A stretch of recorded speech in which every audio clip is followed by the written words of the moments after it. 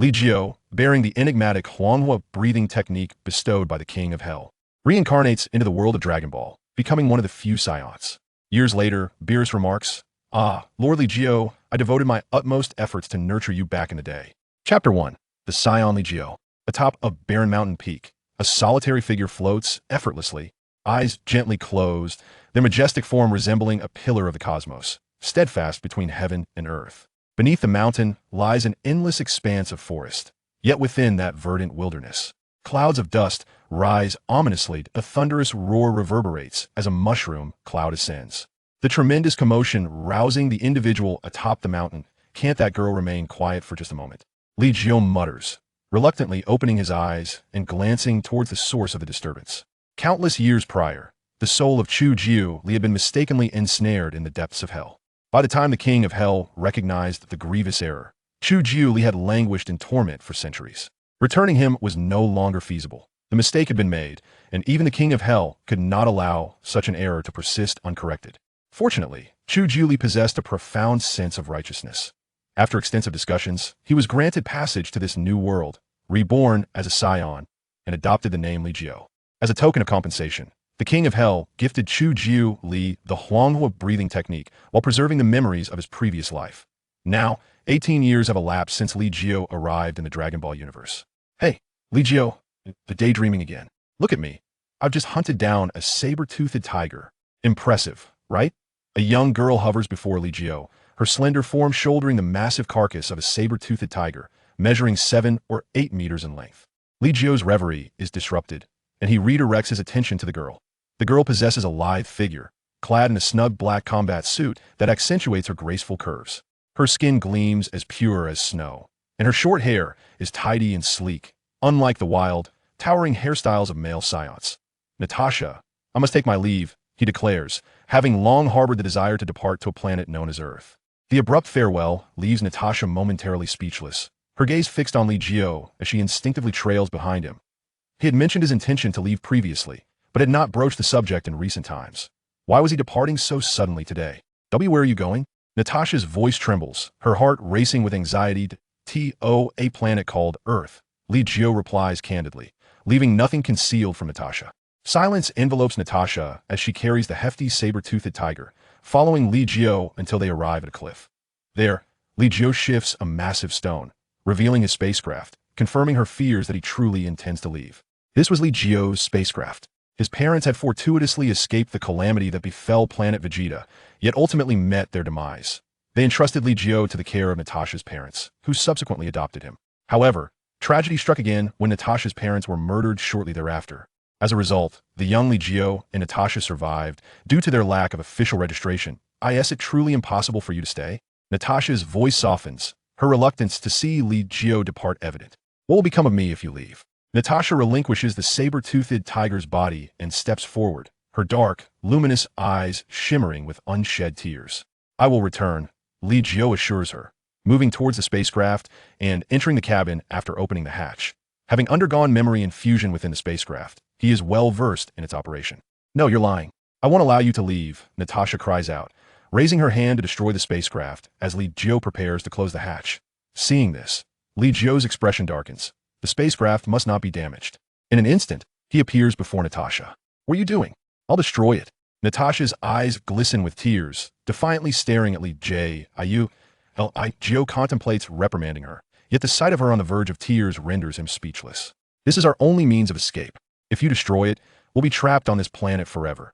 Are you truly going to abandon me and leave alone?" Natasha's tears cascade down her cheeks as she glares at Li Jiu. "I will come back for you." Li Jiu steps closer to Natasha, gently wiping away her tears with a reluctant tone.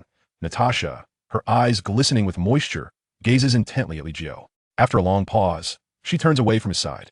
"I will wait for you for 3 years." Li Jiu watches Natasha's solitary figure retreat, a tumult of conflicting emotions surging within him. He feels an overwhelming urge to stay, to not leave her behind. However, having come to this world, he cannot remain confined to a single planet, especially one that has yet to evolve even the most rudimentary form of civilization, merely teeming with life. 3 years. Take care of yourself. Ultimately, Li Jiu opts to depart, yet he establishes a short-term goal. Even a small pet, nurtured for over a decade, is difficult to forsake. As he pilots the spacecraft, He gazes at Natasha's diminishing figure, her face obscured by tears, murmuring to himself, "Once I reach Earth, I shall retrieve you without delay." The spacecraft transforms into a streak of light, traversing the cosmos en route to Earth. Within the confines of the spacecraft, Li Jiu does not succumb to slumber. Instead, he practices the Xuanhuang Breathing Technique, his vitality and spirit flourishing, unwilling to squander a moment of the approaching year. The journey from Xeno planet to Earth would take a full year, but why now? The events of Dragon Ball Z should be unfolding. I wonder how far they have progressed. Li Jiu muses, gradually closing his eyes to continue his training. It seems I have reached my limit, yet I still cannot transform into a Super Saiyan. The hint of frustration washes over him. His combat prowess appears to have plateaued, yet he is unable to achieve the transformation despite attempting to gather energy at his back. I wonder what my current battle power is in the vast emptiness of space. Li Jiu employs the solitude to refine his mind. At long last, a year slips by, and as a cerulean orb emerges in Li Jiu's view, a sense of relief washes over his countenance. At long last, he has arrived. That presence. It does not feel particularly formidable. As the spacecraft breaches the atmosphere, a black spaceship brushes past it. Earth has launched a spaceship rather than a spacecraft. That design, could it be Son Goku departing for Namek? The spacecraft crashes to the ground, creating a considerable crater. Without hesitation, Li Jiu, guided by his instinctual grasp of energy perception and manipulation, seeks out a notably powerful presence, that Master Roshi. Li Jiu maneuvers with the spacecraft, soon arriving on an island where Master Roshi awaits outside his abode. An energy signature, so restrained. Master Roshi observes Li Jiu's descent with a grave expression, his gaze shifting to the tail coiled around Li Jiu's waist. A Saiyan. Pray tell, where has Sun Wukong vanished to? Is the celestial being still present? Li Jiu inquired succinctly, harboring suspicions that Sun Wukong had journeyed to the planet Namek.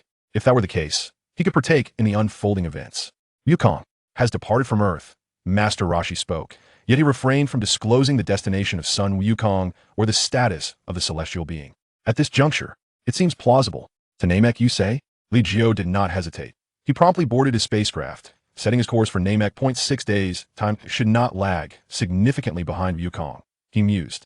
The vessel soared into the heavens, while Master Roshi removed his black top hat, wringing it out to expel a pool of perspiration. Wukong, do exercise caution. Chapter 2. Li Jiu's aspirations. The words of Sun Wukong must have been uttered upon arriving alongside the Jinyu force. At that moment, Li Jiu was beset by a slight headache, as it seemed he had forgotten much of the narrative, recalling only a vague timeline. After all, these were memories from centuries past. 2 spacecraft departed Earth, one following the other, heading towards planet Namek. Meanwhile, on planet Namek, a fierce contest for the Dragon Balls was unfolding. Vegeta, gravely injured, was brought back to the spaceship by Zarbon for treatment. Seizing the opportunity, he stealthily appropriated 4 Dragon Balls from Frieza. After a series of twists and turns, Vegeta managed to gather 6 Dragon Balls.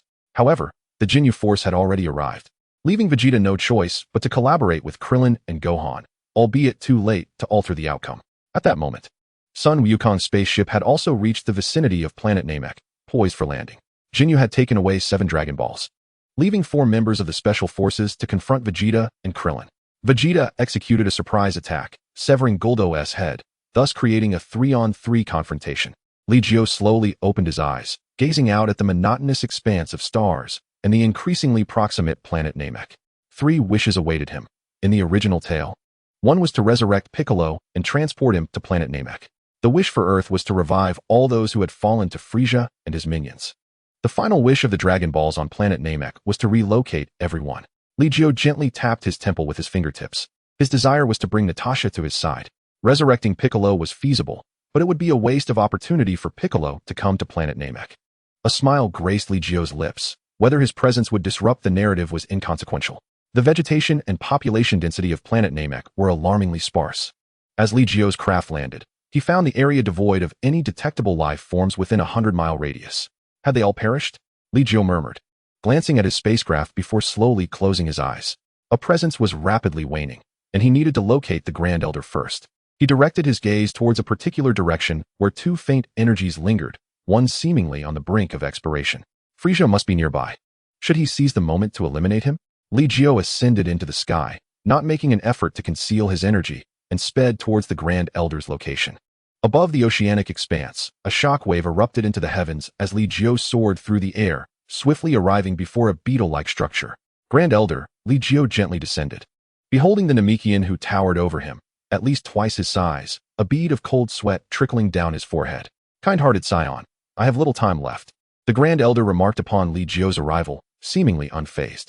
I am aware, hence I require several wishes, Li Jiu replied, glancing at Den beside the Grand Elder.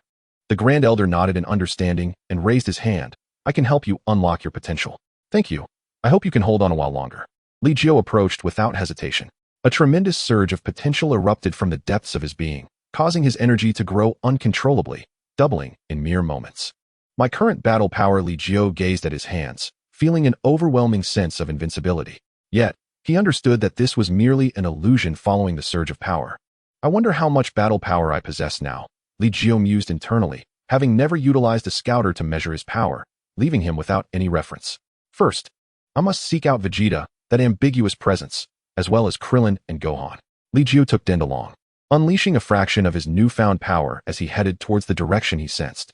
Meanwhile, within the spaceship, Vegeta feigned sleep while Sun Wukong was recovering in a healing chamber. I must arrive before Frieza does. Li Jiu gradually quickened his pace, Den in his arms struggling to keep his eyes open.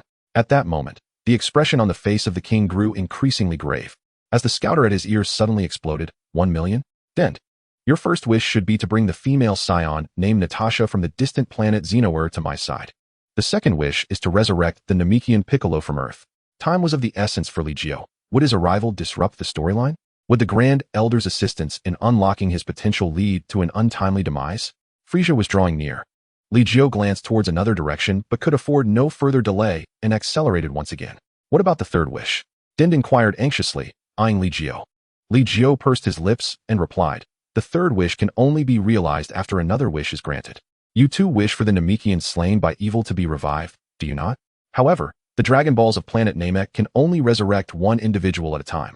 That's acceptable. The Dragon of Earth can restore everyone, and the final wish must be to evacuate everyone from planet Namek. For this planet is destined for destruction in the ensuing battle. Destruction? Den's complexion paled further. Fear not, all will be well. Li Jiu cast a glance back, aware that with Frieza approaching at such speed, they must first allow the dragon to be summoned for a time. Or perhaps the Grand Elder would pass at just the right moment. We have arrived. Li Jiu descended rapidly, greeted by Vegeta and Krillin. Den, go ahead. But that person, he doesn't dare to move. Den stammered, transfixed by Vegeta's astonishment at Li Jiu's overwhelming power, rendering him immobile. The power of the Dragon Balls was finite. To attain immortality, one needed a more potent Dragon Ball. Li Jiu regarded Vegeta, hoping he would grasp the situation, otherwise, he would have no qualms about incapacitating him first. Den approached the Dragon Balls, invoking the dragon in the Namekian language, as darkness swiftly enveloped the sky. The colossal Namekian dragon manifested, towering magnificently. You are also a Saiyan, Vegeta exclaimed, observing Li Jiu, who stood 2 heads taller, his expression fluctuating between disbelief, astonishment, and begrudging acceptance. Another Saiyan stronger than him. What do Saiyans lack? Li Jiu began, but before he could finish, an overwhelming energy surged from behind. It's Frieza. He has transformed. Li Jiu's countenance grew solemn, though he gradually relaxed. Frieza's base form boasted a power level of 530,000, and in his transformed state, it surpassed 1 million, seemingly capable of annihilation. As Li Jiu sensed Frieza's energy, Den seized the opportunity to make his wish. Dragon, bring the female Saiyan Natasha from the planet Xenoer to this place. Den shouted, the Namekian language rendering Vegeta oblivious to the specifics of the wish. Chapter 3, Vegeta. Quickly prostrate, Saiyan. Throughout the entire process, Vegeta observed Den and the immense dragon, his desire for immortality intensifying fervently. Desire for immortality? Impossible. Would I wish for it otherwise? Li Jiu regarded Vegeta coldly, ensuring he would not act recklessly. Vegeta remained defiant. Then let Frieza vanish. If that were possible, do you think you would still exist? Li Jiu retorted, exasperated. The truly omnipotent dragon should be the super Dragon Balls crafted by the dragon god, Zalama. Vegeta, ever astute, remained silent. Many matters could be swiftly deduced with mere hints. Compared to the external aid of Sun Wukong, Vegeta embodied the true amalgamation of talent and hard work. Your wish is straightforward. The dragon of Namek opened its mouth, uttering incomprehensible words in the Namekian tongue. In the next instant, a slender figure abruptly materialized before the crowd. Her frail form tinged with an unnatural pallor, her expression somewhat dazed. It was Natasha. She looked up in bewilderment. realizing that the dragon had to have communicated through a series of exchanges to bring her here. Scanning her surroundings, she spotted Li Jiu, and her expression transformed into one of sheer delight. Tears welled in her dark eyes as she instantly leapt into Li Jiu's embrace. Li Jiu, it truly is you. Natasha clung to him tightly, as if fearing he might vanish at any moment. You've grown thin, my dear. Li Jiu gently stroked Natasha's hair, patting her shoulder. I promised I would come for you. However, I now face a formidable opponent. I shall explain everything once we have dealt with him. All right. Natasha sensed a sinister and powerful energy approaching rapidly. Be careful, she urged, her gaze fixed on Li Jiu. Noting that he seemed to possess something more than he had a year ago, Li Jiu observed her keenly and ruffled her hair. You take care of these people, especially that Namekian. Understood, Natasha nodded, then moved beside Dandy, casting a curious glance at the massive dragon, realizing that this grotesque creature was responsible for her arrival. Upon witnessing the fulfillment of his first wish, Dandy immediately proclaimed his second. Please resurrect the Namekian Piccolo from Earth. Stop, you fool. A wave of energy surged from the distance as Frisia, in his second form and towering nearly 2 meters tall, roared in fury, raising a finger to strike down Dandy. Yet, how could Li Jiu allow such a thing? Dandy was not merely a tool for wishes. He was also a moving senza being. With a swift gesture, Li Jiu pointed, unleashing not an energy beam, but a transparent blade of air. The clash of the crimson beam and the blade erupted in midair. However, amidst the smoke, the transparent blade retained its momentum, swiftly slicing across Frisia's cheek, leaving a trail of blood. How? How is this possible? Frisia's expression turned one of shock, regrettably unable to assess Li Jiu's battle power due to a malfunctioning scouter. Frisia. Vegeta's gaze bore into Frisia, recalling the recent revelation of planet Vegeta's destruction. He feigned indifference, but the pride of a prince forbade him from displaying any weakness. Let me handle him. Vegeta could no longer contain his wrath. If the Dragon Balls could not grant him immortality, he would avenge all fallen Saiyans by slaying Frisia. Ho ho ho, Vegeta, are you seeking death? Frisia sneered as he leaped back, creating distance. Frisia, I never expected you to transform as well. Yet, you are still nothing but this, Vegeta proclaimed, his power surging. Frisia's demeanor shifted, becoming slightly more serious, though still laced with disdain. It seems Saiyans truly are a plague. Frisia glanced at Vegeta, then shifted his attention to Li Jiu and Natasha, his expression growing increasingly grave. Free Saiyans. Is it possible they can alter their battle power? Frisia's gaze fell upon Dandy, who at that moment had completed the second wish. Mr. Li Jiu, for the third wish. Dandy looked to Li Jiu, urging for the wish to be made swiftly, lest the dragon vanish. Li Jiu frowned. The Dragon Balls on Earth were scattered. Locating them would require time. King Kai? Li Jiu called to the sky, seeking to connect with the Earth. Saiyan, do you know me? If you do not wish for Frisia to annihilate everyone, assist me in contacting the Guardian of Earth, urging him to gather the Dragon Balls quickly and be ready to grant a wish. Li Jiu spoke calmly, while keeping an eye on the battle between Vegeta and Frisia. At that moment, it was clear that Vegeta was not Frisia's equal, yet he managed to keep pace. The King Kai fell silent for a moment before finally responding, Saiyan, I trust you. The collection of Dragon Balls has commenced on Earth. Excellent. Li Jiu did not hasten to revive the Namekian on Earth just yet. The timing was not right. The battle had not yet fully erupted, and at this juncture, it remained uncertain who would leave or stay. In a flash, it seemed the Jinyu Force's spacecraft could reach them. Li Jiu glanced at the direction of the spaceships. 5 of them still stationed. Natasha, if a battle breaks out, find a way to hide those 5 ships. We cannot allow them to be caught in the aftermath of the conflict. Li Jiu looked at Natasha, who nodded in response. Should I just eliminate him? Natasha glanced at Frisia. To her, Frisia's combat power of 1.2 million was no cause for concern. Let him reach his strongest state. I need to leverage him to achieve the transformation into a Super Saiyan. Li Jiu fixed his gaze on Frisia. At this moment, Vegeta's power had only reached 500,000, and within a mere few moments, he was left battered and bruised, having suffered a piercing blow to his chest from Frisia's sharp horn. Dandy, heal him. Vegeta was unceremoniously kicked back by Frisia, as if to flaunt his victory. Natasha was perplexed. Was it possible that Frisia could grow stronger still? Dandy hurried to Vegeta's side, reciting an incantation. In the next instant, a miracle occurred. Vegeta's gaping wound healed, his injuries mended, and his power surged once more. The Saiyans' passive abilities truly are a bug. Li Jiu understood the Saiyans' latent power well, but this ability had its prerequisites, sufficient battle experience. Otherwise, boundless passive growth would be futile, even against the gods of destruction. Chapter 4, The Great Melee. Equally astonished, Vegeta slowly rose from the ground, incredulously eyeing Dandy, a proud smirk forming at the corner of his mouth. Speed up, Saiyan. Level 5, Speed Up, Saiyan. The sheer force led Vegeta to believe he had become a Super Saiyan. He suddenly turned towards Frieza, having recovered from the brink of death. Vegeta's power now surpassed Frieza's current strength. Haha, Prince, do give it another shot. Frieza seemed to hold back a trump card. Li Jiu had no intention of attacking Frieza at this moment. Indeed, he could have easily dispatched him while Frieza's power was still around 1 million, much like Trunks' later execution of King Cold. However, Li Jiu wished to use Frieza as a punching bag, a whetstone for sharpening his skills. Frieza's ultimate form began with a combat power of 10 million, and at full strength, it reached an astonishing 21 million. Li Jiu silently calculated. Through comparison, he surmised that his own battle power had reached a level of 10 million, of which 5 million was attributed to the Grand Elder's influence. Yet without the transformation into a Super Saiyan, he remained no match for Frieza. To live while facing death, he thought, since he could not smoothly achieve the transformation, he would let combat stimulate his growth. Li Jiu's blood surged with excitement. He had a strong intuition that fierce battles could help him break through his limits. Humph, my power has already surpassed Frieza's, Vegeta scoffed, casting a glance at Li Jiu. Unable to gauge his depth, his expression darkening. Frieza, let us see if we can try again. Vegeta charged forward once more, immediately overpowering Frieza, while Li Jiu quietly observed the unfolding scene. At this moment, Vegeta's battle power should be less than 2 million, rendering him incapable of contending with Frieza's third form. Li Jiu murmured to himself before casting his gaze towards the spaceship. Dandy, come with me, he beckoned, with the plot already in disarray. It seemed only fitting to add further chaos. Dandy looked at Li Jiu, hesitating, but the dragon. Before he could finish his sentence, the colossal Namekian dragon abruptly vanished, transforming into 7 enormous stones that plummeted to the ground, while the sky regained its brightness. What? Frieza, who was currently being suppressed by Vegeta, witnessed the dragon's disappearance, and his expression shifted dramatically.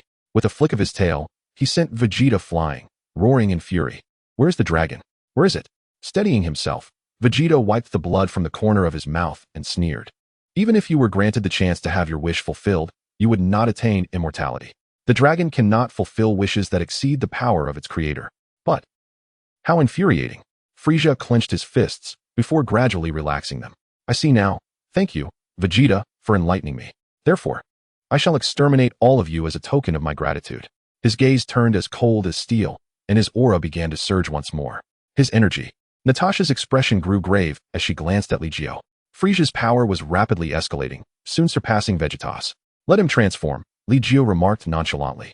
Frieza's next transformation would yield a mere 4 million in battle power. Dandy, this is not the time for sorrow. The fallen Namekians will resurrect. Grasping Dandy's hand, Li Jiu led him directly into Frieza's spaceship. Inside the healing pod, Sun Wukong slowly opened his eyes, observing Li Jiu and Dandy with a cautious demeanor. Dandy, help him heal, Li Jiu instructed, pointing towards Sun Wukong. We need to open this door. With a swift motion, Li Jiu shattered the pod's door, causing the healing liquid to pour out as Sun Wukong struggled to remove the breathing apparatus. Though his injuries had not fully healed, he was able to stand with difficulty. Dandy stepped forward, his hands emanating a turquoise glow. In an instant, Sun Wukong's wounds healed, and his strength surged like a gushing spring. Incredible! Sun Wukong exclaimed joyfully, adjusting to the sudden increase in power before turning to Li Jiu. You're also a Saiyan, but I sense no malevolence within you. Must a Saiyan be evil? Li Jiu smiled, then continued, the battle outside is quite exhilarating. Do you not wish to partake? Sun Wukong could indeed sense the thrilling conflict outside. As Frieza's energy continued to ascend, now exceeding Vegeta's. I would prefer to face you in combat, Sun Wukong replied earnestly, dismissing Frieza as a threat. Your battle power must be around 3 million. Li Jiu recalled some critical data from the original narrative. 3 million for Sun Wukong, combined with a 20-fold Kaioken, could match Frieza's rapidly increasing strength. 3 million, you say? Sun Wukong clenched his fist, gazing towards the direction outside the spaceship. All right, let us defeat Frieza first, and then we can duel. With a resounding crash, the spaceship's ceiling was blasted open, and Sun Wukong vanished. What a destructive force, Li Jiu mused. Returning with Dandy to the battlefield nearby, Natasha was still focused on the clash between Frieza and Vegeta, who had once again become battered and was descending. How infuriating.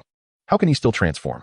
Vegeta lamented, feeling the sting of defeat despite having ascended to Super Saiyan. Help me heal, he pleaded, looking towards Dandy, who instantly recoiled behind Li Jiu in fear. Let us assist him one more time, Li Jiu said, ruffling Dandy's hair as he gazed towards Sun Wukong's location. That fellow was still exchanging pleasantries with his son and childhood friend. All right, Dandy relented, feeling conflicted about aiding the very being responsible for his kin's demise. Oh, so that is how it is. That brat must perish. Frisia observed Dandy restoring Vegeta's injuries, and would not allow Dandy to live. A crimson beam shot forth, and Frisia's lips curled into a chilling smirk, knowing that without that brat, the Scion's passive abilities could not be triggered. However, just as Frisia believed Dandy was doomed, a massive hand shielded him. Boom. An explosion of energy ensued, leaving smoke, but no harm. Li Jiu calmly withdrew his hand, casting a cold glance at Frisia. You have time to reveal your full strength. Otherwise, your opportunity will vanish. Natasha moved closer to Dandy, ready to protect their healer. Frisia remained silent, scanning the area and dismissing several insignificant fighters with power levels below 1 million. To witness my true form is indeed your privilege. Frisia's aura surged once more, enveloped in a scarlet blaze as his massive frame began to swell, causing the very ground beneath him to fracture and the winds to shift ominously. At that moment, the voice of King Kai echoed again. The Dragon Balls on Earth have been gathered and are ready for wishes. Chapter 5, shorter than Vegeta. Frisia's transformation was swift, completing in less than 10 seconds. His bulky form shattered, revealing a diminutive figure barely reaching 5 feet. So short, Natasha remarked, her immediate reaction being one of disbelief. Shorter than Vegeta. As if feeling her description was inadequate, Natasha added, causing Vegeta's face to flush with embarrassment. Yet he paid her no heed, for through his perception, despite his increased power, he still fell short of Natasha's level. How infuriating. How are they training? They look so youthful.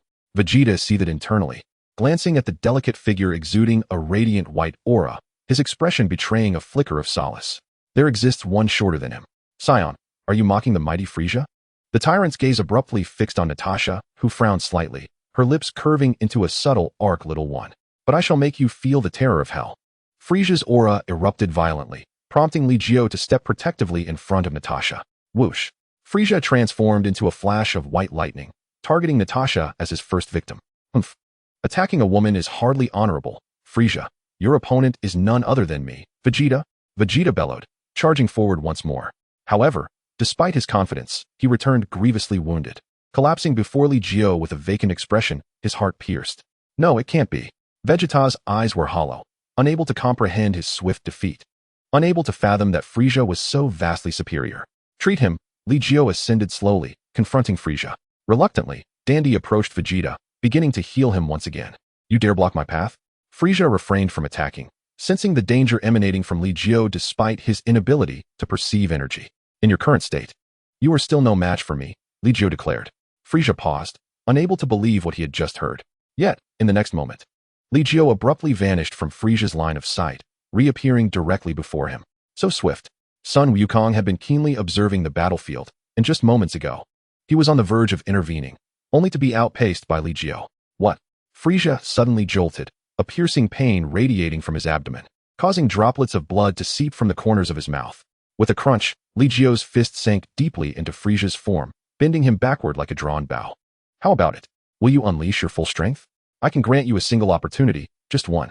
Li Jiu raised a finger, and at its tip, a transparent little sword began to coalesce, radiating an imposing sharpness. Such a keen aura. Merely gazing upon it feels as if one's skin is being sliced. Krillin watched in awe at the sword's brilliance emanating from Li Jiu's fingertip, shielding his eyes with his arm. Ah, so that's how one can utilize energy. Remarkable. Sun Wukong was astonished by Li Jiu's display and instinctively raised his hand to mimic his technique, only to discover, upon attempting it himself, that he was utterly incapable. This is so difficult to control.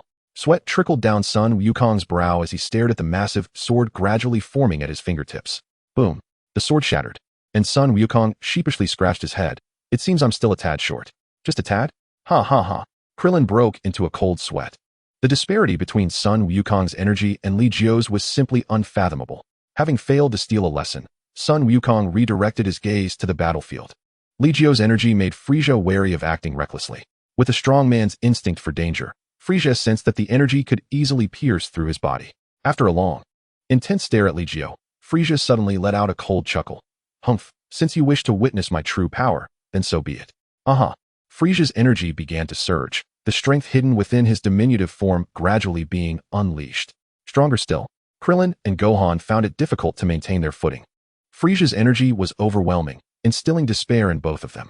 Li Jiu's sword energy slowly dissipated as he observed Frieza unleashing his full might. Hey, are you not going to make a move? His energy has already surpassed yours.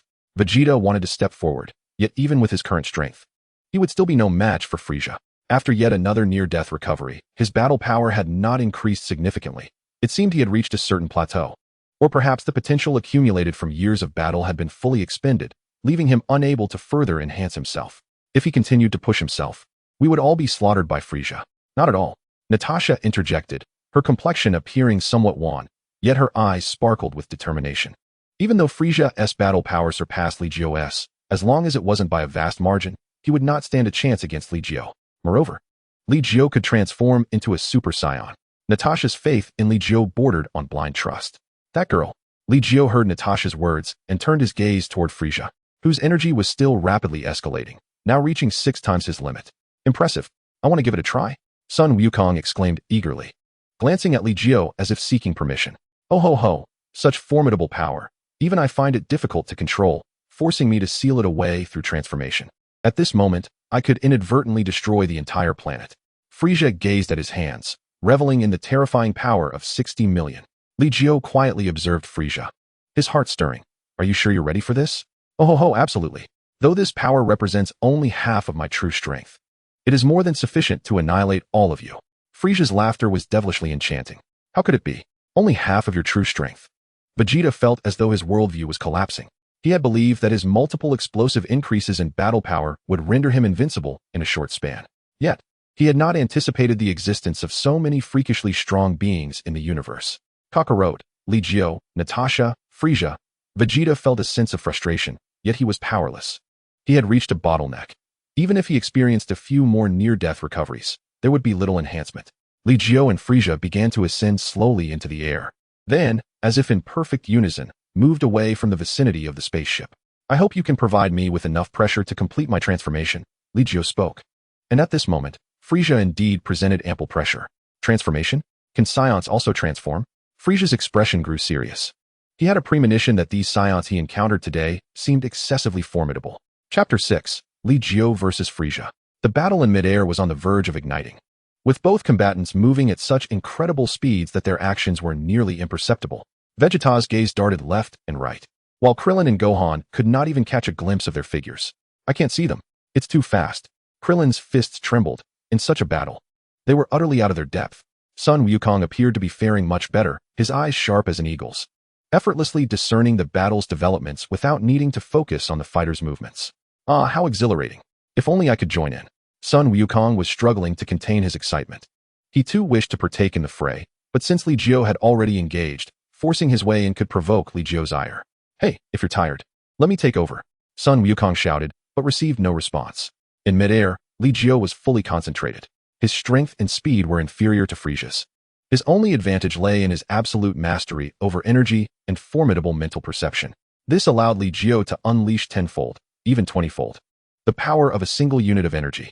It also enabled him to make preemptive judgments, maximizing efficiency with the simplest of movements. Bang, bang, bang. In the sky, 2 afterimages flickered, leaving ripples of energy in their wake. Li Jiu's energy was clearly much weaker than Frieza's. So why was he still able to engage in such an intense battle? Krillin and Gohan had given up on observing the fight. They could not see the specific movements and could only rely on their perception of energy to sense the combatant status. This is an application of energy. Sun Wukong's voice was grave. His control over energy has reached a terrifying level. 1 unit of energy can unleash the power of 20. What? Krillin could hardly believe it. 1 unit of energy is just 1 unit. How could it possibly yield the power of 20? Ha. Compared to him, our application of energy is utterly rudimentary. Sun Wukong chuckled helplessly, explaining, our energy blasts may seem formidable, but they actually consume a lot of energy. And what is his name? Li Jiu. Oh, have you all noticed that Li Jiu has yet to use an energy blast or energy wave?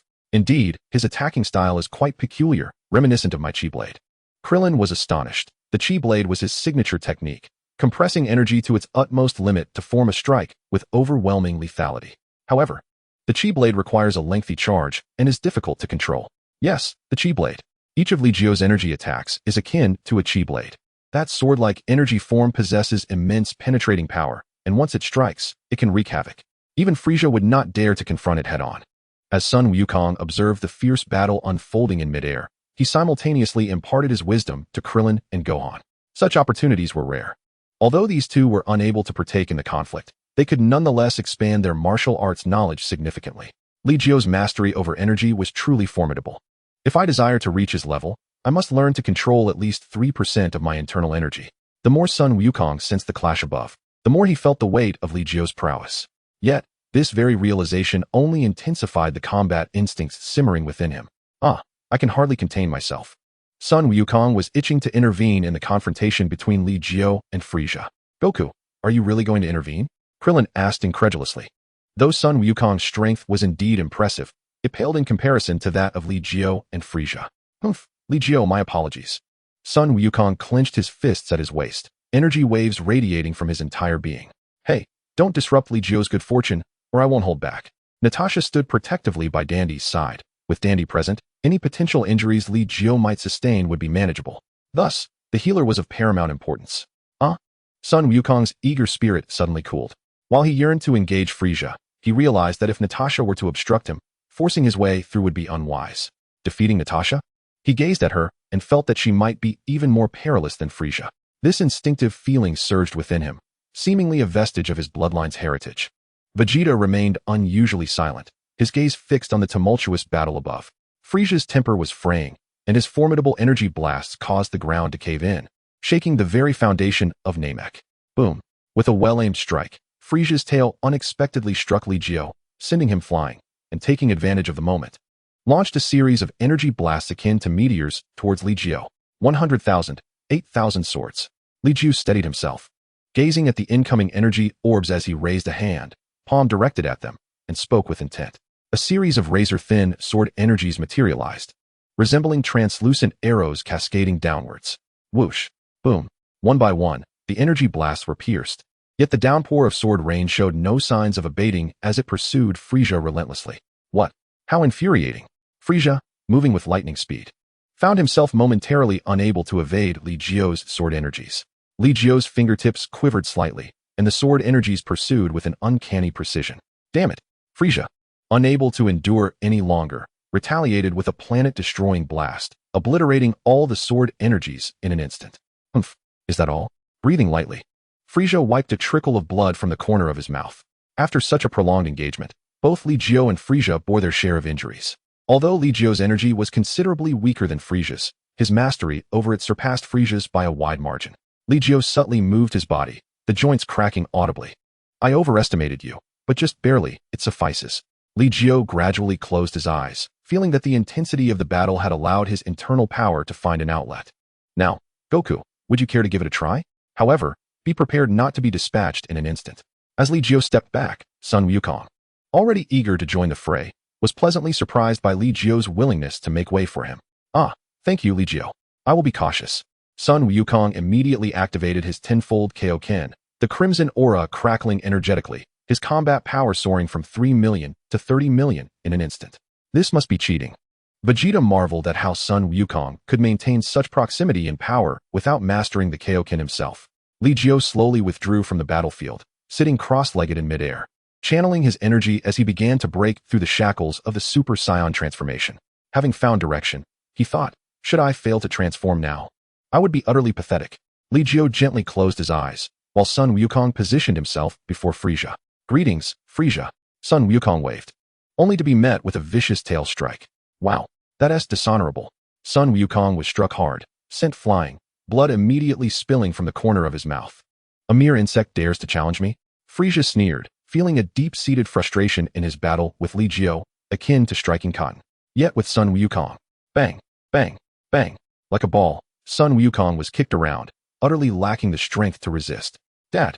Gohan gritted his teeth, the flames of anger building within him, unleashing a magical flash towards Frieza. Little brat. Frieza nonchalantly swatted away Gohan's magical flash, his teeth gritted in annoyance. What a bothersome fly. He lifted a hand, a crimson light flickering at his fingertip, and in an instant, pierced through Gohan's chest. Gohan! Sun Wukong roared, unleashing a 20-fold Kaioken, delivering a powerful punch that sent Frieza flying. Gohan! Sun Wukong rushed to Gohan's side, but Frieza's attack had already penetrated Gohan's heart, sending him hurtling several meters away. At that moment, Gohan had lost all breath. Gohan! Sun Wukong shouted, cradling Gohan in his arms, his uncontrolled energy surging violently. Gohan! Krillin hurried to Gohan's side, his hands trembling. Goku, Gohan!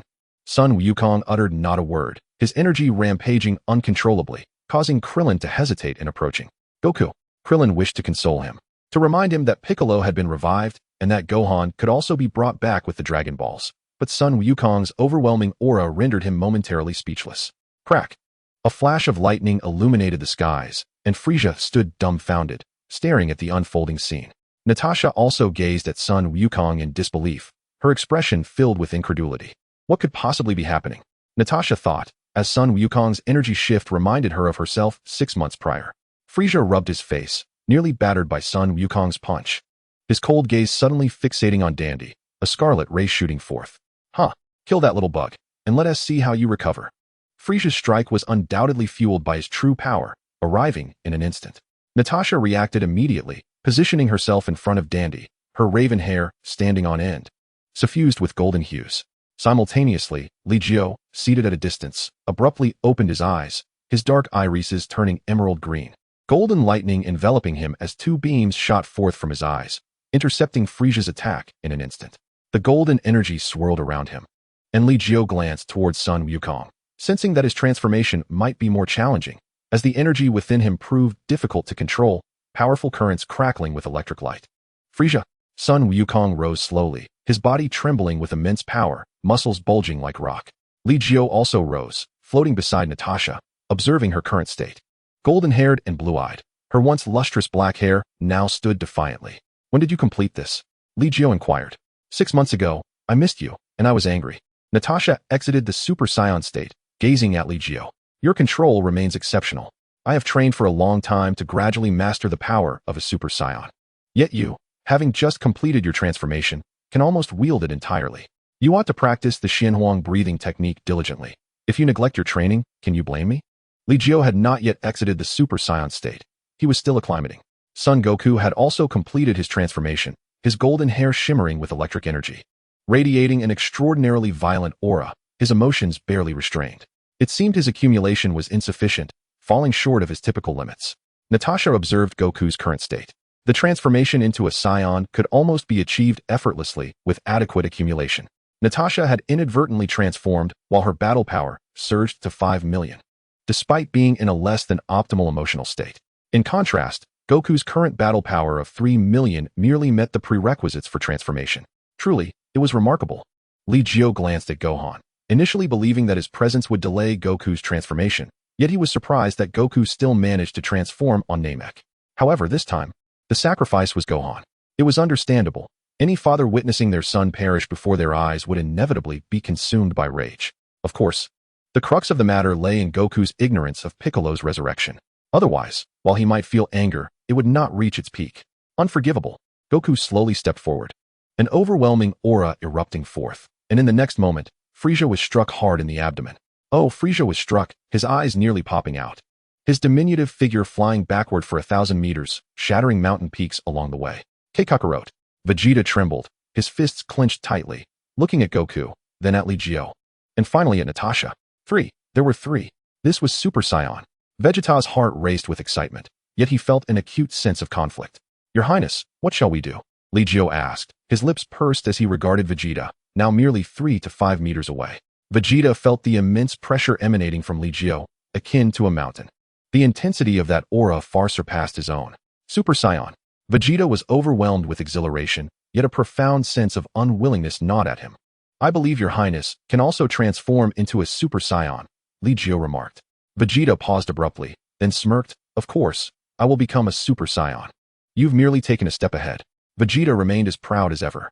Natasha chuckled lightly. By the time you become a Super Saiyan, Li Jiu will have completed his second phase of transformation. Second phase? Vegeta's eyes widened as he looked at Li Jiu. The first phase of Super Saiyan, the second phase, the third phase, and even the fourth phase can all be developed. Super Saiyan has no limits. You do not think that the pinnacle of Saiyans is merely the Super Saiyan form, do you? Li Jiu did not hide this fact, watching Goku unleash his wrath upon Frieza while enlightening Vegeta. Of course, I know that, Vegeta retorted, his face reddening. Li Jiu nodded. Then I shall refrain from being verbose. No, Li Jiu, please continue. I forgot. Vegeta's pride seemed trivial before the notion of becoming a Super Saiyan. His desire to transform was an obsession. It was merely a matter of repeated transformations. The first phase of Super Saiyan transformation can amplify battle power by 50 times. As for the second phase, I cannot say for certain, but it will undoubtedly be even greater. Li Jiu was well aware, yet chose to remain silent. Vegeta seemed lost in thought, envisioning himself completing the second phase of transformation ahead of everyone else. Clearing his throat, Li Jiu looked towards the sky. King Kai, are you still there? Yes. Does the Dragon of Earth require a wish? King Kai had been closely observing the battle on Namek, and now, with Goku transforming into a Super Saiyan, single-handedly overpowering Frieza, it utterly shattered King Kai's understanding. Most alarmingly, there were 3 such Super Saiyans, and the other 2 appeared even more formidable. Chapter 8, Frieza's Defeat. Saiyan, Super Saiyan. How infuriating! Frieza roared, gasping for breath as he caught a moment's respite, his bloodshot eyes fixed on the gleaming Son Goku. Damn Saiyans! I, Frieza, shall annihilate every one of you. Suddenly, fragments of stone levitated in the air, lightning crackled, and the debris disintegrated into dust. Frieza's energy began to rise once more. Goku furrowed his brow, but did not intervene. He stared intently at Frieza, observing as his aura gradually intensified. That bastard Kakarot is actually giving Frieza another chance. Vegeta felt an impulse to strike. It's fine. Let him play for a while. Li Jiu maintained his Super Saiyan state, familiarizing himself with the surge of newfound power. Li Jiu, the Dragon of Earth has been summoned. King Kai's voice came through. Li Jiu immediately spoke. Revive all those who perished on Namek due to Frieza and his cohorts. Is that so? However, the battle between Frieza and Goku will likely destroy Namek, King Kai interjected. The Grand Elder should also be revived. Although his lifespan is limited, the Dragon Balls on Namek can grant one more wish, Li Jiu replied. I see. You had already made plans. King Kai understood, relaying the message to the Supreme Kai to allow Earth to make the wish. Moments later, numerous weak auras emerged from Namek, the once bright sky turning dark as the colossal dragon reappeared. Gohan! Krillin shouted, and Gohan was resurrected, gazing in confusion at the scene before him. And the radiant Son Goku. Is that Dad? Gohan questioned, unable to believe his eyes at his father's golden hair. It's Goku. He has transformed into a Super Saiyan. And even Frieza is no match for him. Super Saiyan, this is wonderful. Dad is amazing. Gohan exclaimed, leaping for joy. And the resurgence of Gohan's energy brought Goku great joy as he turned towards Li Jiu. Thank you, Li Jiu. It's no trouble. Next, I need to send some people back to Earth. Would you like to return first? Li Jiu inquired, also addressing Vegeta and the others. I will not return. I wish to witness Frieza's full power, Gohan responded. With Gohan's resurrection, Goku's murderous intent dissipated, yet his desire to confront Frieza remained. That bastard, Vegeta cursed. Though he seemed to understand Goku's choice, much like when Goku spared him on Earth. Vegeta, do you wish to leave? Li Jiu asked. And Vegeta's expression shifted slightly before he replied. Even if the planet explodes, I have a spaceship to escape. Is that so? Dandy. Send everyone on Namek back to Earth except for Son Goku, Frieza, Natasha, Vegeta, and myself. Li Jiu commanded. Dandy nodded emphatically. To Earth, is it? Indeed. Dandy uttered a torrent of incomprehensible language, while the colossal dragon's eyes flickered with a crimson light. In an instant, Dandy, Krillin, Gohan, and Bulma, who was hidden in some corner, all vanished from the surface of Namek. Are you not afraid that I might obliterate this planet in an instant? Frieza's figure had grown significantly more robust over the century, his aura exuding an unprecedented strength, rivaling that of Goku, albeit still somewhat inferior. Natasha spoke up, and Li Jiu nodded in agreement. We must proceed with caution. It will take us some time to depart from Namek in our spacecraft.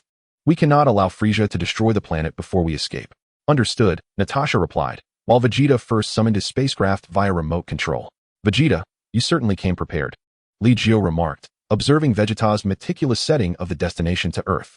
Although reluctant to admit it, he acknowledged that their speed far surpassed his own. When the planet detonated, he might not find his spacecraft in time. Vegeta interjected, would you care to become my master? What did you say? Vegeta could hardly believe his ears. Li Jiu was suggesting he become his disciple. Impossible. Not willing then? Very well, strive on your own. Li Jiu understood Vegeta's reluctance to take on a master. He was merely contemplating whether to include Vegeta in his plans, all the while considering the utility of instant transmission. While it might not significantly enhance combat, its convenience was undeniable, allowing one to reach distant realms with but a thought. Humph. Vegeta scoffed, as Li Jiu cast his gaze elsewhere, choosing to remain silent. At that moment, Goku was wholly unburdened, engaged in a fierce battle with Frisia, the stakes escalating dangerously. The entire Namek trembled as tectonic plates shifted, fissures opening into bottomless chasms. If their combat continued unabated, the planet would inevitably explode without any deliberate destruction. At this rate, the entire planet will be obliterated, Natasha remarked. Goku's battle power had surged to a staggering 150 million.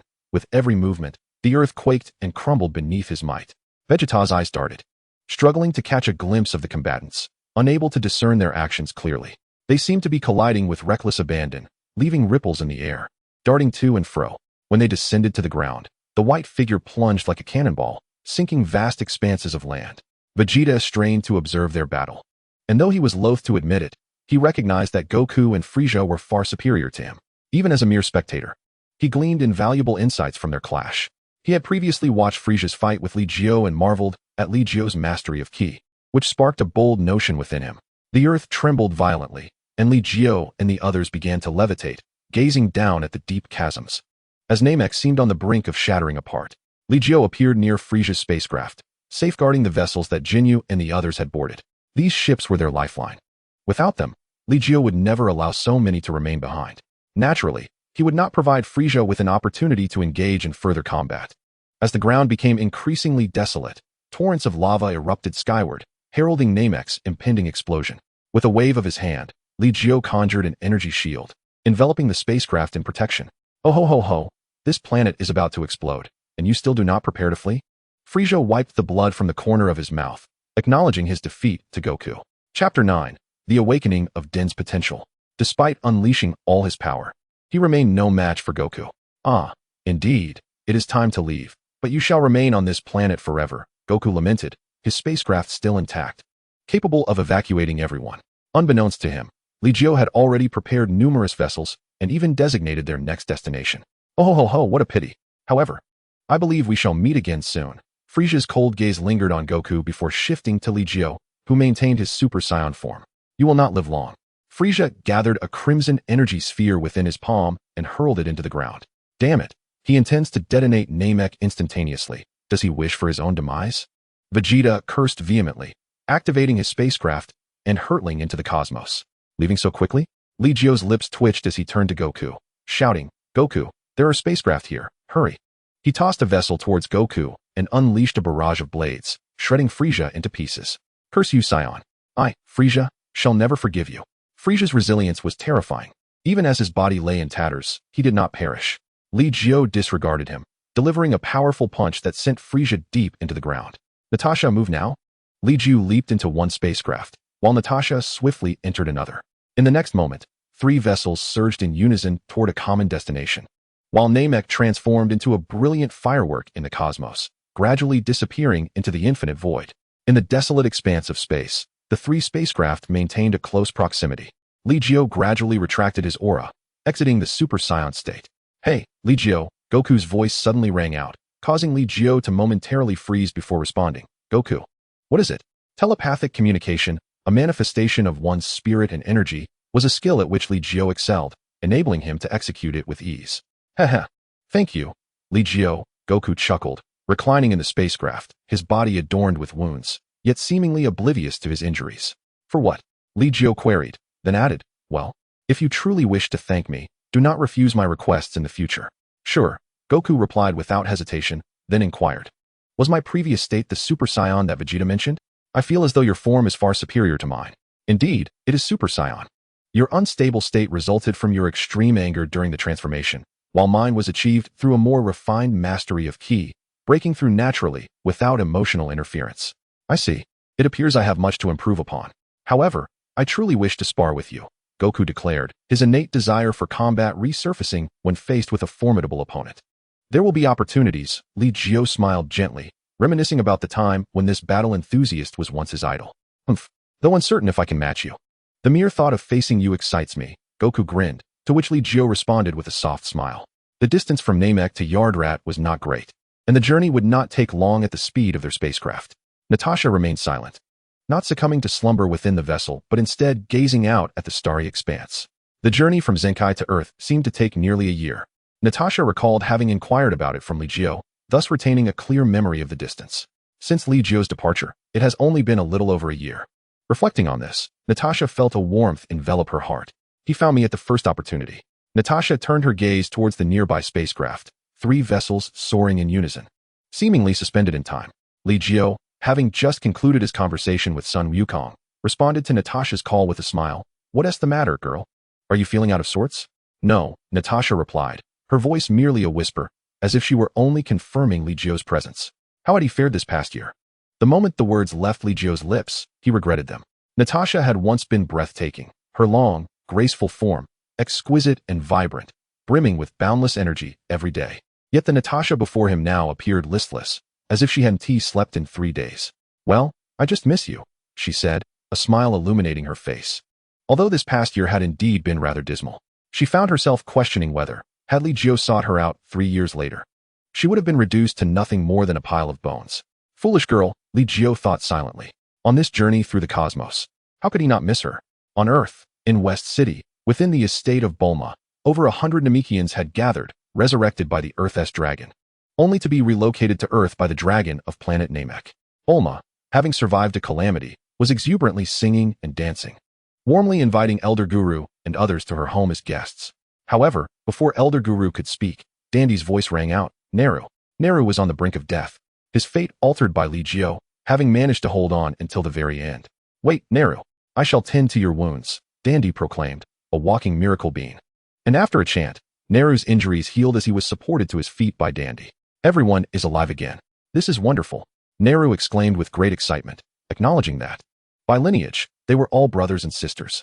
Corindo, Elder Guru said, casting a reassuring glance at Dandy before turning to a rather portly Namekian. Elder Guru, Corindo stepped forward, fully aware of what Elder Guru was about to say. He was the second elder, who, in the original tale, had been slain by Vegeta and had not been resurrected. Yet this time, he had returned. My time is limited. From now on, you shall be the elder, and the dragon shall not vanish, Elder Guru spoke weakly, casting his gaze towards the stars, foreseeing a chaotic future. Indeed, Elder Guru, Corindo accepted the mantle of leadership, just as Piccolo, having returned from the afterlife, arrived in West City. My child, you have suffered, Elder Guru addressed Piccolo, slowly raising his hand. Piccolo, frowning, approached, and Elder Guru's massive hand rested gently upon Piccolo's head. Let me do one last thing for you. Piccolo's expression grew increasingly grave as he felt a surge of power being drawn from within him, his combat prowess escalating dramatically. After the division, the bloodline of the demon race has amplified your potential. Elder Guru nodded slightly, his great arm falling limp as he departed this world. Elder Guru. Piccolo lowered his head slowly, as the assembled Namekians displayed expressions of sorrow. Naru appeared particularly heartbroken, having spent the longest time in the elder's company. A week later, Earth welcomed an unexpected visitor. Chapter 10, Arrival at Adrat. Vegeta arrived, waiting impatiently for Li Jiu and the others, but they did not come. Have they perished? Ha. As expected, I, Vegeta, am the mightiest Saiyan. Vegeta laughed arrogantly, only for his mirth to be abruptly cut off as Piccolo appeared nearby. Vegeta, Earth does not welcome you, Piccolo declared, his power nearing 1,000,000 in mere moments, granting him a sense of invincibility. Vegeta glanced at Piccolo and then at Naru, scoffing, Kakarot is dead. Li Jiu and Natasha are also dead, and Frieza is gone. In this universe, I, Vegeta, am the strongest. TCH. Piccolo scoffed, launching his attack first, unleashing a fierce energy that caught Vegeta off guard. What's happening? How can your power be so immense all of a sudden?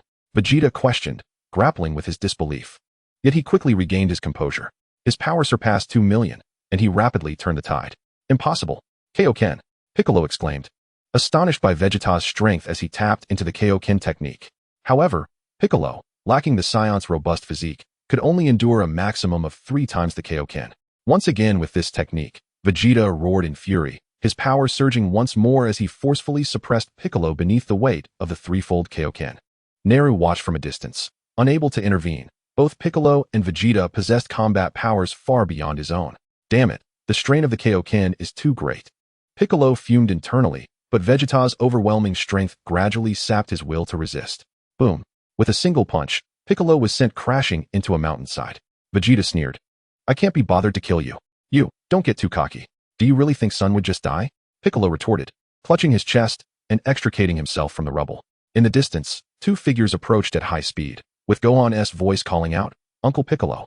Gohan descended swiftly in front of Piccolo, warily eyeing Vegeta. Vegeta, What do you intend to do? Vegeta cast a cold glance at Gohan. Sensing the boy's power was not far beneath his own, scoffing, "You little brat, your father is dead.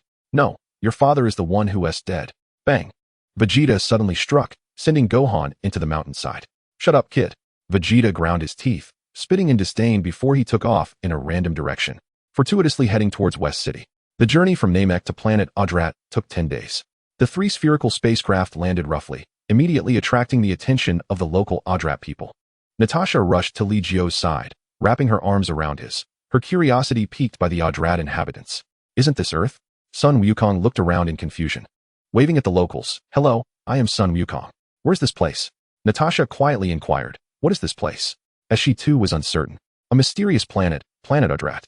Li Jiu responded, his voice drawing the attention of the locals. "Who are you?" The lead local asked gravely, dressed in peculiar attire with large collars. Natasha remained silent, standing beside Li Jiu, who also refrained from answering, allowing Sun Wukong to take the lead. Wukong did not disappoint, successfully gaining their trust, and they concealed the spacecraft before being escorted to a vast estate. The Adrat people were a race that cherished peace, welcoming guests warmly and abhorred conflict.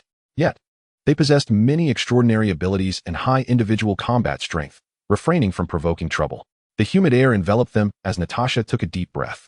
After 10 days of recuperation aboard the spacecraft, her vitality had been fully restored. The architecture of the Adrat people was elevated upon stone pillars, with enormous semicircular houses perched atop them, resembling gigantic lollipops. A subtle force loomed ahead. Li Jiu sensed an enigmatic aura, one that was not particularly strong, yet profoundly obscure. As they gazed at the elegant and unadorned architecture before them, Li Jiu and his companions gradually reduced their pace. The guide, an Ardatian, paused and gestured invitingly. "Please, enter. Someone awaits your arrival." "Someone awaits us?" "Thank you," replied Sun Wukong, whose straightforward nature led him to accept this without further inquiry. In contrast, Li Jiu felt a twinge of surprise, pondering whether the Ardatian world also harbored figures akin to the Grand Elder of Namek. As the 3 of them landed before the building, a distant, ancient voice unexpectedly resonated. "Dear friends who have traveled from afar, we have awaited your arrival for quite some time. Please come in." The voice was aged and resonant, clearly having anticipated their coming. Li Jiu pressed his lips together and gently patted Natasha's hand, which was wrapped around his arm. "Let us proceed," he said. "All right." Natasha nodded obediently, and Li Jiu affectionately ruffled her hair. She had become significantly gentler compared to a year ago. However, based on Li Jiu's understanding of Natasha, this tenderness would likely be fleeting. Human nature is difficult to change. Inside the stone dwelling, a middle-aged man clad in Ardatian attire sat cross-legged upon a mat. Facing the 3, Li Jiu experienced a fleeting illusion, as if he were gazing upon a cultivator. The man's eyes shimmered with a greenish hue, deep and bright, and his long white eyebrows gave him an ethereal air. Were it not for his unusual appearance, Li Jiu might have mistaken him for a celestial being. Upon their entry, the man spoke languidly. "I had anticipated the arrival of a Saiyan, not the 2 of you. It seems your cultivation is insufficient." Li Jiu narrowed his eyes slightly, his tone becoming less courteous, as he replied, "Indeed, I am lacking in cultivation." The man regarded Li Jiu for a moment before asserting, "I believe I am aware of your intentions. Therefore, I kindly request you to proceed with caution." Li Jiu noted that the Ardatian had refrained from elaborating on his own matters, and his tone softened. "Success or failure depends on yourselves. Follow me." The man rose and exited the stone dwelling, flying towards a specific direction. His speed was unhurried. For half an hour later, they descended into a concave valley. The valley was flanked by towering cliffs, which were inscribed with numerous arcane techniques, chronicling all the secret arts of the Ardatian people. You may choose to learn freely, but only one technique is permitted. Learning more could overwhelm your consciousness. However, those with strong mental fortitude may manage accordingly. The man cast a meaningful glance at Li Jiu and Natasha. Sun Wukong, the martial enthusiast, had already become entranced by the techniques inscribed upon the cliffs. Having only heard the first sentence, this simple-minded fellow was easily satisfied, while Li Jiu felt a pang of greed. Chapter 11, a year later. Upon the cliff, chunks of blue-white stone intertwined with one another, their patterns unique and aesthetically pleasing in their simplicity. As Li Jiu's gaze fell upon them, a surge of mysterious information flooded his mind. Mental inheritance. No wonder only one technique can be learned. Regaining his focus, he observed the various sculptures glimmering with soft light on the stone wall. His heart stirred with tumultuous waves. Concealing the inherited techniques within the intricacies of these sculptures was truly ingenious. Li Jiu murmured, noticing that Sun Wukong had already chosen a technique to study. He looked over and received an influx of information. Instantaneous movement. What a complex technique, yet undeniably practical. Turning to Natasha, he remarked, "Our mental fortitude should allow us to bear 2 or 3 techniques. You must gauge your own limits and not overexert yourself." "Yes, I understand," Natasha replied, nodding obediently, her face lighting up as she beheld the instantaneous movement. "I want to learn this too. Let us learn together." Li Jiu and Natasha settled into a meditative posture, intricate streams of mental information cascading into their minds. The sheer volume of this information meant that even he could only manage 2 techniques. However, the complexity of instantaneous movement warranted further exploration of others. As Li Jiu pondered and delved into the nuances of instantaneous movement, time slipped away unnoticed. Half a year later, Li Jiu slowly opened his eyes, which sparkled with celestial light. In an instant, he vanished from his original position, only to reappear a moment later. "I did it." He exhaled a long sigh of relief. This half year had cost him dearly in mental exertion, as mastering instantaneous movement had consumed him for 6 entire months. After a brief respite, he glanced at Natasha, who was still immersed in her training, and felt a wave of admiration. The girl had truly remained seated for half a year. During this time, aside from hunting some large creatures to satisfy their hunger, the 3 had engaged in no other activities. The techniques of the Ardatian people were indeed remarkable. Li Jiu explored various techniques until his gaze finally settled on one titled Inner Breath Technique. This technique allowed individuals with combat power exceeding 10,000 to survive in a vacuum. As long as they possessed breath, they could endure indefinitely, even substituting food with breath. Li Jiu was determined, having previously researched similar methods without success. "This one shall be mine." He focused intently as information flooded into his mind. Is it truly this simple? He marveled, meditating for 2 weeks before soaring skyward, only to find himself beyond the atmosphere in mere moments. Enveloped in a fiery aura, the energy within him formed a self-sustaining cycle. When not engaged in combat, the inner breath technique consumed almost no energy, with the recovery rate vastly surpassing the expenditure. Li Jiu grew increasingly satisfied with the inner breath technique. Descending once again before the stone wall, he continued his search. His mental endurance was robust. If instantaneous movement consumed half of it, the inner breath technique only occupied a mere 10th. He wondered how many techniques Natasha could accommodate. Shaking his head slightly, he turned away, hunting a 10-meter-long dinosaur and roasting it over an open flame. This large creature would only sustain the 3 of them for a week. As he searched for another technique, his eyes suddenly widened in surprise. Without hesitation, he focused and accepted the inheritance of a technique, not even contemplating whether his mental capacity could bear it. Bloodlock healing technique. Li Jiu felt a rush of excitement. This technique enabled a person to lock their blood even when their heart was shattered, simultaneously constructing a circulatory system with energy to facilitate recovery. Such a life-saving art could not be overlooked.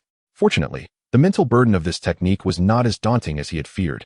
He still had 2/5 of his mental capacity remaining. As he contemplated, he learned that Natasha had comprehended instantaneous movement in the 8th month. Upon awakening, Li Jiu inquired, "How much mental capacity do you have left?" 4/10, she replied. 4/10? Is your mental capacity so close to mine? Li Jiu expressed surprise. Don't underestimate me. I have been diligently practicing the Xuanhuang breathing method, Natasha retorted, pouting her lips. Casting a glance at Sun Wukong, who was deep in contemplation, she leaped into Li Jiu's embrace, planting a kiss on his cheek. Has this girl become increasingly audacious? Li Jiu wiped the moisture from his face and playfully pinched Natasha's nose. Her cheeks flushed as she remained silent, simply relishing the warmth of Li Jiu's embrace. Li Jiu. Speak your mind. How many secret techniques have you learned? I have yet to master the 3rd one. I suggest you also learn the ones I have acquired. Your mental capacity should suffice. Very well. Natasha did not inquire about the techniques that Li Jiu was studying, merely nodding in agreement. The 2 enjoyed a moment of tender intimacy until Natasha sensed an unsettling presence stirring, prompting her to hastily depart. The young lady is becoming increasingly adept at tormenting others. Li Jiu inhaled deeply, sharing the techniques he had learned with Natasha, allowing her to contemplate whether she wished to pursue them. Time flowed once more, and as Li Jiu opened his eyes, he traced a fingertip across his forearm, leaving a crimson mark. In the next instant, a hazy luminescence emerged, sealing the impending blood flow, while the wound began to visibly heal. In mere moments, it was as if the injury had never existed.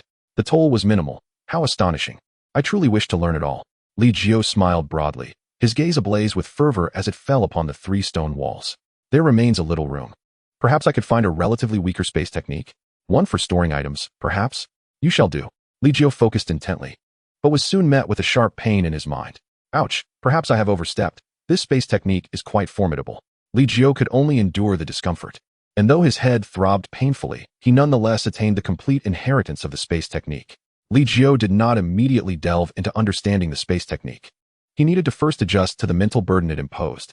As he practiced the Xuanhuang Breathing Technique, he felt a marked elevation in his spirit and vitality. This breathing technique was bestowed upon him by the King of Hell, imbued with the profound truths of the universe.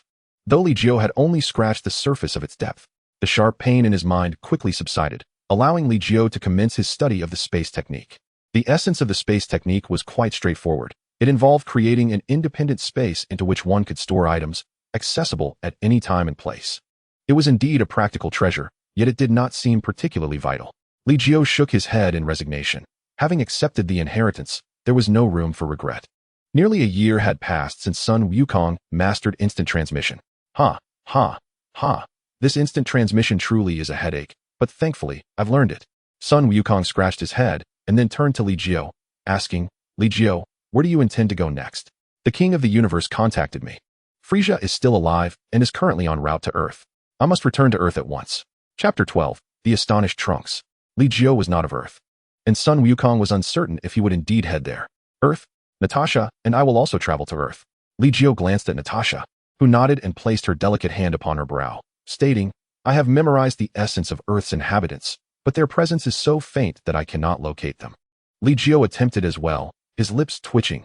Indeed, they are undetectable. They have all concealed their presence. However, I have found Frisia's essence. It seems even more powerful, though only slightly so. We cannot simply teleport directly onto Frisia's spaceship, can we? Natasha exclaimed in astonishment. For although both she and Li Jiu had mastered the internal breath technique, should they find themselves stranded in the cosmos, they would be in a dire predicament. No worries. We can first travel by spacecraft. If Frisia arrives before us, we will then utilize instant transmission to return. Li Jiu resolved to follow the storyline's progression. Yet, he was curious if the time and space he inhabited was that of the Great Trunks timeline. If Great Trunks did not return via a time machine, then this timeline must indeed be that of the Great Trunks. Or perhaps, it was a parallel timeline formed anew due to his arrival.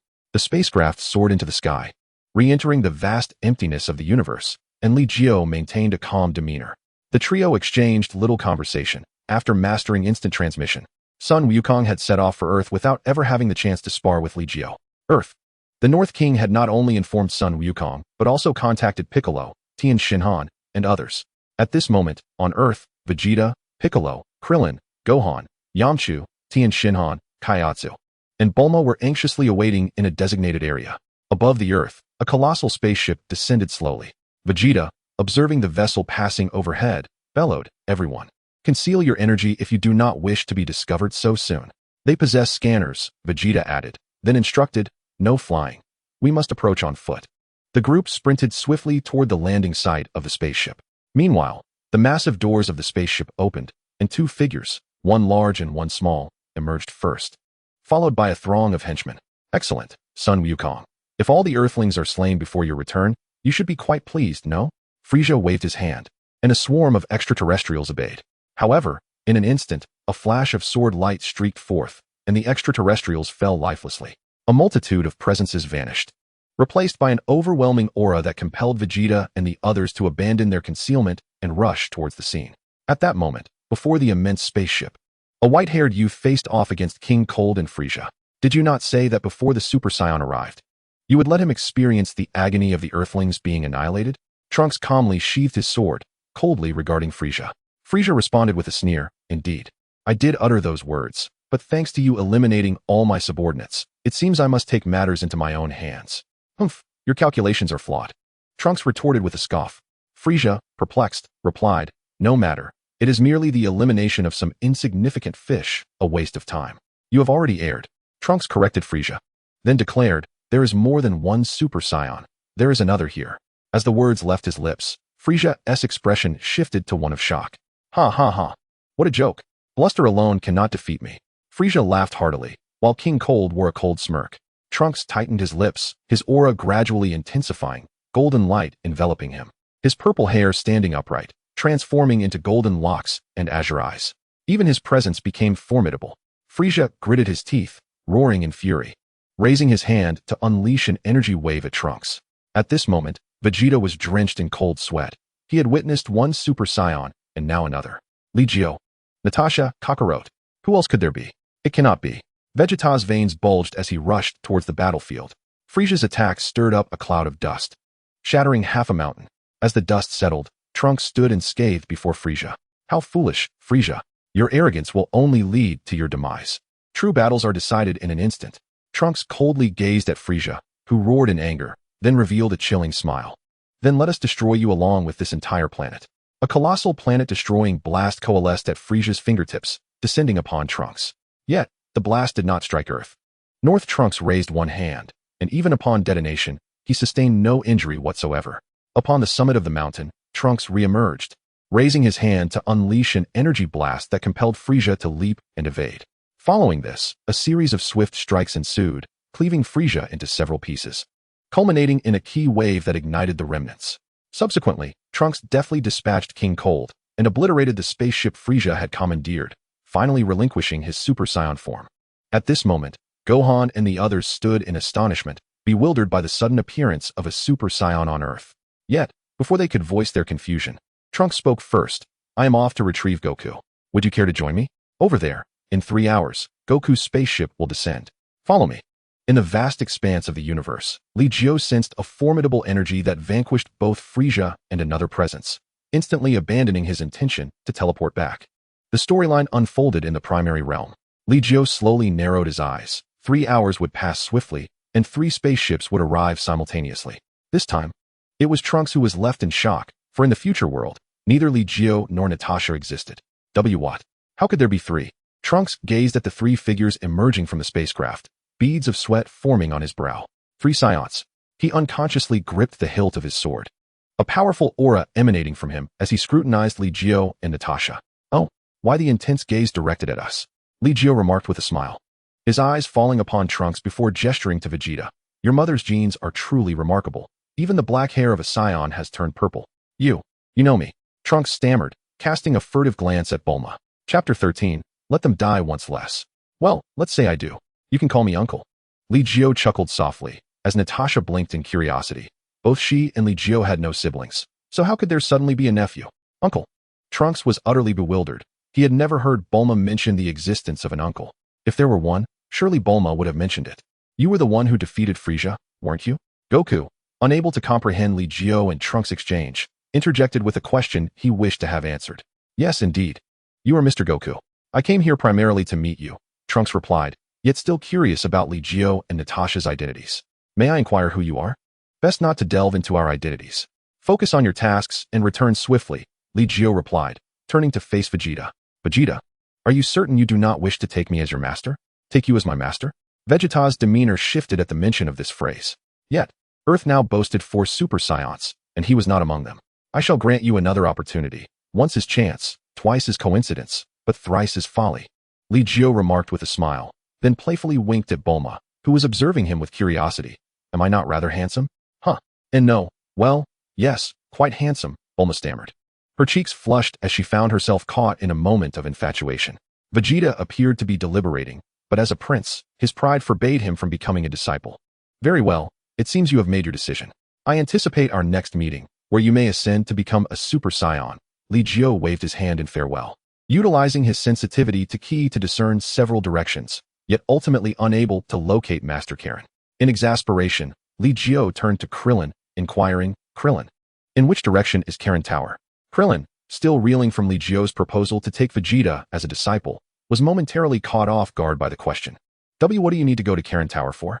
He asked, astonishment coursing through him. He had learned from Master Roshi that Li Jiu had visited Earth, but had merely confirmed Goku's whereabouts before departing.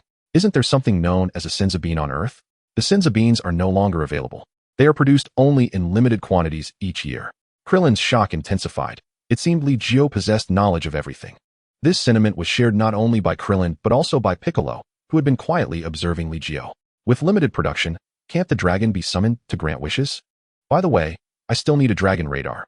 I intend to utilize the Dragon Balls to make a few wishes, Li Jiu expressed, a hint of frustration evident as he reflected on the limitations of Earth's Dragon Balls, which could only fulfill one wish at a time, requiring a year for each wish, far less efficient than the Dragon Balls of Namek, which could grant 3 wishes in just 3 months.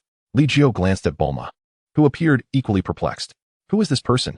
Li Jiu, are you heading to Karen Tower? Goku sensed the tension in the air. Noticing that everyone on Earth seemed particularly wary of Li Jiu nodded. The Senzu Bean was an exceptionally overpowered item in the Dragon Ball universe. Even if Goku and Vegeta reached extraordinary levels of power, they could still utilize a single Senzu Bean to heal all wounds and replenish their strength. It effectively served as a second life, provided there were enough in stock, surpassing even the best healing items. Karen Tower is in that direction. That stronger energy source indicates its location. Bulma, do you happen to have a dragon radar on you? Goku naturally trusted Li Jiu, so there were no questions regarding the need for the dragon radar. Bulma looked at Li Jiu with confusion, unable to comprehend why Goku had such unwavering faith in him. Goku, is there any issue with giving them the Dragon Balls? Of course not. Were it not for Li Jiu, I and Gohan might have perished on Namek, Goku assured, prompting Bulma to produce a dragon radar and hand it to Li Jiu. Very well, you may attend to your affairs. Should anything arise, I will seek you out, Li Jiu stated, receiving the dragon radar and gently activating it, noting the response. The Dragon Balls on Earth had likely been used just a year prior. Let us proceed to search for the Dragon Balls. With that, Li Jiu took flight, disregarding Trunks' situation. He held no particular concern for the original narrative and certainly did not intend to disrupt it. Li Jiu, shall we reside on this planet? Natasha followed closely by his side, marveling at the bustling life below as they soared through the skies, her mood notably uplifted. Do you favor this planet? We could make it our home. If you wish to make new friends, you may also reside in the city. Make friends? Natasha's understanding of the term was still merely conceptual. As for Li Jiu, she had categorized him into an entirely different realm. Ordinary individuals may not suffice as your friends. That poses a dilemma. Bulma, however, is quite suitable. Let us settle in West City, and gradually, you shall forge friendships. Li Jiu and Natasha's pace of flight was leisurely. They were in no rush, taking the time to appreciate the sights of Earth's urban landscapes, occasionally pausing to explore the cities. Is everything here acquired with money? Natasha, having grown up on the planet Xiner, had nearly zero understanding of the outside world. Money? Just tell me what you desire, and I shall procure it for you. A true achiever does not sweat the small details. Li Jiu is indeed such a person. Natasha blinked her beautiful eyes, revealing a mischievous smile. She was not particularly demanding. Yet women seem to possess an inherent obsession with clothing, and Saiyans are no exception. While these garments were aesthetically pleasing, they proved impractical for combat and lacked durability. Natasha busily perused the store, amassing dozens of outfits, to the point where the salesgirl's eyes sparkled with delight. However, when Li Jiu instantaneously gathered all the clothes and vanished along with Natasha, the salesgirl was left in a state of shock, utterly bewildered. Fortunately, there was surveillance footage. But this incident was ultimately dismissed as an illusion. Is what we are doing truly right? Natasha, raised by Li Jiu, had seen her innate volatility considerably tempered. Now, she was exceedingly gentle and agreeable. It's all right. Let us go, Li Jiu thought without a hint of psychological burden, contemplating that if necessary, he could simply allow them to die less frequently in the future. Chapter 14. Constructing the Floating Island Corinta. Li Jiu, look what I've found. In a vast chasm, Natasha triumphantly unearthed a 3-star Dragon Ball from the crevices of stone, raising it above her head to flaunt it to Li Jiu. I've gathered them all. Li Jiu smiled faintly and waved his hand to part the fabric of space, securing the final Dragon Ball. The Earth was not vast, especially not for Li Jiu and Natasha. Collecting all 7 Dragon Balls took them merely half a day's effort. Li Jiu, what wish shall we make? Natasha inquired. Her curiosity piqued regarding Li Jiu's forthcoming desire. However, Li Jiu seated himself cross-legged upon the ground. He did not summon the eternal dragon immediately. There were numerous wishes he wished to fulfill. Yet, given that the Earth's dragon could only grant 1 wish per year, it would likely take 2 years to realize all his aspirations. Let us first seek out Vegeta. Seek Vegeta? Natasha was taken aback, puzzled by the sudden change of plans. Vegeta should be at Bulma's house in West City. Li Jiu placed his hand on Natasha's shoulder, and in an instant, they vanished from their location. The next moment, inside a gravity chamber set to 500 times Earth's gravity, Vegeta stared in astonishment at Li Jiu and Natasha, utterly perplexed. How did you two appear here? The gravity chamber was supposed to be sealed. In the oppressive weight of 500 times Earth's gravity, Li Jiu felt discomfort, while Natasha frowned. Hey, why does it feel so stifling in here? Natasha asked, unaware that the environment was under 500 times the normal gravity, which contributed to her discomfort. This is 500 times Earth's gravity. Once you adapt, everything will feel considerably lighter when you step outside. Li Jiu took slow strides, not yet transforming into his Super Saiyan form. Vegeta gazed at Li Jiu in disbelief, struggling to move under such intense gravity while Li Jiu sauntered with ease. "Come, Vegeta." Li Jiu beckoned after taking a few steps. Vegeta's expression froze. Without greeting, he unleashed his energy and charged at Li Jiu. In the gravity chamber, their movements slowed down dramatically, yet they still left behind trails of afterimages. Li Jiu merely evaded, occasionally extending a hand to deflect Vegeta's energy blasts. The chamber reverberated with the sounds of their training. Outside, Bulma occasionally glanced towards the gravity chamber, her face etched with concern. "Ha ha ha." Inside the chamber, Vegeta gasped for breath, while Li Jiu remained calm and composed. Vegeta's combat power must have reached its peak under normal conditions. Without transformation, breaking through that limit would be arduous. However, transforming would elevate his normal combat power into a new phase of growth. "I, the Prince of Saiyans, will surely surpass you all." Vegeta gritted his teeth, summoning a flicker of strength despite his extreme fatigue. "We few Saiyans are all that remain." Li Jiu raised his hand and struck Vegeta from a distance, sending him flying. He refrained from allowing Vegeta to harness that newfound power. While repeatedly pushing his limits could break through, expending even a fragment of that strength would plunge Vegeta into a period of weakness, making recovery slow and ultimately counterproductive. With Vegeta now unconscious in his grasp, Li Jiu had adapted to the 500 times gravity. Natasha curiously wandered about the gravity chamber, seemingly acclimating as well. "Let us go?" "Okay." The two exited the gravity chamber, where Bulma rushed over. "Vegeta," she exclaimed upon seeing Vegeta in Li Jiu's arms, quickly rushing to support him. These two got together so quickly? Li Jiu mused internally, wondering if the original story had unfolded this rapidly. Without dwelling on it, he spoke. "He's fine, just overly fatigued. He'll need a day's rest." "When did you arrive?" Bulma inquired, having not left Vegeta's side since he entered the gravity training room, where he consistently emerged battered and bruised. "I need to discuss something with you. First, please take Vegeta to rest," Li Jiu suggested, and Bulma, sensing the urgency, asked no further questions. After settling Vegeta, she led Li Jiu and Natasha to the living room. "Honestly, one Son Goku and one Vegeta, are all Saiyans like this? A bunch of battle maniacs." Bulma, who feared nothing and had the audacity to slap a god of destruction, had initially held some reverence for Li Jiu, but gradually grew more irritable. "Saiyans are a warrior race. The blood within us is that of battle. Fighting is an instinctive longing," Li Jiu explained, but Bulma waved her hand in annoyance, retorting, "Yet you two seem quite normal." Hearing from Son Goku, "Without you two on Namek, we would have perished."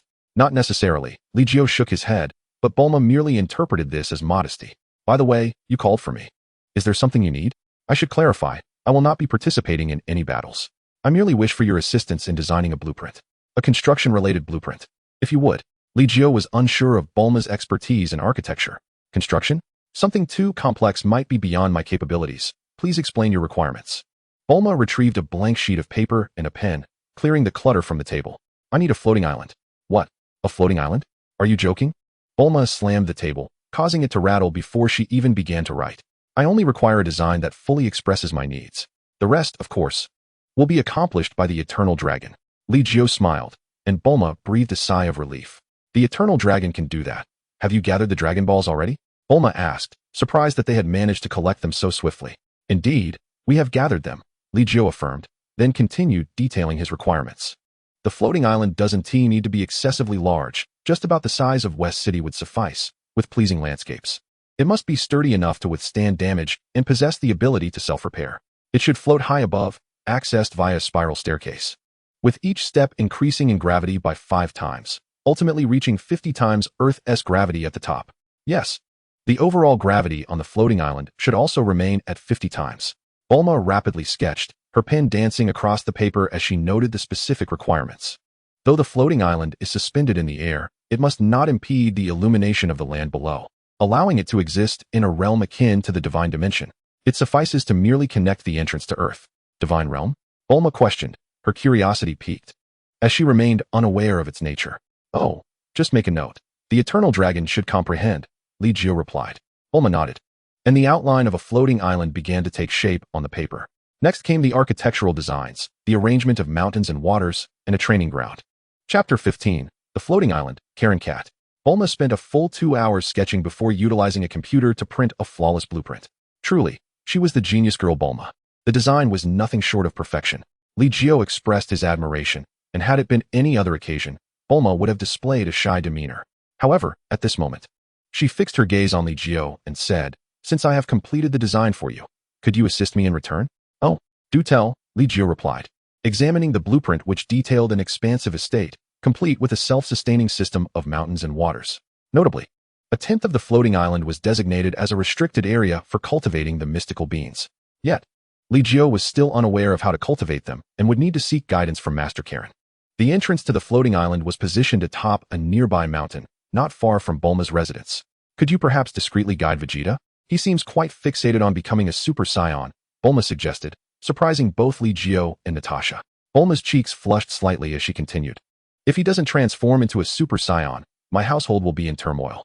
The sooner he achieves it, the less he will pester me, and he's rather intimidating. Oh, Vegeta is quite proud. Nevertheless, it should be relatively easy for him to become a Super Saiyan, Li Jiu remarked with a faint smile, glancing at Bulma. Bulma immediately leaned in, attempting to grasp Li Jiu's collar, only to be thwarted by Natasha, who stood 2 meters away. Hey, what are you doing? Natasha scowled, protective of Li Jiu. What method? Bulma disregarded Natasha's intervention and turned to Li Jiu, her urgency apparent. Make him fall in love with you. What? Bulma and Natasha exclaimed in unison, both taken aback. Bulma cried out, what kind of joke is this? How could Vegeta ever love me? And what does that have to do with becoming a Super Saiyan? First, let him fall for you. I will handle the rest, Li Jiu replied calmly as he rose, seemingly recalling something. By the way, could you provide me with some of your capsules? Just the living essentials, you know. The estate has only a base, but lacks any structures. Bulma stood frozen, as if she had not heard Li Jiu's request. Make Vegeta love me. How is that even possible? She sighed, then looked at Li Jiu. What did you just say? The building capsules. My estate has only the base, after all. Could you help me prepare everything? In the future, I can assist you in acquiring some high-tech items from the universe, Li Jiu offered. High-tech? That sounds splendid. I have plenty of capsules here. Here's one for a mansion. It contains everything you could need, including food, drinks, aircraft. Are you two a couple now? And safety supplies. Bulma remarked, her face slightly flushed, yet her eyes sparkled with cleverness. She seemed to have conceived a brilliant idea. Li Jiu was momentarily taken aback. Bulma had not denied it. He packed away a full box of capsules and prepared to leave. Wait, Li Jiu. Here's a phone. You can reach me through it any time, she said. Can it work for the floating island as well? It should, Bulma replied confidently, handing over a phone that was no ordinary device. It can. Li Jiu recalled how Master Roshi had once marveled at the technology of the Dragon Ball world while observing beautiful gymnasts in the divine realm. Li Jiu climbed a small hill, leveling it off to create a platform of over 100 square meters, then retrieved the Dragon Balls. Arise, Eternal Dragon. Following Li Jiu's command, Natasha summoned the dragon. The sky darkened as a magnificent azure dragon spiraled upwards. State your wishes. Any desire can be fulfilled, but only one. The dragon proclaimed, its voice resonating through the heavens. Natasha gazed curiously at the dragon. Can really any wish be granted? Certainly not. The eternal dragon was crafted by the gods of earth, and wishes exceeding divine capability cannot be realized, Li Jiu remarked, noticing a bead of sweat trickle down the dragon's face. Is it truly appropriate to expose its shortcomings? Eternal Dragon, manifest the floating island as detailed in this blueprint. Li Jiu instructed, confident in the dragon's ability to comprehend the construction of the island. The dragon fell silent, the wish seemingly a bit excessive. Yet it was indeed a wish. What on earth are all those dense annotations? Can it be done? Why is it silent? Didn't it claim any wish can be fulfilled? Natasha whispered, as if fearing the dragon would overhear. The dragon's forehead glistened with additional beads of sweat. After a prolonged pause, it finally spoke. Your wish is rather simple. With a flash of crimson in its eyes, layers of 5-meter-high steps ascended into the sky, eventually connecting to a vast floating island. Upon this island, mountains, waters, gardens, flora, fauna, and wildlife flourished, creating a self-contained world. Once the construction was complete, the dragon appeared to exhaust its divine power, hastily bidding farewell before transforming into 7 scattered stones. Trying to escape? Li Jiu's form flickered as he swiftly reclaimed the 7 stones. The Dragon Balls have now become your exclusive items, Natasha remarked with a smile, noting that intercepting the Dragon Balls after each wish saved them the trouble of searching for them. Their utility is minimal. It is better than nothing, Li Jiu replied, pursing his lips. If only there were a super eternal dragon, he would wish for the ability to create Dragon Balls himself. Is this the way to the floating island? Natasha inquired eagerly, for Li Jiu had mentioned that they would soon reside on the floating island together. The 50-fold gravity felt negligible to both Li Jiu and Natasha. On the floating island, lush greenery abounded, and the picturesque landscape was a feast for the eyes. At the far western edge of the immense floating island lay a training ground spanning hundreds of miles. According to the blueprint's design, the ground there was 1,000 times the surface area of Earth and possessed the ability to regenerate after damage. Li Jiu first visited the location designated for cultivating the mystical beings, noting that the blueprint indicated a potential yield of 100 times that of Karen Tower. Yet there were no seedlings present. "Natasha, please wait here," Li Jiu instructed, placing a finger to his forehead before vanishing. When he reappeared, he held a large cat. "A cat?" Natasha observed curiously, scrutinizing Master Karen. "It's Master Karen." The feline master licked its paw, perspiring profusely. Under 50-fold gravity, it still maintained an air of elegance. A source of pride for him. "What brings you here?" Master Karen inquired, eyeing the bean cultivation area. Though modest in size, the conditions were highly suitable for the bean's growth. "If we were to plant beans here, how many could be harvested in a year?" Li Jiu asked. Master Karen squinted thoughtfully, "Around 1,000. "Excellent. Then you shall cultivate them here from now on." "What?" Master Karen's fur bristled in disbelief as he stared at Li Jiu. Having observed him through the water tank atop Karen Tower, he had believed Li Jiu to be a benevolent individual. Chapter 16. Requesting Sun Wukong as a bodyguard. Cultivate cannot be without companions. Master Karen merely hopes that Li Jiu can negotiate and find a way around this predicament. However, the cultivation of the magical beans also requires attention. A frown creased Master Karen's features. The intricate process of growing these beans is quite cumbersome, and managing even that small patch on Cultivate is a considerable hassle for him alone. "You could make a wish to the dragon," suggested Master Karen. "I have no desire to wait," Li Jiu replied, shaking his head. 1,000 beans a year is hardly sufficient. "I could transplant the magical bean plants from Cultivate," Master Karen asserted, confident in his judgment of character. Despite Li Jiu's rudeness, he believed that Li Jiu was not a malicious person. "However, I can only cultivate the magical beans here for 2 years. I can teach others the cultivation methods." "Well, there's ample fish," he continued. "But you must find someone willing to cultivate the magical beans here. It requires meticulousness and patience." Master Karen's eyes sparkled with renewed hope as he spoke. Meticulousness and patience. But who could that be? Li Jiu pondered, feeling a headache coming on. It was indeed a challenging task. Perhaps Sun Wukong's wife would be a suitable choice. Master Karen suggested, noticing Li Jiu's distress. "Chi-Chi, that's inconceivable," Li Jiu exclaimed, incredulous. "Chi-Chi is notoriously temperamental. You misunderstand. Chi-Chi was once quite gentle. However, after marrying Sun Wukong, he has proven to be an inadequate husband, at least not suited for Chi-Chi." Master Karen continued, "I believe if you offer her a substantial sum, she would accept the job. Though the cultivation of magical beans is laborious, it requires management only during specific times, so it wouldn't impede her ability to care for Sun Gohan." Li Jiu felt somewhat uncomfortable at this notion. Indeed, Sun Wukong was not a competent husband. "We could hire Sun Wukong as a bodyguard," an idea sparked in Li Jiu's mind. This plan could be feasible and serve as a benefit for the main characters. If possible, Li Jiu would prefer to see Gohan transform into the true Sun Gohan. Such remarkable cultivation talent wasted on mere scholarship would be a tragedy. "It seems you have made up your mind. I could accompany you," Master Karen offered. The training environment here would surely appeal to Sun Wukong. Li Jiu naturally would not refuse. This time, Natasha joined them as they directly sought out Sun Wukong's presence. However, it appeared they had arrived at an inopportune moment. Li Jiu muttered softly, while Master Karen turned away, and Natasha's cheeks flushed slightly as she glanced at Li Jiu. "Chi-Chi, come down quickly. We have visitors." Sun Wukong's voice called from within the room, and soon after, he leaped out of the window clad only in a large pair of shorts. "Who dares interrupt our privacy?"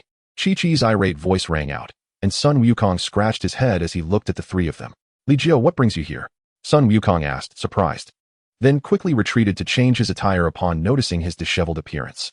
In the living room, Li Jiu struggled to suppress laughter, while Chi-Chi managed her anger. Greeting everyone with a smile. "Sun Wukong, I've come to discuss a matter with you and your wife," Li Jiu stated, articulating his purpose, to hire both Sun Wukong and Chi-Chi to work on his floating island. "A bodyguard? But I need to train." Sun Wukong scratched his head, reluctant to agree, but Chi-Chi interjected with a headbutt. "You fool. Can't you see they're clearly taking care of you? You only need to ensure Li Jiu's safety. The rest of your time can be spent training," she insisted. "Protect Li Jiu's safety? Does he even need my protection?" Sun Wukong grinned, while Li Jiu remarked, "Sometimes troublesome matters may require your intervention. I tend to be rather lazy. Of course, I will mostly be seeking you for combat-related tasks. Moreover, Chi-Chi can also work on the floating island, with minimal hours dedicated to cultivating the magical beans." The terms Li Jiu proposed left Chi-Chi with no room for refusal.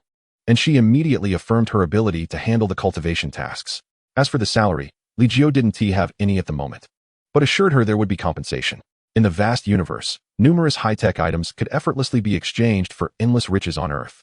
For instance, healing pods, advanced spacecraft, cosmic battleships, etc. On the floating island, the gravity was 50 times that of Earth.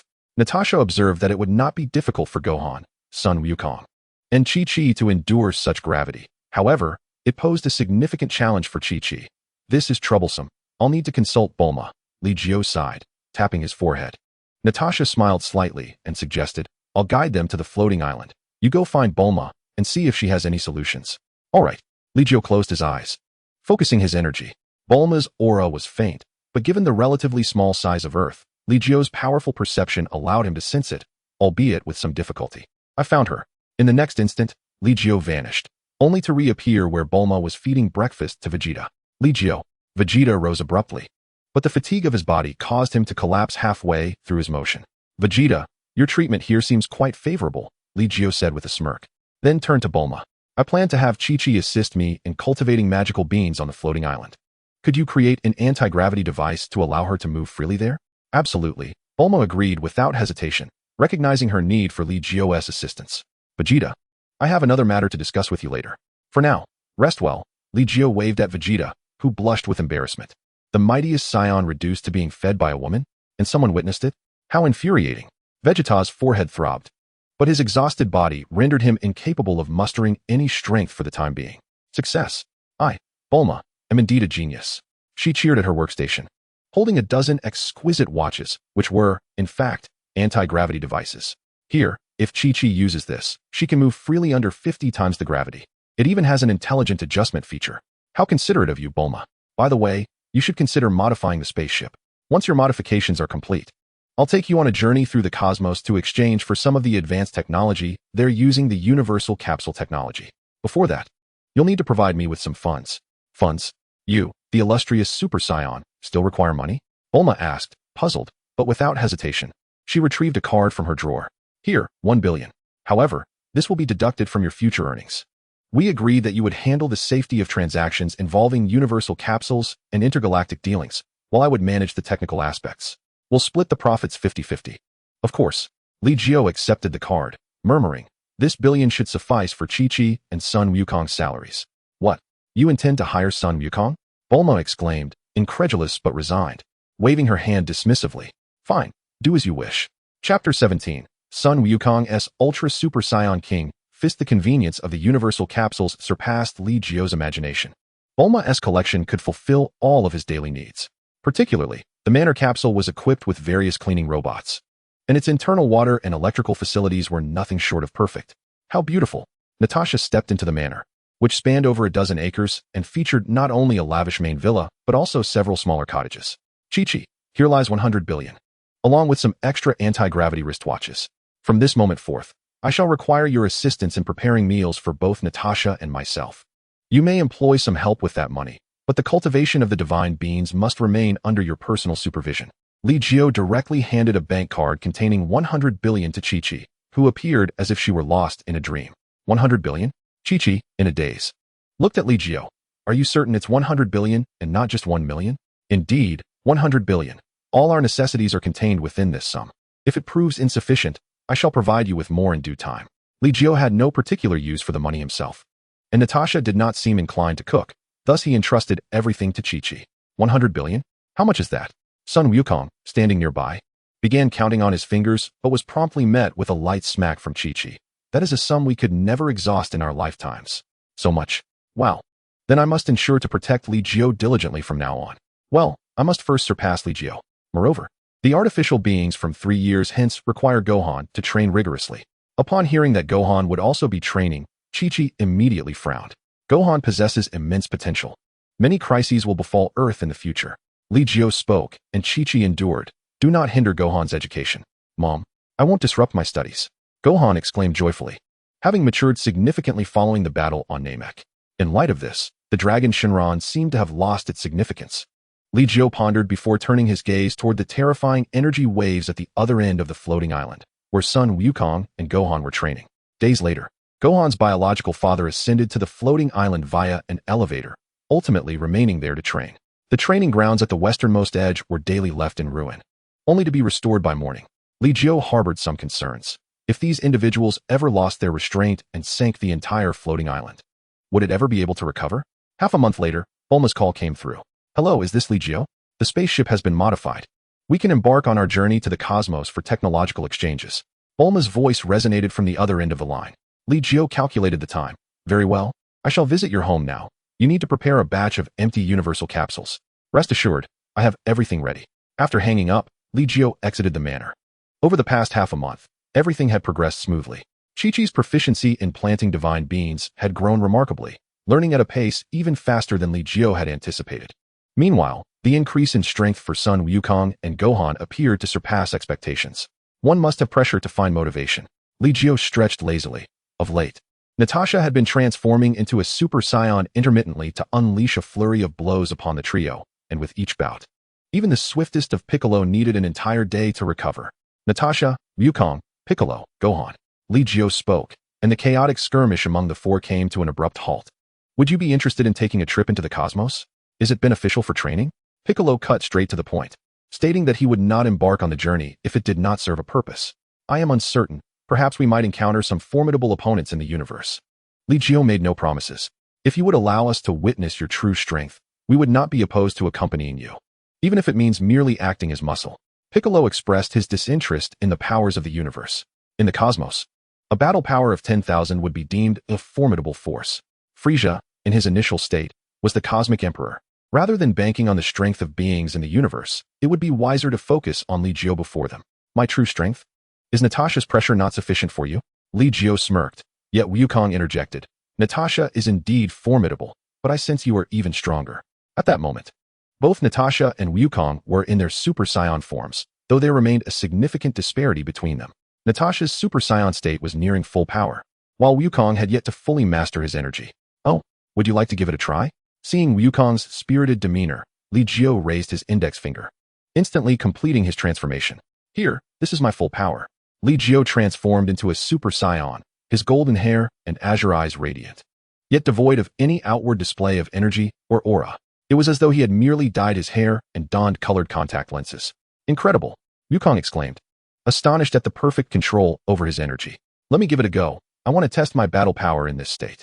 Wukong's form zipped behind Li Jiu, raising his leg to strike at Li Jiu's neck. Li Jiu, unfazed, merely tilted his head to avoid having his face struck. Boom. The energy surged. Yet Li Jiu remained completely still. Wukong unleashed a flurry of strikes upon Li Jiu. However, Li Jiu continued to gaze at him unperturbed. Natasha eyed Li Jiu with suspicion, a question lingering in her mind. This shouldn't be. Even if Li Jiu's power was formidable by numerical standards, it could only be twice that of Wukong. Yet Wukong was clearly exerting all his strength, so why could he not breach Li Jiu's defense? Such formidable control, Piccolo remarked. Beads of sweat forming on his brow, his antennae quivering. He could vaguely sense that when Wukong's attacks landed on Li Jiu's energy would momentarily condense, focusing solely on the point of impact for defense. Control, you say? Natasha's gaze brightened, while Wukong, panting, ceased his assault, taking a moment to catch his breath before declaring, I still have the Kaioken. Whoosh. A crimson aura erupted, and Wukong's body trembled violently. To recklessly employ the Kaioken without fully mastering Super Saiyan power, and to do so at 10 times the original, what a fool. Li Jiu found himself speechless, sensing that Wukong's heart troubles were likely exacerbated by such antics. Under the tenfold Kaioken, Wukong's physical burden was unprecedented. The transformation into a Super Saiyan was already an overload on the body, and now compounded with the Kaioken. It was a reckless choice. Li Jiu raised a hand as Wukong charged once more. The tremendous force shook the entire floating island. However, such an attack was effortlessly blocked by Li Jiu with a single hand. Tenfold Kamehameha. Wukong seemed to have reached his limit, gathering all his strength to unleash a Kamehameha wave against Li Jiu. Are you trying to blow up my floating island? Li Jiu's expression darkened, facing this lunatic. Concentrate. Li Jiu swiftly formed hand signs against Wukong's energy wave, conjuring a torrent of transparent sword energy that rapidly coalesced, establishing a terrifying sword array in an instant. Slice.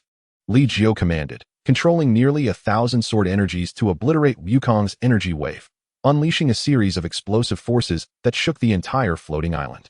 As the dust settled, the training ground lay in ruins, revealing the mountains and forests of Earth. Ha ha ha. It appears there is nothing to be done. I have done my utmost. Sun Wukong still managed to smile as he exited the Super Saiyan state, devoid of any lingering aura of flight, plummeting towards the island below. Father, Sun Gohan exclaimed, hastily lifting Sun Wukong onto his back. Let us go. Li Jiu stepped forward, placing his hands on Din and Sun Gohan, activating instant transmission, and they vanished from the floating island. At the Capsule Corporation in West City, Bulma stood before Vegeta, chattering incessantly, while Vegeta displayed an expression of impatience, albeit helplessness. Oh, is Vegeta going as well? Li Jiu appeared, and Bulma immediately noticed the incapacitated Sun Wukong. Sun Quan, Bulma approached, and upon hearing Sun Gohan recount the battle between Sun Wukong and Li Jiu, she finally felt at ease. It's disheartening that Kakarot, despite being a Super Saiyan, suffered such a complete defeat, Vegeta scoffed, casting a disdainful glare at Kakarot. I have heard that there exists a galactic patrol organization in the universe. They should be able to contact the Galactic King, right? Li Jiu inquired, looking towards Vegeta, who was likely more familiar with the powers within the cosmos. A bunch of worthless fools, Vegeta retorted proudly, dismissively stating, they are merely an alliance formed by those with combat powers below 200,000 and a few lowly minions. Oh, can you locate them? Li Jiu asked. Of course. Vegeta arrogantly strode into the spaceship, which boasted a spacious interior complete with all necessary amenities. But why are there only 3 rooms? Li Jiu pondered, questioning why Bulma couldn't have established 10 bedrooms in such a vast space. How was I to know that Din and Gohan would also be coming? Time is of the essence, so I only prepared 3 rooms. Bulma defended herself assertively. That still shouldn't warrant just 3 rooms. Li Jiu frowned, contemplating Bulma's logic. Let Sun Quan and Din share a room, Bulma suggested, her face flushing, as she stormed into one of the rooms. Thus, only 2 rooms remained. Natasha blinked her bright eyes and quietly opened one of the doors, stepping inside. The space was quite ample. Li Jiu's mind stirred as he observed Natasha at that moment. Hey, Vegeta. Bulma's door swung open once again. Her face flushed with anger as she glared at Vegeta, who stood rigidly in the central control room. What are you making such a fuss about? Vegeta's expression was stiff, his prideful head held high as he entered Bulma's room amidst the astonished gazes of others. The spaceship ignited and set course for the designated center of the galaxy. Inside the room, Li Jiu and Natasha exchanged glances. I'm going to take a shower, Natasha. Unable to withstand Li Jiu's gaze, blushed and retreated into the bathroom, taking an entire hour to emerge wrapped in a towel. Li Jiu closed his eyes in meditation, sensing Natasha's return, and gradually opened his eyes. The young girl stood gracefully, her delicate skin glistening like porcelain. The elegant collarbone on her shoulder shimmered with droplets of water that rolled back and forth, occasionally cascading down the cleavage. What are you looking at? Natasha clutched the towel tightly, her lustrous black hair damp. Li Jiu approached, taking a clean towel to gently dry her off. Natasha obediently sat on the edge of the bed, her previously rigid form gradually relaxing. All done, Li Jiu hung the towel back up, while Natasha bowed her head, curling up on the bed with an unusual flush on her cheeks. Aren't you going to wash up? Natasha shyly lifted her face, her dark eyes blinking. Cough, right? I'll wash. Li Jiu cleared his throat and entered the bathroom. Beneath the shower, cold water cascaded down as Li Jiu endeavored to extinguish the heat within. Yet, the lingering fragrance of the young girl and a small garment in the corner continually drew his attention. This girl is definitely doing this on purpose. Li Jiu chuckled wryly as he glanced at his visibly furious older brother, turning the shower up a notch. Hey, you big man. Why are you taking so long to shower? Natasha's voice echoed from outside the bathroom. Taking a deep breath, Li Jiu swung open the bathroom door. However, before he could step out, a lithe figure lunged into his arms. Li Jiu. Natasha looked up at him, her towel slipping away unnoticed. I knew you had ulterior motives. Don't say I didn't warn you, he admonished. You're the one with ulterior motives. I don't care, I want to. In another room. Vegeta stifled his rising fury as Bulma pushed him into the bathroom. Ugh, you stink. You're all sweaty, you need to wash. Bulma disdainfully tossed Vegeta's clothes into the washing machine, her gaze shifting as she disrobed and slipped into the bathroom with him. Get away from me, you woman. Hey, can you scrub my back? Bulma persisted. You brat. Vegeta cursed angrily, yet his voice soon dwindled as the battlefield shifted and his temper began to cool. In the room at the center, Sun Wukong slumbered soundly, while Sun Gohan and Din engaged in a mental spar. Yet, Din seemed somewhat distracted, revealing flaws that ultimately led to his defeat by Sun Gohan. The vastness of the universe remained unchanged as Bulma modified the spacecraft utilized by Li Jiu and the others upon their return to Earth, enhancing its speed to double. Nevertheless, reaching the galaxy's center would still require a month. It appeared that Trunks would be born ahead of schedule. Unbeknownst to Li Jiu, he had inadvertently altered the course of history. Meanwhile, Bulma and Natasha had become inseparable, discussing matters that left even Li Jiu with a headache. "Hey, Bulma. Please don't corrupt Natasha," he warned, his expression darkening as he observed the young girl acquiring a plethora of new knowledge, recalling how innocent she once was. "Oh, don't worry. The beds in your room are specially reinforced by me. They're sturdy." Chapter 19. Fira. Vegeta possessed a detailed understanding of various cosmic forces. Having been a ruthless conqueror since the age of 5, the spaceship descended upon a colossal planet, a bustling commercial hub teeming with diverse species engaged in trade. The array of technologies was astounding. Bulma immediately immersed herself in the myriad of advancements, eager to purchase some for research, yet lacking universal currency. Humph, who needs to barter? Super Saiyans can roam freely across the universe. Why not just take what we want? Vegeta scoffed, though he obediently followed Bulma and the others. Vegeta, can you refrain from resorting to violence? We need to pursue sustainable development. Do you understand? Must you create enemies throughout the universe? Bulma was undeterred, relentlessly chiding Vegeta. Despite his royal pride, Vegeta could only clench his fists in frustration, seething silently. Li Jiu, the technology in this universe is truly remarkable. I want it all. Let us hurry and sell the universal capsule. Bulma was eager to acquire new advancements. We still need to find a suitable partner.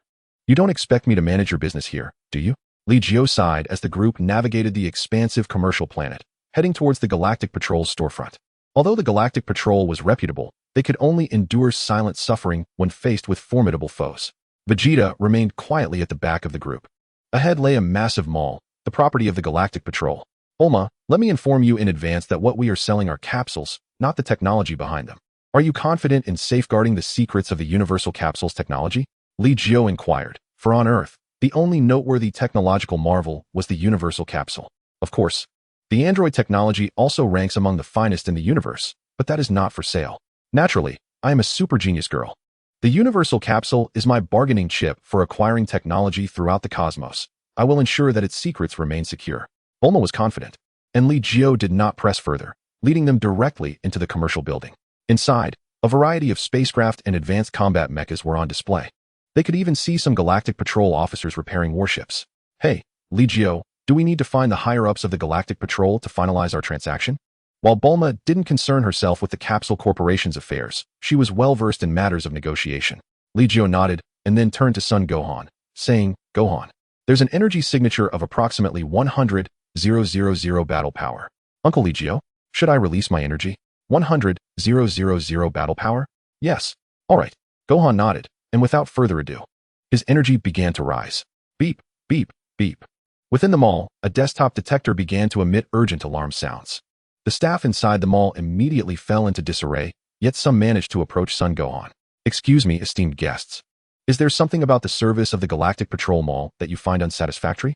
A battle power of 100,000 already marked one as a significant figure in the universe. After all, even the formidable Ice Demon Clan had their elite special forces with a maximum battle power of only around 100,000. Son Gohan was somewhat flustered. He retracted his energy and looked at Li Jiu. The staff member immediately understood that Li Jiu was the spokesperson of their group, and their astonishment only grew. May I inquire, sir? We have a significant business proposition to discuss with the Galactic Patrol, and thus require your higher-ups to engage in dialogue with me. Li Jiu spoke, and the attendant breathed a sigh of relief. So they were here for business. As long as it was for business, there would be no issue. Very well, esteemed guests. Please follow me to the VIP lounge and wait momentarily. The staff member's demeanor was exceedingly respectful, and as Li Jiu's group prepared to head to the VIP room, a chilling voice interrupted from behind.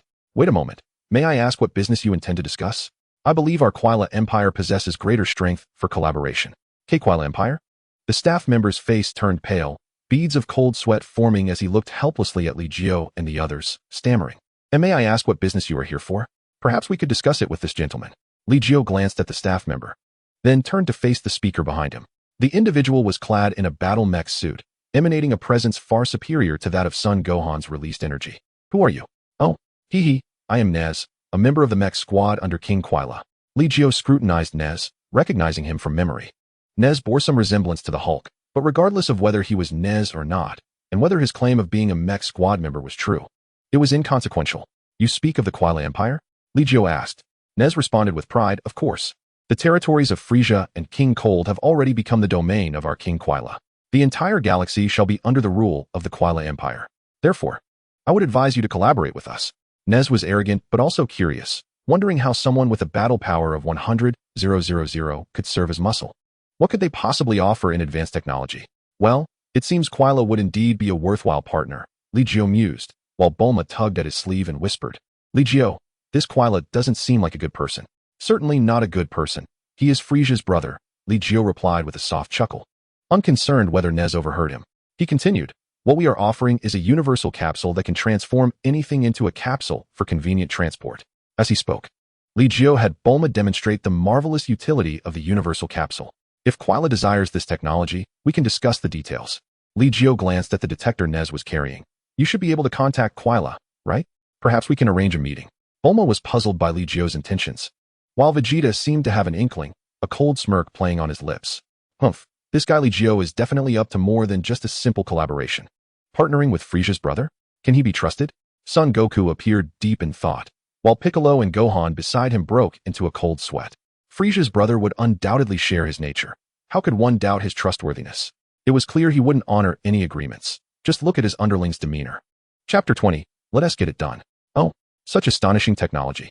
Please wait. I will contact King Quila immediately. Nez felt a surge of excitement. Realizing that the Quila army was in the process of consolidating Frisia and King Cold's territories and influence, and this universal capsule would greatly facilitate their operations. Nez stepped away to establish contact with Quila, while Piccolo quietly relayed Nez's conversation about Quila to the others. They want to trick us onto a deserted planet to forcibly extract the universal capsule technology. Quite the lucrative scheme, Piccolo remarked disdainfully, mocking Quila's overconfidence.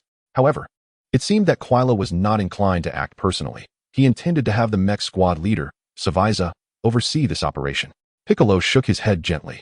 Although he did not know whether this so-called Savaiza was particularly formidable, it was certain that Nez couldn't be too powerful. After all, it was unlikely that Quila's mech squad would contain experts on the level of Frisia, right? How could they expect Savaiza to rob 3 Super Saiyans? Wait a minute. Nez was cautious, deducing that Gohan was not the strongest among them, hence seeking Quila's assistance. This was bound to be interesting. A smirk appeared on Piccolo's lips as he speculated that Li Jiu's true aim was Quila. You wish to resolve this matter once and for all? Piccolo inquired. Li Jiu nodded gently and replied, given the existence of such a cosmic empire in the galaxy, it will inevitably encroach upon our interests. The strength of Quila far surpasses that of Frisia. Vegeta cast a skeptical glance at Li Jiu, but in reality, he was warning him. I understand, Li Jiu said, looking at Nez, who had returned and stated, King Quila has agreed to meet with you, but the distance is considerable. We can proceed together and meet on an intermediary planet. Very well. Shall we take your spacecraft? Li Jiu asked. Of course, we can also board your spacecraft. We come with sincere intentions to conduct business with you. Nez's tone was earnest, his demeanor impeccable, leaving no room for criticism. Let us board your spacecraft then, Li Jiu said, pursing his lips, signaling to Bulma that there was no need for concern, as the group boarded Nez's spacecraft and departed. Li Jiu, must you truly engage in a transaction with that Kfira? Bulma felt as though she had boarded a pirate ship, surrounded by alien beings that appeared menacing. Bulma, you need not fret. These extraterrestrials are no match for even a single finger of Vegetas. He will ensure your safety. Li Jiu reclined on the sofa, savoring exquisite wine from the cosmos while embracing Natasha's delicate waist, relishing the moment. Humph, who would protect this foolish woman? The prince's demeanor was far from amiable. Yet Bulma's eyes sparkled as she leaned closer to him. Son Goku was indeed a training fanatic. Even aboard Kfira's spaceship, he remained undeterred, engaging in a mental duel with Piccolo and Gohan. The speed of Kfira's fleet was astounding, landing on a rather desolate planet in just 3 days. Please, Lord Kfira has been awaiting your arrival, Nez remarked with a chilling smile. Li Jiu, donning a similar smile, slowly raised a finger and lightly tapped it. Then you are of no further use. With that, a barely perceptible flash of sword energy pierced Nez's skull, the force erupting within his mind, instantaneously ending his life. Bang! Nez collapsed, bewildered, having not comprehended how he had met his demise. Even the aliens equipped with scanning devices failed to react. Their instruments seemed to falter. A momentary explosion? Vegeta observed keenly. Indeed, a cold glimmer had emanated from Li Jiu's fingertip. Yet, the aura it exuded was not formidable. How could it penetrate Nez's skull and unleash such terrifying power within? Was it condensation? Compression? None of these seemed applicable. How was it accomplished? Vegeta fell into contemplation, as did Piccolo and Gohan, while Goku, ever the simpleton, exclaimed, Li Jiu. You killed him? How can you just kill someone without reason? Fool. He brought us here with the intent to kill us and seize our capsule technology. What do you mean without reason? Bulma scolded, gripping Goku's collar. Upon hearing this, Goku promptly begged for mercy, yet still retorted, but he isn't dead yet, is he? Only when you're dead will you realize the need to act. That would be too late. Bulma's face flushed with anger, thinking to herself, thank goodness Li Jiu oversees the safety of the capsule technology. If this idiot were in charge, we'd lose everything. After dispatching Nez, Li Jiu cast a cold glance at the remaining aliens, sending them fleeing in terror. Natasha, ensure Bulma's safety, Li Jiu instructed. Natasha shook her head in response. No. Let Vegeta protect her. I want to test Kefira's strength. She pouted slightly, her tone almost playful. Li Jiu sighed. What does a girl like you know of fighting? No. I insist on joining the fray. Natasha glared at Li Jiu, her dark eyes endearingly fierce. Very well, but you must not get injured. Otherwise, I will intervene, he conceded. Okay, you're the best, darling. Natasha beamed, rushing forward to plant a kiss on him before heading towards Kefira's spaceship. They were already aware of Kefira's intentions and thus required no further negotiation. Natasha, can I have a go at him first? Goku shouted, eager to engage. Convinced that as Frieza's brother, Kefira must be even more formidable. Humph. Vegeta, witnessing this scene, grew increasingly irate. Kakarot had the right to partake in such battles. But he did not. He had yet to transform into a Super Saiyan. Bulma observed Vegeta's reaction, her eyes pleading with Li Jiu. If you find yourself in peril, I will create a false death scenario. If Vegeta truly cares for you, he will become enraged and thus shatter the restraints of the Super Saiyan transformation. Li Jiu's voice echoed in Bulma's mind.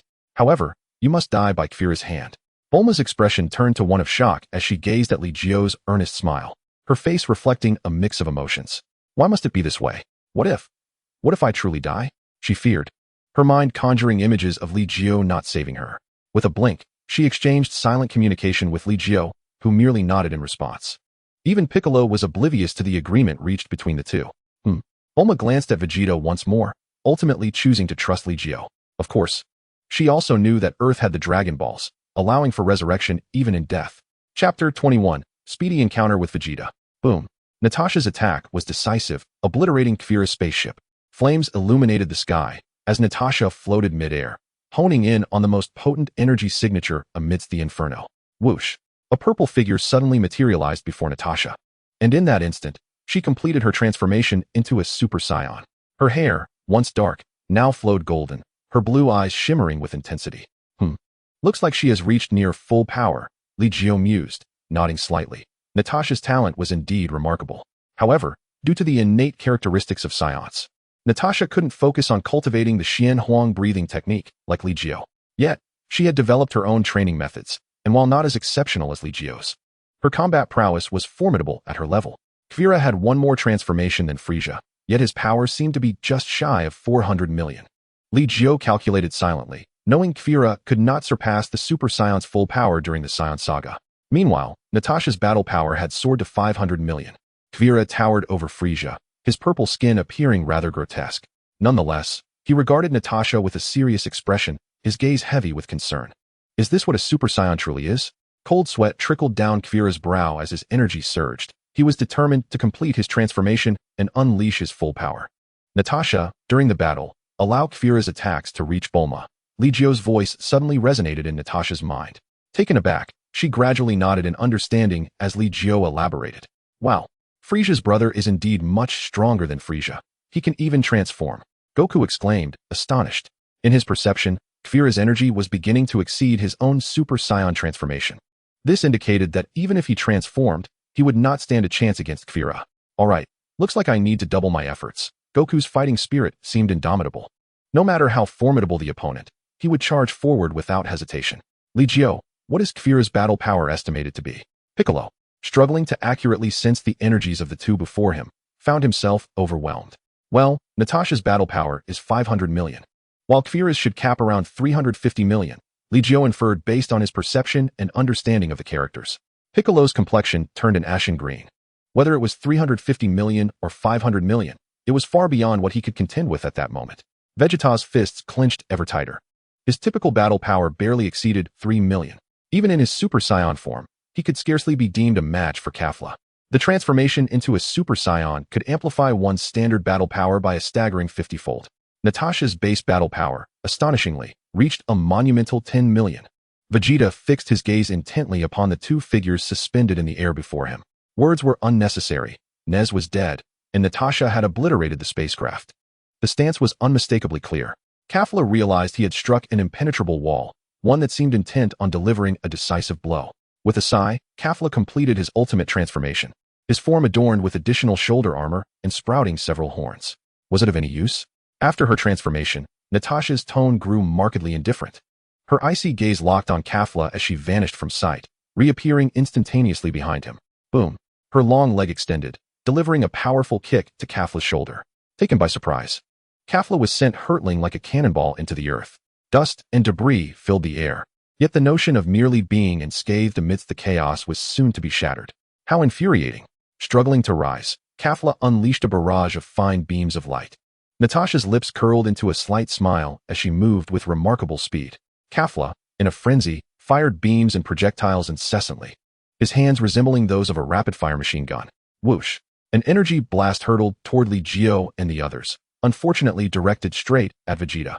The group paid it little heed. After all, given Vegeta's prowess, he could effortlessly evade such an attack. However, apart from Li Jiu and Vegeta, everyone neglected to recall that Bulma stood beside Vegeta. Boom! A deafening explosion erupted as Vegeta, cradling Bulma in his arms, was flung several meters, crashing against a massive boulder. Vegeta! Vegeta! Goku and the others reacted swiftly, rushing to assess the situation. Yet, Vegeta emerged relatively unscathed, while Bulma lay lifeless in his embrace, bloodied and battered. Bulma! Bulma! Vegeta scrambled to his feet, his aura still surging violently. Li Jiu observed the scene quietly, approaching to check on Bulma's pulse. What is the matter with you? Can't you even protect your own woman? Li Jiu reproached, but Vegeta paid no heed, fervently calling Bulma's name. At that moment, his aura exploded forth in a terrifying surge. Bulma! How dare you? How dare you kill my Bulma? Vegeta's energy transformed into a brilliant golden hue, streaks of lightning cascading around him. Li Jiu's expression darkened. Are you intending to destroy her corporeal form? At this, Vegeta regained his composure, gently laying Bulma down.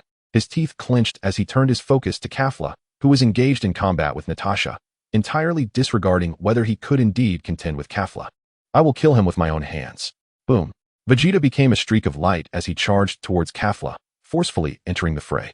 Natasha momentarily withdrew, staring in astonishment at the sight of Vegeta overpowering Kafla. Incredible! Goku marveled, watching Vegeta dominate his formidable opponent. The ground trembled violently as Kafla was mercilessly pummeled by Vegeta. Li Jiu, momentarily taken aback, still managed to check on Bulma's condition. Is she alright? He inquired, having previously infused her with a protective energy that could preserve her life in dire moments. Has Vegeta transformed into a Super Saiyan too? Wow, he looks quite impressive. Even surpassing Kafla, Bulma remarked, though her body ached. Thanks to Li Jiu's protection, she had suffered no severe injuries. This was true, but it was merely a fleeting moment. At this juncture, Goku and the others began to realize the truth. Vegeta's display was fueled solely by his rage. The moment Kafla regained his bearings. Chapter 22, 3 years later. Bang! The glory was short-lived. Kafla retaliated and sent Vegeta flying, delivering a beating that brought him crashing down from his Super Saiyan state.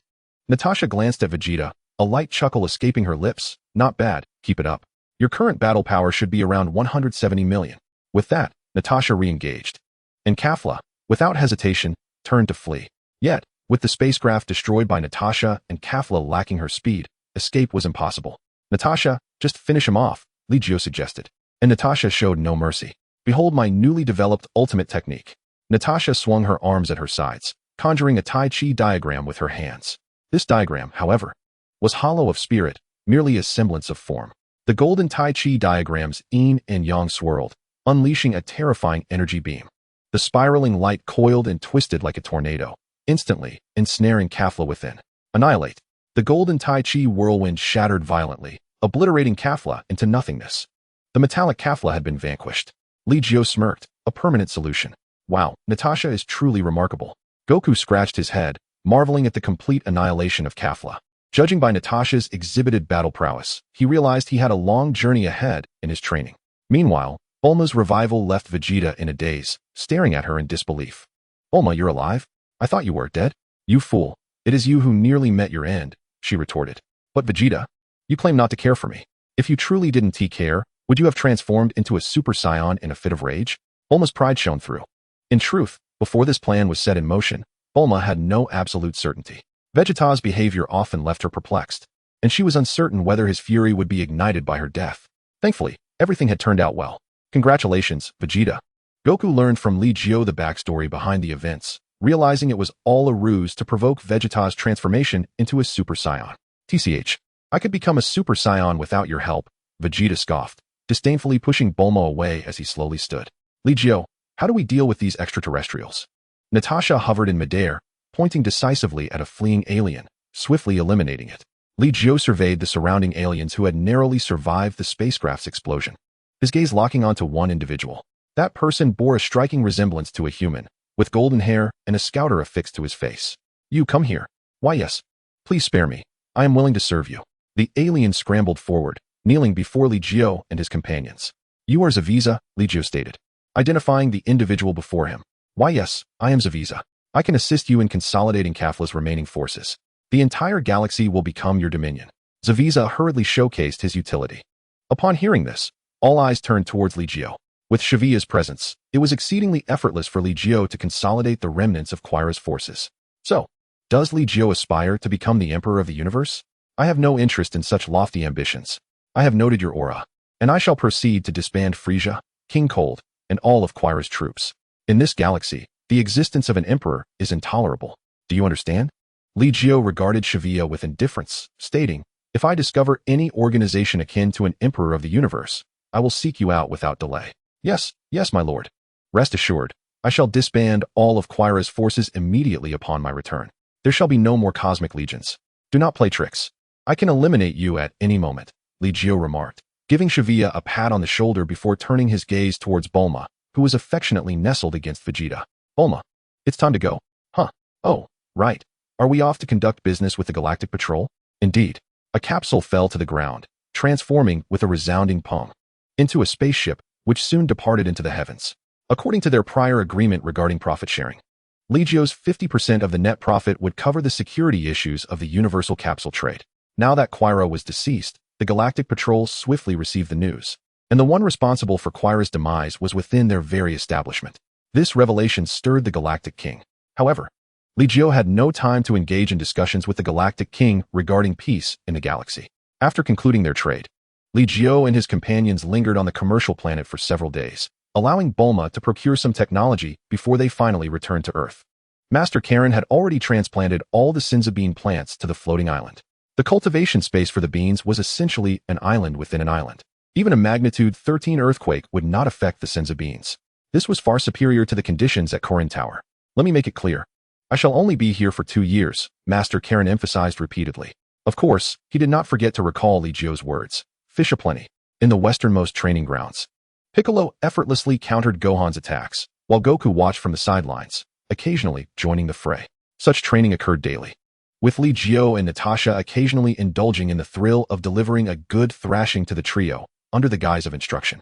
Vegeta remained as proud as ever, refusing to train alongside Goku and the others, instead enduring rigorous training alone in the gravity chamber. Over the ensuing 3 years, Li Jiu transformed into an ordinary man, exploring the mountains and rivers with Natasha. They traveled by car, relished street food during meals, and stayed in lavish hotels. Li Jiu, it's been 3 years, Natasha exclaimed, holding her phone aloft to show him the date. The very day that Trunks had foretold the emergence of the androids. Never mind them, Li Jiu replied, snatching the phone from her and pulling her into his embrace. What are you doing? Natasha asked, her cheeks flushed as her delicate fingers traced circles on his chest. You truly ask what I intend to do? Of course it is you. Li Jiu roughly tossed Natasha onto the bed, drew the curtains closed with a sweep of his hand, obscuring the scene within the room. On an island, Goku and the others had gathered early. Gohan arrived late, carrying a bag of Senza beans, and handed them to Goku. Uncle Li Jiu gave me 10 beans. In truth, the management of the beans was solely under Chi-Chi's purview, but the expenditure needed to be overseen by Li Jiu. Wonderful. 10 beans are quite abundant, Goku chuckled, glancing around before discreetly stashing 2 of them away. Chapter 23. Goku has changed. The others regarded Goku's actions with confusion. Who are you preparing against? Dad. Gohan looked at Goku, puzzled by his father's decision to hide 2 Senza beans. Ha ha. 8 beans will suffice, Goku said, his cheeks reddening as he scratched his head and began distributing the beans. Each of Piccolo, Chaozu, Tien, Yamchu, Krillin, and Gohan received one bean. Then, Goku nonchalantly claimed one for himself, declaring it his share. The last one will be entrusted to Piccolo for safekeeping. Goku handed the final bean to Piccolo, who glowered at him, beads of cold sweat trickling down his forehead. What do you need so many Senzu beans for? Piccolo had an inkling of Goku's intentions. He wished to hoard the beans and engage in intensive training once the androids were dealt with. I'll hold on to 2, just in case, Goku said, blushing and lying with utmost seriousness. The group was taken aback, but chose not to press further. After all, with the Senzu beans in Goku's possession, if anyone were to sustain injuries, he would undoubtedly produce more. However, it was evident that he had changed, a thought shared among Tien and the others. Gohan interjected. Uncle Li Jiu mentioned that Senzu beans also have drawbacks. If possible, we should avoid using them, as they can deplete one's potential. Ha ha ha, no worries. Goku replied with an awkward laugh, feeling helpless, as despite 3 years of dedicated training, he had still failed to catch up to Li Jiu and Natasha's prowess. The most disheartening aspect for everyone was that during these 3 years, Li Jiu and Natasha had been gallivanting about. While they conversed, an airplane approached from the distance, and Bulma descended slowly, cradling a small infant. Hello, everyone. It's nice to see you again. Bulma waved, while the little baby timidly nestled against her. Bulma, what brings you here? Hey, is that Trunks? Goku pointed, but Trunks swatted his finger away. Yes, this is Trunks. Li Jiu must have told you his name, right? Bulma assumed that Li Jiu had revealed Trunks' name to Goku and the others. Goku scratched his head and nodded, shifting the responsibility onto Li Jiu. By the way, why haven't Li Jiu and Natasha come? I haven't seen them in over a year. Bulma looked around, noticing their absence. Logically, with the androids emerging, Li Jiu and Natasha should be here. We don't know either. It's been quite a while since we last saw Li Jiu, Gohan remarked, curiously observing Trunks and playfully teasing the little one. How come Vegeta came with you? The news of Vegeta and Bulma's relationship had long circulated, so no one was particularly surprised. Who knows where he's gone to train again? But he will surely return, Bulma said with a hint of resignation, as both Vegeta and Goku were known for their obsessive training habits. Really? He must have grown considerably stronger. When the opportunity arises, I absolutely must challenge him again. Goku exclaimed, eager at the thought, finding battles with Vegeta far more exhilarating than with Li Jiu. You all should focus on eliminating the androids first. Do not allow them to wreak havoc on Earth. But what are you doing here? This place is quite perilous. The androids are around. Around 9:30, right. They will appear around 9:30. Goku scratched his head, having forgotten the timing. Had it not been for Piccolo's reminder, he would have completely overlooked it. I'm here to observe the androids, and besides, aren't you all present? You're all big men. Can't you protect a delicate young lady? Bulma displayed a bashful demeanor, eliciting darkened expressions from the onlookers. Even as a mother, could she still be the delicate beauty of yesteryear? After a brief exchange of idle chatter, the atmosphere gradually shifted towards seriousness as the appointed time approached. The warning from the boy from the future suggested that the moment was nearly upon them. Glancing at her watch, Bulma noted that it was nearing 10 o'clock. Yet, no formidable energy was detected emanating from the island ahead. According to the boy's information, the androids should possess an exceptionally powerful aura. Krillin, with his bald head gleaming with wisdom, spoke up. However, if the androids were indeed formidable, their presence should be felt across the entire planet. Yamcha wore a grave expression. He had harbored little confidence upon arriving, aware that each of his companions far surpassed him in strength. Perhaps the androids lacked a detectable aura? Surely, the boy from the future would not deceive them. Din initiated flight towards the island, stating, if that is the case, we shall have to rely on our eyes to search. The change in the group's demeanor was palpable, yet they proceeded towards the island. Everyone, exercise caution, Krillin advised. As they dispersed, some surveyed the skies above the island while others scoured the streets below. Yamcha proceeded with trepidation, but the androids were far too knowledgeable about their movements. And even upon encountering them, Yamcha failed to recognize the androids. Unexpectedly, Android 20 covered Yamcha's mouth, piercing through his chest to siphon his energy. Fortunately, the chaos caused by the androids led to an oil tanker crashing and exploding, drawing the attention of the others. In that direction, a presence rapidly waned. Goku frowned, sensing something amiss. To his astonishment, it was Yamchu. In a flash, several figures descended upon the 2 androids surrounding Yamcha, who lay on the ground, barely clinging to life. Yamcha, Krillin called out, warily eyeing the androids. Krillin, Yamcha still has a pulse. Go retrieve him, Goku commanded, fixing his gaze on the androids. Although frightened, Krillin approached and, under the watchful eyes of the androids, hoisted Yamcha onto his back, retrieving a Senzu bean to revive him. Son Goku, We have been searching for you for a long time. Android 20 began, revealing himself as Dr. Jero, the architect behind the androids, whose sole purpose was to eliminate Goku. Who are you and why do you seek me? Why harm the innocent? Goku questioned, perplexed by their motives, which seemed singularly focused on him. Ha ha ha, Goku. Have you truly forgotten? Dr. Jero recounted the events of Goku's destruction of the Red Ribbon Army, illuminating the reasons behind their vendetta. Realizing the depth of the conflict, Goku declared, since you seek me, let us settle our score. However, can we find a more secluded place? Yet, in the next instant, the androids unleashed beams of laser from their eyes. The island erupted in chaos as explosions rang out, transforming the once peaceful locale into a wasteland. Damn it, Goku retaliated, sending the androids sprawling, their hats knocked off in the process. But you wanted to fight in a deserted area, did you not? They retorted. Fine. If you wish to kill me, then follow me. Goku soared into the skies, leading the androids to a desolate expanse. The remnants of the island lay in ruins as the group hastily followed, arriving at a barren mountain range. This shall suffice, Goku declared, his eyes narrowing with determination. Wherever you go, it is merely relocating your grave, Android 20 remarked, noting the terrain's suitability for combat against the featureless androids.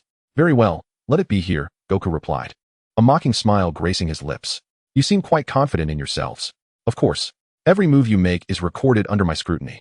I have deployed micro-robots to document your growth and your battles with the Saiyan, Vegeta. Oh, and what of my encounters with Vegeta? Goku inquired. Heh, that is unnecessary. You are over 20 years old now. Your battle power, even if it has grown, will not have increased significantly. Android 20 boasted. Yet Goku's expression shifted to one of pride. It appears your plans are destined to fail. With clenched fists, Goku transformed into a Super Saiyan in an instant. Meanwhile, on the opposite side of the earth, within a lavish couple's hotel, the curtains of a presidential suite were abruptly drawn open. Li Jiu stretched languidly in the sunlight, while Natasha, fatigued, began to drift into slumber behind him. Has it begun? Will Goku's heart condition flare at this moment? Sitting by the bedside, Li Jiu tenderly combed through Natasha's tousled hair. Damn it, why can't I defeat you? Natasha mumbled, wrapping herself in the covers. Bulma had claimed that girls possess an innate advantage, but while Bulma's defeat was understandable due to her significant gap with Vegeta, Natasha's disparity with Li Jiu was far less pronounced. Humph, rookie, you still have much to learn, Li Jiu boasted as he toyed with Natasha, relishing the control he held over her. Give me a Senzu bean, I need to vent my frustrations, Natasha pleaded, unable to bear the indignity. Since the Senzu beans had been harvested 3 times, their numbers had grown from a mere 10 to over 100 in the latest yield. Li Jiu maintained strict control over these beans, particularly regarding Goku and his companions. Very well, here you go, he relented, producing a Senzu bean and feeding it to Natasha. Instantly revitalized, she shot him a glare before striding boldly into the bathroom. This girl certainly needs some discipline, Li Jiu mused, settling down to wait patiently. Before long, Natasha emerged, and the two executed an instant transmission directly to Goku's side. At that moment, Goku's energy had significantly diminished. His heart condition had indeed flared. Den and the others sensed the shift, initially concerned about how to rescue Goku and return him for treatment. But the arrival of Li Jiu and Natasha reignited their hope. Li Jiu, you've arrived. Goku gasped, clutching his chest, his face pale and marred with injuries. It was evident that the onset of his heart condition rendered him unable to fight back, leaving him at the mercy of the androids. Your heart condition has flared. You should return for your medication. Do you still have the special medicine? Li Jiu inquired, concerned that if the medicine was lost, they might have to rely on Shenron for his salvation. Yes, I still have it, Goku managed to reply, slowly reverting from his Super Saiyan state. All right, let someone take you back, Li Jiu nodded, scanning the group. Who will escort Goku to the floating island? You all know where it is, don't you? Krillin and Yamcha exchanged bewildered glances, while Tien and Kaiatsu appeared equally perplexed, as none of them were aware of the floating island's location. I'll take Dad back, came the determined response. Son Gohan stepped forward, hoisting Son Goku onto his back. Very well, you may proceed, Li Jiu remarked, as Son Gohan hastened towards the floating island. Android 20, are you not going to pursue? Android 19 had absorbed a Kamehameha wave from Goku, significantly bolstering its power. Android 20 observed Goku's retreat from a distance, and then cast a bewildered glance at Li Jiu and Natasha. There is no need to chase. Allowing the prey to flounder for a while makes the hunt all the more entertaining. Our immediate concern now lies with you lot. Android 20 shifted its focus onto Li Jiu and the others. Who are you? Why do you not appear in my database? Anxiety gnawed at Android 20, as Goku's formidable strength had surpassed their expectations. Had it not been for Goku's heart condition, Android 19 would have stood no chance against him. Now, with the emergence of two individuals whose identities were unknown, Dr. Gero felt a disconcerting sense of losing control. Are these two androids formidable? Even the Super Saiyan was no match for them. Natasha scrutinized androids 19 and 20, and it seemed to her that they were not quite impressive. Goku had been hindered by his heart ailment, preventing him from showcasing his full potential. These androids are not the ones the future boy spoke of, Li Jiu declared, turning his gaze towards a distant mountain peak. Vegeta, if you do not intervene, I shall instruct Natasha to dispose of them. Had you not shown up, I would have acted long ago, came the voice of Vegeta, arriving shortly after his words. Vegeta, Dr. Gero's eyelids twitched, his apprehension intensifying. Since you are here, I shall leave it to you. Li Jiu waved his hand. Natasha frowned at this. You can only take one. Wait a moment. The true androids have yet to awaken. What do you say, Dr. Gero? Li Jiu grasped Natasha's hand, indicating that the genuinely powerful androids were androids 17 and 18. How do you know this? Dr. Gero's complexion paled, as he stumbled back in alarm. Vegeta, eavesdropping on Li Jiu's words, smirked knowingly. I see. I knew this situation was not so straightforward. These two androids cannot defeat me. Vegeta recalled the boy's earlier proclamation that he would be killed by an android. So, I cannot eliminate all of you just yet? Then I shall take out one for now. Vegeta's gaze sharpened, and in an instant, he transformed, his demeanor growing more detached. Allow me to handle this, Android 19.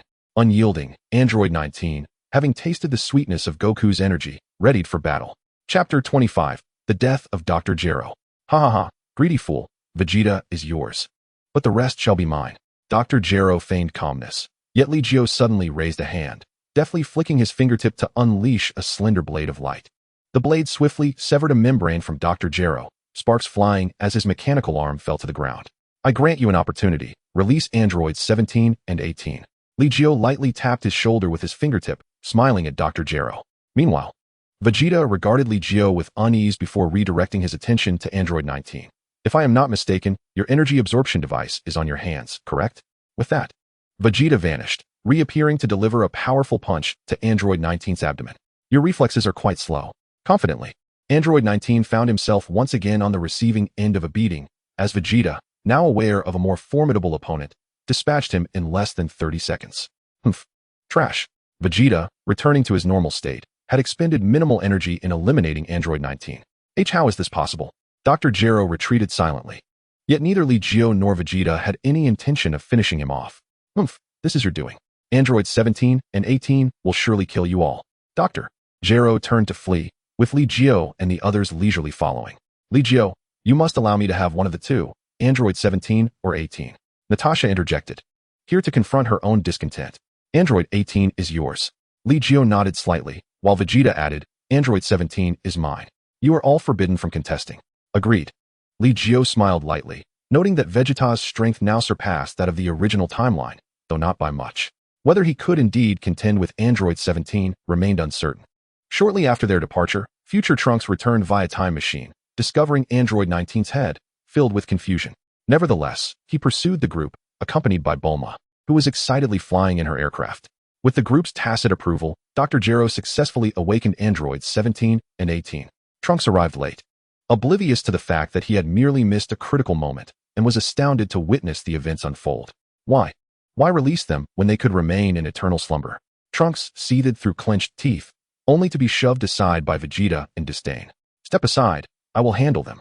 Vegeta transformed once more, yet Dr. Gero showed no fear.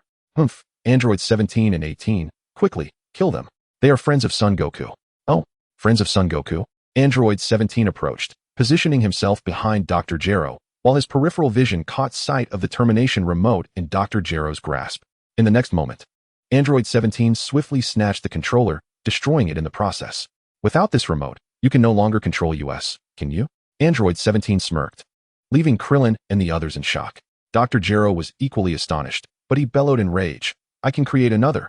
Now, immediately, eliminate them. Create another? Android 17's expression darkened as he glanced at Li Jiu and the others, then dismissed them and pierced Dr. Gero's chest with his hand, snapping his neck. Why you? How could you? Honestly, I have no desire to be controlled and fall into a deep slumber again. Android 17, crushed drive Gero's head beneath his foot, finally relaxing. Android 18, hurry and release Android 16. I wish to see just how powerful the android that Dr. Gero feared truly is. The actions of the two androids went unopposed. Li Jiu, at the forefront, intercepted Trunks' attempt to destroy Android 16 with a Kamehameha wave. Why did you stop me? Trunks glared at Li Jiu, astonished that his attack, unleashed in Super Saiyan form, had been thwarted by this Saiyan in his base state. Trunks, this timeline is not the same as yours. So, simply wait in silence. Li Jiu watched as Android 16 was released, then turned to Natasha. You may engage in battle, but do not kill. Aren't androids inherently malevolent? Not at all. Oh, is it Android 18? Natasha began to grow excited, her black hair slowly standing on end, transforming into a golden hue. Throughout the entire process, there were no significant fluctuations in energy, and even after completing her transformation, Natasha's aura remained relatively unchanged. Do you wish to engage me in combat? I could inadvertently bring about your demise. Number 18 frowned, her golden locks gently brushing aside as she regarded Natasha with considerable hostility. Shouldn't two equally beautiful women appreciate one another? Li Jiu was mildly surprised to detect number 18's animosity towards Natasha. Natasha was indeed strikingly beautiful, perhaps even surpassing number 18 in allure, which likely fueled the latter's resentment. After all, no one relishes the thought of someone being slightly more attractive than themselves. Jealousy thrives in such proximity. TCH, were it not for Li Jiu's prohibition against killing, I would shatter you to pieces. Natasha distinctly recalled that number 18 was an android. Natasha, these androids possess boundless energy. Do take heed, Li Jiu reiterated, drawing a curious glance from number 18.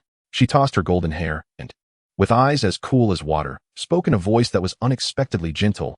You seem quite knowledgeable about us. One could say so, Li Jiu replied with a smile. Aware that they were in a cave where once the battle commenced, the cavern would inevitably collapse. Follow me. Natasha became increasingly exhilarated, especially upon learning that number 18 possessed unlimited energy. Number 18 and number 17 exchanged glances, with number 17 nodding slightly, since that individual wishes to test their mettle. Let us entertain them. Hey, number 16, do you wish to join the fray? I can yield 2 of my turns to you. No, I shall refrain from engaging. Number 16 replied flatly. Li Jiu watched as the others departed the cave, before slowly ascending into the air, his palm directed at the mountain below. A barrage of fierce sword energy surged forth, utterly obliterating the entire peak. Indeed, their essay basement. Li Jiu pressed his lips together, but at that moment, he also annihilated the basement. With the demise of the cell in this world, it was time for the true cell to reveal itself. Chapter 26, 5 Class Wa, Speed. Vegeta. You are Vegeta, aren't you? Number 17 observed Vegeta calmly, witnessing the transformation into a Super Saiyan with a hint of astonishment. The atmosphere has shifted. 5 Class Wa, Speed, Vegeta. It is not merely the atmosphere that has changed. Vegeta lightly brushed his cheek with his fist. Number 17 remained impassive, simply standing his ground against Vegeta. Being an android too, he emitted no energy. Vegeta's knowledge of number 17 was limited to Trunks' scant remarks. Prepare to perish. Vegeta struck first, launching an attack before Natasha and number 18 could make their moves. The two became mere afterimages in midair, their speed astonishing. Of course, this was how it appeared to Tien and the others. Wow, they're incredibly fast. No wonder he's my father. Trunks marveled at the aerial battle, while pondering how the androids of this timeline were far more formidable than those in his own. Indeed, Vegeta had grown immensely powerful, able to dominate number 17. He shall soon be defeated. Piccolo scoffed, observing with clarity. Although Vegeta held the upper hand, it was negligible.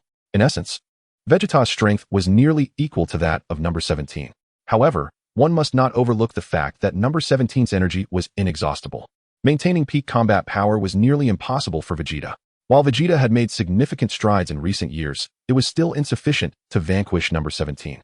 Androids possessed limitless energy. To defeat them, one must wield absolute strength to overwhelm. Li Jiu spoke, and the atmosphere grew heavy. Krillin's expression turned grave. Li Jiu's words imply he could defeat the androids, right? I shall not intervene. Li Jiu immediately shook his head. Despite being a Saiyan himself, his aim was simply to grow stronger, not to engage in battle. Thus, he had no interest in conflicts of this magnitude, having far surpassed the androids in power. Li Jiu, do you really not wish to fight? However, if the androids wreak havoc on Earth, your lifestyle would be affected, wouldn't it? After all, don't you and Natasha relish traveling the world? Krillin was aware of Li Jiu's recent circumstances, having learned them from Gohan, who says androids will bring calamity to Earth. Haven't I mentioned? This timeline differs from Trunks. Li Jiu glanced at Trunks as he spoke. In your timeline, the androids are weak.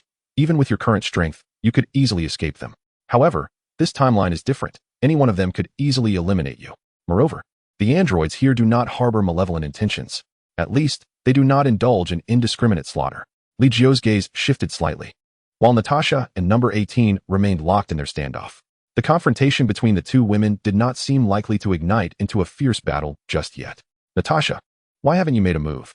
Li Jiu inquired. Natasha scoffed. I intend to defeat her with my looks. The others were left speechless. Was this really the appropriate moment to compete on beauty? Ahem. Haha. Both Natasha and number 18 are indeed quite stunning. Krillin chuckled, scratching his head, while Piccolo and the others exchanged puzzled glances at the scene. Short legs. Finally, Natasha appeared to have identified her advantage and suddenly declared. Number 18 paused, glancing at Natasha's long legs, her attractive brows furrowing at once. You're courting death. Number 18's legs were not short, proportionally speaking. However, Natasha was slightly taller. Hence her legs were naturally longer. Shorty. Ignoring the murderous intent radiating from number 18, Natasha continued to provoke. Unable to endure any longer, number 18 raised her hand to unleash an energy blast, only for Natasha to effortlessly deflect it. TSK, TSK, TSK, are you angry now? Did I hit a sore spot? I will kill you. Number 18 clenched her fists and charged at Natasha, who did not flinch and engaged in a struggle with her. Their battle did not appear as intense, lacking the commotion of Vegeta's skirmish. Yet only those who had reached a certain level of mastery could discern that the combat between Natasha and number 18 was not weak. Rather, Natasha's control over her energy was remarkably refined. Their exchanges of fists and feet did not disturb the surrounding environment. In contrast, Vegeta unleashed a barrage of ki blasts and energy blasts, reducing the hills below to ruins. Vegeta is on the verge of defeat. At this point, Vegeta had fallen into a disadvantageous position, looking quite disheveled, yet he stubbornly roared, 5 class Wa, speed, Vegeta. How could a 5 class Wa lose to a Saiyan? Blood trickled from the corner of Vegeta's eye as Trunks, unable to hold back, surged forward, drawing his long sword in a furious slash. Number 17 furrowed his brow, raising an arm to block, shattering the blade with ease. How is that possible? Trunks could hardly believe it. How could this android be so powerful? Bang! Number 17's fist struck Trunks' chest, swiftly followed by a kick, sending Trunks hurtling through the air. Blood sprayed from his mouth, and the golden aura dissipated as Trunks reverted from Super Saiyan form. So strong. Cold sweat beaded on Piccolo's forehead. Trunks was a Super Saiyan, a being who had once defeated Frieza, yet he was vanquished in a single blow. TCH, worthless. Vegeta slowly rose from the ground, delivering a kick that sent the almost unconscious Trunks flying, only for him to be caught by Krillin. Oh, even if you didn't T-kick him away, I wouldn't T-kill him, remarked Android 17 with a gentle smile, discerning Vegeta's intentions. Humph, who wants to save him? Just a nuisance, Vegeta retorted, his stubbornness perhaps the hardest element in the Dragon Ball universe. Android 17 quietly observed Vegeta, recognizing that at this moment, Vegeta was no longer his match. Aware of his own dire situation, Vegeta, filled with resentment and fury, charged forward recklessly. You truly are obstinate. Android 17 sighed, aware that his combat power could remain at its peak as long as his body sustained no significant damage. However, Vegeta was bound by his dwindling strength, incapable of unleashing his full potential. Trunks. Krillin softly patted Trunks, who gradually regained consciousness, his chest and abdomen aching severely. Your ribs are broken. Let me fix that. Eat a senzu bean, Li Jiu said, glancing at Trunks, who was indeed a pitiable soul, having endured too many tribulations in the future world. Chapter 27. Li Jiu takes action. Krillin stepped forward, feeding his senzu bean to Trunks. Instantly, his injuries healed, but Trunks still yearned to rush into battle, while Vegeta was still engaged in a forced struggle. As a son, how could he bear to witness his father being tormented so? Ah, bastard. Trunks transformed once more, his energy slightly increasing, yet it did nothing to alter the dire situation Vegeta found himself in. Are you seeking death? The dragon may not be able to revive you. This future version of yourself. Li Jiu abruptly appeared before Trunks, who looked on in horror. You. When did you? It's about time, Li Jiu replied, gazing at Vegeta and Android 17, knowing that the outcome of their battle had already been determined. Oh, you believe that when you say it's over, it truly is? Android 17 held the nearly incapacitated Vegeta in his grasp, having originally intended to spare him, yet now felt compelled to teach him a lesson for his treachery. Vegeta had completely lost his combat capability. Li Jiu surveyed Vegeta, whose arm had been broken by a kick, his energy utterly depleted, teetering on the brink of unconsciousness. Oh, I shall kill him, Android 17 declared, tossing Vegeta aside as he gathered a blue energy sphere in his palm. What do you think? Can I accomplish this? You wish to fight me? Li Jiu slightly shook his head and slowly advanced. Android 17 pursed his lips, then turned his gaze to the distant battle unfolding in the sky. Those two stunning women, engaged in combat, did not neglect personal attacks. However, it was clear that Natasha was merely toying with Android 18. Otherwise, given 18's strength, she would have been defeated long before Vegeta fell. You should be stronger than that woman, wouldn't you agree? Android 17 withdrew his gaze, realizing his sister, Android 18, was being suppressed. Care to test your strength? Li Jiu's body slowly levitated, and Android 17 followed suit. Li Jiu was about to make his move. How exhilarating. Krillin felt a surge of excitement. Though uncertain of Li Jiu's true strength, he reasoned that if Natasha could hold her own against Android 18 for so long, then Li Jiu must be even stronger. High above, Android 17 stared intently at Li Jiu, who quietly hovered in midair, slowly lifting a hand and condensing a sword-like energy. Is this the kind of attack you intend to use? Android 17 raised his hand, forming an energy sphere. Whoosh! The sword energy shot forth, and Android 17 unleashed his energy blast simultaneously. In the air, a tremendous explosion sent ripples cascading outward. Android 17's eye sharpened as he swiftly retreated, evading to the side, yet despite his efforts, his shirt was still torn open by the attack. Android 17 regained his composure, staring at the ripped fabric, where a line of blood began to surface. I'm injured, he thought, a chill running through him. Just a simple probe, and he had sustained an injury. That sword energy was exceedingly sharp, piercing through his energy blast without being destroyed. Li Jiu watched quietly, refraining from further action. You are strong. But merely being strong is insufficient. I presume you can also transform? Show me, Android 17 stated flatly, ignoring the blood on his chest. He had dodged in time. It was merely a scratch from the sword energy's edge. Yes, Li Jiu nodded and instantly transformed, yet there was no release of energy. His aura remained at the original intensity. What is the purpose of this transformation? Does it maintain energy retention longer than Vegeta's? Android 17 immediately recognized the full potential of Li Jiu's transformation. You are quite astute, Li Jiu admitted, acknowledging Android 17's impressive potential, especially considering the character's later prowess in Dragon Ball Super. Android 17 was indeed powerful, a synthetic human, or more precisely, a bioengineered individual. They lacked a traditional aura but possessed flesh and blood. Perhaps these two were the most perfect creations of Dr. Gero. As for Cell, he was simply grotesque. Then let me test your true strength, Android 17 declared, his voice remaining calm, though internally he felt a sense of doubt regarding his ability to match Li Jiu. Android 17 launched an attack, opting for pure physical strikes rather than energy blasts.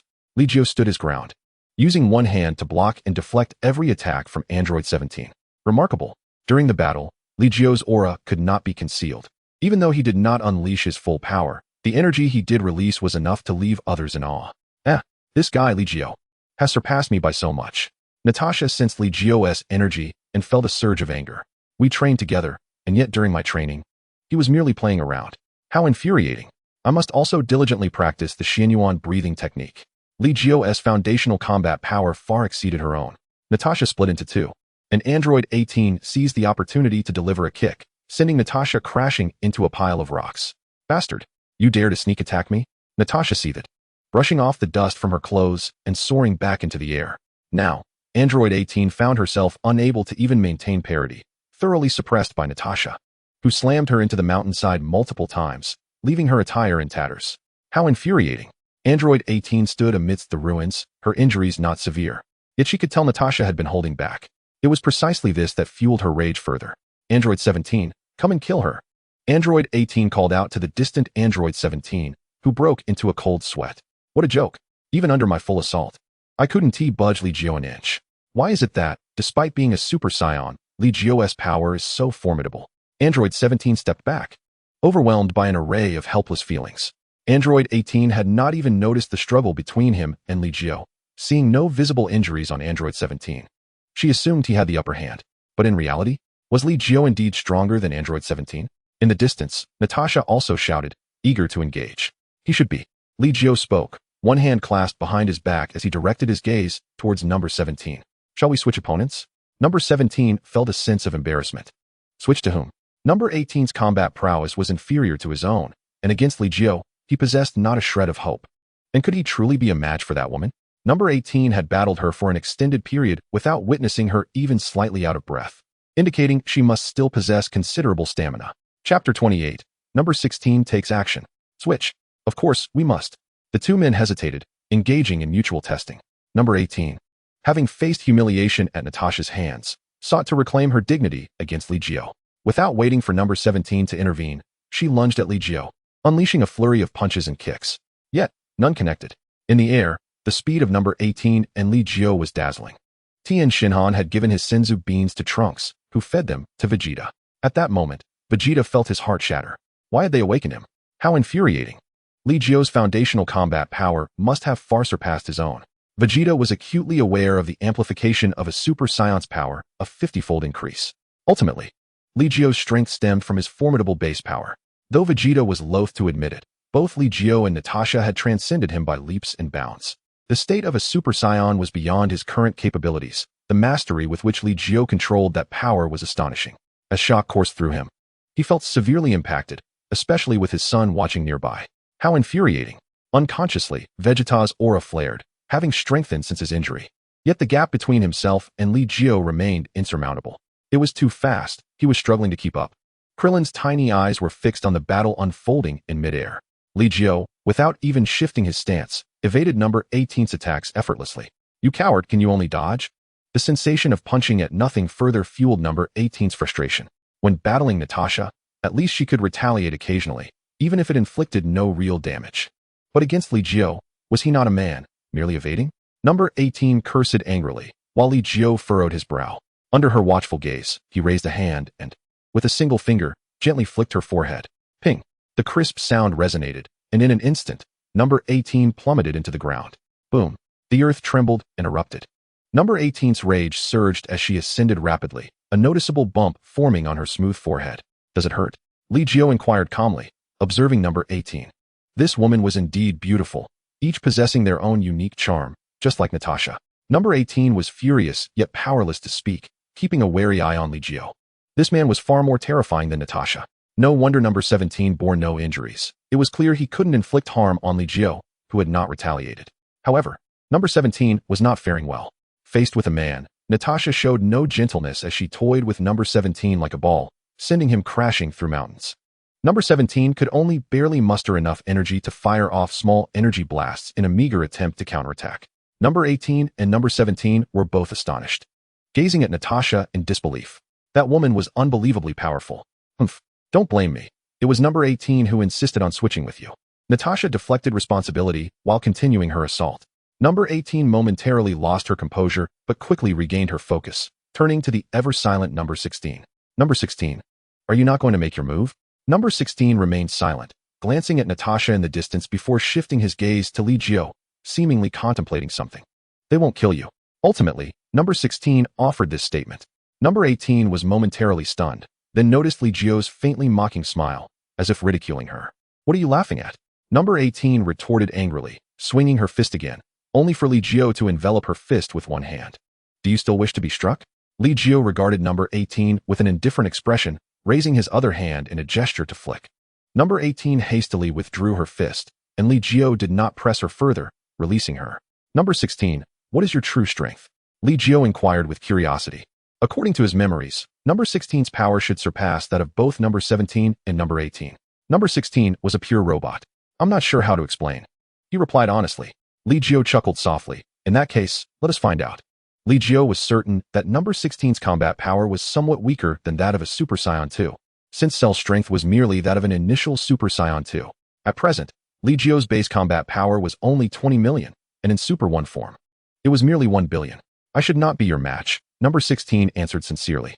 Li Jiu frowned, then raised his hand, beckoning, come and try. All right. Number 16 ascended slowly to take number 18's position, declaring, I will now make my move. Please. Li Jiu felt a twinge of embarrassment at number 16's politeness. Number 16's attack was powerful and forceful. Li Jiu chose not to evade, but instead met number 16's heavy punch head-on. Boom. A terrifying shockwave erupted, ruffling number 18's golden hair and forcing her to shield her eyes. Bang, bang, bang. The sky quaked as the two figures intertwined, and in an instant, one was struck down. It was number 16. Number 18 could scarcely believe it. Had it only taken a few exchanges? However, the rapidly descending number 16 quickly regained her composure and shot back up, each of her strikes formidable, though lacking in speed. The clash between the two was a dizzying spectacle. leaving behind a multitude of terrifying fist imprints that lingered in the air. Before anyone could grasp their movements, they had vanished from sight. Rumble. Li Jiu once again sent number 16 crashing into the ground, kicking up a cloud of dust. Yet suddenly, number 16 appeared behind Li Jiu, delivering a heavy blow to his shoulder. Li Jiu plummeted into the rubble like a cannonball. How could this be? Krillin witnessed number 16's movements clearly, the entire sequence of Li Jiu's fall unfolding before his eyes. But he could hardly believe it. Even Li Jiu was not a match for number 16. As the dust settled, Li Jiu stood quietly amidst the ruins, his neck aching as he gently turned it, producing a series of cracks. Now this is more entertaining. Li Jiu gazed upwards, gradually rising to match number 16's height. Number 16's expression remained impassive, devoid of any visible aura. Your strength indeed surpasses that of number 17 and number 18, Li Jiu conceded, acknowledging the eccentricity of Dr. Gero. Number 16's combat power undoubtedly reached 600 million. However, to Dr. Gero, number 16 was deemed a failure. Chapter 29. Surpassing Super Saiyan at full speed? Tat tat tat tat. Unbeknownst to number 16, she had already ignited her fighting spirit, yet Li Jiu's aura remained steady, effortlessly suppressing even a fully mechanical opponent. Damn it. Android 16 has been thoroughly suppressed. Android 18 observes from a distance, casting a glance towards Android 17. At this moment, 17 is enduring a relentless assault while maintaining his protective barrier. Though the energy of the androids is boundless, they too can sustain injuries. Once wounded, even with infinite energy and stamina, they are unable to exhibit their full potential. 16, I am here to assist you. Compared to Natasha, Android 18 holds a greater disdain for the insufferable Li Jiu, who dares to flick his forehead with a mere finger. The golden-haired beauty enters the fray. Yet Li Jiu remains unfazed, his speed increasing marginally as he deflects all attacks from both Android 16 and 18. Bang! With a swift flicker, Li Jiu sends Android 16 flying with a kick, then swiftly turns, palm raised towards Android 18's cheek. Mere inches away, Android 18, who had intended to launch a surprise attack, suddenly hesitates, sensing the terrifying energy brewing in Li Jiu's palm, ready to explode at any moment. Just as Android 18 anticipates being struck by a ki blast, Li Jiu alters his stance and gently pats her exquisite cheek. Such a lovely face. It would be a pity to mar it. At these words, Android 18 inexplicably breathes a sigh of relief. Women cherish beauty, and although she is an android, she is still a product of human enhancement and thus has an appreciation for aesthetics. They have all witnessed Li Jiu's strength. Should he truly exert himself, her visage would undoubtedly be ruined. TCH. Android 18 scoffs, suddenly sweeping a leg that connects squarely with Li Jiu's face. Baka, how dare you tease me? Her cheeks flush with embarrassment, burning with heat. Li Jiu, struck squarely by the kick, finds his face marred. Rubbing his slightly sore cheek, he gazes coldly at Android 18, his aura radiating an ominous danger. Woman, do you wish to die? Li Jiu's eyes sharpen as he raises his hand, palm directed at Android 18. She stands on high alert, cautiously watching him, regretting her impulsive kick. TCH. What do I have to fear? Android 18 defiantly retorts, adopting a defensive stance. At that moment, Android 16 charges forward once more, only to be sent crashing into the ground by Li Jiu's foot. Disobedient women deserve a spanking. Li Jiu lowers his hand, vanishing from sight, only to reappear as his palm strikes down. Android 18's body suddenly stiffens, suspended unnaturally in midair, her rear ablaze with heat. Moments later, Li Jiu reappears before her, gently caressing her cheek before flicking his finger. Boom. Her figure is sent hurtling backward, crashing into a mountain peak, never to be seen again. Android 16 does not dare to approach again. Though his power could compel Li Jiu to take him somewhat seriously, it still fails to create a competitive scenario. Natasha, do not incapacitate them. Li Jiu calls out as Natasha delivers a flying kick that buries Android 17 beneath a pile of rubble. Oh dear, how dull. Hey, that Trunks. Is this the formidable android you spoke of? Natasha expresses her discontent, for while both 17 and 18 possess considerable strength, they evidently do not satisfy her thirst for a challenge. Yes, they are even stronger than those in my timeline. However, Mr. Li Jiu and you are simply too powerful. Trunks, drenched in cold sweat, finds it hard to believe that such formidable androids could be so easily defeated. Very well. Natasha sighs in resignation, slowly drifting to Li Jiu's side. How boring. This is boring? Yet, there should still be one more monster yet to appear, one even more formidable. However, it may not necessarily be your match. Li Jiu remarks, referring to Cell, who also hails from the future and has been re-incubated in this timeline. At this point, Cell should already be voraciously absorbing human life energy. Is there someone even stronger? Natasha inquires, her curiosity piqued and anticipation mounting. Li Jiu glances at androids 17 and 18. Shaking his head slightly. It is a monstrous being, also the creation of Dr. Jero, but it is still in its developmental phase. Only after absorbing androids 17 and 18 will that creature transform into its perfect form. By the way, that creature is considered a living being. It is cultivated from the cells of Earth warriors, possessing the cells of Earthlings, Namekians, and Saiyans. As Li Jiu speaks, Vegeta and the others are left in stunned silence, grappling with the notion of such a monster's existence. A creature cultivated from everyone's cells, how powerful could it possibly be? Mr. Li Jiu, does that monster come from the future? Trunks questions incredulously, as he alone possesses the time machine. If that monster indeed hails from the future, then, yes, it should be from the future of your timeline, where you were slain by Cell, who then traveled to this world using the time machine. I will be killed. Trunks struggles to fathom this revelation. He had come to this world seeking ways to eliminate the androids of his timeline. Yet, he had not anticipated that a more powerful Cell would follow. Could it be that after I destroy the androids, Cell, unable to evolve into his perfect form, chose to traverse time to the past? Trunks quickly deduces the underlying reason. Li Jiu does not deny this, but also chooses not to elaborate further. That monster's matter. You shall resolve it yourselves. Li Jiu contemplates, then turns to Natasha. Natasha, evidently dissatisfied, retorts, "No, I want to join in. Your strength has already surpassed far too much. However, that android Cell should possess Saiyan blood, thus his strength may indeed be formidable. How do you know that Cell won't be exceptionally powerful? What if you, Li Jiu, are not his match?" Natasha protests, unwilling to be sidelined. Li Jiu, resigned, replies, "Do as you wish, just refrain from wrecking the earth." As he speaks, he slowly begins to depart into the distance. Natasha does not follow but instead turns to Krillin and the others. "Hey, you all hurry and find that monster, mister." Li Jiu mentioned, "I want to personally obliterate it." Maintaining her Super Saiyan state, it appears that this form poses no burden for her. Vegeta glares intently at Li Jiu's retreating figure, then casts a glance at Natasha, his arms bulging with veins, muscles taut. "So, that is the state that surpasses Super Saiyan?" Surpassing Super Saiyan, Trunks stares in disbelief at his father, astonished that Super Saiyan could be transcended. He had never considered such a possibility. Pathetic. There is nothing that cannot be surpassed. Even if it is the state that surpasses Super Saiyan, I will undoubtedly transcend it once more. Just wait and see. Vegeta, filled with ambition, ignites a brilliant trail of energy as he speeds away. Chapter 30. The Proud Trio? Surpassing Super Saiyan?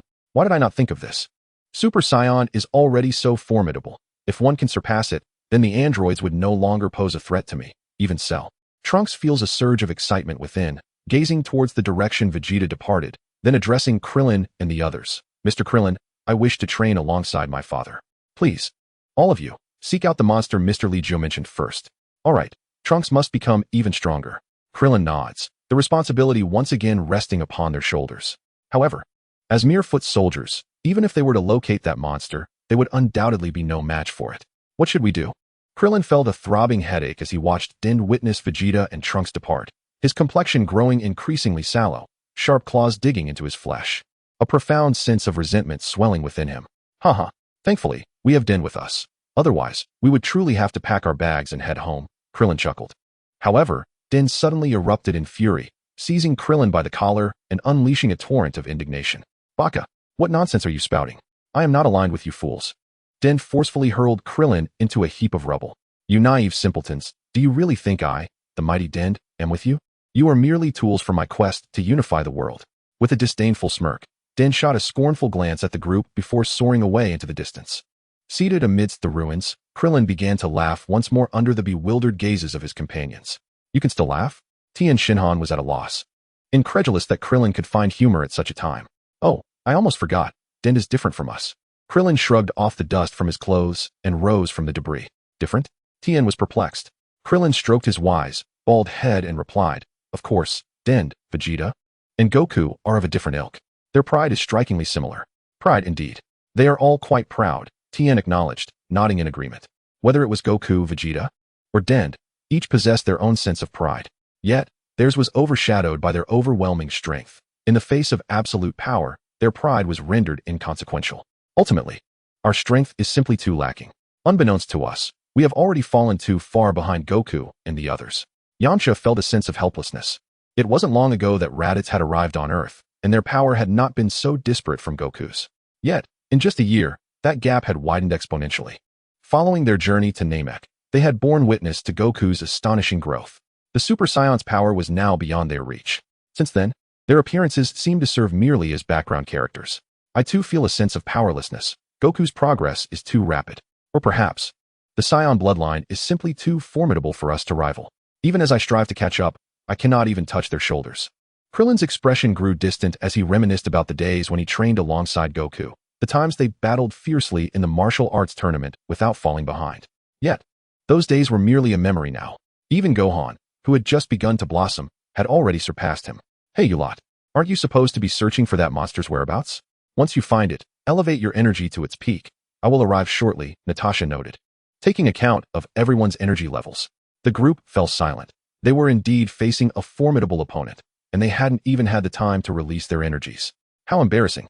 Tien gritted his teeth, recalling how the performances of Li Jiu and Natasha had reminded them of their shortcomings over the years. Hey, what's the matter with you guys? Natasha sensed something was amiss with their mental states and inquired curiously. Ha ha ha. Natasha, we are fine. We are merely lamenting that our strength seems to hold little value in this war, Krillin replied, as he was relatively familiar with Natasha, having encountered her on Namek. Tien, Yamcha, and the others, however, had only met her once when Li Jiu returned to Earth, and they had not exchanged any pleasantries. Is that so? You are indeed a bit lacking. But you should have said something sooner. What have you been doing for the past 3 years? In that time, Goku and Gohan have been training on the floating island, and their strength has improved significantly, Natasha remarked, glancing at Tien with thoughtful consideration. The potential for combat among the Three-Eyed clan is substantial. However, your lineage is likely a mix of Three-Eyed and Earthling blood, which has yet to be awakened. Natasha recalled some comments Li Jiu had made in passing and felt a deep impression of Tien. Three-Eyed clan. Gohan inquired, glancing at the stunned Tien and Krillin before asking Natasha. Aunt Natasha, could you elaborate? Bang. Just as Gohan finished speaking, Natasha swiftly delivered a punch that would have sent anyone else into the ground. You little brat. How many times must I tell you to call me sister? Natasha glared at Gohan, her strike appearing severe, yet it caused him no real harm, merely leaving him with a throbbing head. Yes, Aunt Natasha, Gohan whimpered, rubbing his head, and continued. Could you tell us more about the Three-Eyed clan? The Three-Eyed clan. Tien muttered, struck by disbelief. He had never heard of such a term before. Simply based on Earthling lineage. The one you refer to as Master Rashi is already the pinnacle. Any further strength would hardly exceed that. Natasha explained, glancing at Krillin. Your ability to become so powerful is also due to the fact that you are not purely Earthling. Meanwhile, Yamcha chimed in with a broad grin. So, you all are from outer space. No wonder each of you is so extraordinary. With that explanation, I can rest easy. Though Yamcha felt a tinge of discontent. He understood that, as Natasha stated, the martial accomplishments of Earthlings were too limited. I wonder if Uncle Li Jiu would be willing to train Uncle Tien and the others. If he is, Uncle Tien could surely become even stronger, Gohan suggested, looking at Natasha as if seeking her approval. If you wish to consult Li Jiu, you may head to the floating island. However, I cannot guarantee that he will indeed train you, Natasha said with a nonchalant shrug. And do not forget to search for the monster Li Jiu mentioned. Chapter 31, Li Jiu's training. Dend has departed, likely to unite with the dragon god.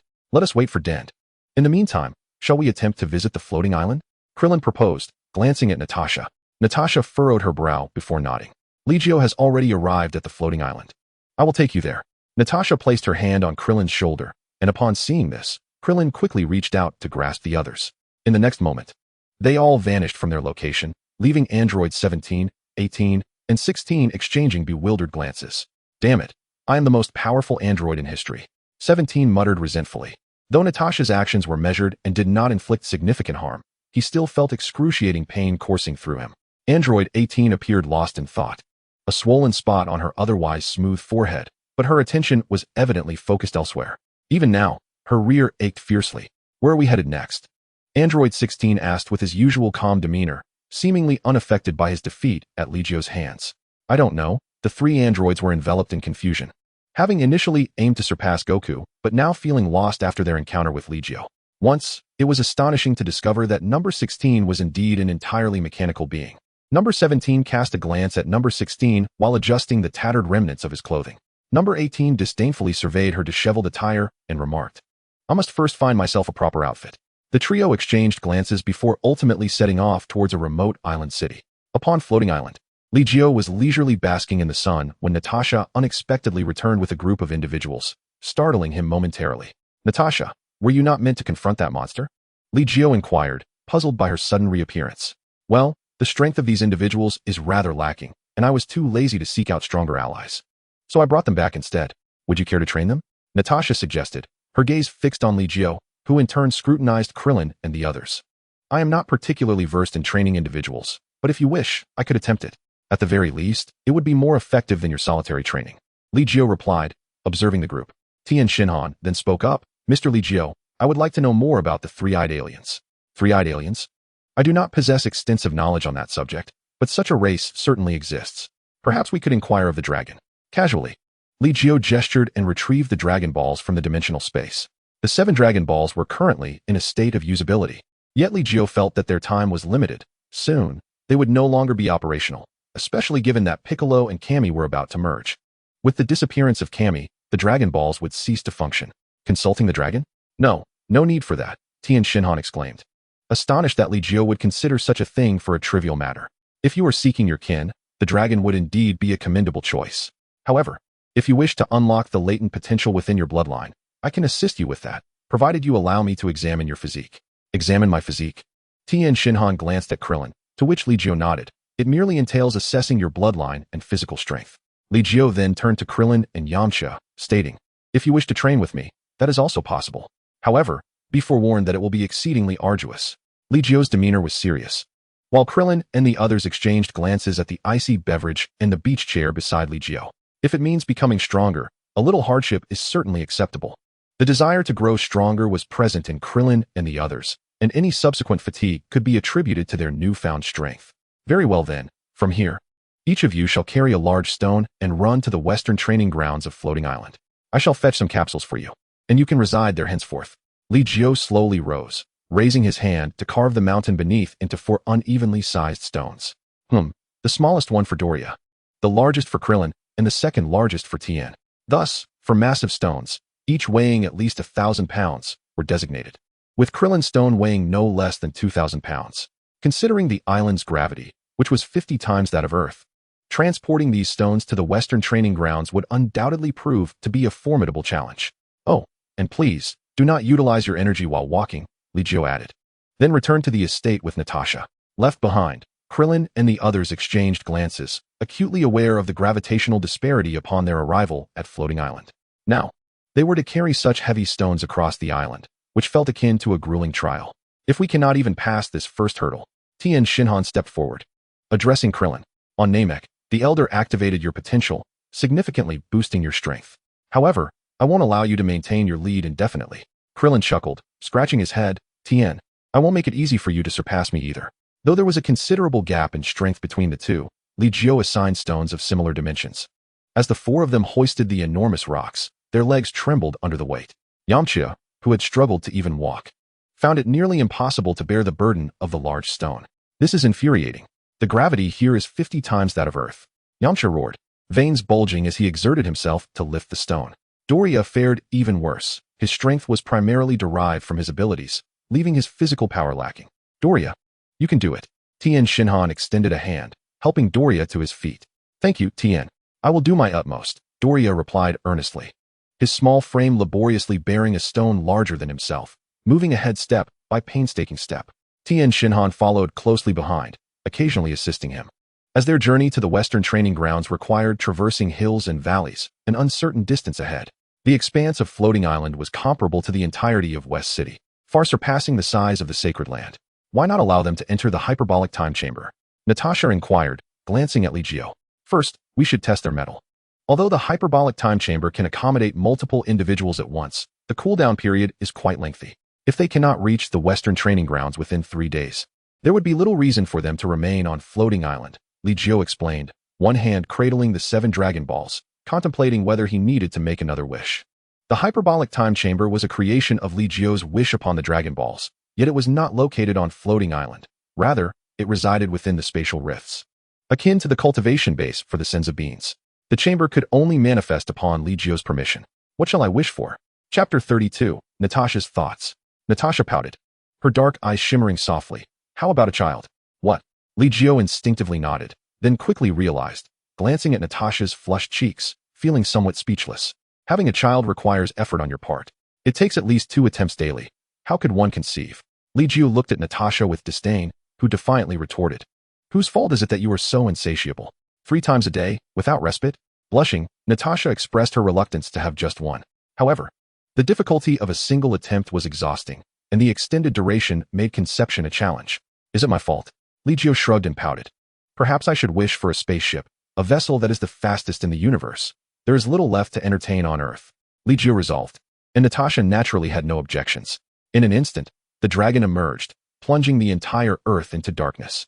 With the familiar lines, the dragon seemed less than pleased upon spotting Li Jiu and Natasha once more. You again? This marks the 3rd time, the dragon remarked, exasperated. As the wishes grew increasingly arduous, the first wish for floating island and the second for the hyperbolic time chamber were not easily fulfilled. Were it not for the relatively low power requirements for these creations, the dragon would have struggled to comply. Dragon, I desire a spaceship that is 10 times faster than the swiftest vessel in the universe, 10 times more luxurious than the most opulent ship in existence, and 10 times more perfected than the most well-equipped spacecraft in the cosmos, Li Jiu declared, to which the dragon nodded slowly, the wish being as per usual. That is unattainable. The dragon responded with clarity, leaving Li Jiu momentarily stunned. Such a spaceship exceeds the technological limits of the universe. With my power, it cannot be created. Then what is the best you can manage? Li Jiu inquired. The divine dragon remained silent for a considerable time before responding. Tenfold becomes double. What are you still hesitating for? Li Jiu pursed his lips, contemplating that even without a doubling, the universe is vast beyond imagination. With the advancements in technology, even the swiftest spacecraft could traverse the galaxy in a remarkably short span. The divine dragon was speechless. He swore he never wished to encounter these 2 wishmakers ever again. Your wish is quite simple, the divine dragon remarked with his usual flamboyance. Yet the expression of discomfort he wore while granting wishes betrayed him entirely. After a lengthy pause, a capsule materialized in midair. Li Jiu reached out to catch it, casting a glance at the divine dragon. Not bad, keeping up with the times. Thank you for the compliment, farewell. The divine dragon attempted to make his escape, well aware of why he was summoned by Li Jiu each time. However, as a mere divine dragon, how could he possibly elude the grasp of Li Jiu? Without any visible action from Li Jiu, he merely extended his hand, and the dragon balls, now turned to stone, were collected once more. Isn't this a bit excessive? Natasha observed Li Jiu's actions, questioning whether these dragon balls were not meant for Earth.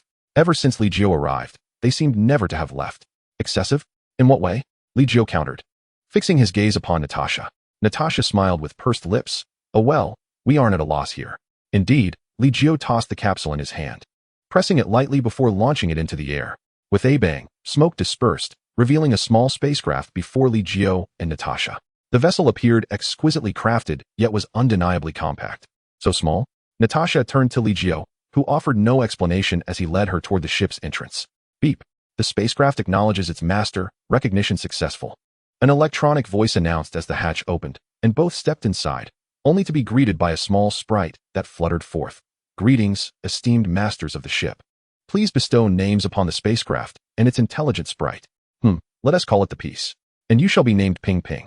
Li Jiu glanced at the sprite, which resembled a palm-sized floral creature, quite adorable. Ping Ping acknowledges the bestowed name. The sprite bowed graciously, then began to guide Li Jiu through the various functions of the spacecraft. The interior of the spacecraft was expansive, resembling a miniature world of its own. Fully equipped, it could fulfill any desire Li Jiu could conceive, with Ping Ping ensuring everything was within reach. Remarkably, even dolls could be printed in 3D at any time. Realistic and embedded with an artificial intelligence system, allowing for any desired customization. Upon learning this feature, Natasha grew animated, eager to try it out. Yet Li Jiu promptly delivered her a playful reprimand. Do you think I am so indiscriminate in my appetites? Forget about shortcuts. Either put in the effort or rely on luck. Ouch, that hurts. Natasha clutched her head, casting a mournful glance at Li Jiu, her eyes swirling with unspoken mischief. After exploring the spacecraft, Li Jiu decided to retract it, realizing that with this vessel, his cosmic journeys would become significantly more convenient. According to Ping Ping's introduction, this spacecraft could traverse the galaxy in a mere day at full speed, a truly astonishing pace. In the divine realm, the celestial deity stood at the precipice, surveying the situation on Earth. The actions of Sheru had not escaped his notice, and he mused that his years of unease were likely rooted in this very being. Cold sweat trickled down his face as he observed the short flute player meditating in the temple, a decision forming in his mind. On Turtle Island, Master Roshi watched the television with a grave expression. No longer were there vibrant displays of athletic girls, but rather news that seemed to echo supernatural events. What terrifying monsters! He murmured. Goku, Krillin, you must persevere. His frail body trembled with helplessness as he lamented, I can no longer be of assistance. He reminisced about the era of Master Mateto, the strongest of them all, and with a heavy sigh, he silently prayed. Meanwhile, Son Gohan was on Floating Island. Sensing the presence of Tien and others, and hurriedly pursued them to inquire about the status of the androids. Upon learning that Li Jiu had defeated the androids, yet mentioned more fearsome monsters, he scratched his head in exasperation. Ha ha ha. Gohan, you should return to care for Goku. We have no time for idle chatter here, Krillin interjected. Gohan nodded in response, making his way back to the residence he shared with his parents on Floating Island. On a desolate mountainside, Vegeta stood resolutely at the cliff's edge, unmoving. Trunks sat behind him in quiet frustration, yearning to train alongside his father. Yet Vegeta dismissed him as a hindrance. As time flowed, the next evening, at the westernmost point of Floating Island, 4 stones crashed to the ground, followed by a cacophony of thuds as 4 figures, including Krillin, collapsed onto the ground. Not bad. It only took a day and a half, Li Jiu mused, genuinely surprised. Considering the 50-fold gravity of Floating Island was already a significant challenge for Krillin and the others. Despite the added weight, they had managed to traverse the entire island in a mere day and a half. Rest well tonight. Tomorrow, I will commence your preliminary training. Li Jiu set down several capsules before preparing to depart. Li Jiu, Krillin suddenly lifted his head, struggling to rise from the ground. The monsters, even more terrifying than the androids, must be wreaking havoc on Earth by now, right? What are you implying? Li Jiu's expression remained calm, though he had already formed a suspicion in his mind. Li Jiu, I know your strength far exceeds that of Goku and Vegeta, even if that monster grows stronger. You should not be concerned, should you? Krillin's bright mind was a testament to his wisdom. Continue. I implore you, eradicate that monster. The people of Earth are innocent. Krillin spoke earnestly, and at that moment, Tien also began to rise. Though his burdens were lighter than Krillin's, the effort of assisting Piccolo had drained him considerably. Li Jiu, if possible, please eliminate that monster. While Tien wished to confront the creature himself, he understood he was far from capable of such a feat at this moment. That monster will be dealt with. You need not worry, Li Jiu replied, his expression unchanged, before vanishing from sight. Krillin felt a pang of dissatisfaction, yet was powerless to act. It seemed Li Jiu possessed knowledge beyond their comprehension. Do you all remember? When Li Jiu first arrived on Earth, he exhibited familiarity with us. He inquired about the direction to Corinne Tower and sought the dragon radar from Bulma. Yamcha, out of breath, analyzed the situation, glancing at the few capsules Li Jiu had left behind. There are only 3, but that should suffice. The capsules contained fully equipped houses, albeit with scant provisions. However, Gohan soon arrived, carrying a large bag of food. Uncle Krillin, I brought you all some sustenance. Haha, thank goodness for Gohan. Krillin exclaimed, elated. As they had gone 2 days without a meal, after a hearty feast, the 4 individuals lay contentedly on the ground, succumbing to slumber for the night. The following morning, Li Jiu returned to the training grounds, observing the 4 who were sleeping soundly like logs. He raised his hand and unleashed a wave of energy, sending them flying several hundred meters. With a resounding crash, the dust settled, and the 4 groggily floated back, scratching their heads at Li Jiu's seemingly amused expression. How do you feel? Li Jiu inquired.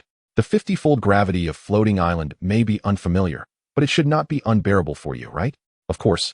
While we may be weak, we can endure 50-fold gravity. Krillin nodded in agreement, while Tien and the others echoed, though we are not accustomed to it. Having rested for a night, we are ready to continue our training. Then let us begin, Li Jiu declared, glancing at the group before lightly leaping to the center of the training ground. The others focused intently, eager for Li Jiu to impart new insights and training methods. True to their expectations, Li Jiu did not disappoint. Energy.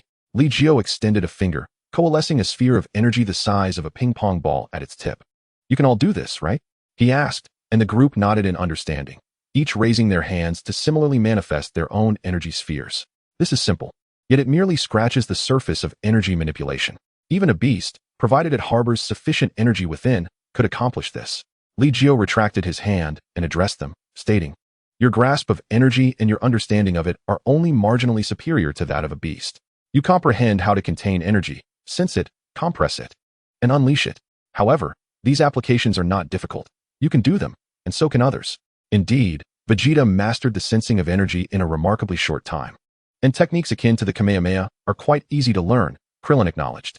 However, techniques like the Kaioken, the evil containment wave, the spirit bomb, and my instant transmission are far more profound.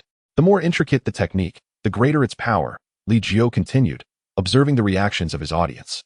Yamchu appeared contemplative. Tien nodded slightly, while Krillin's mind seemed to brighten with understanding. Yet even the evil containment wave and the spirit bomb cannot claim invincibility, Yamcha interjected, perplexed. For I too can use the Kaioken, but in the absence of sufficient strength, its impact is limited. One must forge their own strength. I say all this merely to convey that your understanding of energy remains rather shallow. Thus, I pose two questions. What is energy? How does one utilize it? Li Jiu raised his hand once more, forming a short sword entirely composed of energy, appearing almost tangible.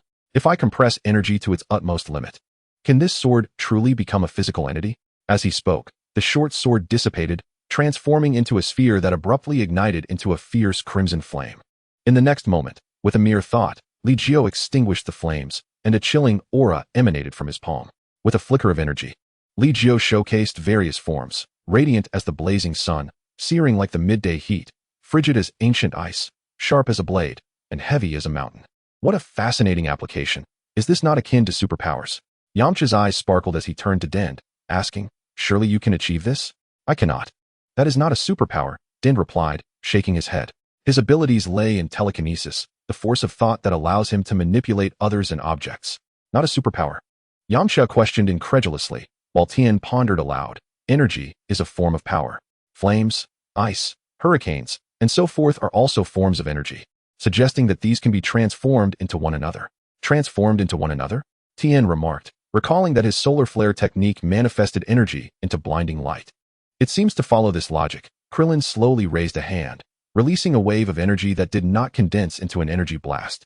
Gradually, the energy grew increasingly intense, radiating heat. Ouch, hot, hot, hot, Krillin exclaimed, unable to contain himself as he swatted away the heat emanating from his palm. This is the essence of it. Energy is a form of power. Your training enhances your bodies, allowing you to accommodate more energy.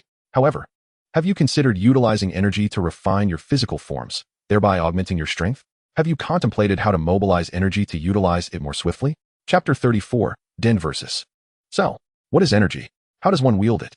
Li Jiu posed these two questions, leaving the group in deep contemplation as he quietly departed. Shortly after his exit, a powerful aura erupted from a distant direction, a presence surpassing even Vegeta's Super Saiyan form. The aura appeared suddenly and vanished just as quickly. Is that Dend? Li Jiu mused, gazing into the distance as Natasha abruptly appeared beside him, still groggy. Has that monster shown itself? It seems you still have energy, Li Jiu teased, pinching Natasha's cheek, which earned him an exasperated glare. Of course I do. That aura felt like that Namekian, Dend, yet stronger and somewhat different. Natasha rubbed her eyes, gradually becoming alert. It must be Dend and the Guardian merged. Merged? How so? Natasha asked, puzzled. Li Jiu glanced at Natasha, who seemed to be losing focus, and explained with a frown. The Guardian and Dend were originally two personalities separated from the same Namekian. Yet Dend has gradually become more benevolent. And with a great enemy present, the fusion could result in a terrifying power boost. Their choice is entirely reasonable. Merged? Natasha seemed fixated on the word, becoming increasingly distracted. Bang! Li Jiu lightly tapped Natasha on the forehead, wondering if her mind had gone awry. Ouch! Why did you hit me? She pouted, casting a mournful glance at Li Jiu. Goku is about to have 2 children, and you don't even have one. How embarrassing. Huh. Li Jiu was taken aback, blinking at Natasha. What are you staring at? Natasha shot him a look of disdain. Goku is about to have 2 sons?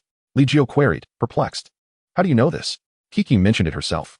She's pregnant, so she must have discovered it herself, Natasha said, reaching out to feel Li Jiu's forehead. You're not feverish. Li Jiu swatted her hand away, rolling his eyes. You're the one who is feverish. Go, go, go. Return to rest. Oh, Natasha replied, stretching and yawning, then climbing onto Li Jiu's shoulder. Li Jiu, I want a child. Meanwhile, Earth fell into a state of panic. Cell had begun his actions, silently absorbing the essence of human life. Cities turned into ghost towns. People vanished without a trace, their clothes left strewn on the ground in an eerie manner. Dend landed on an island city, clenching his fists as he surveyed the scattered clothing. Having fused with the Guardian, Dend had long since abandoned any desire for world domination. Now, his goal was to protect the world. Damn it, I need to suppress my aura. I can't locate that monster at all. Demi glanced around, and suddenly, his form gradually straightened, turning slowly to face the source of his attention. So, you finally dare to reveal yourself, he remarked with a cold smirk, fixing his gaze upon the figure of Cell emerging from the corner. Oh, you are aware of my presence. In his initial form, Cell resembled a colossal cicada, clad in a dull green hue, marred with unsightly black spots. How fortunate for you to know, yet this timid demeanor of yours leaves much to be desired, Demi scoffed. Observing Cell with disdain, Cell remained silent, quietly scrutinizing Demi, absorbing the aura emanating from him. After a prolonged moment, he burst into raucous laughter, declaring, "You are no match for me." "Oh, is that so?" Demi retorted, parting his lips in a grin, twisting his neck as the sound of grinding joints echoed. The two stood in a standoff until, without warning, combat erupted. Demi's fist collided with Cell's face, sending him crashing over 10 meters, shattering a building in the process. As dust filled the air, Cell suddenly appeared behind Demi, grasping his arm and violently swinging him down to the ground. "Humph. I told you that you were no match for me," Cell boasted self-assuredly. Yet, before he could release his grip, Demi countered, seizing Cell's arm while simultaneously placing his foot against Cell's armpit, exerting immense force. Ah! A sickening crack echoed as blood splattered. Cell's arm was forcefully torn from its socket. "Is that all you are capable of?" Demi tossed aside the severed limb and unleashed a powerful energy wave. The excruciating pain coupled with Demi's sudden onslaught left Cell momentarily defenseless. Struggling, Cell rose from the ground, cold sweat trickling down his face as he glanced at his severed arm. "It seems I can regenerate," he chuckled darkly.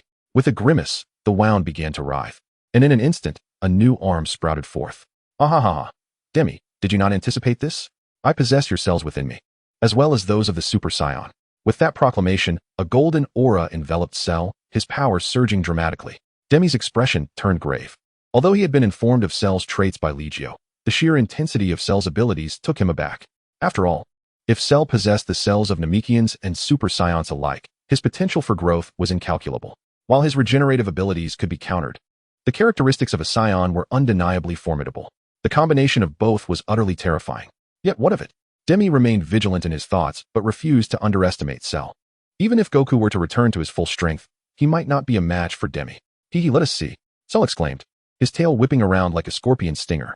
Demi sidestepped with astonishing speed, and in an instant, their battle transformed the entire city into a desolate wasteland. The sounds of combat resonated, a terrifying aura spreading across the earth, startling the inhabitants of the floating island.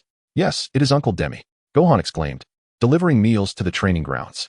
Meanwhile, Krillin and the others appeared distracted, munching on their food while contemplating Li Jiu's earlier queries. "Gohan, Demi's energy has surpassed that of Vegeta and Goku. Our presence would serve little purpose. The one battling Demi must be the monster Li Jiu spoke of," Krillin remarked, though his tone hinted at deeper concerns. Gohan sensed Demi's vastly enhanced power.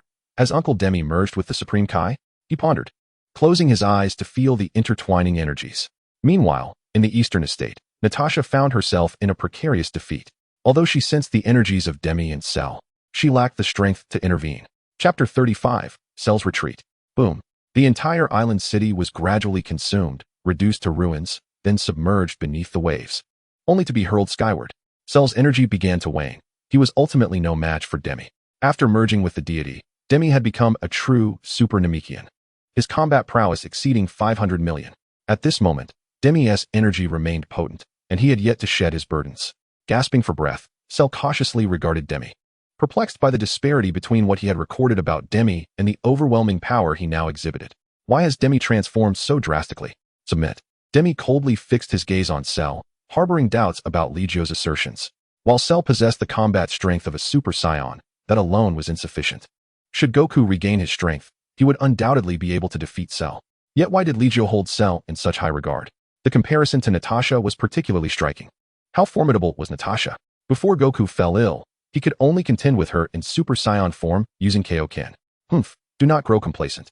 I have yet to unleash my true abilities. Cell clenched his fists tightly at his waist, then, under Demi's watchful gaze, abruptly raised his hands to his forehead. This is the solar flare. A blinding flash erupted, causing Demi's eyes to burn with excruciating pain, rendering him unable to open them for a brief moment. Seizing the opportunity, Cell concealed his energy and fled at breakneck speed, vanishing from sight. As Demi gradually opened his eyes, he beheld the empty expanse of the sea and a few islands in the distance, contemplating the destruction of those islands. However, he quickly dismissed the thought. Even if he did so, it would serve little purpose. In a remote urban area, Cell resurfaced, muttering, "Humph, once I absorb enough energy and consume androids 17 and 18, I shall repay today as humiliation."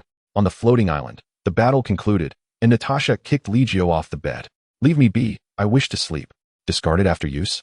Li Jiu sat on the floor, staring blankly at Natasha, who had turned over to sleep, a resigned smile creeping onto his face. Rising, he carefully placed Natasha in the bathtub, meticulously washing her before changing the sheets and laying her back in bed. Li Jiu exited the estate, appearing instantaneously at the training grounds, observing Krillin and the others seated in meditation, curious about when Gohan had joined them. In the distance, Demi arrived just in time, puzzled by the furrowed brows of those deeply engrossed in thought. "What are they doing?" he inquired. "They are contemplating." "Contemplating? Indeed, training encompasses more than just physical exercise, does it not? Right, Demi?" Li Jiu countered, aware of Demi's profound understanding of training. However, the individuals in Dragon Ball were rather single-minded, each adhering to their own training methods. Were it not for Li Jiu's overwhelming prowess, they would not so willingly allow him to guide them. "Care to join them?" Li Jiu asked, harboring a bold idea to cultivate Krillin and the others, curious to see how far their potential could reach. "I have my own training methods," Piccolo responded with pride, feeling a newfound confidence in the face of Li Jiu, believing he had surpassed Goku. "What a pity. Demi, your potential should be even greater. At least not inferior to that of the Saiyans." Li Jiu gently shook his head, refraining from pressuring him. Time passed, and gradually, Krillin and the others awakened. Gohan softly opened his eyes, and, upon spotting Dend, joyfully exclaimed, "Uncle Dend." Although Dend had no intention of joining Krillin's group, he was keen to observe how Li Jiu instructed them. This bore a hint of intellectual theft, yet Li Jiu chose not to expose it. "So, have you all arrived at your own conclusions? You may validate and discuss amongst yourselves. I shall grant you 1 hour, after which I will present your next task." With that, Li Jiu stepped aside, casually tossing out a capsule that materialized into a sunshade and a beach chair, and he leisurely indulged in a chilled beverage to rejuvenate his spirit. Dend watched Li Jiu with great curiosity. He had witnessed Natasha's training, her physical conditioning, and her meditative practices, yet Li Jiu always appeared to be enjoying life more leisurely than even Master Roshi. However, the extent of Li Jiu's power remained an enigma. "Shall we begin? Who will take the lead?" Krillin and the others settled in a circle. In truth, they had engaged in discussions prior to Li Jiu's arrival, reflecting and exchanging ideas anew. Ki is a form of energy akin to the fuel required for an aircraft or the sustenance necessary for ordinary humans. This aspect we have elucidated quite thoroughly. Does anyone possess differing thoughts? Tien looked around, noting that they were gradually arriving at answers, yet there lingered a sense of incompleteness. Let us temporarily set aside that question. How should Ki truly be utilized? Their discourse began to take shape, and Den's focus shifted from Li Jiu to the conversation at hand. Some of the topics they discussed left Den enlightened, even shedding light on matters he had previously overlooked. An hour later, their discussions continued, growing increasingly fervent. Li Jiu remained blissfully asleep, occasionally sipping his drink with an air of nonchalance. Den found himself unwittingly drawn into the discussion, which seemed to invigorate Krillin and the others, as Den's insights greatly surpassed their own. "That's enough. Let us enter the hyperbolic time chamber." At an uncertain moment, Li Jiu's voice broke through their debate. "The hyperbolic time chamber? Does such a place exist on the floating island?" Den questioned in disbelief. Li Jiu replied, "Indeed it does. Though time within operates at a ratio of 6 months to 1 day, with significantly more stringent conditions. You should all enter together. A day of training should suffice. If Gohan enters, he should emerge as a Super Saiyan." Li Jiu glanced at Gohan, who appeared somewhat uncertain. "Can I really do it? With your talent, surpassing your father should not be a daunting task. However, do you possess the heart of a warrior?" Li Jiu ruffled Gohan's hair. "You have tremendous potential within you. Perhaps due to your mixed heritage. I will do my best, Uncle Li Jiu." Gohan's gaze transformed into one of determination, and under Li Jiu's watchful eye, the group stepped into the hyperbolic time chamber. What level of growth could they achieve in 6 months? Li Jiu reclined back onto his chair and gradually drifted off to sleep, unaware that upon awakening, the situation on Earth had drastically changed. Chapter 36, Perfect Form Cell. After being defeated by Dend, Cell became increasingly frenzied, voraciously absorbing human life energy. In just 1 day, 2 major cities had been completely consumed. More alarmingly, at this moment, Cell encountered androids 17 and 18. "No wonder this city is devoid of life. It seems you are the culprit," Android 17 said calmly as he witnessed a woman being drained by Cell. "Heh, just as I was about to seek you out, you have come to me," Cell exclaimed with palpable excitement, glancing at Android 17 and then turning his gaze to Android 18. "Oh, do you wish to absorb us?" Android 17 was already aware of Cell's intentions, yet he remained steadfast in his desire to confront him, eager to prove himself as the strongest android. 17. "You are no match for him. Android 16 interjected, stepping forward cautiously. Nonsense. Android 17 dismissed 16's warning and launched an attack. The once deserted island city was instantly reduced to ruins. Cell, quick to react, unleashed his full power the moment 17 attacked, catching him off guard, and, to 16's astonishment, directly absorbed 17. The entire process transpired in a flash, so swiftly that even 16 could not comprehend it. Ultimately, Android 17 had not even had the chance to unleash his full strength before being overwhelmed and absorbed by Cell. Radiant brilliance emanated from Cell's body as he grew more robust. His insect-like mouth grotesquely morphed into a hideous sausage-like maw, rendering him somewhat more human-like, albeit still repulsively ugly. Android 18, run.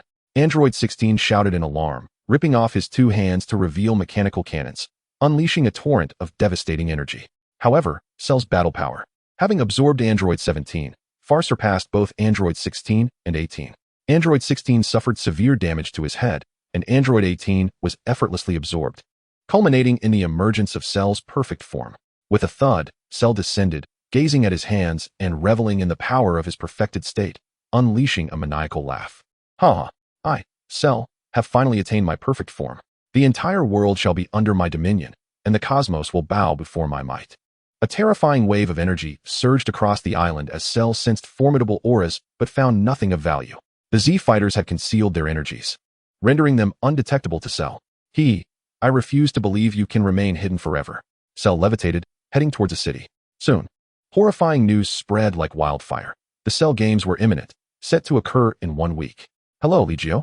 We have a grave situation. Bulma's distinctive voice resonated through the receiver.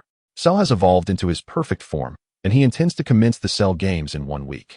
If no one participates, he will annihilate the entire Earth. While Li Jiu indulged in a lavish feast, he distanced the phone from his ear. I understand. It will be fine. He reassured her, but Bulma remained unconvinced, perceiving Li Jiu as a cold-hearted individual. She felt that even if Earth faced destruction, Li Jiu would remain unfazed. Li Jiu, could you possibly show some concern? After all, Earth is your home as well. If Cell wreaks havoc, you won't find any comfort in that, will you? Bulma continued to press. Li Jiu rolled his eyes. Your husband, your future son, and Goku are all perfectly fine. Rest assured, everything will be all right. With that, Li Jiu hung up the phone. Across the table, Natasha devoured her meal voraciously, exhibiting the quintessential Saiyan appetite. I want to participate in the Cell Games too. I shall personally obliterate that Cell. However, she pondered, but with Cell having absorbed androids 17 and 18, will there be any repercussions? Can they still be saved? It should be possible, Li Jiu replied, then turned to Natasha. Have you yet to complete your second transformation? It's all your fault. I haven't been able to train properly lately. Natasha glared at Li Jiu with a hint of reproach. Li Jiu was momentarily taken aback, and then, in utter disbelief, retorted. It is clearly you who clings to me every time. How can you shift the blame onto me? Blame you indeed. Natasha, entirely unreasonable, insisted. Li Jiu merely shook his head, opting not to engage in an argument with her. At that very moment, in a secluded corner of Floating Island, the aura of Sun Wukong suddenly surged. Restored, and quite timely. Li Jiu nodded slightly, only to see Sun Wukong's figure materialize at the dining table. Li Jiu. Your feast is truly extravagant. Sun Wukong rubbed his hands together, his eyes gleaming with excitement. Well, let us dine together. However, I suggest you limit your use of instant transmission in the future. Li Jiu's expression darkened. If he and Natasha were embroiled in a brawl, Sun Wukong's sudden appearance would undoubtedly be awkward. In that scenario, Li Jiu would have certainly considered eliminating Sun Wukong. All right. Sun Wukong seemed to recall something, realizing that Li Jiu's previous use of instant transmission had also been rather embarrassing. Yet, Sun Wukong was blissfully oblivious, and at that time, Li Jiu had merely appeared just outside the room, which was not a significant issue. The two Saiyans voraciously devoured the sumptuous banquet, and within moments, it was completely cleared away. The professional chefs attending to them had grown accustomed to such scenes. They understood that working here came with generous remuneration. Although the workload was occasionally immense, such grand feasts occurred only once every 3 days on average, with salaries that they had once never dared to imagine. Moreover, they were afforded time off. I'm full, Sun Wukong exclaimed, patting his belly as he stood up and stretched a bit, then turned to Li Jiu and said, Chi-Chi has already informed me about Cell. Will you be taking action this time? Me? You all go ahead. Li Jiu was disinclined to intervene, but Natasha interjected, Don't worry. Sun Wukong, I will take action. Cell is merely a trivial foe. With her hands on her hips, Natasha was at full power, boasting a base combat strength of 15 million. and upon transformation, her might had reached an astonishing 750 million. This level of power, combined with Natasha's mastery over energy, could potentially elevate her combat strength to 1 billion. Oh, Natasha's words should suffice to defeat Cell. Nevertheless, I still wish to face him myself, Sun Wukong requested. Would it be alright if I took the first shot? You may, but with your current strength. You are no match for Cell. Natasha did not refuse Sun Wukong's request, knowing she would ultimately handle the situation. Well, I will diligently train in the meantime. Sun Wukong's eyes sparkled with determination, then suddenly raised his fingers, furrowing his brow.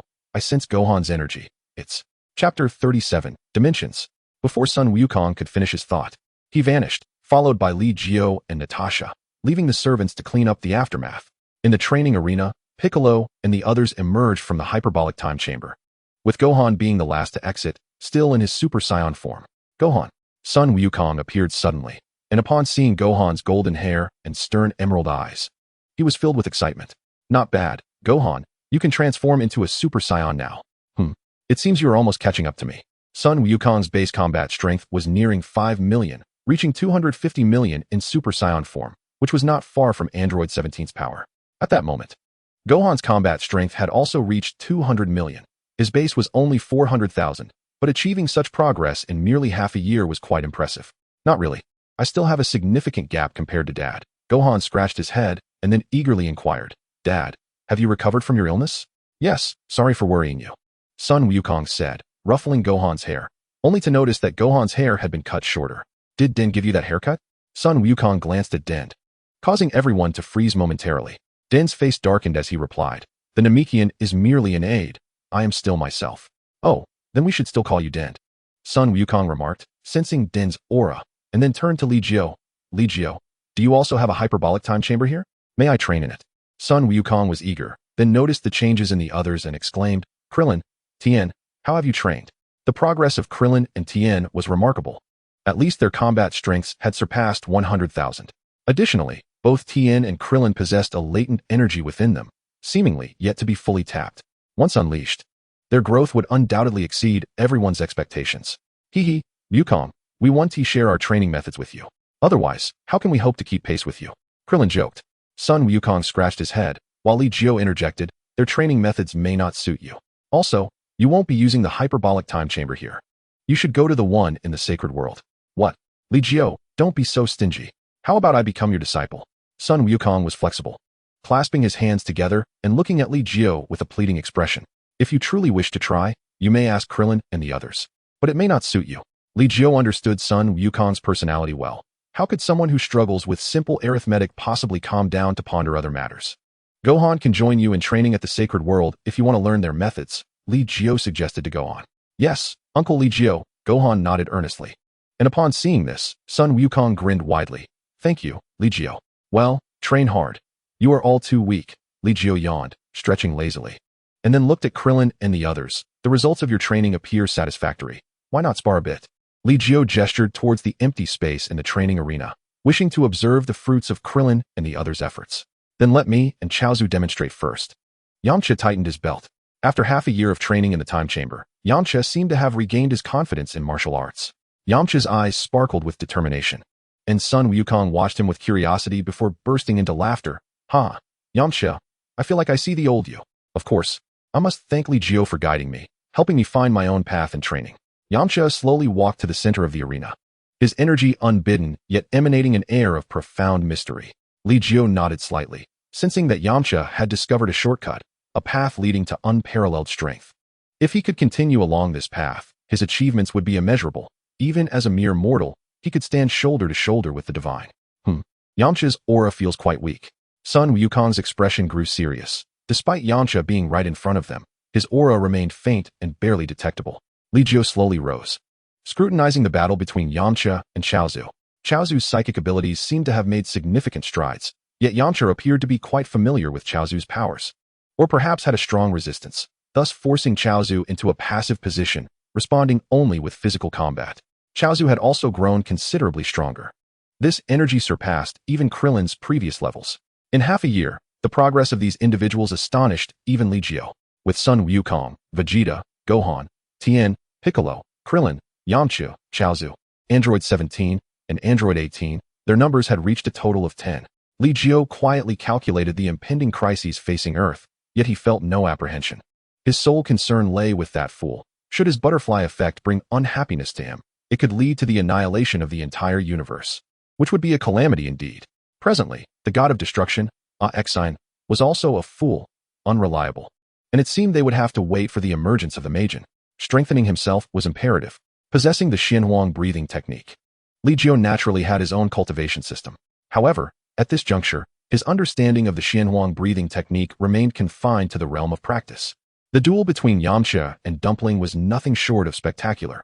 Indeed, compared to 6 months prior, both had undergone a remarkable transformation. Yamcha had embarked on what could be termed the dimension path, a commendable route that others might well emulate. After all, the mere enhancement of strength ultimately has its limits. One must also elevate their dimension. Once the sparring session between Yamcha and Dumpling concluded, Li Jiu spoke up. The crowd immediately displayed expressions of confusion and contemplation. What is dimension? Yamcha was only vaguely aware that he had ventured onto a unique path, one that did not necessitate vast potential within himself to continue self-improvement. Dimension could be described as a state of being or a tier of existence. For instance, gods. As Li Jiu's words resonated, Sun Wukong and the others gasped in astonishment. How did the conversation shift to deities? They instinctively turned to Piccolo, who, lost in thought, had a deeper comprehension of Li Jiu's discourse. Dimension represented a level of existence, akin to the distinction between gods and mortals. While he could grasp this concept, articulating it to them was another matter. Li Jiu ought to be able to elucidate it, right? Piccolo himself felt a bit bewildered, sensing understanding yet perceiving something elusive. Chapter 38. The Z Warriors unleash their potential. Dimension embodies the tiers of life. Yamcha had already brushed against the barrier of dimension. Should he shatter that dimensional barrier, his potential would experience an astonishing surge, and his own strength would skyrocket. At that moment, Yamcha's dimension was already akin to that of a deity, comparable to the King of Hell. A further step would elevate him to the realm of the god of destruction, with even higher dimensions beyond that. Each ascent in dimension would correspondingly enhance one's lifespan and potential. Upon reaching a certain level of dimension, one's lifespan becomes boundless. Indeed, I feel invigorated, as if I have undergone a profound transformation. Moreover, an inexhaustible wellspring of latent power surges within me. As of now, I have only barely breached one barrier. Yet, I find myself unable to articulate how to comprehend that barrier. Yamcha felt a twinge of guilt, while they all practiced together and shared insights. He had unwittingly experienced such a monumental breakthrough without the ability to share it with them. It's entirely natural. Even I, for all my knowledge of dimension, cannot perceive the existence of the dimensional barrier. Perhaps only by excavating one's latent potential to a sufficient degree can one touch that layer of constraint. Yamcha, being a Terran, inherently possesses lower potential, hence he touched that barrier first. Of course, the higher one ascends, the dimension compensates for the weaknesses brought by one's lower potential. This implies that regardless of whether one is a Saiyan, a Namekian, or a Terran, once the dimension reaches a certain level, their potential becomes equivalent. A higher dimension means nearly limitless potential. For beings like the Saiyans, whose potential is already formidable, it is conceivable that even some higher dimensional entities may not surpass them. Yet, their disadvantages are evident. The difficulty of dimensional ascension and lifespan constitute significant constraints. As Li Jiu articulated, the crowd gradually grasped some aspects. Yamcha, however, smiled. So, having low potential has its benefits? Ha ha ha. Each has its pros and cons. After all, even if you were to break through 2 dimensions, the potential birth within you may not necessarily rival that of a Saiyan who has not transcended dimensions. That indeed stings a bit, but I have now discovered a path to further strengthen myself, and I shall press on. One breach of dimension may not suffice to bridge the gap between us. Thus, I shall breach it twice, thrice, until my potential is boundless. Yamcha was filled with confidence at that moment. While he had only managed to breach one dimension thus far, he had not yet caught up to Krillin and Tien Shinhan in terms of excavating potential. Nevertheless, he believed that one day he could close that gap, or even surpass them. Dimension, you say? Piccolo's eyes sparkled, as if he had stumbled upon a new realm. The potential of Namekians is indeed significant. Yet Piccolo knew it could not compare to that of the Saiyans.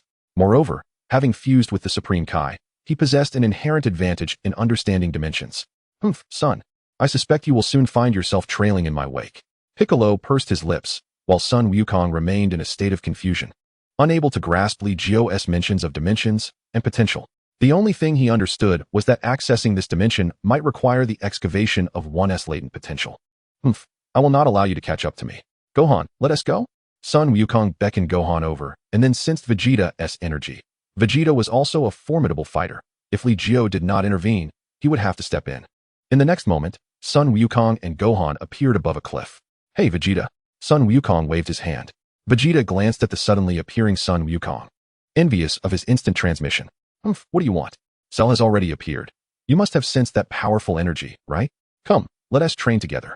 Sun Wukong extended his hand, inviting Vegeta. I, Vegeta, am the mightiest Super Saiyan. I have no need to train with you, Vegeta scoffed.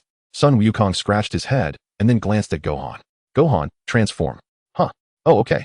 Gohan looked a bit dazed but managed to successfully transform into a Super Saiyan after gathering his energy. Golden light flickered, and Vegeta's eyes widened in disbelief as he stared at Gohan. How is this possible? This kid, how could he become a Super Saiyan? Vegeta, Gohan, like Trunks, possesses Saiyan blood. Why shouldn't he be able to transform? Sun Wukong said, somewhat dissatisfied. Isn't it normal for Gohan to become a Super Saiyan? Bastard. Don't play games with me. Just days ago, this kid's energy was weak. Now he has surpassed Trunks. This isn't merely a matter of transformation. Vegeta discerned Gohan's approximate strength immediately. He had likely not only surpassed Trunks, but had also grown taller. This could not have been accomplished in just a few days. Trunks, observing Gohan, who had grown a full 5 centimeters taller, spoke up. It's thanks to Uncle Li Jiu's guidance. And I've also spent half a year in the hyperbolic time chamber, which is equivalent to just 1 day outside. Gohan, being quite honest, had fully inherited his father's simplicity. Half a year of training? Equivalent to 1 day? Vegeta immediately seized Sun Wukong by the collar. Take me there. Vegeta, don't be impulsive. The hyperbolic time chamber with Li Jiu has already been utilized by Piccolo and Tien Shinhan. We can only go to the Chamber of Gods. In the Chamber of Gods, a year of training is equivalent to 1 day. With a chuckle, Sun Wukong successfully abducted Vegeta. In the temple, Bobo led Sun Wukong and his companions to a door. This is the room of spirit and time. However, only 2 individuals can enter at once, and the maximum duration inside is 1 year. Vegeta and Trunks entered first, while I and Gohan would follow tomorrow. Sun Wukong was eager to discuss with Gohan the methods that Li Jiu had employed in their training. Vegeta dismissed Li Jiu's guidance with disdain, yet Sun Wukong held it in high regard. Of course, Vegeta scoffed as he stepped into the room of spirit and time. Trunks, filled with excitement, realized that he would be training alongside his father. Thank you, Mr. Wukong, Trunks began, but Sun Wukong had already engaged Gohan in conversation, oblivious to Trunks' words. Trunks offered a sheepish smile before entering the room. Meanwhile, in the floating island's training ground, Tien and the others unleashed their full power in a concerted effort against Li Jiu. Standing at the center of the arena, Li Jiu remained within a 3-meter radius, executing his moves with precision and without a hint of hesitation. That action is superfluous. Krillin, why hold back? Do you truly believe you can harm me? Dent, your psychic abilities are not meant for direct confrontation. Piccolo, your special beam cannon takes far too long to charge. Suddenly, Li Jiu transformed into a Super Saiyan, extending his fingers like a blade, effortlessly cleaving Piccolo's energy wave in two. Chapter 39, The Floating Island Exposed, Cell Approaches. While countering, Li Jiu pointed out their shortcomings. Piccolo was well aware of his lengthy charge time, but perfection in technique is an elusive goal, just as Li Jiu's energy blade surpassed his combat prowess. Few possessed the control required to wield such power. Even Natasha, whose strength far exceeded that of Sun Wukong, could not match Li Jiu's mastery. Li Jiu's control transcended merely condensing energy into a weapon. It encompassed the ability to consolidate all his internal energy into a singular weapon. Although the concepts may seem similar, while Piccolo and the others could manage to condense 10% of their energy into a weapon, Li Jiu could achieve a full 100%, resulting in weaponry of vastly different potency. Krillin's energy blade was laborious to perform, requiring meticulous control to shape the energy into a thin form. He could only summon a fraction of his energy, yet even that displayed formidable power. Even those with 10 times Krillin's strength would hesitate to confront his energy blade directly. After a brief assessment of everyone's progress, Li Jiu utilized his energy to probe Tien and Krillin's latent potential, a smile forming on his face. You should be aware of your own growth. There is little I can teach you. The path you carve for yourselves is the most fitting. Indeed, without Li Jiu's guidance, our advancements might have been stunted. And who knows what greater powers we may yet uncover, commented Yamcha, gazing at his fists. They were all friends of Sun Wukong, once surpassing him in strength. Yet, witnessing Sun Wukong's ascent and the widening gap was a feeling only they could truly comprehend. Cell's presence was not entirely concealed. If Li Jiu sought him, he could easily locate him. It appeared that Cell was unaware of the formidable powers of Li Jiu and Natasha on Earth. However, at that moment, Cell gazed intently towards the floating island. Piccolo's special beam cannon, powerful as it was, had been effortlessly severed by Li Jiu in his Super Saiyan form, releasing a surge of energy. In that fleeting moment, Cell detected it. The energy did not resemble that of Sun Wukong or Vegeta, yet it was undeniably potent. Clashing with Piccolo, Cell pondered, astonished by the sudden surge of energy. "Let us investigate," he declared, launching himself towards the floating island, a whirlwind of energy trailing behind him. "Oh, Cell." Li Jiu sensed Cell's movement towards the floating island. Natasha's eyes sparkled with excitement. "Is it Cell? Will he find us here?" Piccolo's expression turned grave. In his perception, Cell's energy surpassed even Li Jiu's. Yet, intuition suggested that Cell could not contend with Li Jiu. It should be manageable. Let him come up. However, Natasha, do avoid killing him. A thorough beating and tossing him aside will suffice. Cell's presence can serve as a sharpening stone for Sun Wukong and Tien, Li Jiu remarked, turning to Natasha, who nodded slightly, rolling her shoulders. "I am curious to see just how strong this Cell truly is. Indeed, you will need time and effort to eliminate him," Li Jiu observed as he looked towards the entrance of the floating island. Before long, Cell, clad in insect-like armor, ascended the steps of the floating island. "So, this is where you've been hiding. No wonder the gravity here is 50 times that of Earth. You've been training in such an environment?" Cell quickly spotted Li Jiu and the others upon entering the floating island, their energy signatures unmistakably prominent. However, upon seeing Li Jiu and Natasha, his brow furrowed. "These two individuals do not exist in my memory, yet I sense an unsettling danger. If they were formidable foes, I should possess their cells." Cell's mind was clouded with confusion, as he lacked any recollection of these two, let alone their genetic material. This version of Cell was not the one cultivated 30 years hence in this world. He could not possibly possess Li Jiu and Natasha's genes. "Hey, are you Cell?" Natasha called out from a distance, beckoning him forward to the training ground. Cell curiously surveyed his surroundings. The training arena was astonishingly vast, equivalent to a quarter of West City. Fighting here would allow for unrestrained expression of power. "I never expected such a splendid venue to exist on Earth. Is this your chosen grave?" Cell's gaze swept coldly over the group, his brow furrowing again. "Where are Sun Wukong and Vegeta? If they were here, today would mark your demise." Natasha huffed, turning to Krillin and the others. "Stand back. Let me see just how formidable he is." With that, Natasha transformed, her golden aura flickering momentarily, achieving the perfect first stage of Super Saiyan. It seemed her command over Super Saiyan power had progressed, and her strength had notably increased. Krillin and the others stepped back, sensing the energy of Natasha and Cell. The transformation into Super Saiyan grants a 50-fold increase in power, and Natasha mastered this augmentation flawlessly, a feat neither Sun Wukong nor Vegeta could achieve. Even Gohan had struggled for 2 months in the Room of Spirit and Time without success. As Piccolo opened his mouth, the crowd exchanged awkward glances, puzzled by the question. What had instilled in him such confidence that Gohan's innate talent would surpass that of Li Jiu and Natasha? Indeed, Gohan's potential was formidable. After all, he had once been a mere child prone to tears. Tianjin Han seemed to concur, while Piccolo, pursing his lips, appeared more pleased by the praise directed at Gohan than he would have been by an outright compliment to himself. Would Piccolo's words suggest that he could now rival Cell? Krillin glanced at Piccolo, wondering if he had made significant progress in the past 6 months. Piccolo shook his head slightly. Perhaps his strength had indeed surpassed that of Sun Wukong, but it was merely a temporary advantage. In truth, he believed his current power level was around 300 million, while Cell's battle power was at least 800 million. 800 million? How is that even possible? The group was incredulous. Although Cell's aura was undeniably potent, it did not seem excessively so. Chapter 40, Cell's battle power of 1 billion, Natasha's joy. Piccolo refrained from elaborating. This was merely his assessment of Cell, not necessarily an objective truth. Then, what is Natasha's combat power? Judging battle power solely by aura was imprecise, lacking the accuracy of a precise detection device. However, as long as the difference in strength was not too extreme, one could gauge an approximate measure of power through the perception of ki. "I don't know," Piccolo replied, shaking his head. Natasha's aura, even in her transformed state, had not fully manifested. "Cell's aura is stronger than I anticipated. It should be around 1 billion. Li Jiu suddenly spoke, enlightening the others about Cell's strength, while simultaneously cautioning Natasha. With a battle power of 1 billion, he should be able to contend evenly with Natasha. After all, Cell's combat experience was deeply ingrained, encompassing all the techniques possessed by the Z fighters. 1 billion? Now that's intriguing, Natasha remarked, her excitement palpable, leaving the onlookers momentarily stunned. Yet, when they thought of Sun Wukong and Vegeta, they found this to be quite normal. It was the composed and laid-back Saiyan like Li Jiu who seemed out of the ordinary. As two formidable energies began to surge, Cell's expression turned grave. This Earth's reality exceeded his expectations. Had his time traveling altered the narrative? Cell attributed the changes to himself, unaware that the true upheaval in this world stemmed from Li Jiu's arrival. The battle between the two erupted instantaneously. Natasha, lacking a habit of probing, unleashed her full combat power right from the start.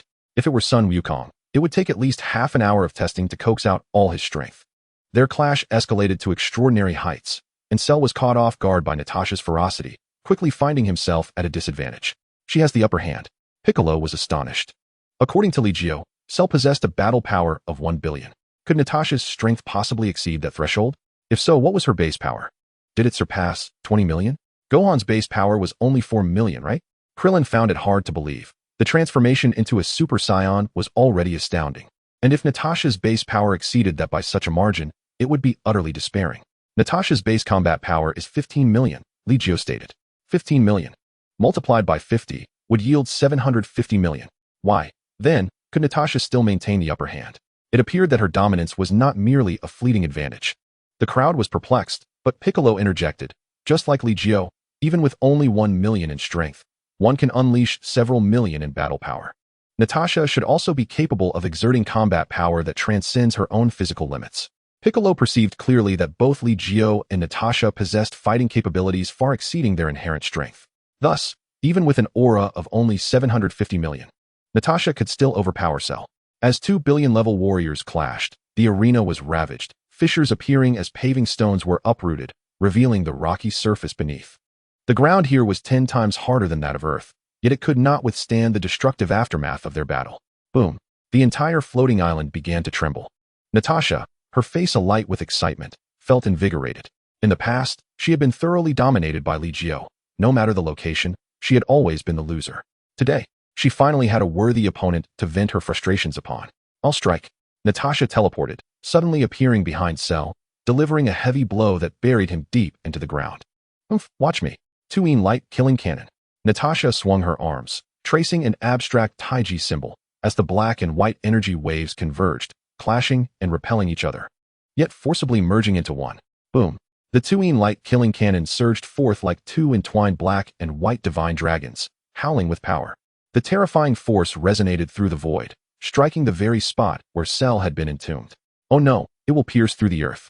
Krillin suddenly realized, wanting to intervene. But Piccolo restrained him by the shoulder. There's no need for concern. Indeed, there was no danger. Natasha exhibited remarkable control over her own attacks. Although the blast penetrated the floating island, exposing the earth below through a vast pit, the Tuyin light killing cannon did not harm the earth in the slightest. She can actually control it? Tianjin Han felt a bead of cold sweat trickling down his bald head. That terrifying black and white energy cannon could be directed to explode solely upon the floating island. Panting heavily, Natasha exhaled.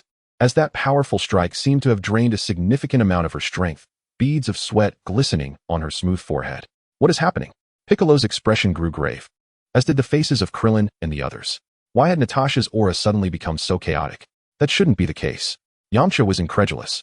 The scene before him bore an uncanny resemblance to Sun Wukong suffering a heart attack. Li Jiu naturally noticed this too, but he understood that Natasha could not be unwell. Practicing the Xuanhuang Breathing Technique rendered one immune to viruses. This is bad. Piccolo's eyes widened suddenly. In the next moment, Cell appeared behind Natasha out of thin air, lifting a leg to stomp down on her shoulder. Crack!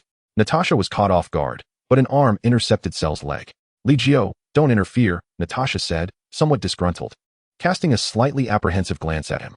Stand down. Li Jiu shot a glance at Natasha before seizing Cell's hand and forcefully slamming it into the ground. Hee. Is one person not enough? Do you need to team up? Cell, not having sustained any significant injury, assumed that Natasha's impressive outburst was merely temporary. He also underestimated Li Jiu to some extent. What is going on? Li Jiu disregarded Cell, focusing on Natasha, and then extended a hand, saying, "Give me your hand." Natasha pouted, a faint blush gracing her cheeks. Li Jiu found her reaction increasingly peculiar as he grasped her hand, channeling a strand of ki that coursed through her body. In the next moment, Li Jiu's expression shifted to one of astonishment as he gazed at Natasha, his eyes wide with surprise. What happened? Natasha had indeed formed a suspicion, yet it remained unconfirmed. Just moments ago, while she was unleashing the Tuyin light killing cannon, an unexpected wave of nausea surged through her abdomen, a discomforting sensation that was quite out of the ordinary for her. Well, isn't that commendable? Li Jiu's face radiated with a brilliant smile as he enveloped Natasha in his embrace, twirling her about. Natasha, you are with child. Really? Natasha's heart soared at Li Jiu's affirmation, her joy immeasurable. Ahahaha, I finally have a child. Woo-woo, I finally have a child. Tears of excitement streamed down her face. Little did anyone know the immense effort she had expended in her quest for motherhood. Chapter 41, Li Jiu vs. Cell. She had exerted herself even more than she had while striving to match Li Jiu's pace in achieving full Super Saiyan power. No more fighting. I'm going to nurture my baby, Natasha exclaimed, her spirits lifted. Given her physical prowess, even pregnancy would not impose significant limitations on her, though high-intensity battles were clearly off the table. Indeed, practicing breathing techniques will be beneficial, Li Jiu remarked, affectionately ruffling Natasha's hair. Cell, with a dark expression, regarded the two with a voice laced with menace. Have you finished your little display? Engaging in such affectionate displays before the enemy. Did they not regard Cell as a worthy opponent? I'm in a good mood today, so I want to stoop to your level, Natasha thought. Her spirits buoyed to the extent that even Cell appeared somewhat more palatable. Lightly, she drifted away from the battleground, leaving Li Jiu and Cell suspended in the air. Is it your turn now? The energy I sensed earlier must have originated from you, correct? Cell inquired, his expression exuding an air of mysterious confidence. Do you think that simply mastering instant transmission makes you remarkable? Li Jiu retorted, his form vanishing in an instant, only to reappear directly before Cell. A Cell instinctively crouched, transforming into a massive lobster. Li Jiu maintained his stance, then slowly retracted his fist, observing as Cell retreated step by step in midair, his expression remaining largely impassive. Even if you've mastered instant transmission, what of it? Cough, cough. How is this possible? When did you? Cell groaned, clutching his abdomen. Fear etched across his features as he gazed at Li Jiu. Such incredible speed. Not even Cell, nor Piccolo, as an outsider, could discern how Li Jiu had appeared before Cell with such swiftness. Li Jiu watched Cell quietly, allowing him time to recover, yet after sustaining Li Jiu's punch, Cell's energy seemed to have diminished significantly, plummeting by at least half. Had a single blow truly incapacitated Cell so severely? Piccolo clenched his fists tightly from this solitary punch. The disparity between Li Jiu and their own strength became starkly evident. It was improbable. Li Jiu had not unleashed his full power. This punch might have injured Cell, but it surely wouldn't have reduced his combat efficacy to such an extent. Natasha fully understood Li Jiu's capabilities. She knew that such a blow should not have inflicted such grave damage. But how infuriating. Cell stumbled backward, then a golden aura erupted from him. I too can transform. He bellowed, his energy escalating rapidly. Boom. The training ground was once more rent asunder, as Cell's form swiftly appeared at Li Jiu's side. His leg raised to deliver a kick. Li Jiu slightly sidestepped, allowing Cell's foot to graze against his chest, effortlessly countering with a swift slash. Cell's leg was severed cleanly, blood spraying forth as Li Jiu executed another kick, sending Cell hurtling away. Is this all you are capable of? Li Jiu inquired, observing Cell, whose Super Saiyan cells could not save him from Li Jiu's unrelenting onslaught. How infuriating. Cell gazed at his severed leg, beads of cold sweat trickling down his brow. How can you possibly be this powerful? Cell could hardly fathom that Li Jiu surpassed him by such a margin. Humph. There are always those stronger than you in the universe. You simply remain oblivious to them. Li Jiu advanced step by step, provoking Cell's rage as he shouted, Impossible. I possess the cells of Saiyans, Frisia, and Namekians. How can I not be your match? With a multitude of cells coursing through him, Cell wore his diversity like a badge of honor, refusing to accept that anyone could overshadow his strength. Huh. Cell roared as his energy surged beyond the billion mark. At this moment, Piccolo and the others stared in astonishment, while Goku and Gohan unexpectedly appeared on the floating island. Hey, Li Jiu, didn't we agree that we would get a chance to fight? Goku lamented, somewhat disheartened. If Li Jiu intervened, their own opportunity would vanish. Li Jiu cast a glance at Goku and Gohan, choosing to ignore them. Meanwhile, Cell had begun to enlarge, akin to Piccolo's previous transformation, his strength multiplying significantly. Ha ha. I shall crush you beneath my foot. Cell sneered, raising the newly grown leg to stomp down on Li Jiu. It seems I still haven't hurt you. Li Jiu's voice remained calm as he vanished, reappearing at Cell's calf and striking downwards. Swoosh. In Li Jiu's hands, Cell was akin to a mere toy. With a swift motion, even with Cell's strength doubled, Li Jiu easily severed another leg. Impossible. Cell's eyes, filled with fury, were bloodshot as he let out a deafening scream, his severed leg regrowing almost instantaneously. Yet before he could retaliate, Li Jiu was before him once more, delivering another punch, same technique, same impact. Cell curled up on the ground, murmuring incoherently, as if something was about to be expelled. With a loud retch, a pool of transparent liquid enveloped a figure that was ejected. The unconscious android 18 tumbled to the ground, and Cell regressed to his second form after expelling her. Android 17 should be able to be released as well, right? Li Jiu mused, casting a glance at Android 18, before launching a powerful punch into Cell's abdomen. Bang! Cell was propelled backward, his massive form crashing to the ground, creating tremors akin to an earthquake. Aya, unforgivable. I will not let you escape. Cell's body began to swell, and Li Jiu's gaze sharpened as he delivered a swift kick, sending Cell flying in a self-destructive fury. This is too laborious. Allow me to assist you. With a flourish, Li Jiu's arms swung, the Tai Chi diagram manifesting behind him, the duality of yin and yang swirling together, transforming into two dragon heads that soared skyward. The two-yin light killing cannon? That is Natasha's technique. No, more precisely, it is Li Jiu's. When Li Jiu executed this move, the dual dragons representing yin and yang did not repel each other, but rather intertwined, ultimately merging into one. That was the Tai Chi light killing cannon. Unbeknownst to Natasha, she had somehow retrieved Android 18 and placed her by her side. The colossal cell was sent hurtling away by Li Jiu, exploding in the vastness of space beyond Earth. The sheer force of the explosion reverberated throughout the planet, sending terrifying shockwaves across the surface. Incredible, Goku marveled as he witnessed Li Jiu effortlessly toy with Cell. That is Cell, yet he couldn't even manage a self-detonation. Ha ha ha, there remains a significant chasm between us and Li Jiu. Goku scratched his head, turning to Gohan. Since Cell is dead, we no longer need to enter the hyperbolic time chamber to train. Cell is not dead. Li Jiu gazed into the depths of the sky. Still able to discern the presence of Cell, he would become even more formidable. The game with Cell would continue. You all must strive diligently in your training. Li Jiu pressed his lips together. He sensed a significant surge in Cell's energy, and he had fully restored himself. However, Cell was aware that he was not a match for Li Jiu, so after his revival, he departed. Yet, with Cell's innate talent, the game would undoubtedly resurface once more. When that time came, the lightning Cell might directly manifest. Chapter 42, the Cell game begins. Would he become even more powerful? Sun Wukong felt invigorated. The strength Cell had just displayed was already formidable, and he could hardly fathom that Cell would grow even stronger. Perhaps he would. Li Jiu merely speculated, as it stood to reason that Cell could break through to Super Saiyan 2 in just a few days, considering his inherent combat capabilities were already commendable. Ha ha ha, thank you, Li Jiu. We will certainly work even harder, Sun Wukong exclaimed, his inner fervor boiling. Meanwhile, Son Gohan exhibited little change in expression. Uncle Li Jiu, why not simply eliminate Cell? Son Gohan's tone was tinged with disappointment. Unlike Vegeta and Sun Wukong, he did not possess a fervent passion for battle. This was not merely due to Chi-Chi's influence, but rather because Son Gohan inherently disliked combat. His journey to this point had been compelled by circumstance. Even his training to become a Super Saiyan was a result of Li Jiu's initial declaration that he would not intervene, leaving Gohan with no choice but to train. Wufan. Sun Wukong noticed Gohan's subtle shift in demeanor, his expression growing more somber, but he soon smiled again, ruffling Gohan's hair. I was mistaken, father? Son Gohan was puzzled. Yet Sun Wukong placed a reassuring hand on his shoulder. It is I who wish to fight, neglecting the fact that you do not share the same enthusiasm for battle.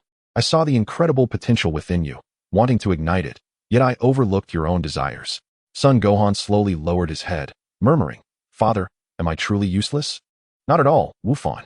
You are remarkable, but I should not impose my interests upon you. Sun Wukong patted Gohan's shoulder. Had it not been for Li Jiu, he would have wagered everything on Gohan's capabilities, but now, he refrained. Wufan. At this moment, Piccolo regarded Gohan intently. Having witnessed his evolution from a weeping child to a powerful warrior capable of standing alone. If you do not enjoy fighting, pursue what you love. Earth has many to protect. Gohan felt a twinge of guilt, for he possessed immense power, yet chose not to utilize it. Earth could not remain perpetually free from peril, and when crises arose, they would be formidable to withstand. Power, at times, exists merely for self-preservation. Without strength, all else is but an illusion. Your dream is to become a scholar. Why not merge your training with your academic pursuits? Li Jiu observed Son Gohan, gathering a blade of energy at his fingertips. Why is it that equivalent energy can yield vastly different powers in varying states? When delivering a punch, how should one execute it to optimize their strength? How can one inflict the greatest damage with the least effort?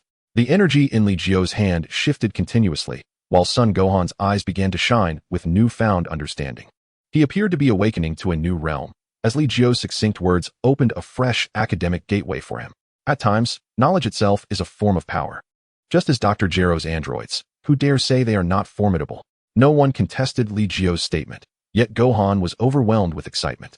He had long been torn between his aspiration to become a scholar and the necessity of confronting formidable adversaries alongside his elders. Now, he had discovered a path that could harmonize both pursuits. It would indeed be a shame to squander Gohan's training potential. Li Jiu articulated his perspective. For in the original tale, the first Super Saiyan 2 was not a mere embellishment. A person who shunned training had ascended to become the strongest in that version. Hey, Uncle Li Jiu, I understand now. Son Gohan's gaze brimmed with determination, as if he had found a new direction. Li Jiu nodded slightly, then glanced toward the time chamber at the edge of the training ground. You may continue your training. The time chamber allows for an additional 2 years of practice. But afterward, a period of energy recovery will be necessary. What about Android 18? Natasha grasped Android 18's hand, lifting her effortlessly into the air. You may decide how to proceed.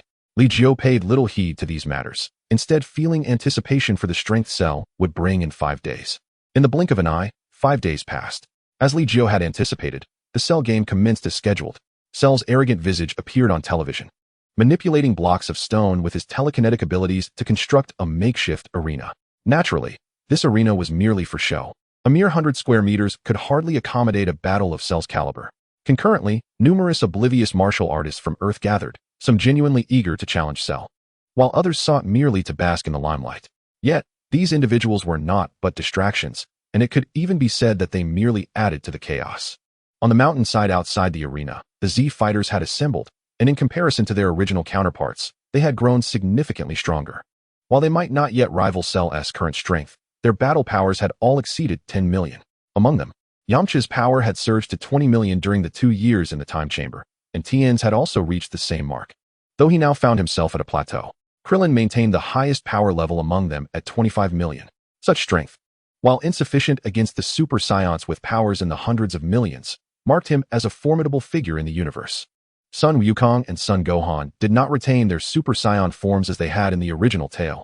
Instead, Trunks had astonishingly attained full-power Super Saiyan status.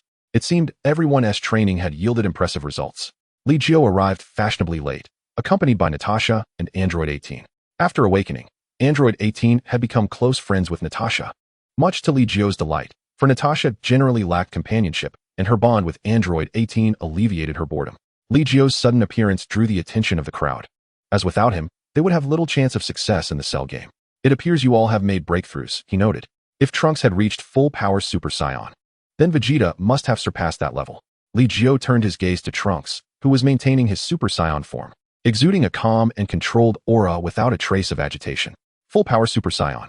Is this the designation you bestow upon my current state, Mr. Li Jiu? Trunks acknowledged with a nod, glancing at Vegeta, his eyes filled with reverence. He was unaware of the realms Son Wukong and Son Gohan had attained. Yet Vegeta remained ahead of him. Humph, Li Jiu, do not become complacent. I shall soon surpass you. Vegeta's confidence had returned, his gaze towards Li Jiu brimming with combativeness.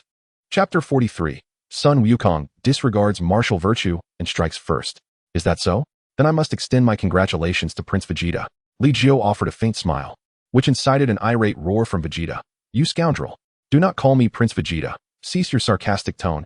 Are you mocking me? For reasons unbeknownst to him. Every time Vegeta heard the title Prince from Li Jiu's lips, it irked him to no end. Oh, Prince Vegeta. Li Jiu responded, unperturbed. Vegeta gritted his teeth, glaring at Li Jiu, his aura swirling ominously, causing the very ground beneath them to tremble. Yet, Li Jiu remained calm and composed, quietly observing Vegeta before uttering a number. 8 million? Quite the significant improvement. In the years spent within the hyperbolic time chamber, Vegeta's base combat power had astonishingly reached 8 million. It appeared that he had indeed transcended to another level. Li Jiu was firmly convinced that his presence had empowered the Z fighters immensely. With Trunks now at full power, it would be illogical for Vegeta to be on the same tier as him. Humph, you speak of another level, yet I wonder if you have truly broken through. Vegeta pondered, suspecting that Li Jiu must have reached a new threshold. Li Jiu smiled enigmatically, turning his attention to Goku and Gohan, nodding slightly before focusing on Krillin and the others he had personally trained. How goes your training, everyone? having not monitored their progress in recent days. He was curious about their current capabilities. Hey, while we may not rival Piccolo or the Super Saiyans, we can hardly be deemed weak now, can we? Yamcha spoke up, effortlessly elevating his aura to a combat power level in the tens of millions. Well done.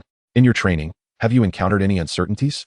Li Jiu inquired, prepared to further cultivate the Z fighters. The group fell silent, with Krillin glancing towards Tien. Noticing this, Tien spoke up. It seems I have reached an impasse in my training. I can distinctly sense a reservoir of power within me that remains untapped, yet I find it exceedingly difficult to elevate my strength.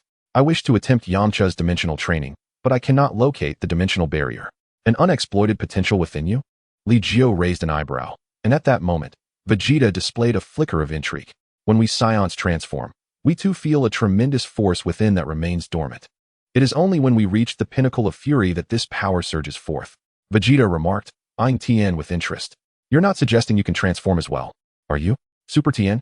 Kaiatsu lifted his gaze, playfully counting on his fingers as he looked at Tien. Perhaps, they mused.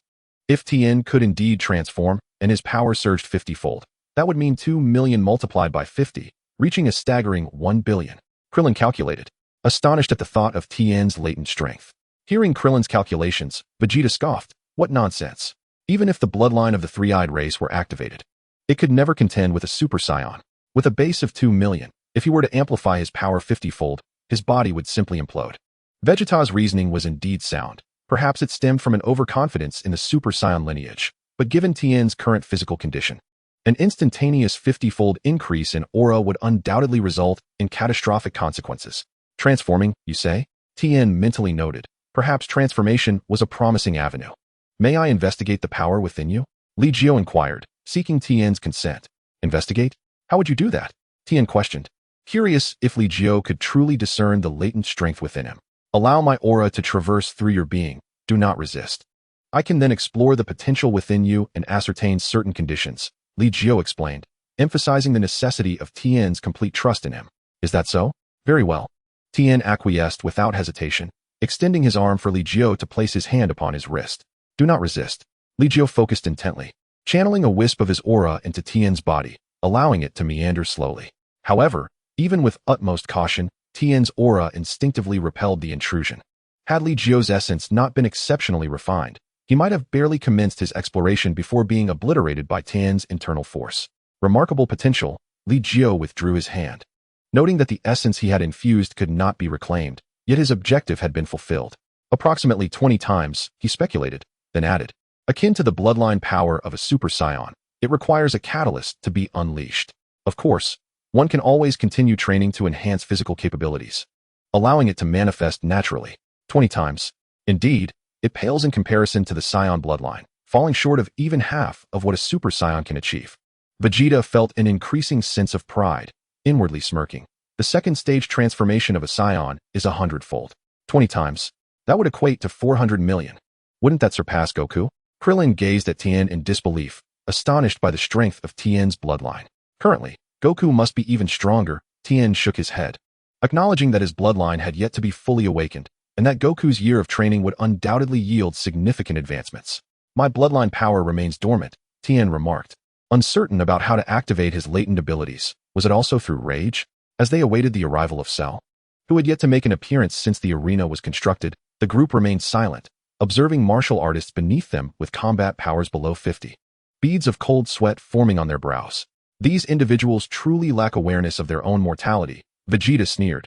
Those martial artists wouldn't withstand even a sneeze from Cell. He's coming, Natasha suddenly announced, having sensed Cell's energy. The group focused intently. Having been defeated by Li Jiu, Cell possessed Saiyan cells. How powerful had he become? A green-skinned Cell approached slowly from the distance, gracefully landing at the center of the arena. Casting a glance at a martial artist performing, he frowned and remarked, "Are you all dancing? You are Cell?" The martial artist, startled by Cell's arrival, stammered in fear. Cell, seemingly bored, waved his hand, instantly clearing the arena of bystanders. The force of his aura sent martial artists flying, shattering bricks and debris in their wake. Who will step forward first? Or shall we engage as a group? Cell directed his gaze towards Li Jiu and the others, his eyes lingering on Li Jiu, revealing a self-assured smile.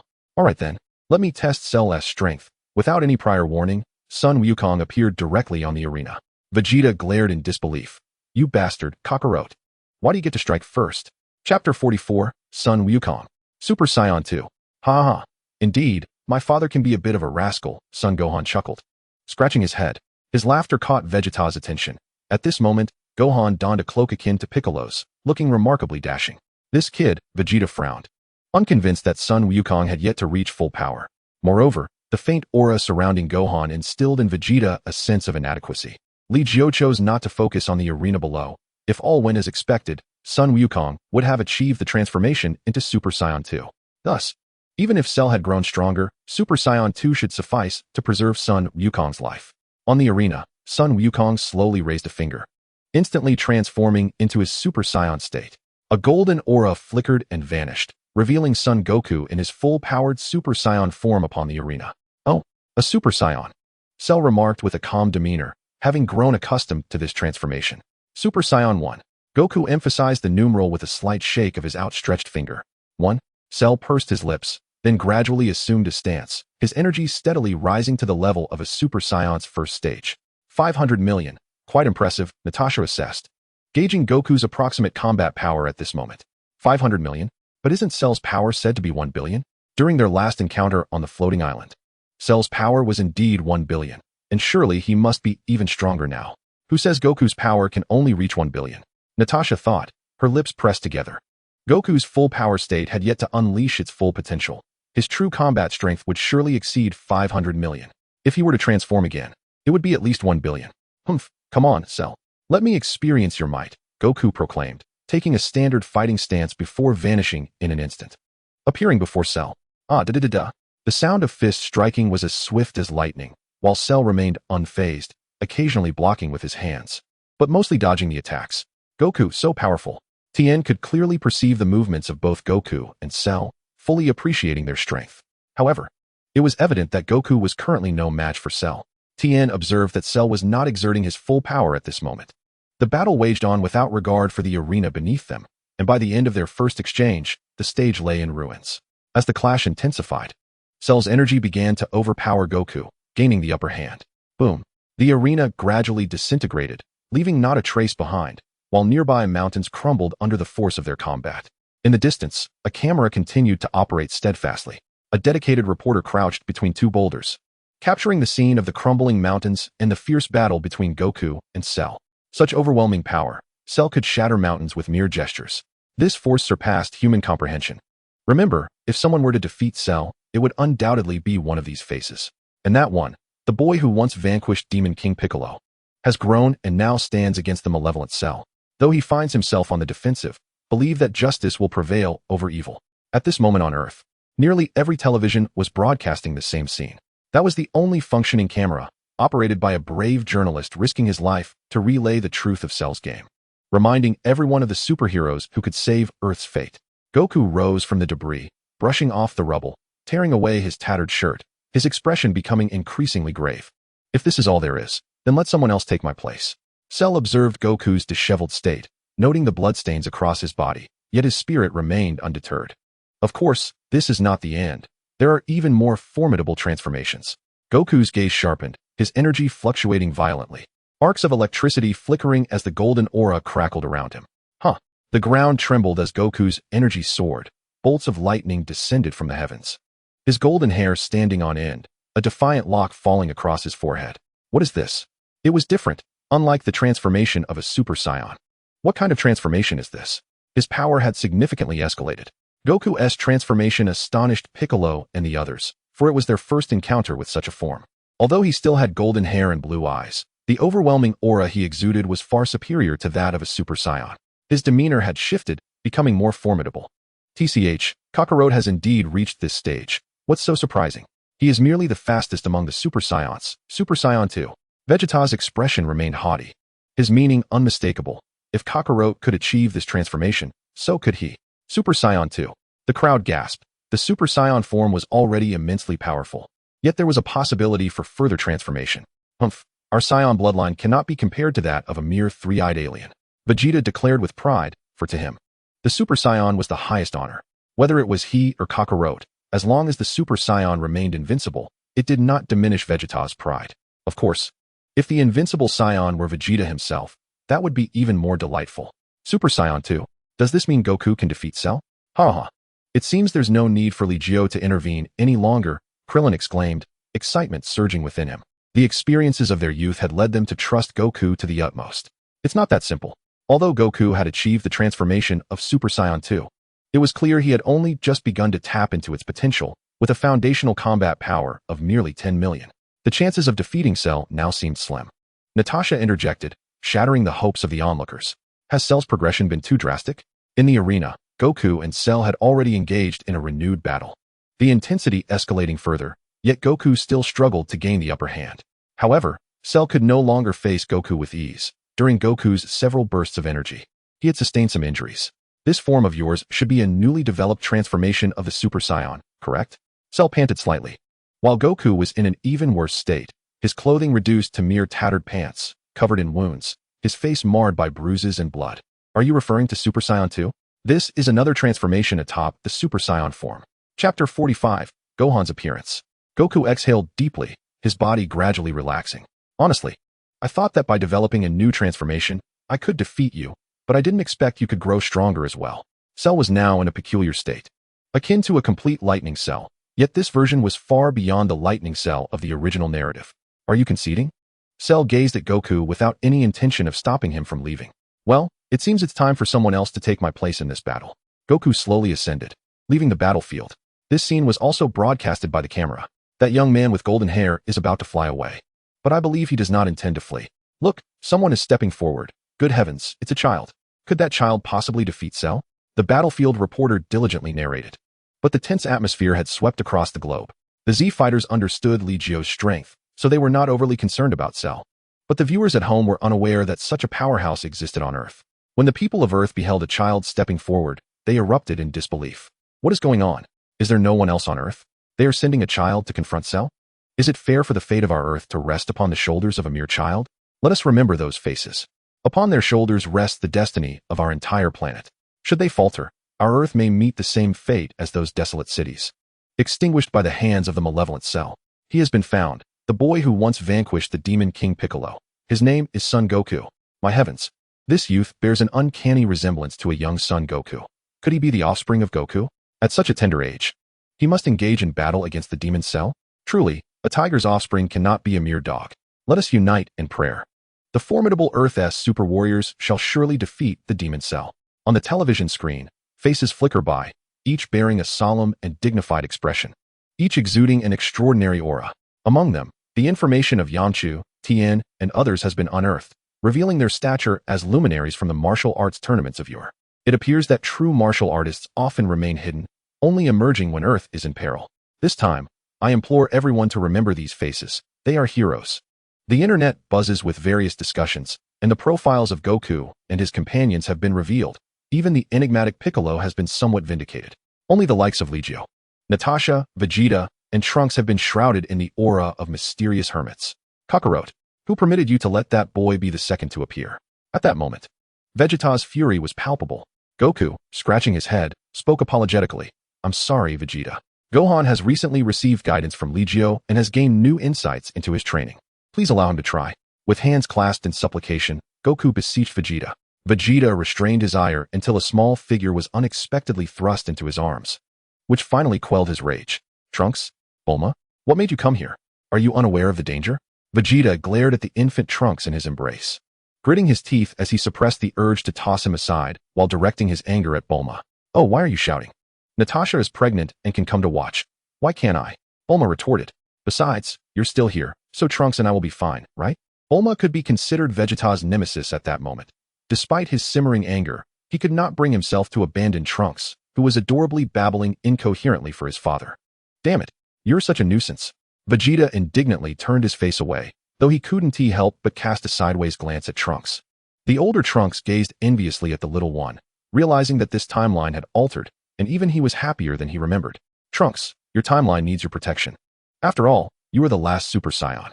Goku, having approached Trunks at some point, lamented, if only I had not perished in that timeline. Goku did not perceive himself as a savior, yet he harbored confidence in his abilities. Had he survived, even if initially outmatched by the androids, he would surely have surpassed them swiftly. Yes, Mr. Goku. I shall safeguard my timeline. Trunks replied with earnestness, his expression resolute. A year in the hyperbolic time chamber, subjected to rigorous training under his father, had proven more challenging than being pursued by androids. Yet, the results were evident. Moreover, certain philosophies and Vegeta's pride had imparted a significant influence on Trunks. The battle between Gohan and Cell had commenced, and contrary to Li Jiu's expectations of a one-sided beating, Gohan was evenly matched against Cell. How could this be? How could this little brat hold his own? Vegeta observed Gohan's movements and the state he was in. Damn it, he has completed the second transformation. Vegeta's face twisted in fury as he cast a glance at the older Trunks and spat. Useless. Yes. Trunks stood tall, and Li Jiu glanced over, his lips twitching slightly. Is standing at attention a prerequisite for being beaten? The hybrid Saiyan indeed possessed formidable talent, yet lacked the Saiyan South's relentless drive and thirst for power. However, it seemed that Trunks had found his purpose now. I believe you will soon break through to the next realm, Li Jiu encouraged. Indeed, thank you, Mr. Li Jiu. However, after defeating Cell this time, I hope you will guide me further. Once I return, I may not come back, Trunks said, casting a wistful glance at Bulma and Vegeta. He longed for his timeline to mirror this one. Your timeline, where the mighty martial artists have perished, left you without training or guidance, possessing potential, yet unfulfilled.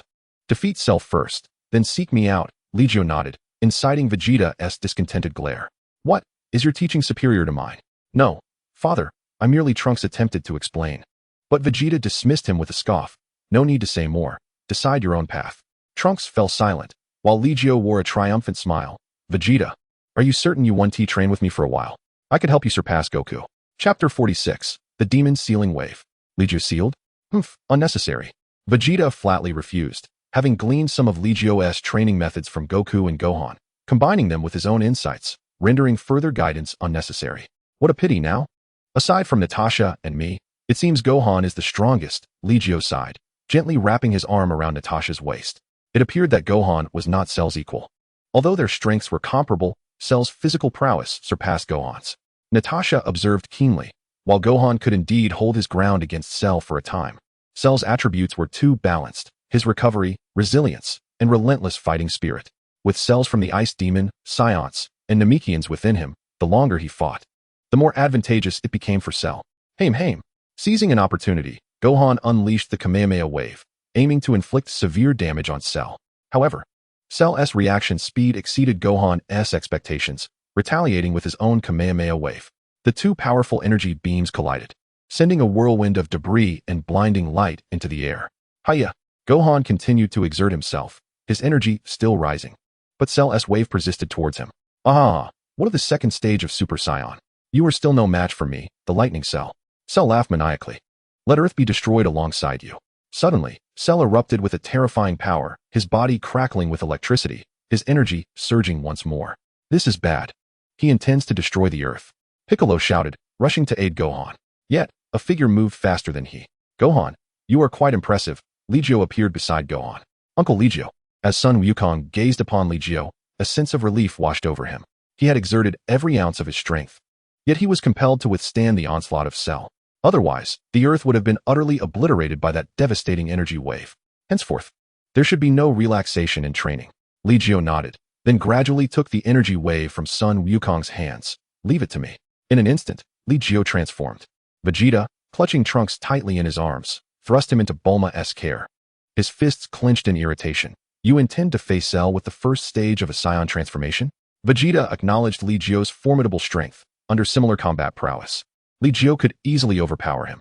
However, the multipliers of Super Saiyan forms 1 and 2, 50 times and 100 times, respectively, were significant. Yet soon, Li Jiu would demonstrate what true mastery of power entailed. The horrifying energy wave continued its relentless advance as Li Jiu firmly resisted Cell's Kamehameha, holding steadfast until Cell's strength waned. The energy wave in Li Jiu's hand swelled to an extraordinarily terrifying magnitude. Remarkably, this energy wave, akin to a spirit bomb, did not detonate in his grasp. Cell, suspended in midair, gazed incredulously at the massive energy sphere, his own power now under Li Jiu's control. Gradually, the expressions of all present morphed into sheer astonishment. That energy sphere began to condense, ultimately transforming into a scorching white orb the size of a water tank, effortlessly cradled by Li Jiu in one hand. No, this cannot be. Cell hung suspended, frozen in disbelief. This was the very power he intended to wield to annihilate Sun Wukong and the Earth, now forcibly subdued by Li Jiu. It was far more terrifying than the energy sphere he had conjured himself. Tell me, can you withstand this energy sphere? Li Jiu regarded Cell with calm intensity. No, please. I was wrong. I will never dare again. I will leave Earth immediately and never return. I beg you, spare me. Cell hastily descended, kneeling upon the ground, crawling towards Li Jiu in desperation. Please, I beseech you. Cell prostrated himself, his forehead striking the ground with such force that cracks appeared. Li Jiu observed Cell in this state, allowing the energy sphere in his grasp to dissipate slowly. Yet, at that very moment, as the energy sphere faded, Cell suddenly lifted his head, hurled a small vial, and, arms extended, shouted frantically, Demon Seal Wave. What? Li Jiu's pupils constricted as he was suddenly engulfed by a swirling force, his power becoming disordered. That was the Demon Seal Wave. How could Cell wield the Demon Seal Wave? Quickly, destroy that vial. Tianjinhan shouted, springing into action as his Dodone ray raced toward the small vial. Futile. Cell's face contorted with malice, one hand casting the Demon Seal Wave while the other shielded the vial. In an instant, the energy flow entangling Li Jiu was funneled into the small container. Damn it, Cell, I will not allow you to succeed. Though Sun Wukong had never witnessed the true might of the Demon Seal Wave, even he recognized that if it could seal Li Jiu, it must be an extraordinarily potent technique. Nevertheless, he could not afford to give up. What of its power? Even if ambushed, in the end, you still need me. Vegeta, to save the day. Vegeta was beside himself with excitement, instantly transforming into the first stage of Super Saiyan, then angrily shouting as he ascended to Super Saiyan 2. Impressive, Vegeta. Upon witnessing Vegeta's transformation, Sun Wukong also assumed his form, intent on defeating Cell in a united front. However, before they could act, Natasha spoke softly, Li Jiu will be fine. Her words swiftly calmed the crowd. Tianjinhan, incredulous, turned to her. Do you know what the Demon Seal Wave is? I do not. Natasha shook her head. I do not need to know. That technique cannot contain Li Jiu. Natasha gazed calmly at the battlefield, where Li Jiu had already been sealed within that small stone vial. Just in case. Tianjinhan, being knowledgeable of the Demon Seal Wave himself, understood its terrifying implications. Piccolo nodded gravely, exchanging glances with Sun Wukong, and the group swiftly mobilized to attack Cell. Will he truly be alright? That Demon Seal Wave seems to be an immensely powerful technique. Android 18 looked at Natasha, noting that Li Jiu was now sealed. He will be fine, Natasha assured with certainty. At that moment, Cell erupted into maniacal laughter. Ha! Once I consume you, you will become a part of me. He opened his mouth wide and swallowed the stone vial whole. How could this be? Sun Wukong could hardly fathom that Cell had ingested the vial. You scoundrel! Piccolo suddenly delivered a kick to Cell's head, his combat power now nearing that of Super Saiyan 2. The kick sent Cell flying, carving a deep trench in the ground. Chapter 47. Li Jiu breaks the seal. However, the vial sealing Li Jiu had already been swallowed by Cell. Cell's maniacal laughter echoed.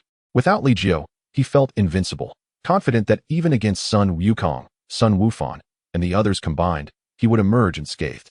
The Demon Seal Wave was a contingency Cell had prepared specifically for Li Jiu. Ha ha ha ha. I will devour each of you, turning you all into my essence.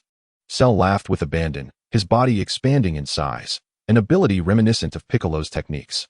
Sun Wukong's eyes sparkled with newfound determination upon witnessing this transformation. Piccolo realized his thoughts. Once, he had used this very technique against Sun Wukong. While the power of this technique was formidable, allowing Cell a significant increase in strength, it also bore evident weaknesses. The enlarged form was riddled with vulnerabilities. Sun Wukong focused intently on Cell, seemingly having made a resolute decision. Piccolo anticipated Sun Wukong's intentions, but hesitated to voice them.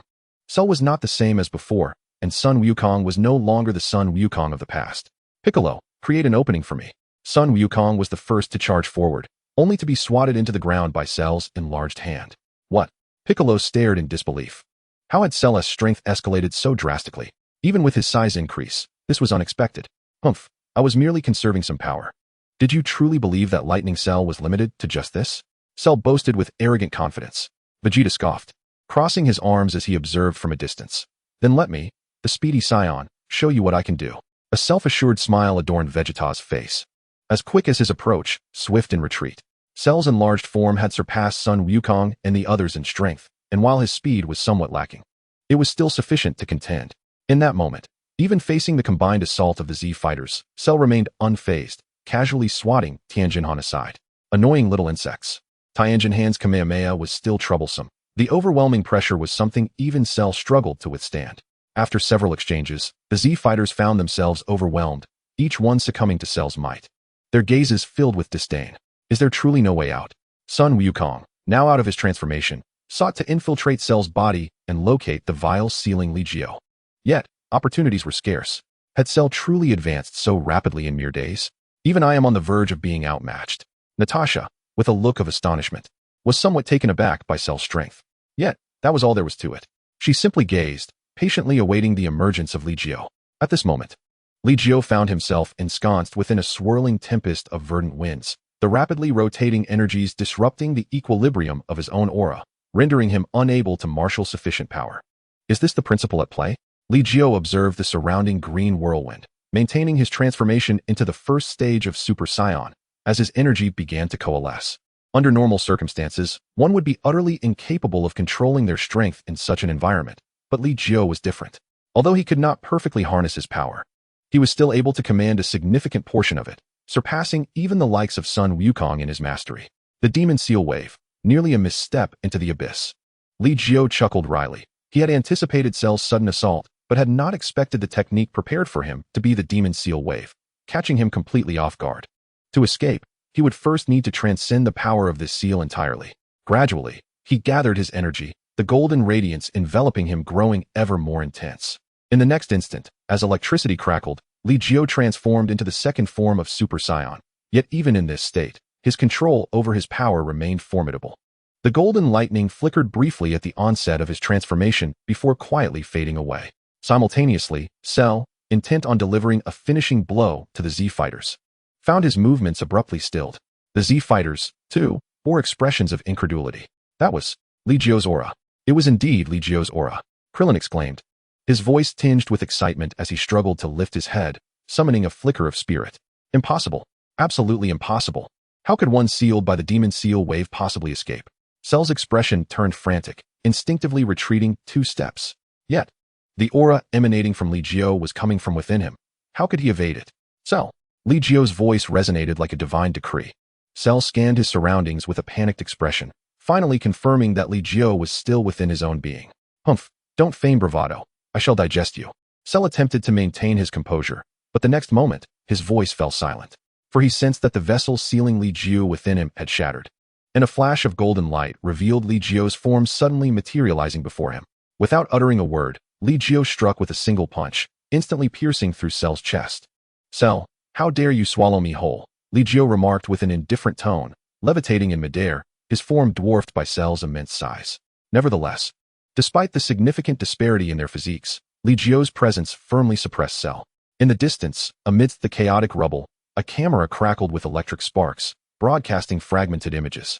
A turning point had emerged. The golden-haired warrior once trapped in the bottle had reappeared. With a single punch, he had shattered Cell's chest, showcasing his overwhelming power, instilling fear even in Cell. We may indeed triumph over Cell. The diligent battlefield reporter directed his nearly exhausted camera towards Li Jiu, announcing once more, remember this face. He, along with all those participating in this battle, shall be the heroes who save the Earth. They are the saviors of our planet. On television screens, static flickered, yet it did not obscure the people's awareness of who was battling Cell.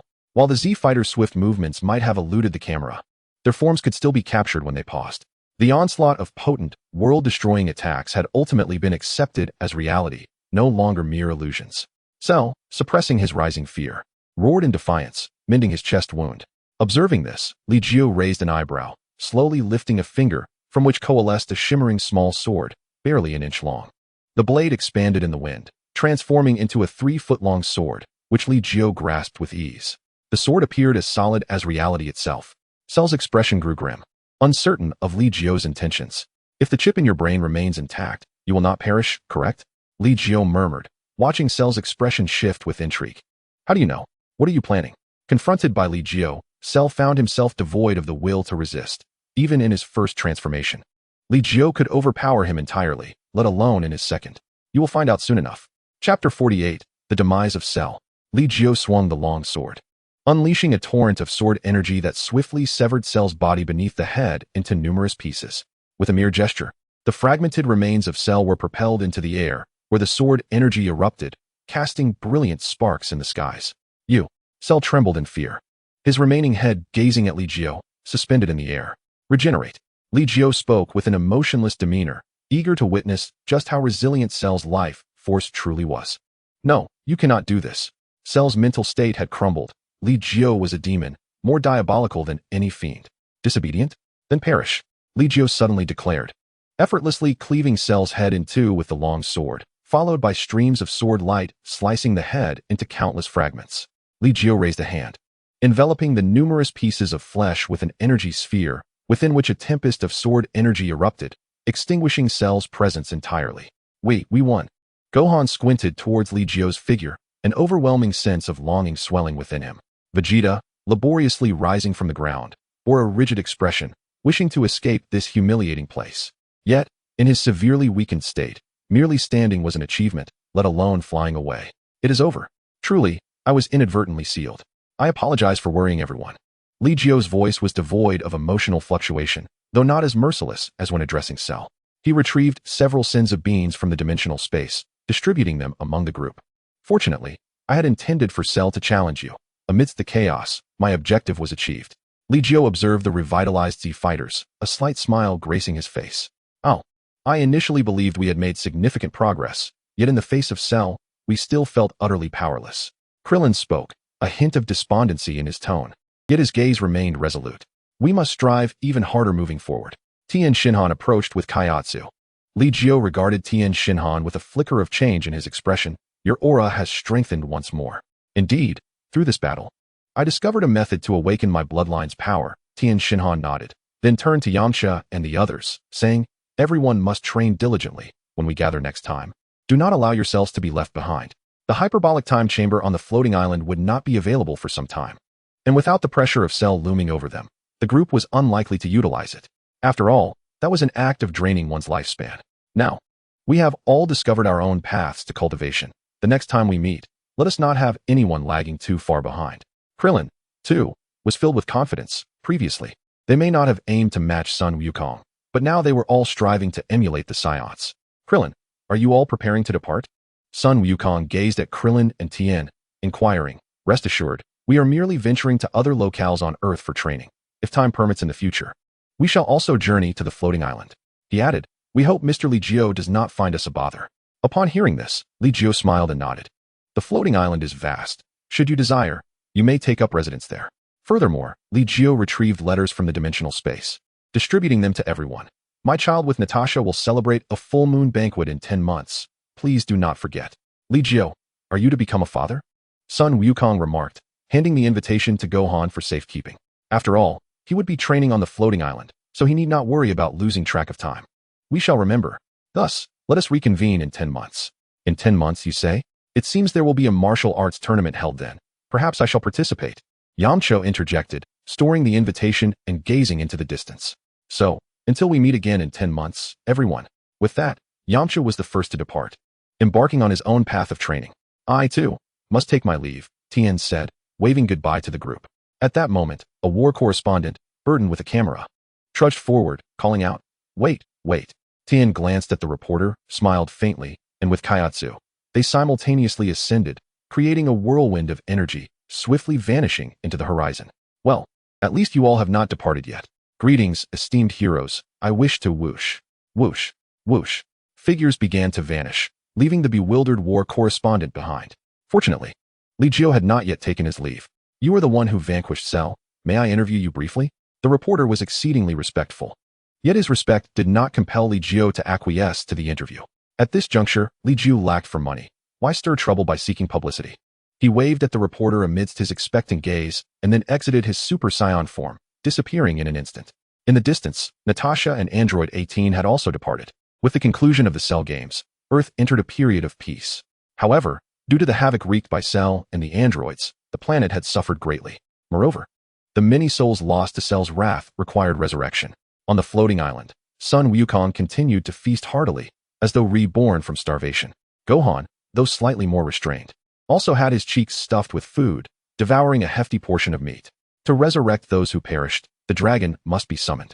Li Jiu gnawed on a leg of an unknown beast, while Natasha became more methodical in her dining. With the deities gone, to summon the dragon, one must journey to the new Namek. Natasha spoke, her words slightly muffled by her mouthful. As for this matter, There is no need for Li Jiu and Natasha to intervene. I can consult King Kai and use instant transmission to reach the new Namek, Sun Wukong declared, taking it upon himself to alleviate Li Jiu's concerns. That does seem feasible, Li Jiu nodded, offering no further instructions. However, just as Sun Wukong prepared to finish his meal and head to King Kai's planet, Natasha interjected, I wish to take a stroll. Why not travel by spaceship? After all, we have no pressing matters. Li Jiu paused momentarily before nodding. In that case, shall Chi-Chi and Wukong accompany us? Chi-Chi's eyes brightened at this, for she had only heard of Wukong and Gohan battling on another planet, yet had never had the opportunity to visit one herself. Li Jiu's inquiry sparked her interest. Sun Wukong, finally displaying some consideration, replied, Chi-Chi has never left Earth, has she? Recently, it seems the Senzu beans require no tending. Why not let us all go together? Chapter 49, The Call of King Kai. At the center of the floating island, a magnificently imposing spaceship ascended gracefully into the sky. At this moment, future Trunks had also been summoned aboard the spaceship by Li Jiu. He chose to remain on the floating island for a time of training before returning to the future, never to return again. Just as everyone was about to depart, an aircraft unexpectedly appeared on the spaceship's external display. Li Jiu, Bulma's voice echoed, prompting Li Jiu to pause the spaceship and open the hatch. Bulma was clinging to Vegeta, who was holding young Trunks, his face a mask of irritation. Vegeta, Bulma, what brings you here? Li Jiu snapped his fingers, sealing the hatch once more. The spaceship resumed its course. As if anyone desires to be here, Vegeta grumbled, suppressing his fury as young Trunks tugged at his hair, ultimately tossing the little one to Bulma in exasperation.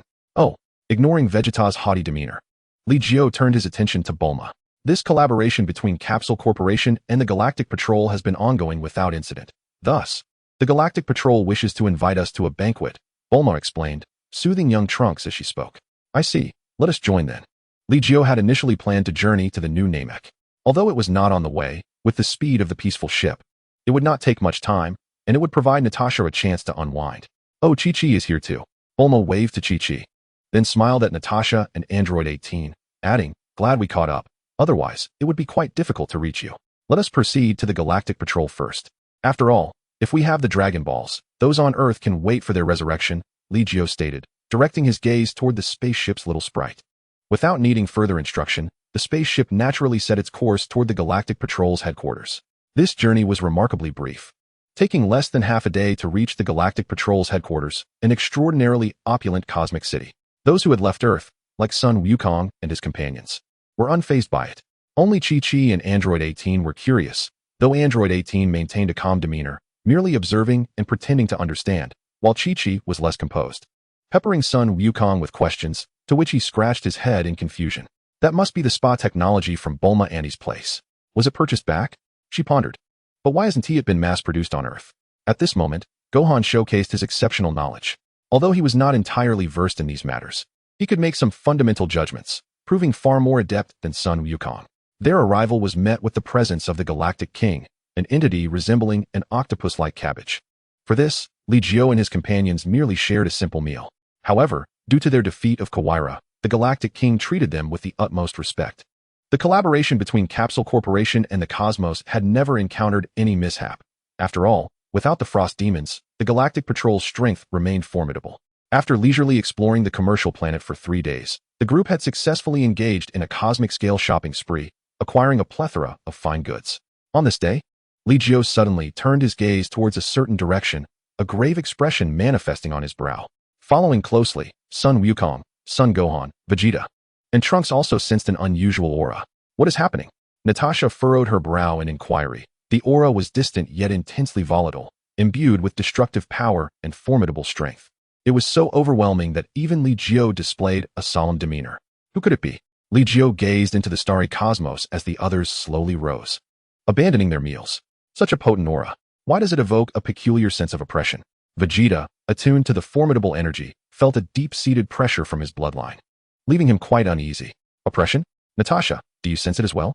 Li Jiu queried, looking towards her. Not exactly. However, that aura still makes me feel uncomfortable, Natasha replied. It was then that Li Jiu turned to Sun Wukong, who merely shook his head, while Trunks and Son Gohan shared no such feeling. Is it a suppression from the bloodline? Am I the only one experiencing this? Kakarot's bloodline is too inferior. Li Jiu, you and Natasha cannot feel it either? Vegeta kicked Sun Wukong, for it was this lowly warrior's bloodline that made Vegeta look down upon him. Yet, Sun Wukong persistently suppressed him in strength, causing Vegeta considerable discomfort. Perhaps it is due to the path of cultivation that Natasha and I have chosen, Li Jiu mused, recalling the Xuanhuang Breathing Technique. He felt no unusual sensations. While Natasha seemed somewhat uneasy, it could be interpreted that Natasha's understanding of the Xuanhuang Breathing Technique was still lacking. Wukong, Wukong. At that moment, the voice of King Kai suddenly resonated, catching everyone's attention. Oh, King Kai, it's been a while, Sun Wukong called out from afar. However, King Kai wasted no time on pleasantries and stated directly, you all, yes, all of you, must come to King Kai's planet at once. Huh, do we all have to go? Sun Wukong was perplexed as to why King Kai had summoned them so suddenly. Li Jiu responded, since King Kai has summoned us, it must be due to a significant event. Let us proceed together. Li Jiu placed a hand on Sun Wukong's shoulder, uncertain of King Kai's aura. All right, then let us go together. However, make sure that Chi-Chi and Bulma have their gravity rings on, right? Of course, otherwise how would we move on such a planet? Bulma nodded. Sun Wukong then nodded in agreement, activating his instant transmission, and in the next moment, they arrived on the diminutive King Kai's planet. So, this is King Kai's planet. Some were visiting for the first time, taken aback by King Kai's appearance and the planet's compact size. Hi. Bulma squinted her eyes and greeted King Kai with a smile. However, King Kai was not in the mood for jokes and said, a grave matter has arisen, Wukong. And Li Jiu, we may need your strength this time. King Kai, perhaps you should first explain what has transpired, Li Jiu thought, having formed some conjectures. That aura had even made the proud Vegeta feel oppressed, a pressure emanating from the depths of his bloodline. The only plausible explanation was the legendary Super Saiyan, Broly. Yes, the Super Saiyan. The Super Saiyan destroyed the entire South Galaxy. King Kai's words further confirmed Li Jiu's suspicions. Chapter 50, The Legendary Super Saiyan. A Super Saiyan? How is that possible? The Saiyans are nearly extinct. How could there still be a Saiyan, let alone a Super Saiyan? Does one truly believe that Super Saiyans are as common as cabbages? Vegeta certainly would not believe it, especially since the number of surviving Saiyans is scant, let alone a Super Saiyan. Indeed, it is the legendary Super Saiyan, King Kai corrected, looking at Li Jiu. You should know this, right? King Kai's intuition told him that Li Jiu was likely more knowledgeable about the legendary Super Saiyan. The legendary Super Saiyan? Before Li Jiu could respond, Vegeta exclaimed, how can this be? Does the legendary Super Saiyan truly exist? Vegeta's face reflected sheer terror, indicating he was aware of the existence of the legendary Super Saiyan.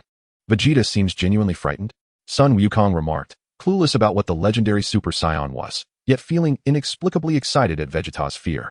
Yes. Are we about to face a formidable adversary? Sun Wukong was eager, but King Kai's expression darkened. If things go awry this time, the entire universe could face annihilation. The legendary Super Saiyan is terrifying beyond measure. King Kai looked at Li Jiu. His hopes rested squarely upon him. The mystery surrounding Li Jiu gave King Kai a glimmer of hope. Damn Kakarot, what do you understand? The legendary Super Saiyan is the true embodiment of invincibility.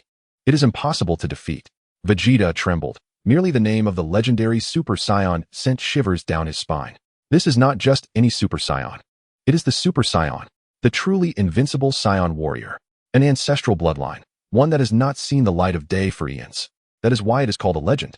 That fellow is wreaking havoc, isn't he? Li Jiu sensed Broly's aura. Yes.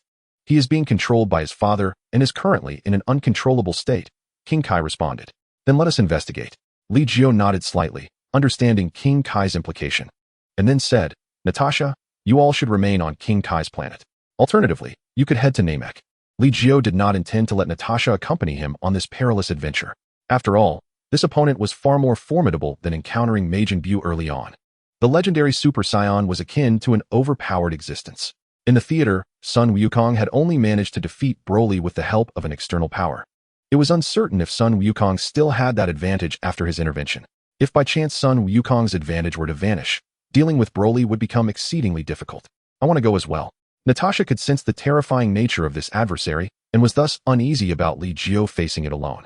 No, you must stay put on King Kai's planet, or head directly to the new Namek, leaving someone here, even if we were to perish. We could utilize instant transmission to escape or be resurrected. Li Jiu firmly refused. Natasha was currently with child, and Broly was a veritable destruction machine. He could not allow her to accompany him. Natasha pouted, only to see Li Jiu point his finger to his forehead and vanish from King Kai's planet. All right, we shall go as well. Sun Wukong reached out to grasp Sun Gohan's shoulder, and Trunks placed a hand on Sun Wukong's back. "Dad, aren't you coming?" Trunks looked at Vegeta, whose face was now ashen, trembling with intensity. That aura was growing ever more powerful. Vegeta clenched his fists and glanced at Sun Wukong and Trunks, snorting disdainfully.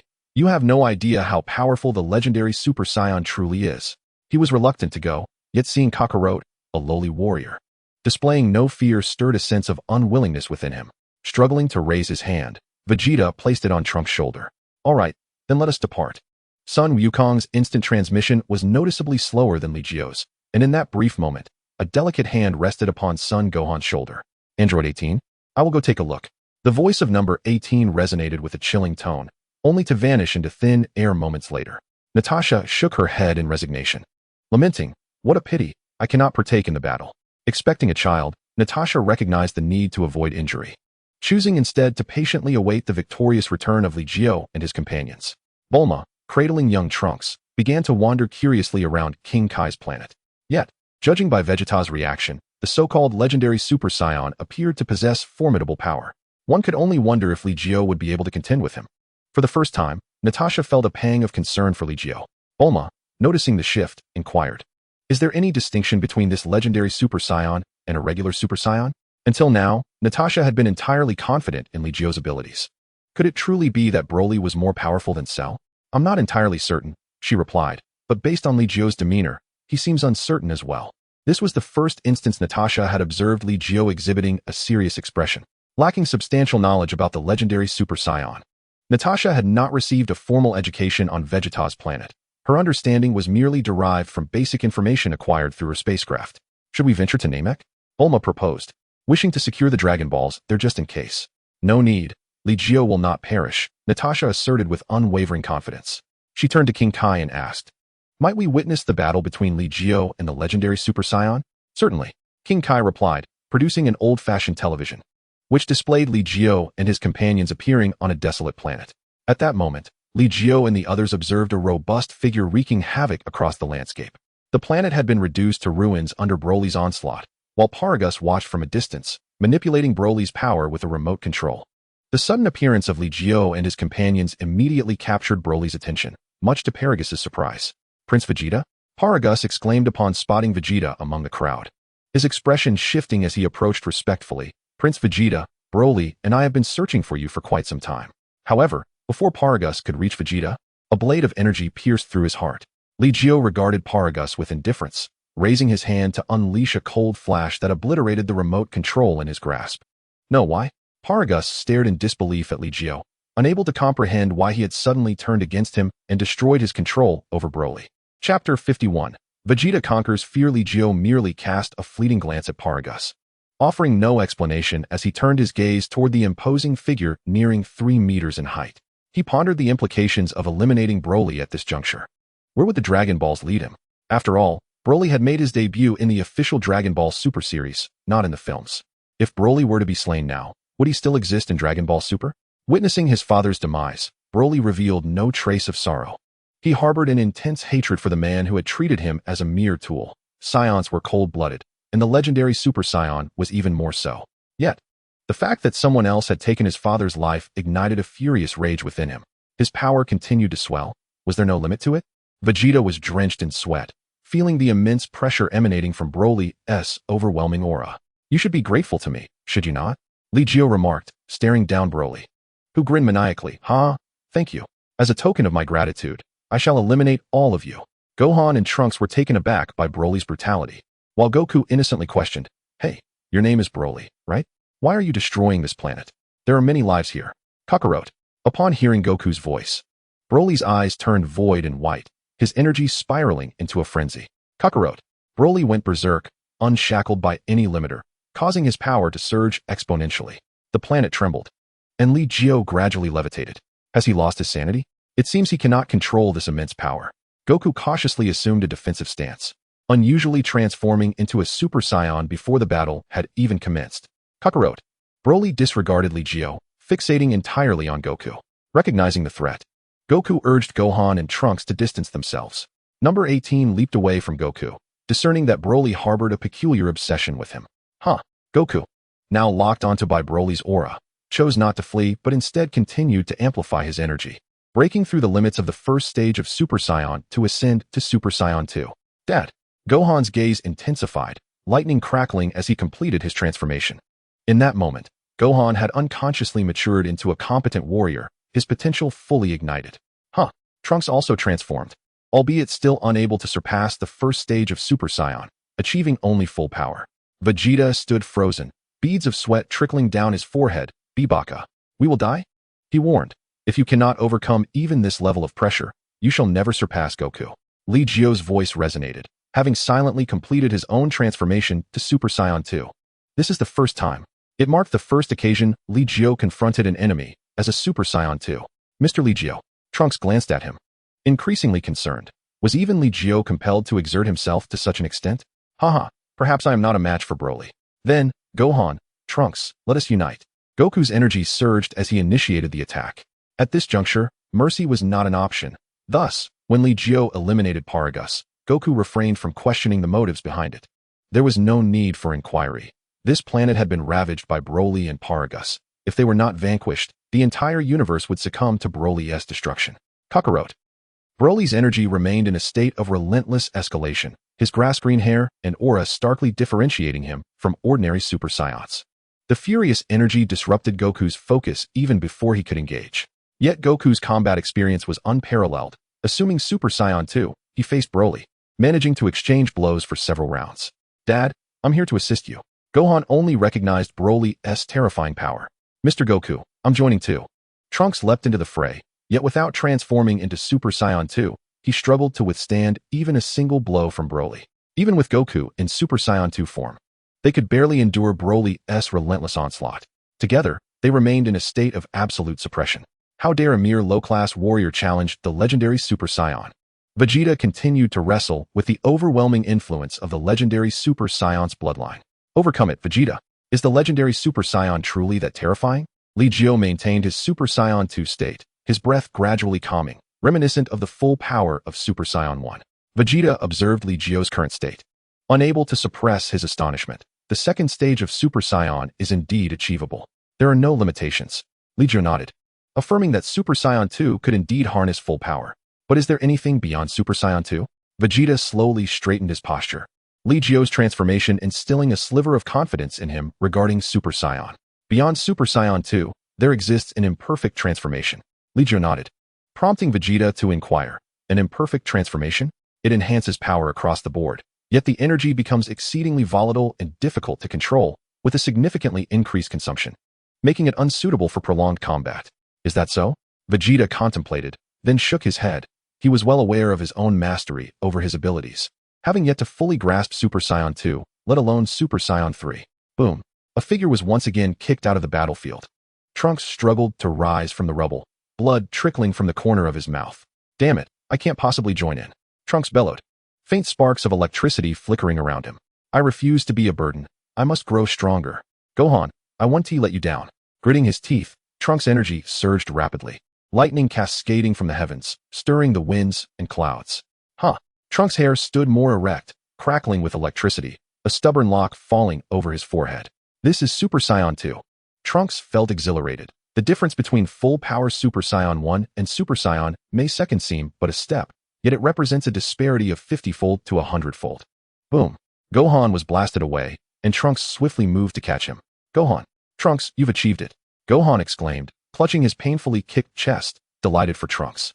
That kid. Vegeta glanced at Trunks, then turned his gaze back to Broly, his fear dissipating significantly. I am Prince Vegeta. With a sudden transformation, Vegeta unleashed a torrent of energy, charging towards Broly.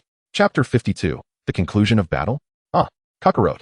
Broly's energy continued to escalate. Previously, Gohan and Goku's combined efforts could withstand his onslaught, but even with Vegeta's addition now, they struggled to make a dent. You bastard. Ha-me-ha-me-ha. From a distance, Goku gathered energy, a dazzling blue light radiating like the end of the stars. But before the Kamehameha could be unleashed, Broly forcefully overpowered them. Kakarot. Broly seized Goku by the hair, slamming him into the ground with relentless punches. Dad. Evil Flash. Gohan crossed his arms above his head, unleashing the evil flash. However, as the dust settled, Broly remained unscathed, tossing Goku away, who crashed heavily into Trunks, who charged forward once more. Mr. Goku. Trunks caught Goku, only to realize Goku had reverted from his Super Saiyan transformation. Cough, how formidable. Goku struggled to rise, gasping heavily, bruises marring his face. Blood dripping from the corner of his mouth. Humph, annoying insect. Broly bulldozed forth. Even the combined might of Super Saiyan 2 Vegeta and Gohan could not withstand him. Ha ha ha, Kakarot, I will kill you. Broly, with a peculiar fixation on Goku, hurled Gohan and Vegeta into the ground before charging at Kakarot once more. Trunks stood in front of Goku, but Broly pressed him down with one hand, energy blasts erupting, sending Trunks flying, reverting him from his Super Saiyan form before he even touched the ground. Is this the legendary Super Saiyan? What a monstrous concept. Li Jiu appeared behind Trunks, offering him a Senzu bean. Trunks recovered, slowly rising, eager to continue fighting, but was halted by Li Jiu. Just watch for now. Mr. Li Jiu. Trunks gazed at him with excitement. With you all present, I cannot fully exert myself. Li Jiu pursed his lips, a surge of bloodline power seemingly boiling within him. And he tossed several more Senzu beans to Trunks, urging him to assist Gohan and Goku. Goku's anguished cries echoed as Broly continued his relentless assault.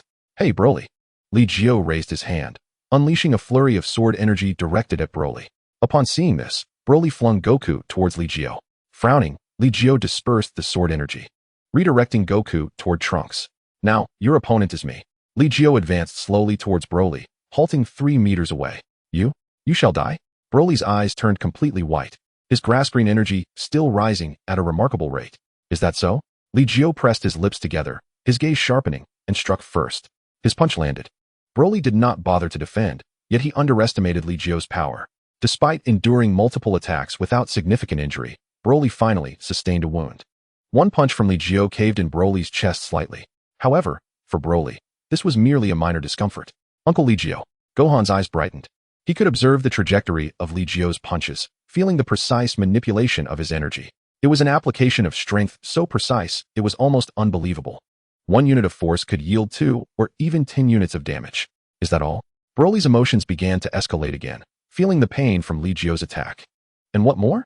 Li Jiu threw another punch, but this time Broly would not underestimate him again. Yet, before the punch could land, Li Jiu suddenly crouched low, delivering a side kick directly to Broly's abdomen. Boom. The robust Broly was sent flying, crashing heavily into a large building. Heaven and earth, sword slash.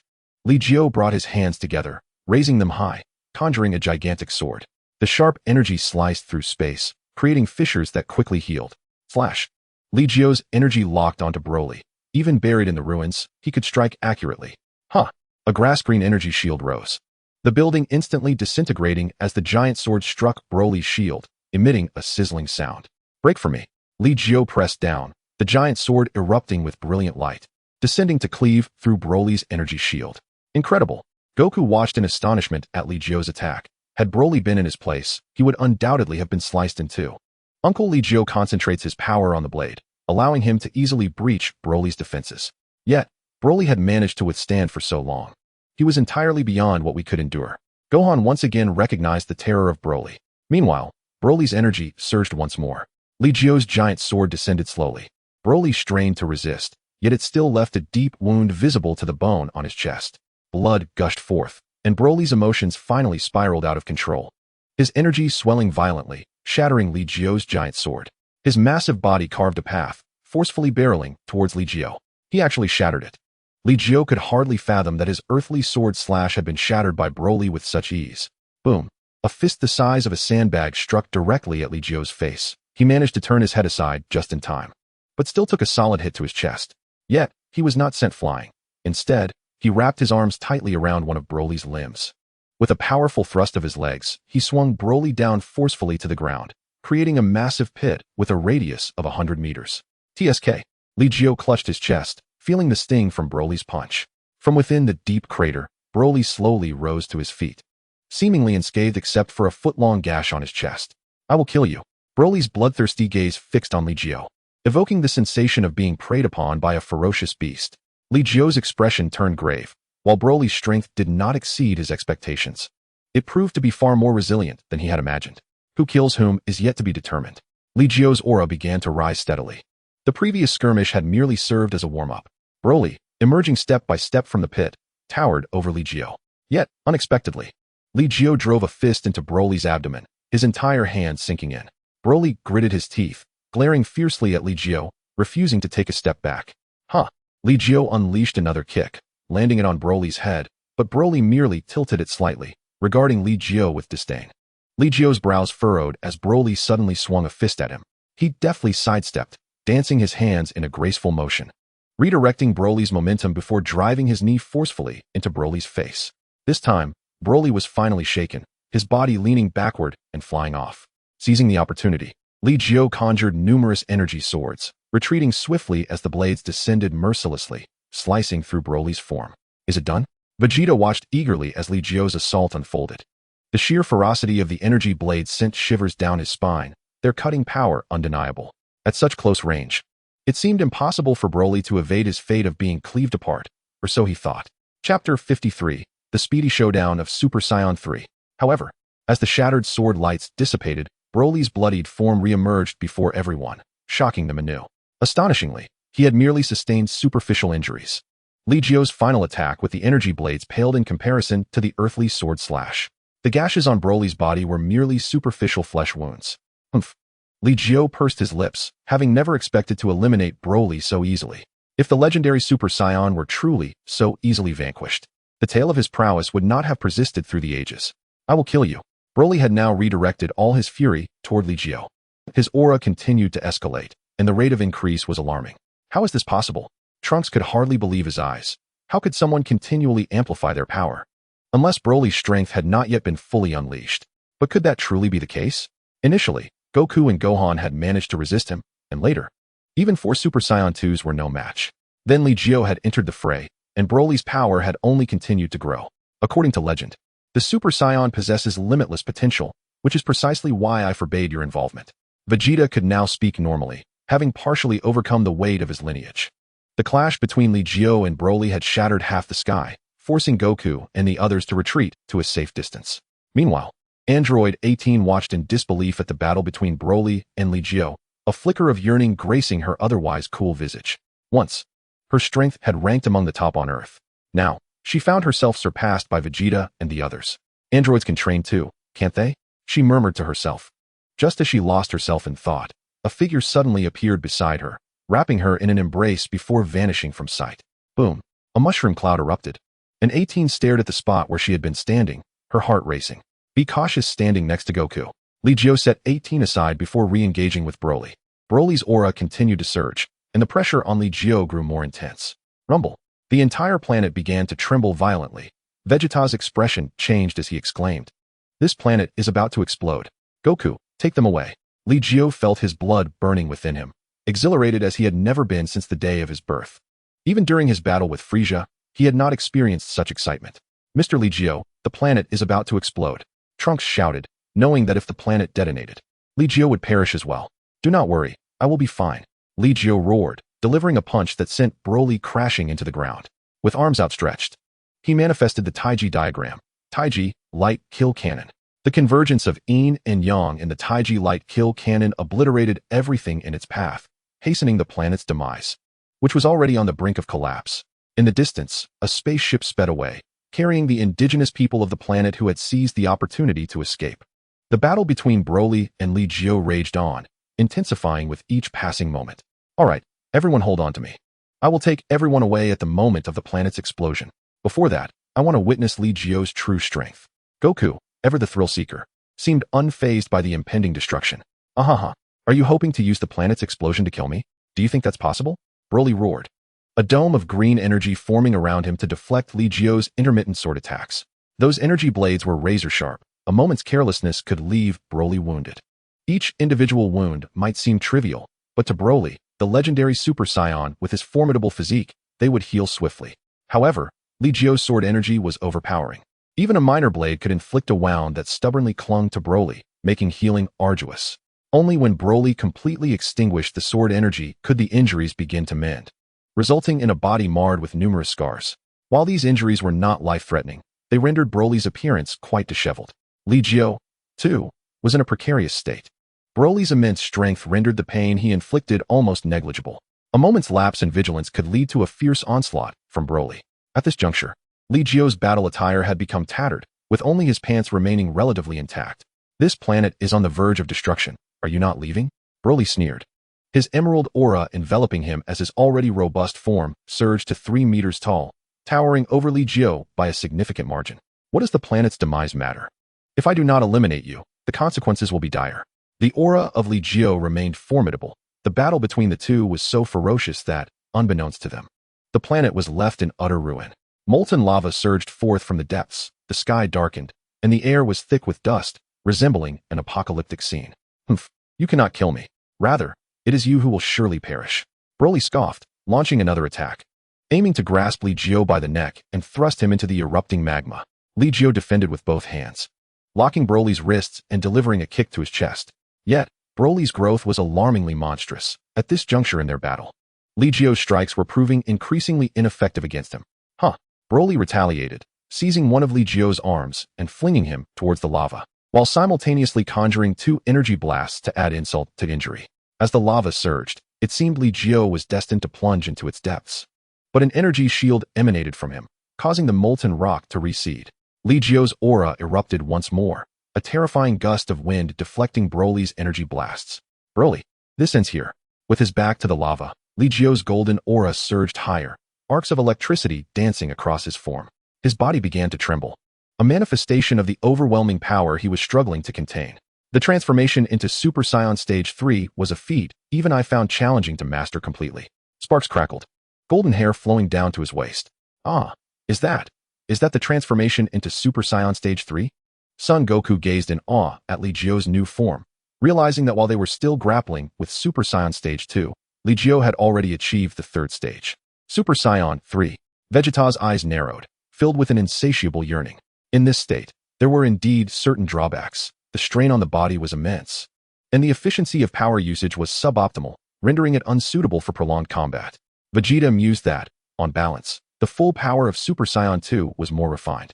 However, when it came to explosive power, Super Saiyan 3 was undeniably superior.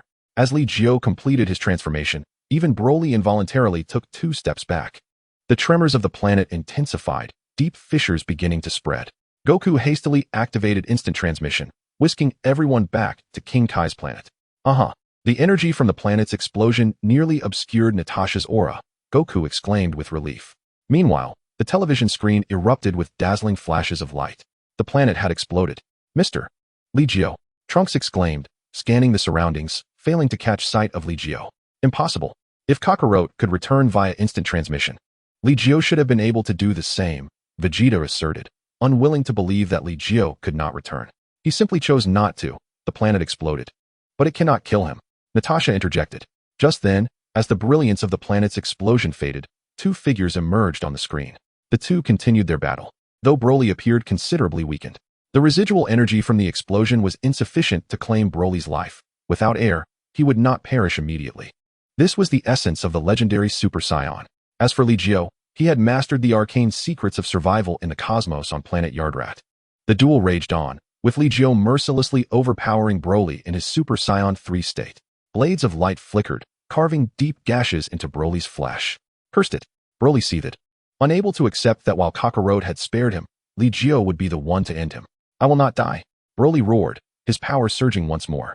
He brought his hands together, unleashing a terrifying wave of energy towards Li Jiu.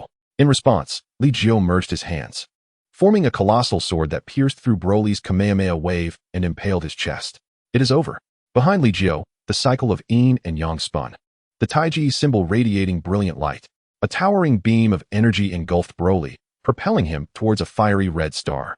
No, Broly bellowed, an emerald glow emanating from him. Yet it gradually faded from sight. The distant star shuddered slightly before returning to tranquility. Broly's aura vanished. Goku watched in astonishment, unable to sense Broly's presence any longer. Li Jiu remained motionless for a moment before withdrawing from his Super Saiyan 3 state, exhaling deeply. This battle had indeed taken a toll on him. Upon returning to King Kai's planet, Natasha immediately rushed into his embrace. I was so worried about you. Although she outwardly appeared confident in Li Jiu, her heart was rife with concern. What is there to fear? I still possess instant transmission, Li Jiu reassured, gently ruffling Natasha's hair. Then turning to King Kai, though Broly's aura has vanished, can you ascertain whether he is truly dead? The legendary Super Saiyan was notoriously difficult to kill. Even with a pierced chest, Li Jiu could not feel at ease without witnessing Broly's demise with his own eyes. He should be dead. You have sent him into a star. Even as the legendary Super Saiyan, he cannot survive that, King Kai affirmed. Is that so? Then that is a relief. Li Jiu nodded. King Kai then glanced at Li Jiu's tattered attire and remarked, your clothing is in ruins. As a token of gratitude for your contributions to the universe, allow me to provide you with a new outfit. With a slight tremor of his antennae, Li Jiu's clothing instantly transformed into a pristine garment. Oh, I had not realized how powerful Li Jiu had become, already unlocking the transformation into Super Saiyan Stage 3, Goku reflected, noting that they were still struggling to attain Super Saiyan Stage 2. The transformation into Stage 3 was not the ultimate goal. That was something for them to ponder.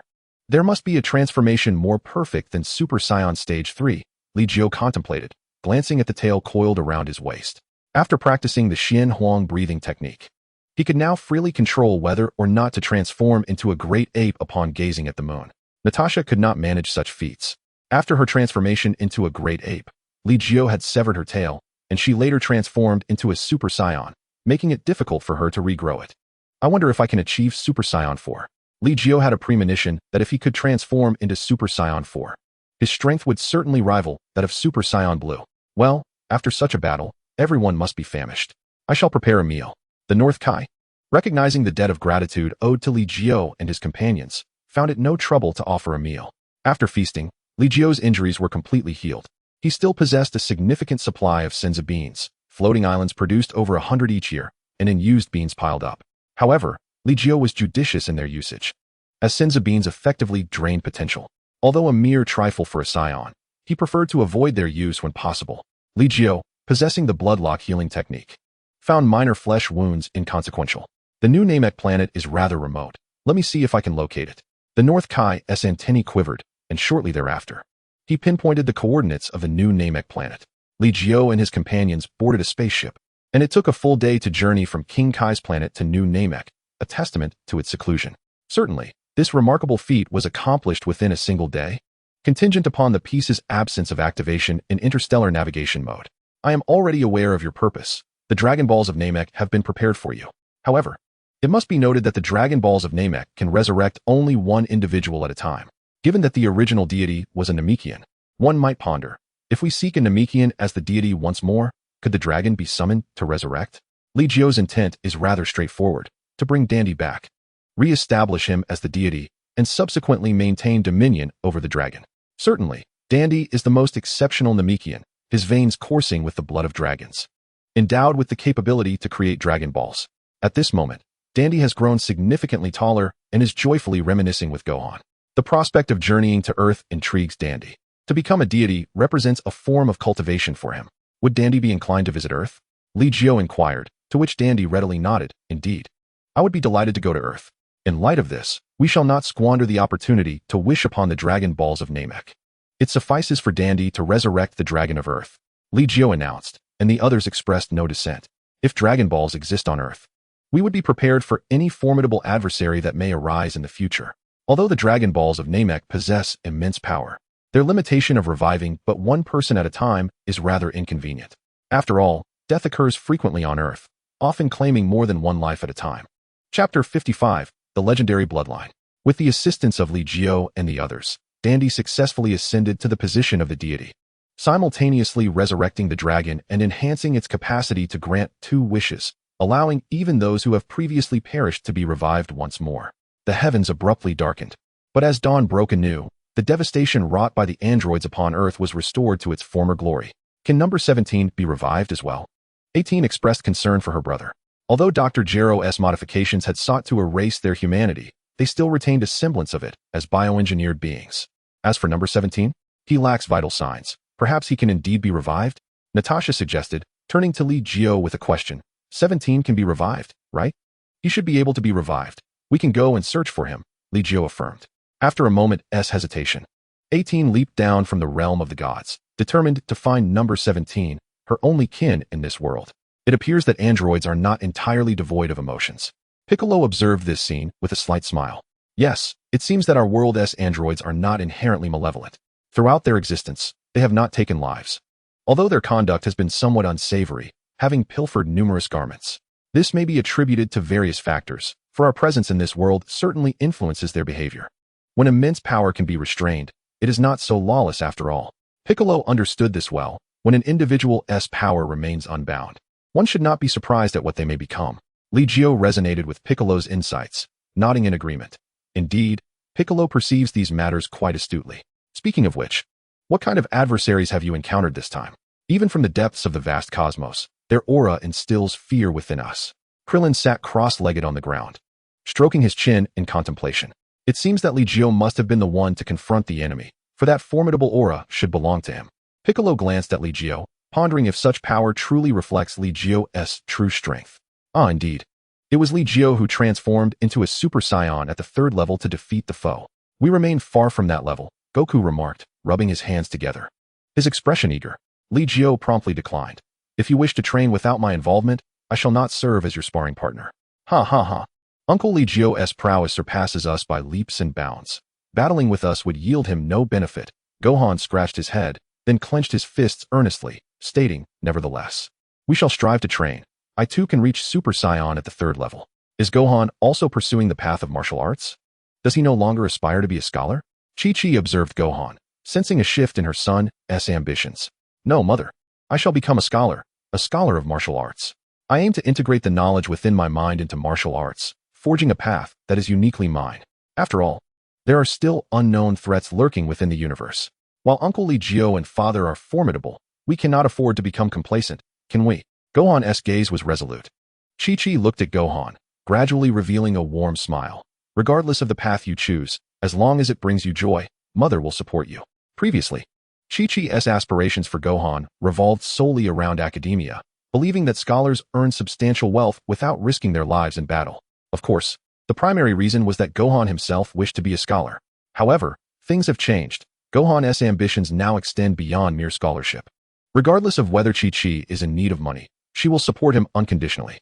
Piccolo listened to Gohan's words, a fatherly smile gracing his lips. As peace returned to Earth, the fervor for training among the group did not wane. Each harbored their own aspirations. The mightiest among them looked to Li Jiu as their benchmark, while Yamcha and the others aimed to emulate the Saiyans. They tread steadily on their respective paths, gradually unlocking their inner potential, and the road ahead grew ever wider. Before long, Natasha approached the time of her delivery. Bulma had summoned the finest medical team. Yet Li Jiu chose to retain but one female physician, dismissing the rest. The Saiyan process of childbirth is not so delicate. It can be accomplished independently. One physician's assistance suffices. Within the manor, few were present.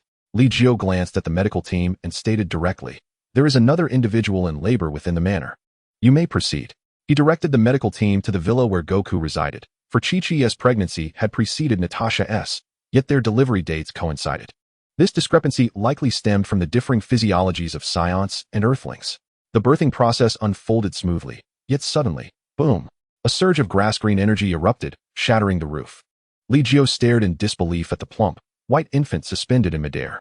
The little one had yet to have the umbilical cord severed, floating there while gnawing on its hand, its head of black hair emanating a grass-green glow. No, it can't be. Li Jiu gaped in astonishment, while in West City. Vegeta and Goku, who was accompanying Chi-Chi, abruptly stood up. That energy. Goku glanced at Chi-Chi, who appeared pale, but ultimately chose to remain. Vegeta immediately arrived at the floating island, standing in the manor, gazing at the soaring grass-green energy column. Is this the legendary Super Saiyan? Vegeta broke into a cold sweat. Connecting the dots, he could almost ascertain that this seemingly unremarkable energy belonged to Li Jiu's child. At that moment, both Li Jiu and Natasha stared dumbfounded at the wriggling little one floating in the air, exchanging glances filled with concern. The attending physician was equally stunned by the spectacle. Li Jiu gently patted her shoulder and said, do what you must. Having spoken, Li Jiu took action, gently cradling the little one in his arms. The child exhibited a commendable demeanor. Aside from emanating a formidable aura, he did not display any signs of a volatile temperament. May all be well, Li Jiu silently prayed, before proceeding to manage subsequent affairs with the assistance of the doctor. Natasha, a boy, was soon revealed. After Li Jiu bathed the little one, he had fallen into a deep slumber. Let me see, Natasha exclaimed, her excitement palpable as she sat up. The Saiyans' innate physical prowess allowed her to sidestep the typical postpartum weakness, enabling her to regain her normalcy after merely a couple of days of rest. The child was a purebred Saiyan, and judging by his extraordinary aura, he was undoubtedly a legendary warrior.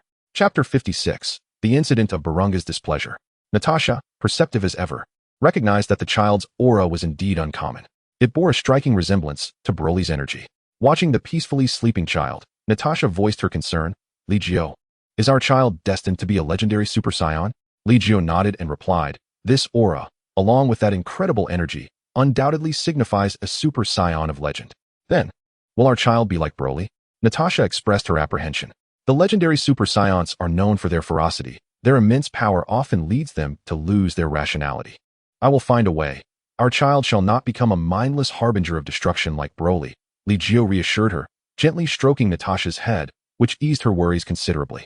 Li Jiu, our child still lacks a name, Natasha remarked, gazing at him while cradling the sleeping infant. Li Jiu pondered for a moment before asking, do you have any suggestions? Let you name him if he is a boy. I shall name him if he is a girl, Natasha replied, shaking her head. Li Jiu smiled slightly and said, then let us call him Li Luo. Li Luo? Does that not repeat a character from your name? Indeed. Thus, it shall be Li Luo. I hope our Li Luo grows up untainted by power's influence on his reason. A flicker of concern lingered in Natasha's heart, sensing her unease. Li Jiu promptly assured her, rest easy. I will not allow the legendary Super Saiyan's power to cloud Li Luo's judgment. Natasha could only choose to trust Li Jiu at that moment. Get some rest. I will step outside for a moment, Li Jiu comforted, allowing Natasha to embrace the little one and fall into a peaceful sleep. Upon exiting the room, Li Jiu encountered Vegeta's figure, with Trunks hastening towards him from a distance. Mr. Li Jiu, Trunks noted, sensing the child's formidable aura, a look of concern adorning his face. Fear not. The situation remains manageable. I will devise a solution. Li Jiu nodded at them. The damage wrought by the child's power was gradually beginning to mend, and it would not be long before everything returned to normalcy. Bulma, having been informed by Vegeta, proposed, if it concerns the dragon, could it not eliminate the power of the legendary Super Saiyan? Why would we wish to eliminate it? Li Jiu shook his head, stating, that power is far too potent. The dragon cannot erase it. Very well. I shall make a trip to Namek and will not impose upon you further, Li Jiu declared, attuning himself to the location of New Namek. Having previously visited, he could now effortlessly sense the presence of Nail. Li Jiu's sudden appearance surprised Nail. Yet he felt a deep gratitude towards the Saiyan who had once saved the inhabitants of Namek. Mr. Li Jiu. Yes, Nail, I require the Dragon Balls. My child is facing some uncontrollable issues that necessitate the dragon's assistance. Li Jiu spoke candidly. Upon hearing this, Nail promptly responded. The Dragon Balls have not been utilized since we gathered them last time. Please follow me, Mr. Li Jiu. Nail led Li Jiu to the Grand Elder's location, where the Namekians had conveniently collected the Dragon Balls, anticipating their potential use. After understanding Li Jiu's request, the new Grand Elder summoned the dragon and served as a translator for the wish. For my first wish, I ask that my child may perfectly control the power within him without losing his sanity. Although Li Jiu believed the dragon's capabilities may not suffice to fulfill this wish, he still wished to attempt it. The Grand Elder nodded in agreement and made the wish in the Namekian language. Barunga's imposing form trembled slightly, his crimson eyes gleaming before he spoke. This wish cannot be granted. The Grand Elder paused briefly, then turned to Li Jiu, saying, I apologize, Mr. Li Jiu. Barunga is unable to fulfill this wish. Then let us inquire how I might enable my child to perfectly control that legendary power. Li Jiu amended his wish, harboring his own suspicions. If the Namekian dragon could not accomplish it, then the Super Dragon Balls surely could. However, to utilize the Super Dragon Balls would inevitably involve the angels of two universes and require their assistance. Using delectable cuisine to entice Whis? That was a jest. Angels are not swayed by mere food.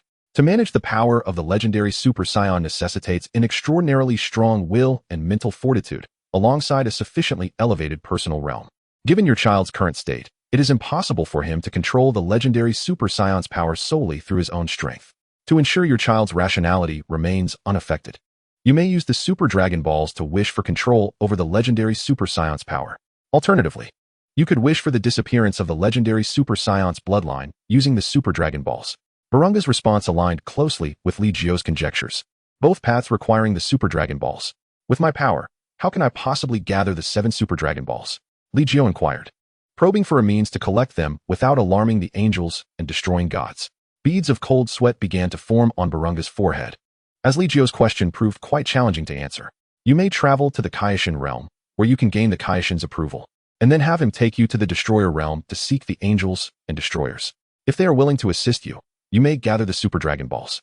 Li Jiu felt a twinge of disappointment. The dragon's response offered him little assistance. For my final wish, please help me contact the Kaishin. Li Jiu's gaze was resolute. While the destroyers and angels loomed above, he could only muster the courage to approach them. I regret to inform you that the Kaioshin does not wish to speak with me. Barunga's perspiration increased, sensing that Li Jiu's mood was growing increasingly displeased. Fortunately, Li Jiu did not pressure Barunga, instead offering a faint smile. It's all right. Thank you, Barunga. No, it is my pleasure. The Grand Elder felt a twinge of embarrassment. Barunga had not managed to fulfill a single wish for Li Jiu, with even the responses to his queries proving of little significance. You still have one wish remaining. Barunga, somewhat daring, spoke up. Li Jiu, who had initially intended to leave, paused slightly, saying, then I would trouble Barunga to send me to planet Yardrat. Li Jiu sought to explore whether there existed any secret techniques that could alleviate Li Luo's predicament. This wish was rather straightforward. Bolong's heart was filled with immense joy. This fellow had finally granted a wish of the mortal realm. Chapter 57, The Full Moon Feast. Upon returning to the planet Yardrat, Li Jiu was once again warmly welcomed by the Adratarians.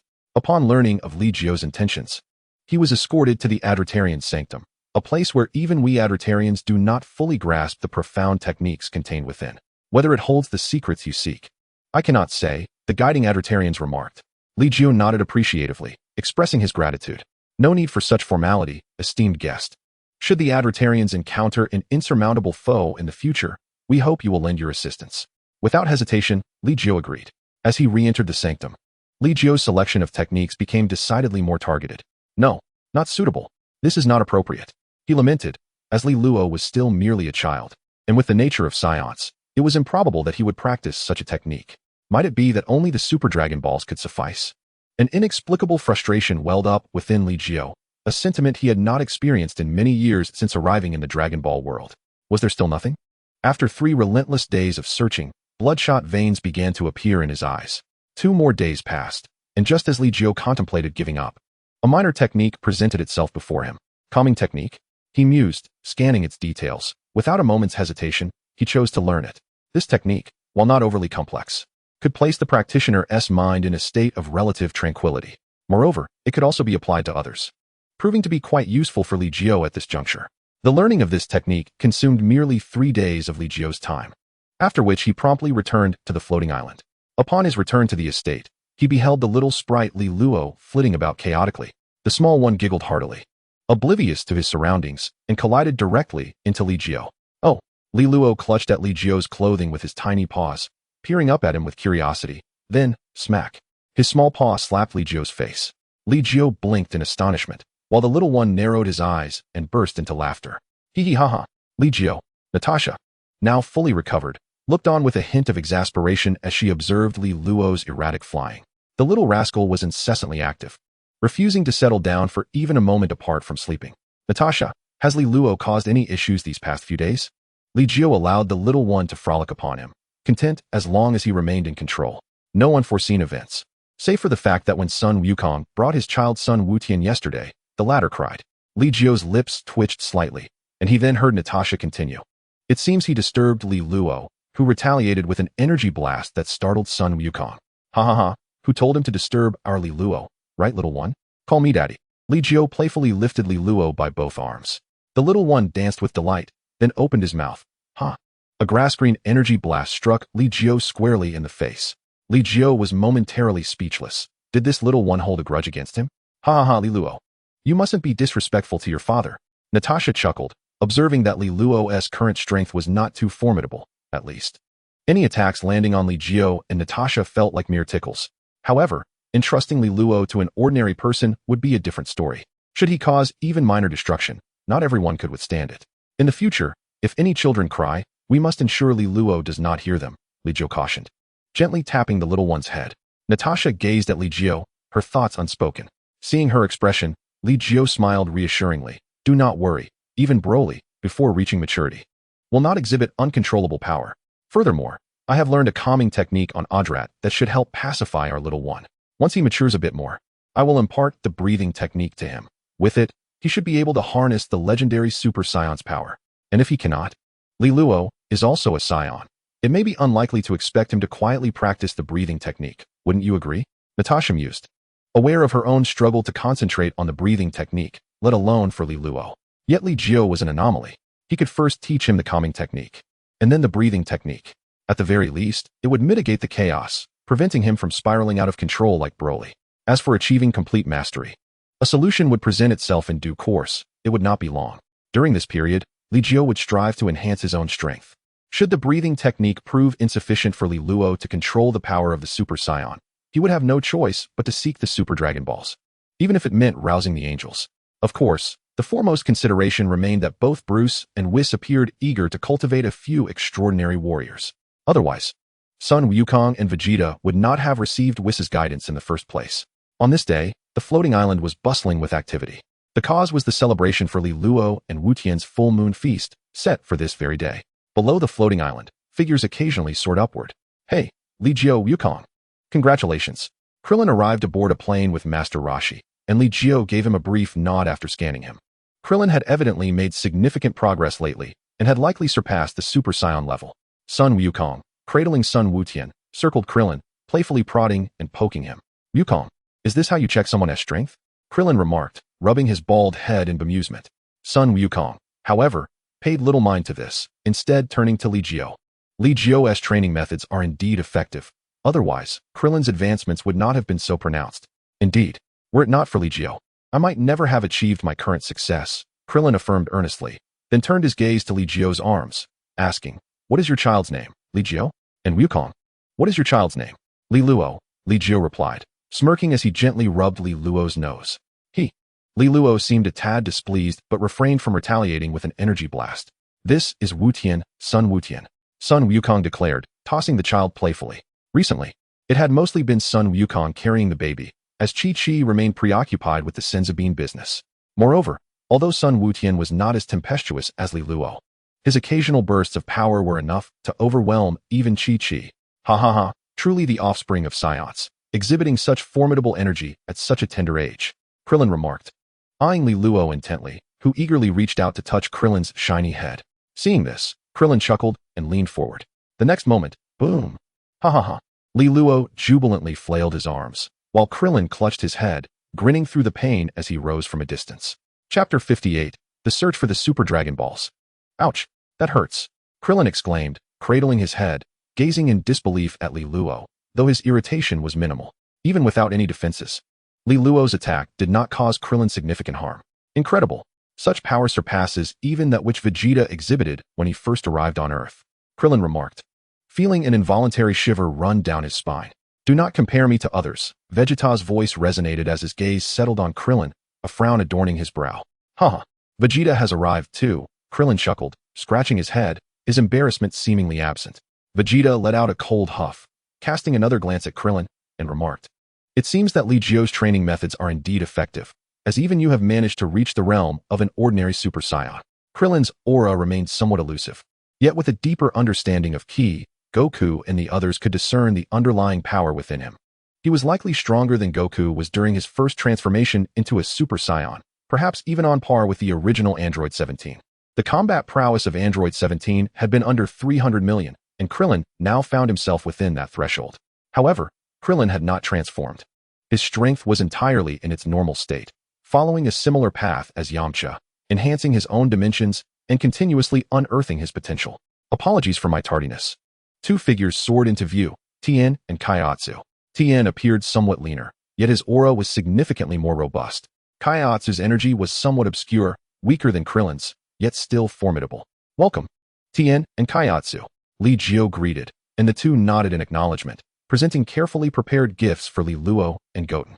It was unexpected that the children of Goku and Li Jiu would celebrate their festivities on the same day.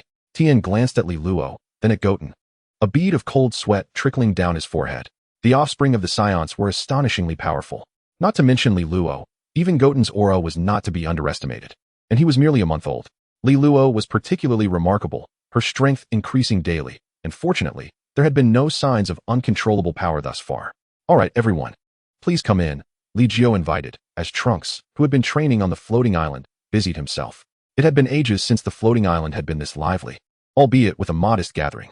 Android 18 approached and took Li Luo from Li Jiu's arms, allowing her to join the others in conversation. During the feast, Yamcha remarked, it's fortuitous that we gather here for the celebration of our two little nephews' first month. In a few days, there will be a martial arts tournament in the East, and we can participate together, providing a chance to witness everyone's recent training achievements. With confidence, Yamcha continued, Hee. I believe that if I were to encounter the initial cell now, I might stand a chance. Cell? That was a being beyond the androids, Krillin interjected. Humph. That was in the past. I am not the same now, a cold voice interjected abruptly. The newcomer exuded no discernible aura. Yet their speed was remarkable as they appeared directly at the banquet. Ah, Android 17 has also arrived, Goku greeted. Due to Android 18's constant presence on the floating island, Goku held no particular bias against Android 17. Android. Vegeta's gaze turned icy, while Android 17 offered a faint smile, addressing Li Jiu and Goku. Congratulations. Thank you. Guests are always welcome. Android 17 is not a villain. Vegeta should lower his guard, Li Jiu diplomatically interjected. Following this, Piccolo arrived with Dend, completing the guest list Li Jiu had invited. It seems everyone has made significant progress. The martial arts tournament is approaching, and everyone must participate, Li Jiu stated. The banquet continued for half a day, and as Yamcha prepared to leave, he reminded everyone, prompting their responses before he took to the skies. It seems Yamcha has surpassed me, Krillin mused, observing Yamcha's departing figure while rubbing his bald head. Ha ha ha, if you do not exert effort in your training. It is only natural for Yamcha to advance ahead of you, Master Roshi chuckled, and Krillin blushed sheepishly. Perplexity washed over the group, and seeing their confusion, Krillin decided to reveal, I had planned to disclose this at the martial arts tournament, but, I am getting married. The date is set for a month from now. Crimson-faced, Krillin, a former monk, announced his joyous news, prompting laughter from the group. As the laughter subsided, Krillin's wedding invitations were effectively distributed. Gradually, the guests began to disperse. While Trunks quietly tidied up, his mood seemingly subdued. Are you leaving? Li Jiu inquired. Trunks nodded. I have already delayed for too long. Will you not wait until after the martial arts tournament?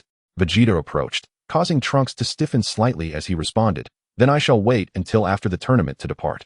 Humph. Let me see how much progress you have made during this time. Vegeta huffed before turning away.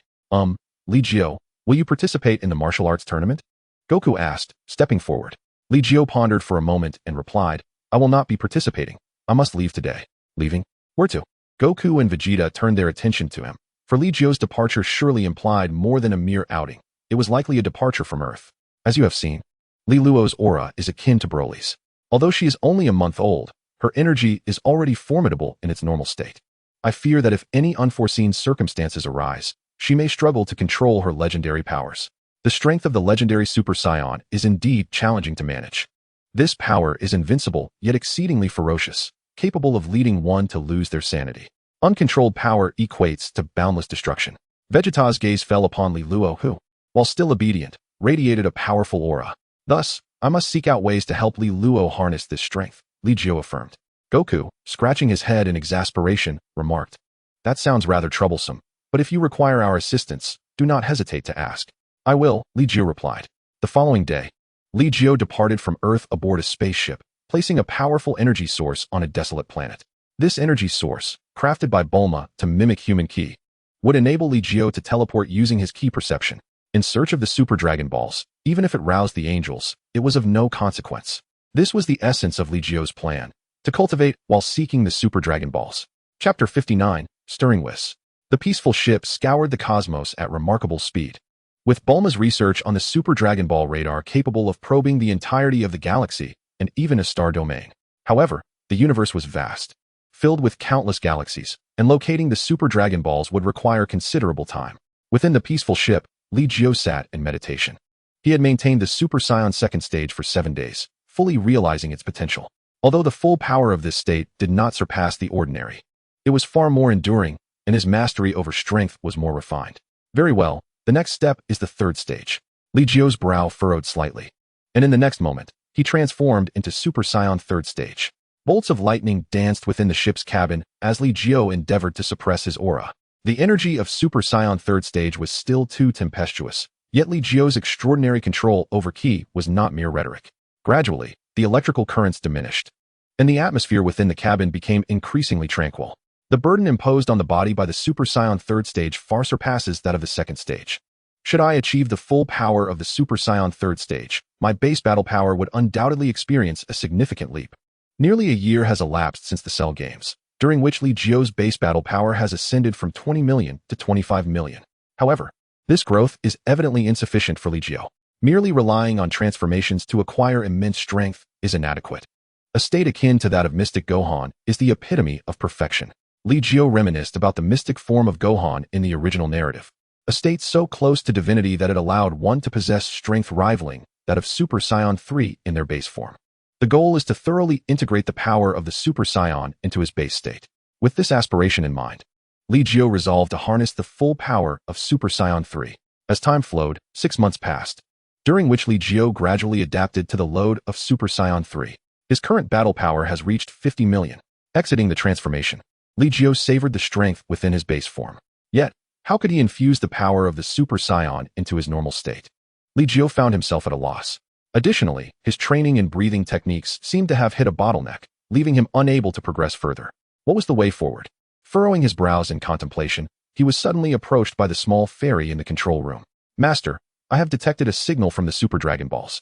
The peace ship is currently advancing at full speed and will arrive in a day and a half. A day and a half, you say? Then I shall rest. Li Jiu felt fatigued. For the past 6 months, he had relied solely on breathing techniques to recuperate his energy and stamina, having not slept at all. The interior of the peace ship was vast and stocked with ample provisions. 2 hours later, having indulged in a hearty meal, Li Jiu succumbed to sleep. As the spaceship sped through the cosmos, on Earth, Natasha was instructing Li Luo in the breathing techniques. Although Li Luo was still quite young, mastering the breathing techniques required considerable time. When Natasha learned them, it took her several years to barely grasp the basics. Li Luo, you must study diligently. Your father's breathing technique is quite formidable. Perhaps, without other methods, you could harness the legendary power of the Super Saiyan solely through it. Natasha gazed into the deep sky, her eyes filled with longing. Li Jiu had been gone for over 6 months. She wondered if he had located the Super Dragon Balls. The peace ship gradually docked, revealing an unremarkable desolate planet before Li Jiu. The radar confirmed it was the one. Stepping out of the cabin, he stored the peace ship away and approached the rocky terrain of the planet, raising his hand to unleash an energy blast. The blast shattered a mountaintop, revealing a glimmer of golden light. This was it. Li Jiu's heart raced with excitement. After 6 months of traversing the cosmos, he had finally found the Super Dragon Ball. Now, he would attempt to take it with him. Li Jiu set up the artificial energy source in a barren starfield, ensuring that even if a planet-sized Super Dragon Ball appeared, it would not disrupt the balance of celestial bodies. Maintaining his Super Saiyan 3 state, he landed on the exposed Super Dragon Ball, pressing his palm against its surface. A surge of energy flowed as he locked onto the entire Super Dragon Ball. Excellent. Now to instantaneously move. Li Jiu vanished along with the Super Dragon Ball, reappearing in a desolate starfield. Yes, this is the place. Li Jiu glanced at the energy source he had established atop a satellite-sized boulder. As the planet-sized Super Dragon Ball emerged, the boulder transformed into a satellite orbiting the Super Dragon Ball. How convenient. I won't need to relocate it after all, Li Jiu chuckled, surveying the Super Dragon Ball. At this rate, one every 6 months, I should be able to collect them all in 2 years. Oh, but you won't be able to gather all the Super Dragon Balls this way, Saiyan. Just as Li Jiu prepared to set off again, a gentle, unassuming voice suddenly resonated. Startled, Li Jiu broke into a cold sweat. Who could appear behind him without his notice? Even upon speaking, he could not sense the presence of this individual. May I ask who you are?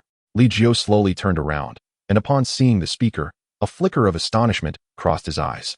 Knowing of the existence of the Super Dragon Balls, you must also be aware of my presence, stood the angel Whis, calmly holding his staff, a smile gracing his face as he regarded Li Jiu. Indeed, it seems angels are all-knowing, Li Jiu replied with a nervous smile, taking a step back to revert to his base form, gazing at Whis. At the very least, in this 7th universe, many matters cannot remain concealed from me. For instance, your child is the legendary Super Saiyan. Whis observed Li Jiu with keen interest, while Li Jiu scrutinized Whis in return before speaking again. Then, dear angel, do you possess a method to assist my child in mastering that power? You may call me Whis. The power of the legendary Super Saiyan is indeed challenging to control. Such an existence is a calamity. When a disaster spirals out of control, it necessitates the intervention of a god of destruction to eliminate it, Whis remarked. While closely observing Li Jiu's expression, Li Jiu maintained a relatively calm demeanor, merely nodding slightly. Thus, I wish to harness the power of the Super Shenron to aid my child in controlling the power within them. The Super Dragon Balls can indeed fulfill your wish. But the manner in which you are collecting them is unfeasible, Whis stated. There are still several Super Dragon Balls in the 6th universe. Even if you can traverse the dimensional barriers between universes, the angels of the 6th universe will detect your presence. The Super Dragon Balls are rarely granted for casual use. The stakes are too high. Whis spoke in a serene tone, merely stating the facts. Li Jiu understood this. Thus, he perceived his quest for the Super Dragon Balls as a form of training. Now that Whis had been drawn into the matter, Li Jiu felt a glimmer of hope regarding the Super Dragon Balls. I only wish to rescue my child. You wouldn't want another legendary Super Saiyan known solely for destruction within the universe, would you? Li Jiu gazed intently at Whis, believing that if this angel were willing to assist, the Super Dragon Balls would certainly be within reach. You seek my assistance? Whis regarded Li Jiu without revealing any emotion, instead asking, why do you think I would help you? Then, why would you appear here? Li Jiu countered, not providing an answer. At this, Whis raised an eyebrow, then chuckled softly twice. You truly are an intriguing fellow. Your strength, your insight, your audacity all place you among the elite of this universe. You must have a purpose for seeking me. Whis, Li Jiu asserted, to which Whis nodded in acknowledgement. Since you are aware of the gods of destruction and angels, you should know that the gods of destruction are cultivated by angels. I know. Li Jiu felt a stir within, suspecting something but refraining from voicing it. Would you have any interest in becoming a god of destruction? Whis narrowed his eyes slightly, observing Li Jiu intently. Li Jiu was not surprised, for any decision made by an angel was conceivable. In the original narrative, Whis had contemplated training Goku to become a god of destruction, but Goku's inherently kind nature rendered him unsuitable. However, cultivating powerful beings within a universe would also be beneficial for that universe. Thus, Li Jiu was not taken aback by Whis' thoughts. Would Lord Beerus agree to this? Li Jiu inquired, asserting that becoming a god of destruction was not without its merits. At the very least, from henceforth, aside from the foolish Zeno, no one could threaten his safety. Of course, Li Jiu would not recklessly confront the Grand Priest. Oh, perhaps Lord Beerus would eagerly anticipate someone to take his place. However, with your current prowess, you are not yet fit to ascend to the role of god of destruction. Whis interjected with a smile, simultaneously obtaining a veiled answer from Li Jiu. Then, might you assist me in gathering the Super Dragon Balls? Li Jiu's objective remained focused on the collection of these mythical orbs. Although the legendary Super Saiyan bloodline was notoriously difficult to control, it had yet to spiral out of control. While the Super Dragon Balls could perfectly resolve this dilemma, do you not perceive that this so-called perfection is inherently flawed? Moreover, even in the absence of the Super Dragon Balls, do you not possess a certain assurance that you can enable your offspring to harness that power? Whis remarked, casting a meaningful glance at Li Jiu. Li Jiu was struck with astonishment, gazing at Whis in disbelief. Whis chuckled twice. Your cultivation method differs significantly from that of the Saiyans. Furthermore, your mental strength is exceedingly robust, rivaling that of some adept practitioners of psychic abilities. Were the legendary Super Saiyan's power bestowed upon you, I believe you could wield it proficiently. However, not all Saiyans can cultivate through my methods.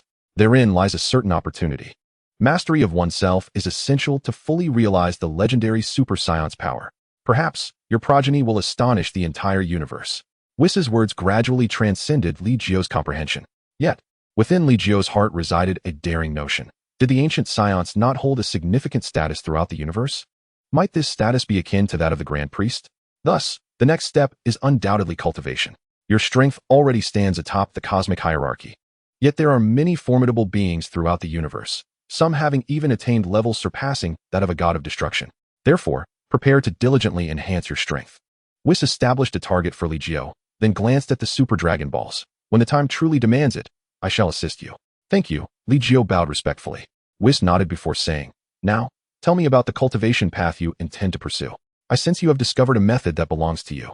If I were to intervene with an intensive training regimen, I might inadvertently disrupt your rhythm. With a gentle flick of his staff, Whis whisked Li Jiu away at an astonishing speed, far exceeding that of Li Jiu's spacecraft. I intend to develop a new transformation method, integrating all the powers gained from transformations into my base form. However, I am yet to grasp how to incorporate the Super Saiyan's power into my normal state. Li Jiu explained. Whis nodded in agreement upon hearing this. True strength lies in the elevation of one's realm. When the realm is sufficiently formidable, one becomes invincible in their base form. The power acquired through transformation is merely a transient outburst. Although potent, it carries the drawback of strain. Even you, having adapted to the third stage of Super Saiyan transformation, still bear the burden on your physical form. Only by normalizing all power can one achieve the most perfected state. Yet, it seems you have already discovered the next transformation method. I am curious to know what lies beyond the third stage of Super Saiyan. If I am not mistaken, the initial third stage imposes the maximum strain that the human body can endure. The subsequent transformation will surely entail an even greater burden. For powerful transformations yield more substantial boosts, naturally resulting in a heavier load. Whis, as expected of an angel, discerned an abundance of information from Li Jiu's brief remarks. Who says the third stage transformation is the limit? Moreover, if one were to utilize a different body to execute the transformation, might the outcome not differ? Li Jiu pondered. Having long contemplated the fourth stage transformation and, upon confirming its feasibility, was ready to attempt it. Oh, a different body, you say? A Saiyan, transforming into a great ape? That grotesque transformation seems to provide a boost that is not particularly impressive. A tenfold increase from the original base level would surely be insufficient for you, correct? The exact extent of the amplification remains to be discovered through experimentation. Li Jiu was uncertain of the true strength of the fourth transformation, as there was no definitive comparison between it and the Super Saiyan Blue. Furthermore, many aspects from films and games lacked official validation, leaving their efficacy uncertain. Here we are, Whis announced as a dark purple, tetrahedron-shaped structure materialized before Li Jiu's eyes. Lord Beerus remains asleep and will slumber for quite some time. During this interval, you may train within the realm of the gods of destruction. You can follow your own training plan, and should any deficiencies arise, I will provide guidance. Whis was also eager to witness what Li Jiu's so-called fourth transformation would entail. Chapter 61. A starkly different transformation. Very well, I shan't keep Whis waiting too long. Li Jiu felt confident, and Whis's anticipation only grew. He had been observing Li Jiu for some time, intrigued to see the heights he could reach. At the very least, he would not fall short of Lord Beerus. Whis murmured, harboring great expectations for Li Jiu. On Earth, ever since Li Jiu's departure, the 5 great clans of East City had stirred up quite a commotion. The arrival of Bojack and his companions disrupted the rhythm of the martial arts tournament. However, this tournament featured 4 formidable second-stage Super Saiyans, Son Goku, Vegeta, Trunks, and Gohan. Coupled with Piccolo's recent significant progress, he had begun to brush against the threshold of Super Saiyan 2. Bojack and the others were swiftly dealt with upon their arrival, and the emergence of the golden-haired warriors elicited raucous cheers from the audience. One could assert that the trajectory of Earth's development had undergone considerable changes due to Li Jiu's influence. As for Mr. Satan, having gained some notoriety from his previous encounter with Cell and his frequent appearances on television, he had achieved a modicum of fame. Li Jiu. Natasha routinely stood atop a mountain peak, gazing up at the starry sky, yet she was oblivious to which domain of stars Li Jiu currently occupied. Li Jiu. It has been over 6 months. I wonder when you will return. Natasha expressed her dissatisfaction, while the little one in her arms squirmed restlessly, only calming down after she gently tapped him a couple of times. Mommy, mommy, Li Luo called out in a sweet voice, his small hands reaching skyward. Daddy, daddy. Suddenly, the little one's energy surged, escalating rapidly from an already formidable aura, his hair standing upright and glowing with a verdant light. Daddy, all right, Li Luo, be good. Your father will return soon. Natasha employed a calming technique. Since Li Jiu's departure, she had taken the time to learn this method.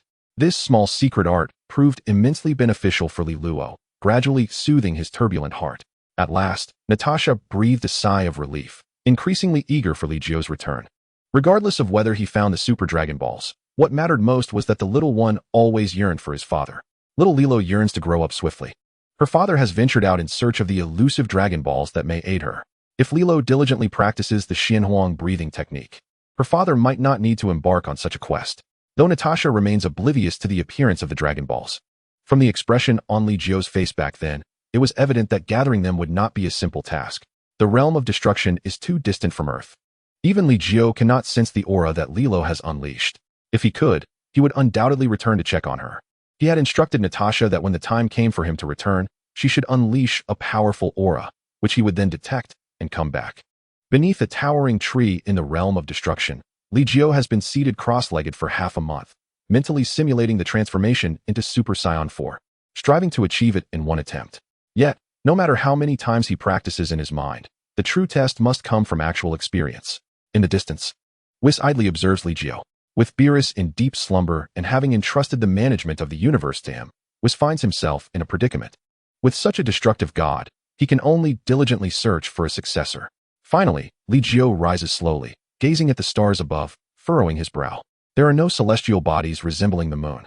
Is it time to commence? Whis, too, feels a sense of anticipation. Very well. Let us request Whis to create a Blutz wave that will allow the Saiyan transformation into a great ape. Li Jiu could expend some of his energy to generate it himself, but why not rely on Whis? Oh, you wish to transform into a great ape? Your current attire may not withstand it. Whis seems to have veered off track in his focus. Allow me to provide you with suitable attire. With a gentle flick of his staff, Li Jiu's training uniform undergoes a subtle transformation. It remains black trousers and a red shirt, yet the material has changed. Whis then lightly gestures towards the sky, summoning a brilliant source of light. Li Jiu looks up at the luminescence, no longer suppressing the urge to transform into a great ape as his body begins to undergo changes. Bang! Bang! The powerful rhythm of his heartbeat resonates clearly, and the energy within Li Jiu becomes chaotic and tempestuous. His muscles bulge and swell, stretching the training outfit to its limits. Yet, with Whis' enhancement, the uniform remains resilient and elastic. Oh, it appears that the amplification is not merely tenfold. Whis expresses surprise, as the power explosion from Li Jiu's great ape transformation seems to far exceed a simple tenfold increase. Golden fur envelopes him. Whis nods slightly. Li Jiu's transformation into a great ape is distinct from the ordinary. The genetic influence of the Super Saiyan seems to enhance the ferocity and uncontrollability of the great ape form. Nevertheless, Li Jiu retains a semblance of rationality. His height, originally under 2 meters, rapidly expands to a towering 10 meters. The golden fur distinguishes him from an ordinary great ape, with even tufts of upright golden hair atop his head. Indeed, it is different, though still quite unappealing. The immense size presents a disadvantage, Whis remarks, confident that Li Jiu can hear him. But the transformation is not yet complete. The crimson glow in the eyes of the golden great ape flickers ominously, its voice rumbling like thunder. Li Jiu remains motionless. Thus far, the transformation has adhered to his expectations. After a considerable duration, Li Jiu's form shows no further change, though his aura gradually stabilizes. It's hard to envision such a transformation, Whis muses, shaking his head in contemplation. Suddenly, Li Jiu's form begins to shrink at a rate surpassing that of his previous expansion. The great ape's physique transforms into that of a robust man nearing 2 meters, with a head full of thick, long black hair and a body adorned with short, dense red fur, his muscles solid as rock. As the great ape sheds its form, Li Jiu's aura surges once more, the previously chaotic energy now becoming orderly and once again under his control. Whis watches in astonishment. This is beyond his expectations. Is this what you meant by changing bodies? As Li Jiu stated, his current appearance indeed resembles a new body altogether. To endure the burden of the Super Saiyan 4th stage using the great ape form is a feat only conceivable by a prodigy. At this moment, Whis gazes at Li Jiu as one would regard a marvel. This power has transcended dimensional boundaries. Truly unbelievable. Li Jiu, lips pursed, realizes that the transformation into Super Saiyan 4th stage is indeed viable, and the strength it bestows is beyond imagination. Chapter 62, Super Saiyan 4. Whis observes Li Jiu, noting that his transformation exceeds all predictions. He initially believed that even in the golden great ape form, Li Jiu's combat strength would only reach 10 times that of Super Saiyan 3. However, upon completing his transformation, Li Jiu's power has astonishingly reached 50 times that of Super Saiyan 3. This transformation could perhaps be regarded as an alternative evolution of the Super Saiyan, transforming from the great ape form, utilizing its physicality to bear the burden of the transformation. This initial state already embodies 50 times that of Super Saiyan 4th stage. Whis clearly perceives Li Jiu's combat prowess. The Super Saiyan 4th stage has fully surpassed the 3rd stage. It constitutes an independent transformation system, harnessing all power post-great ape transformation. Super Saiyan 4? Li Jiu murmurs softly, recognizing that this is not merely an advancement beyond Super Saiyan 3, but rather an entirely different path of transformation. In its ordinary state, the energy consumption of Super Saiyan 4 is comparable to that of Super Saiyan 1st stage. This form is significantly more powerful than Super Saiyan 3, with much lower energy expenditure and almost no burden on Li Jiu. Thus, labeling it as Super Saiyan 4 seems inappropriate. However, it is merely a name, and Li Jiu is disinclined to alter it. It is indeed a formidable transformation. While it still lacks a divine aura, its power compensates for that deficiency. Whis gazes at Li Jiu, then suddenly seems taken aback, glancing behind him. Oh ho ho, how did Lord Beerus awaken? Behind Li Jiu stands the large feline figure of Beerus, having appeared silently, much like when Li Jiu first encountered Whis. Lord Beerus, Li Jiu turns slowly, noticing Beerus stroking his chin while staring intently at him, and slightly bows in respect. Is this the Super Saiyan god? Beerus nods slowly, circling around Li Jiu, but he quickly shakes his head. No, while you possess immense power, there is a lack of divine essence. Boy, what is your name? Beerus stretches lazily, appearing as if he has just awakened. No, it should be noted that he was roused by Li Jiu's aura. Li Jiu, indeed. I have yet to witness such a transformation of a Saiyan. As Beerus's gaze becomes increasingly perilous, he suddenly strikes, sending Li Jiu flying with a single punch. Lord Beerus. Li Jiu is propelled over 100 meters, barely stabilizing himself. Beerus's speed was so swift that Li Jiu had no time to react. Come. Let me see just how powerful your transformation truly is. Beerus absent-mindedly picked at his nails, revealing a chilling smile. If you cannot satisfy me, the blame for disturbing the god of destruction's slumber shall fall squarely upon your shoulders. Li Jiu was rendered speechless. This feline was indeed shameless. In that case, my lord Beerus, I must offend you. Li Jiu felt little trepidation towards Beerus. After all, though Beerus was indeed brazen, having arrived in the realm of destruction meant he was unlikely to perish easily. Unlike the mindless Xeno, who might obliterate an entire universe on a whim, an uncontrollable force. Bring it on, Beerus declared, hands clasped behind his back. Li Jiu's gaze sharpened, suppressing his instinctive awareness of energy. In past battles, he had relied on his sensitivity to energy, yet Beerus exuded none. He would have to rely solely on his eyes. Locking his gaze onto Beerus, Li Jiu suddenly vanished, reappearing before the god of destruction. He unleashed a punch the size of a sandbag, but Beerus merely sidestepped with ease. Following this, Li Jiu executed a swift and precise kick, yet Beerus effortlessly dodged once more. Suddenly, Li Jiu's aura erupted forth, a terrifying shockwave emanating from him, causing Beerus to momentarily falter. Seizing the opportunity, Li Jiu grasped Beerus's shoulder and thrust his knee forward. A dull thud resonated as Beerus, bending slightly in disbelief, unleashed his left hand from behind his back, delivering a powerful blow to Li Jiu's abdomen. The crimson figure was sent hurtling several hundred meters away, crashing to the ground. Ouch, that hurt. Li Jiu grimaced. Though Beerus's strike was merely a common punch, it inflicted unprecedented pain upon him. Meanwhile, Beerus revealed a grin, his eyes glinting dangerously. Oh ho ho, is the great Lord Beerus being a tad too petty? Yet you invited such a challenge. Whis observed Beerus's condition, clearly noting that Li Jiu's strike had indeed caused him some harm. The extent of the damage remained uncertain, but it was undoubtedly painful. I underestimated this young man. Beerus declared, very well, I shall engage you with but one hand. He shook his left hand, then tucked it away, extending his right hand instead. Oh, it seems Lord Beerus holds Li Jiu in high regard, Whis remarked, then turned to Li Jiu. This is a rare opportunity. It may be quite some time before you can seek Lord Beerus's guidance again. All right, I shall give it my all. Li Jiu's expression grew solemn, his dark eyes shimmering with brilliance, while the crimson circles around them exuded an air of menace. Hey, kid, what transformation is this? Beerus inquired, well aware of the Super Saiyan transformations, but having never witnessed Li Jiu's current form. It is the transformation of Super Saiyan Stage 4, my lord Beerus, Li Jiu replied, before suddenly launching himself forward, moving with the swiftness of lightning, leaving behind an afterimage. Bang! Before he could be seen, Beerus raised his hand to block Li Jiu's strike. Li Jiu vanished once more, reappearing behind Beerus to deliver a kick. Boom! The shockwave surged forth, but Beerus remained calm, effortlessly countering Li Jiu's attack. A smirk of disdain gracing his lips. Your power is lacking. Before he could finish his sentence, Li Jiu expelled an energy blast, striking Beerus squarely in the back. The purple figure was propelled forward, and Beerus's expression darkened as he turned to glance at Li Jiu. Li Jiu offered an awkward smile before charging at him again. Beerus no longer underestimated him. While Li Jiu might not surpass him in strength, he had clearly reached a point where he could unsettle the god of destruction. Above the realm of destruction, terrifying waves of energy surged, causing the very fabric of the universe to tremble. Indeed, he is rapidly adapting to this new power. In terms of talent, he may even surpass Lord Beerus, Whis observed with a smile, his respect for Li Jiu increasing.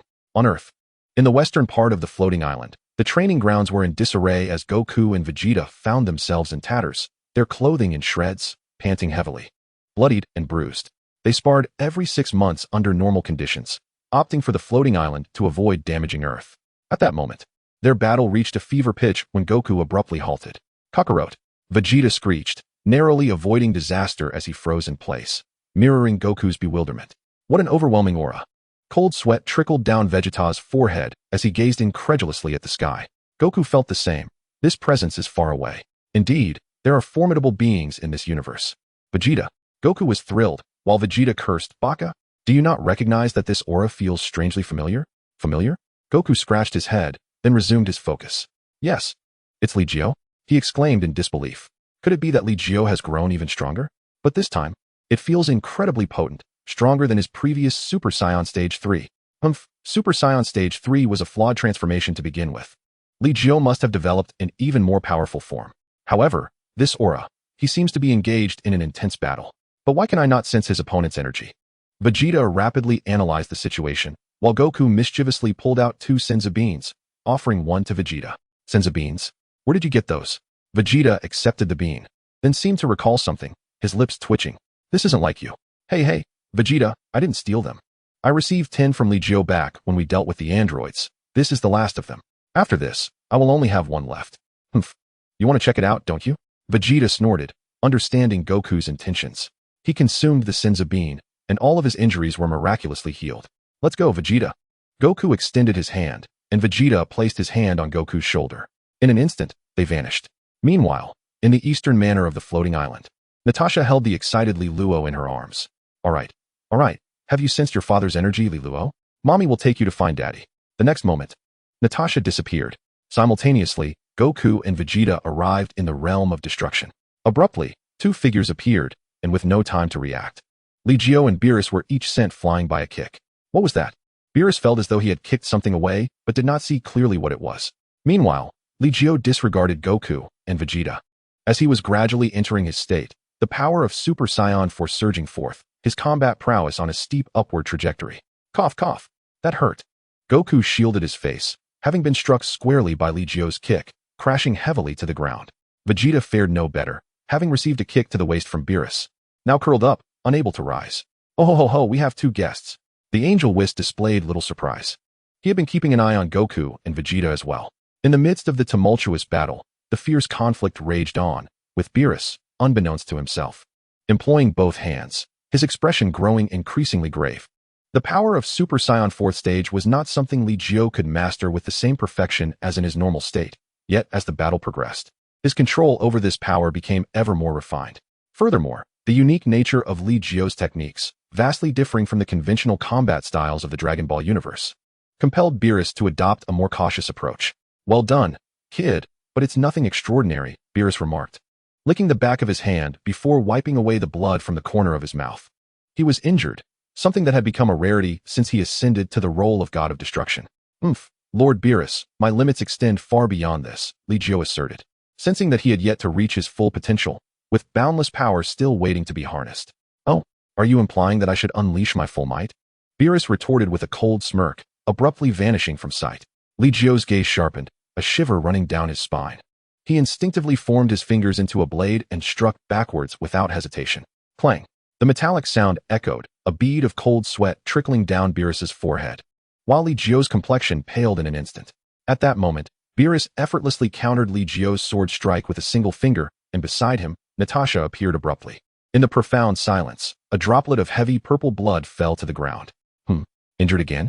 Beerus observed his bleeding finger, casting a glance at Natasha before snorting, Kid, how do you intend to thank me? Beerus had certainly noticed the arrival of Goku and Vegeta, yet Li Jiu remained relentless, disregarding them entirely. However, the timing and position of Natasha's appearance were perilous, prompting Beerus to instinctively block Li Jiu's strike. As Li Jiu steadied his nerves, beads of cold sweat broke out on his brow. He was acutely aware of the power behind his strike. Even if Natasha were to defend with all her might, it was unlikely she could withstand it. If Beerus had chosen not to defend, the consequences would have been dire. Thank you, Lord Beerus. Li Jiu's hand trembled, a reflection of his lingering fear. Even with the Dragon Balls, the thought of killing his wife and child would plunge him into madness. Trespassing in the realm of the God of Destruction is a grave insult. Tell me, should I annihilate them all? Beerus stood with arms crossed, while Whis appeared at his side, glancing at Natasha, then at the infant Li Luo cradled in her arms. Indeed, the bloodline of the legendary Super Saiyan. Nanny? Beerus bristled at Whis's words, staring incredulously at the little Li Luo, waving his tiny paws at Li Jiu. The legendary Super Saiyan? Li Jiu did not respond. He was still shaken, and Natasha was drenched in cold sweat. Only the carefree little one chirped, Daddy, Daddy. Li Jiu extended his arms, and the little one promptly wriggled free from Natasha's embrace, diving into his father's hold. Despite the dramatic transformation in Li Jiu's appearance, the child could still recognize his father's essence. Natasha, Li Jiu reverted from his Super Saiyan 4 form and embraced her. As their hearts gradually calmed, Natasha exhaled a long sigh of relief. That was close. Thank you, Lord Beerus. After regaining her composure, she respectfully bowed to Beerus. On account of Li Jiu, I shall pardon you this time. But should there be a next time? Ouch, that hurts. Goku's voice unexpectedly interrupted as he glanced around at his surroundings. Vegeta was also slowly rising to his feet, having just witnessed Li Jiu revert from a new transformation. However, what mattered more was, Beerus-sama. Vegeta exclaimed, stunned. for he was well aware of Beerus's reputation. After all, his planet had not yet been destroyed at that time. Chapter 64, The Divine Creation Platform. Beerus, the unequivocal strongest being in the universe. You look somewhat familiar, Beerus remarked, casting a glance at Vegeta. I am Vegeta. I had the fortune of meeting Lord Beerus back on my home planet. Vegeta replied, beads of cold sweat forming on his brow. Still incredulous that Li Jiu had just clashed with Beerus. Could it be that Li Jiu had grown powerful enough to contend with Beerus? Oh, Beerus scratched his face, recalling the true reason behind the destruction of Vegeta's planet. I'm hungry, Whis, Beerus declared, puffing out his chest as he turned to Whis. Lord Beerus, I currently have no food to offer you, Whis replied, shaking his head. Dealing with a god of destruction like Beerus was undoubtedly a source of constant worry for him. Food, you say? I have plenty. Li Jiu opened a dimensional rift, retrieving a mound of food that resembled a small mountain. Most of it was pre-packaged food from Earth.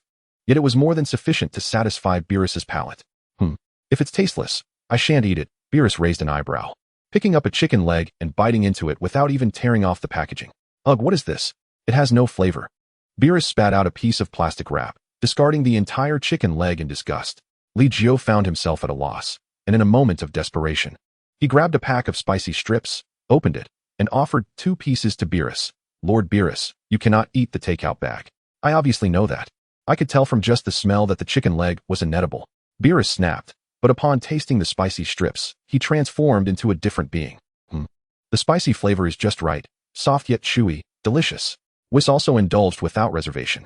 Li Jiu, holding Li Luo, glanced at Natasha and asked, how has Earth been lately? Fairly well, though after your departure, there were warriors from the galaxy attempting to seize Earth at the martial arts tournament. But they were not particularly strong, Natasha replied. Oh. Li Jiu feigned surprise, but refrained from delving deeper. It was likely the likes of Bojack from the movie. Yet with Goku still alive and so many Super Saiyan Level 2 warriors, Bojack and his cohorts could not afford to be arrogant. Has Li Luo been throwing tantrums? Li Jiu teased the little one. Generally fine, but sometimes when he misses you, he throws a fit, and it takes a while to calm him down, Natasha explained. That is good to hear. Li Jiu felt a wave of relief wash over him before noticing the peculiar frequency of the little one's breathing and exclaimed, the Xuanhuang Breathing Technique. You're already grasping some of it at such a young age? Indeed, the little one appears to possess remarkable talent. Moreover, ever since practicing the Xuanhuang Breathing Technique, his control over power has improved significantly. At least he no longer inadvertently destroys things. Is that so? It seems the Xuanhuang Breathing Technique truly benefits Li Luo. In that case, there would be no immediate need for the Super Shenron. Li Jiu turned to Goku and Vegeta and said, since you two are here, seize the opportunity. If you can persuade Whis and Lord Beerus to allow you to train here, it would be an extraordinary opportunity for you. Really? We can train here? Goku exclaimed, excitement lighting up his face as he immediately approached Whis and Beerus. Lord Beerus and Whis, I'm Son Goku, a friend of Li Jiu. He introduced himself, his straightforward nature shining through. Vegeta stared in disbelief at the scene before him, then mustered the courage to approach. I beseech you, Lord Beerus, grant us permission to train here. Naturally, Vegeta had no desire to train alongside a being as formidable as Beerus, as it could easily result in perilous consequences. However, if Kakarot remained here, so too must he. While Li Jiu's strength surpassed his own, the disparity was acceptable. Vegeta would not tolerate Goku being stronger than himself. If you can provide food that surpasses these offerings in flavor, I shall permit Whis to instruct you in your training. Beerus reclined on the ground, crossing his legs. A blade of grass inexplicably lodged between his teeth. Delicious food? Vegeta could hardly believe that the condition for training here hinged upon providing exquisite cuisine. He glanced at the instant meals before him. Though convenient, they could not compare to freshly prepared dishes. Food, even more delectable than these. The floating island has plenty of that. Ha ha ha. If Lord Beerus desires, I can take you to indulge in it right now. Goku scratched his head, causing Vegeta to break into a cold sweat. Ha ha ha. Lord Beerus, we do indeed possess a plethora of delightful dishes. If permitted, Kakarot and I can return to bring some for you. Vegeta's thoughts were far more cautious than Goku's. It would be wise for Beerus not to be brought to Earth. Otherwise, should any ill-advised individuals offend him, the entire planet would face annihilation. Oh, Beerus cast a sidelong glance at Goku and Vegeta, stretching lazily. Do not deceive me. Of course not. How could we dare to deceive Lord Beerus? Well, Whis, I am weary. When I awaken again, I shall partake in even more delectable food. With that, Beerus returned to his God of Destruction temple, leaving Whis and Li Jiu behind. May I also remain here to train? Natasha, having become a mother, had scarcely trained of late. Yet even so, her power still eclipsed that of Goku and Vegeta. Congratulations. Lord Beerus has granted you permission to train in the realm of destruction. Li Jiu, you have already discovered your own path to cultivation. The only aid I can provide is the divine creation platform. If you can ascend to the apex of the platform, your strength should rival that of Lord Beerus, Whis stated as he gestured with his staff, summoning a magnificent pyramid-like celestial body to hover above the realm of destruction. The divine creation platform consists of 999 levels. I can assist you in merging your transformation's power into your normal state. Whis continued, then turned his gaze toward Li Jiu's arms, where Li Luo rested. As for Li Luo, I shall take it upon myself to nurture him. Naturally, you may impart your mysterious training methods to him as well. Thank you, Whis. Li Jiu nodded, knowing that with Whis overseeing Li Luo, it would be far more manageable than Natasha's care. Natasha, let us train together. Li Jiu looked to Whis, who nodded slightly in acknowledgement. Your transformation seems to require a tail. I understand, Whis. Li Jiu nodded, but still took Natasha with him. The divine creation platform, first level. Upon stepping onto this initial level, Li Jiu was immediately engulfed by an overwhelming sense of pressure, more oppressive than being under 500 times normal gravity. Sweat trickled down Natasha's forehead, prompting her to transform into a Super Saiyan to alleviate the burden. Chapter 65. Training, 7 years in the blink of an eye. Here, the pressures of being a Super Saiyan appeared to be absorbed by their bodies. Natasha, sensing this, smiled with delight. If I could possess the combat power of a Super Saiyan in my normal state, then transforming on top of that would render me even more formidable. Infinite nesting of transformations? That seemed implausible. After all, the power of a Super Saiyan had already been integrated into the normal state. Even if one were to transform, it would merely result in a change of hair color. Of course, if it were a different kind of transformation, it would be a different matter altogether. Li Jiu pursed his lips, recognizing that the transformation into Super Saiyan 4th stage equated to a 50-fold enhancement of the 3rd stage. The 3rd stage's enhancement was 4 times that of the 2nd stage, 8 times that of the 1st stage, and 400 times the normal state.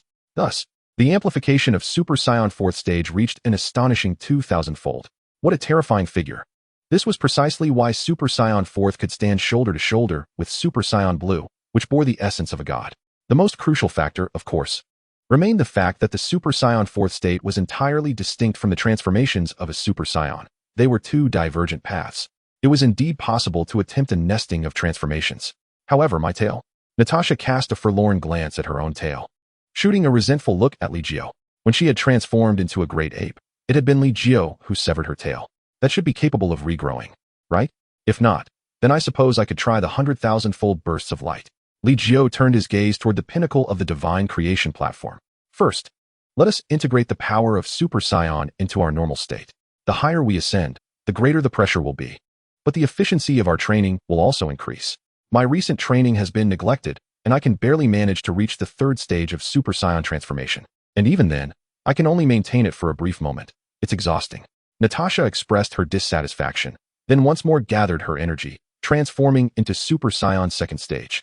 Ascending toward the 2nd tier.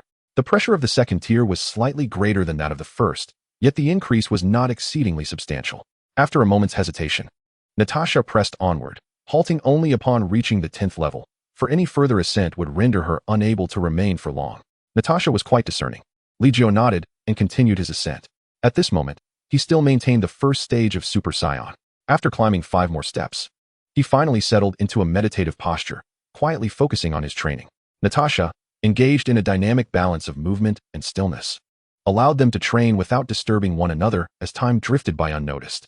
In the realm of destruction, Goku and Vegeta were similarly engaged in arduous training. At this juncture, Goku and Vegeta found themselves on nearly equal footing, their silent rivalry sparing them the need for Whis' pressure. Oh ho ho ho. The realm of destruction has suddenly grown lively. Whis chuckled, teasing Li Luo while providing him with some specialized training. The legendary Super Saiyan, if this power were perfectly mastered, would elevate the 7th universe above all others. Whis' ambitions were undeniably grand. Moreover, he was quite intrigued by the breathing techniques Li Jiu had mentioned, as even he could not discern their intricacies. On Earth, Chi-Chi cradled Goten as they searched the floating island, yet Goku's presence eluded them. Even Gohan could not sense Goku's energy, let alone locate him.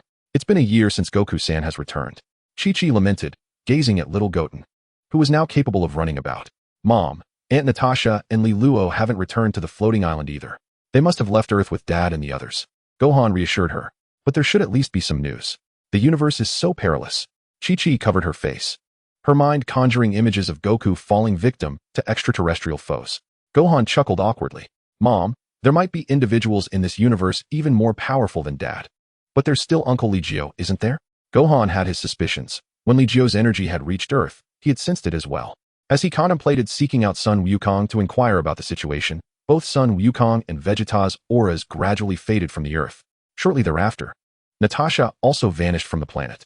It seemed that Uncle Li had discovered a new training ground. Once they completed their training, they would undoubtedly return. Gohan's speculation was nearly spot on.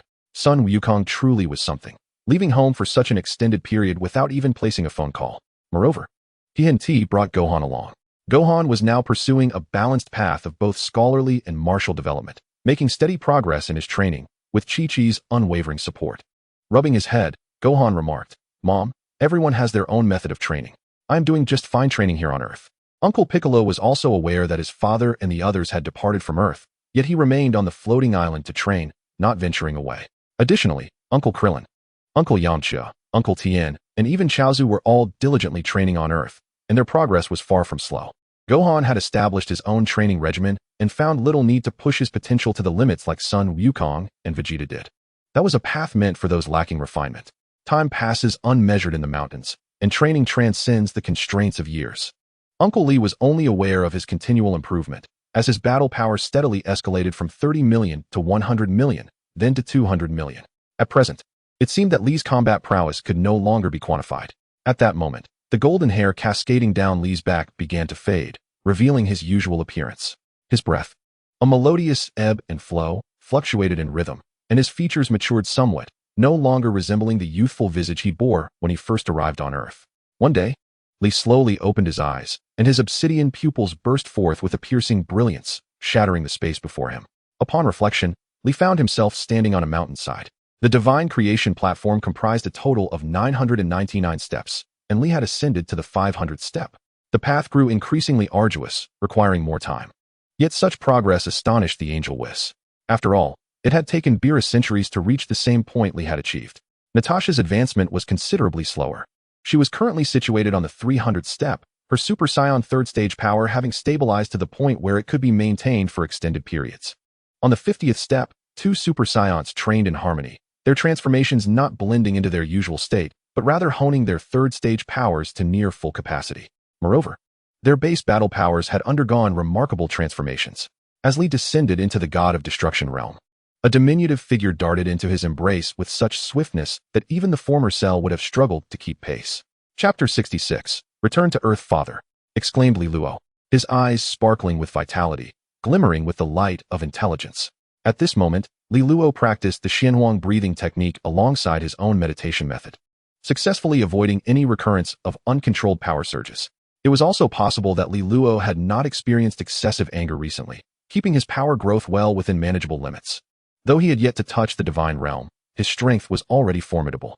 You're not weaker than when you first arrived in the realm of the God of Destruction, Whis remarked, having devoted considerable effort to Li Luo's training. Especially after observing Li Luo's absolute mastery over his power, Whis's eyes shone brighter, prompting him to take Li Luo as his disciple. The relationship between an angel and a disciple was significant.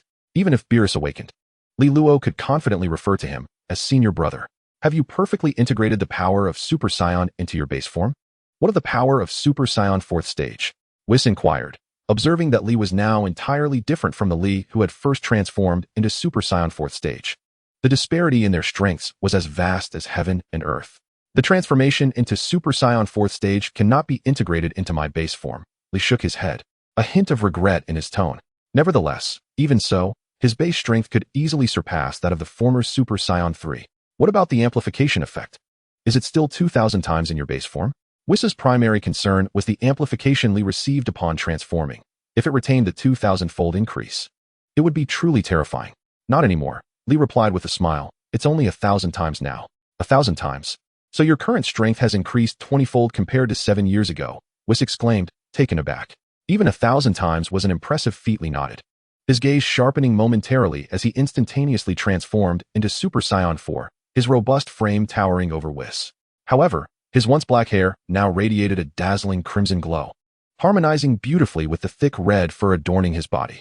Ah, this aura. If Lord Beerus were to witness it, he would undoubtedly feel the pressure, Whis remarked. At this point, you are certainly capable of serving as a god of destruction for certain universes. Li was astonished by Whis's statement. Did you not say that one must reach the pinnacle to rival Lord Beerus? He questioned. That refers to rivaling Lord Beerus, not other gods of destruction. Although Lord Beerus may be somewhat indolent, he is among the few gods of destruction who have grasped the incomplete Ultra Instinct. His power may not be the absolute strongest in the universe, but he ranks among the elite, Whis explained. Ultra Instinct? Li nodded, recalling how Whis had imparted some of its principles to him, though he had never found the time to delve deeper into it. Ultra Instinct represented a state of being rather than a transformation, yet it imposed a considerable burden on the body. If you could apply Ultra Instinct while in Super Saiyan 4th stage, you would undoubtedly surpass Lord Beerus. Whis gazed at Li with profound significance, intuitively sensing that if Li were to cultivate Ultra Instinct, it would yield remarkable surprises. You must have touched upon the divine realm by now, haven't you? Your dimension appears to have unconsciously transcended, Whis observed. At this moment, Li's dimension was equivalent to that of the Grand Kai, though he still had a considerable distance to cover before reaching the levels of the Kaioshin or gods of destruction. Yet for Li, that was already sufficient. Are you referring to Super Saiyan God? That transformation seems quite formidable, Li mused, reverting from Super Saiyan 4 to transform into Super Saiyan God. In comparison, the latter's aura was more enigmatic and possessed superior regenerative capabilities. However, in terms of battle power, Li felt the former still held the edge. Indeed, I wonder, have you ever attempted to combine the God transformation with Super Saiyan 4th stage? Whis inquired. Li reverted to his base form and shook his head. I have tried. But the two transformations are inherently contradictory. The Super Saiyan 4 transformation is ferocious, deriving its power from the great ape, embodying the primal strength of a Super Saiyan. It is outwardly expressed. Conversely, the Super Saiyan Goddess power is inwardly focused, refined to the extent that one cannot sense its aura. That is the essence of divine energy. The disparity between the two is too great, and reconciling them is not something that can be accomplished in a short time. I have been too impatient. Nevertheless, even so, Lord Beerus will be taken aback upon awakening. Whis was quite satisfied with the progress of Li Jiu's training, and he gently patted Li Luo's head, remarking, Li Luo's talent must have been inherited from you. It seems that the Super Dragon Balls are no longer necessary. Indeed, Li Luo's mastery over the legendary power of Super Saiyans had exceeded my expectations. It appears that the Super Dragon Balls are indeed redundant. From time to time, Li Jiu and Whis would engage in discussions regarding training techniques.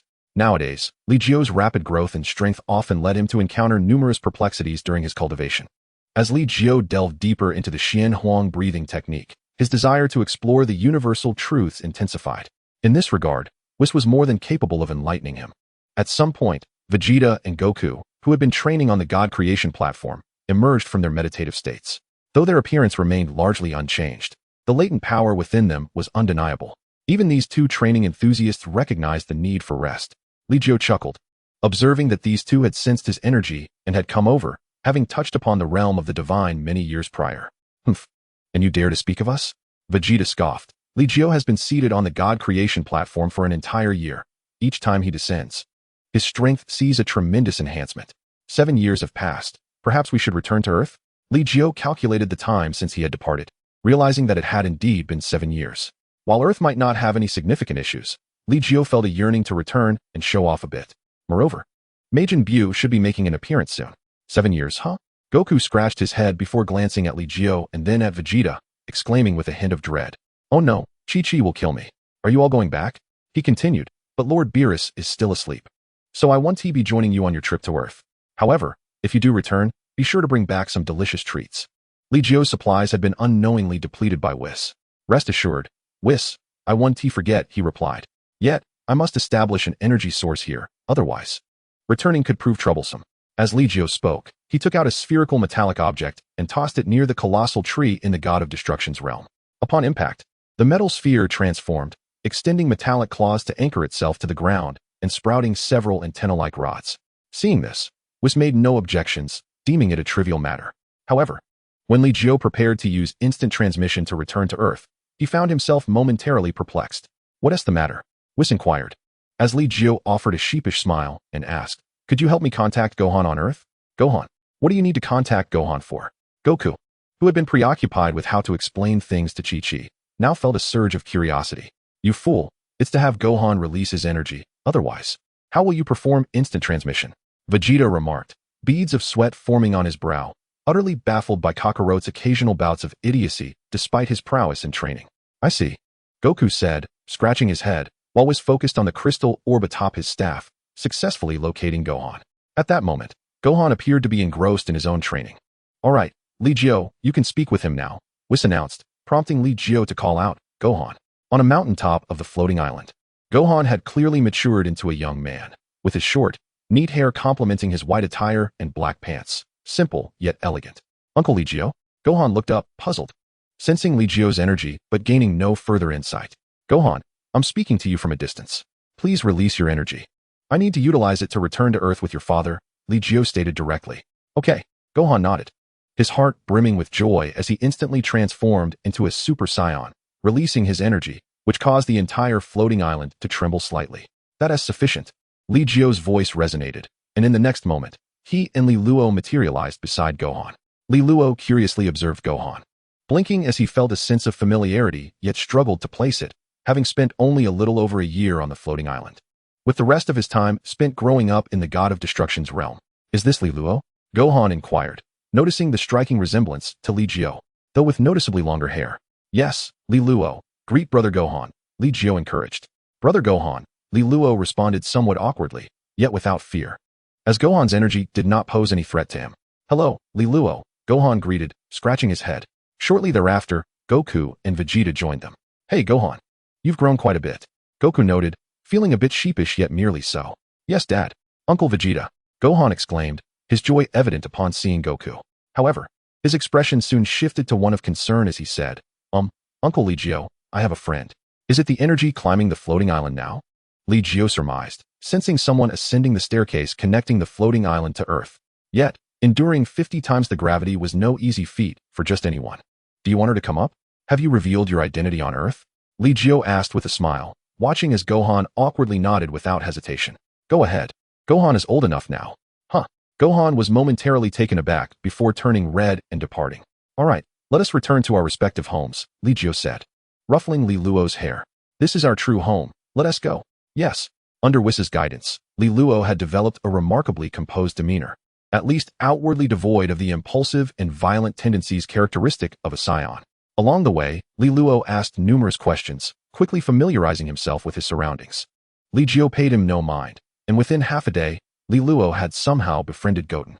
The two little ones engaged in a skirmish upon their first meeting, yet it was evident that even though Goten had attained the ability to transform into a Super Saiyan, he was no match for Li Luo.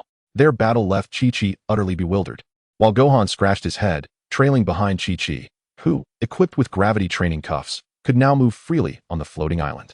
In the training arena, Chi-Chi asked, Gohan, who is that child? He seems even stronger than Goten. Having only recently accepted the prowess of the golden-haired warrior, she now found herself intrigued by Li Luo. Are you referring to Li Luo? He is Uncle Li Jiu's son, the one who defeated Cell, Gohan explained. There should be footage of Uncle Li Jiu on television. He is far more powerful than my dad. Li Jiu? So the great hero who vanquished Cell is named Li Jiu, Chi-Chi pondered, staring blankly at Goten and Li Luo, who were now playing together after their skirmish. Her mind was a whirl. Her father, Mr. Satan, was also a hero who had defeated Cell, as all those who appeared on television were heralded as heroes. Yet, upon uncovering Gohan's identity, she realized that the battles of yore were beyond her father's reach. Perhaps he had merely shown his face. Later on, she implored Gohan to teach her how to train. He only instructed her on controlling her energy and then set her to conquer the 50 times gravity. However, for Chi-Chi, enduring 50 times the gravity proved exceedingly arduous. Until now, Beerus has been unable to set foot on the floating island through her own strength, let alone those who have lived there for years, such as Son Gohan and others. Moreover, there is the master of the floating island. The World Martial Arts Tournament is about to commence. Surely they will participate, right? Beerus looked at Son Gohan, her uncertainty evident in her voice. I'm not sure. Uncle Li Jiu and the others dislike making public appearances, Son Gohan replied, feeling that the likelihood of Li Jiu and his companions participating in the tournament was slim. Hey Gohan. Suddenly, a figure of a brownish hue leapt up from below the edge of the martial arts arena. Upon hearing the voice, Son Gohan turned and smiled. Uncle Krillin. Wow, Gohan. You're quite impressive. You've managed to find such a beautiful girlfriend, Krillin remarked, casting a glance at Beerus before noticing the two small figures sparring in the center of the arena. Is that Goten? And the other one Li Jiu? Has Li Jiu returned? Krillin immediately identified Li Jiu, recognizing that only Li Jiu's child could suppress Super Saiyan Goten at such a young age. Moreover, Li Jiu bore a striking resemblance to Li Jiu. Yes, Uncle Li Jiu is back. Did you come to the floating island for the World Martial Arts Tournament? Son Gohan scratched his head, while Beerus blushed crimson, casting a shy glance at him. Yes, I've made arrangements with Tien and the others to meet on the floating island. Since Li Jiu is back, I'll go pay him a visit, Krillin said, waving his hand as he headed towards Li Jiu's estate.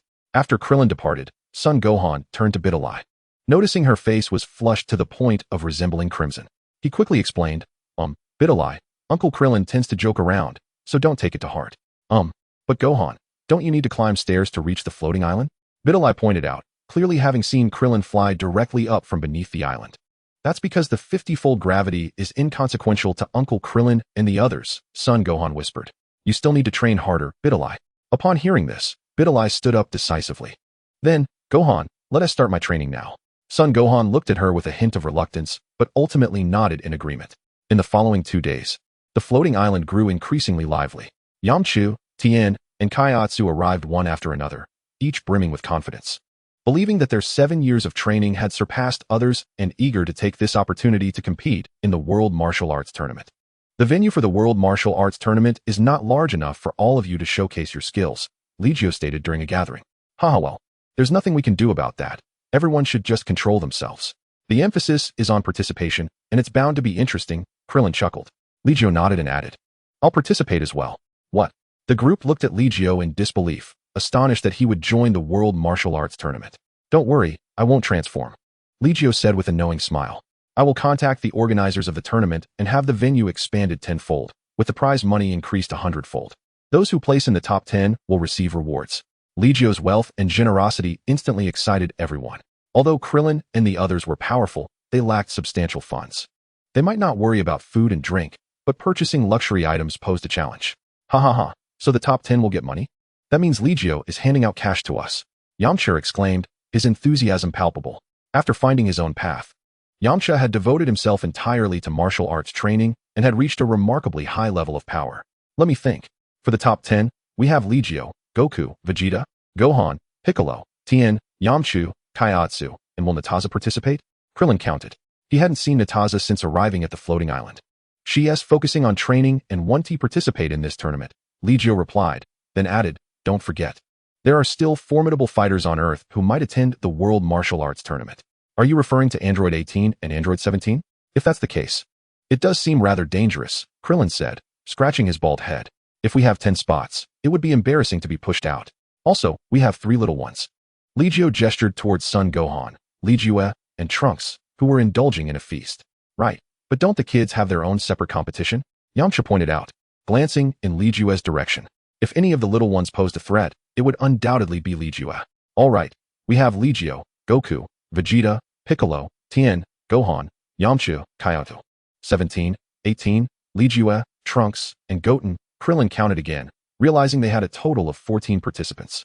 4 of them want to get any prize money. That sounds rather precarious. Who doesn't want to achieve a good ranking? Even if it's not for the prize, everyone will give it their all. Li Jiu, however, did not personally contact the tournament organizers. He deemed it more appropriate to leave such matters to Bulma. Bulma promptly called the organizers, efficiently altering the rules and the venue for the World Martial Arts Tournament. The world's richest was indeed quite capricious. However, the real draw was the fame of those who had defeated Cell, ensuring that this World Martial Arts Tournament would be unprecedented in grandeur. 7 years had passed since their last reunion, and everyone naturally took a few days off. Even Vegeta and Goku were no exception. Their training in the realm of destruction had been challenging, but the benefits were extraordinary. They would never have reached such levels had they solely focused on their own training. Wow, what a terrible song. Krillin's singing left much to be desired, yet out of respect for him, the others pretended to discuss something else. However, if asked for compliments, they would restrain themselves from giving him a beating, as that was already pushing their limits. The floating island buzzed with life once more, and the 3 little ones were overflowing with energy. Li Jiu finally found companions to play with.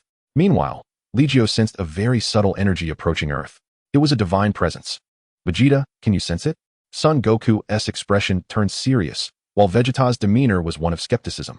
Why does Earth always attract such chaotic entities? This time, even a divine presence has been summoned. Once one reaches the divine realm, they can perceive the aura of gods. Li Jiu must have sensed it as well. Should we go take a look? Son Goku worried about the possibility of a malevolent force arriving on Earth. Li Jiu shook his head. Let us wait quietly. Nothing will happen. With that, Son Goku and Vegeta ceased their inquiries. Nonetheless, both remained vigilant, keeping a close watch on the two auras. This caused the East Kaioshin, Ashin, and Jebet, who had descended upon Earth, to feel an immense sense of dread. Someone has detected us and locked onto our energy. Is there such a powerful individual on Earth? Could it be that Li Jiu? Ashin's forehead glistened with sweat, unable to reverse lock onto those auras. Lord Kaioshin, shall we proceed directly to that floating island? Jebet inquired. No, we shall wait until the World Martial Arts Tournament. They will make their appearance then, Kaioshin Ashin replied, shaking his head. His expression grave as he gazed towards the direction of the floating island, gradually revealing a look of anticipation. It seems we have come at the right time. Due to Bulma's intervention, this year's World Martial Arts Tournament was held directly in West City. It was still divided into junior and adult categories. However, after the junior division's initial matches, the top 3 could compete in the adult category. The venue for the martial arts tournament was bustling with activity, as the prize money had been increased 100-fold by Li Jiu, attracting even more participants. At the registration desk, Li Jiu and the others took turns signing up before entering the arena for the first round of strength testing. This round of strength testing garnered considerable attention. Taking place on the competition stage, the bleachers were packed with spectators, and in front of a testing machine, Satan was flamboyantly showing off. Hello everyone, I'm Mr. Satan. Many martial artists had made their mark during the Cell Games, but aside from Li Jiu and his companions, Satan was the most formidable of them all. Over time, his fame had only grown. Chapter 69, Kaioshin, Ashin. Although many were aware that there were individuals stronger than Satan, the true heroes who vanquished Cell, they were unable to locate them and thus directed their admiration towards Satan. Fortunately, he did not disappoint, having secured a championship at a martial arts tournament in which Li Jiu and the others did not participate. Satan, yes.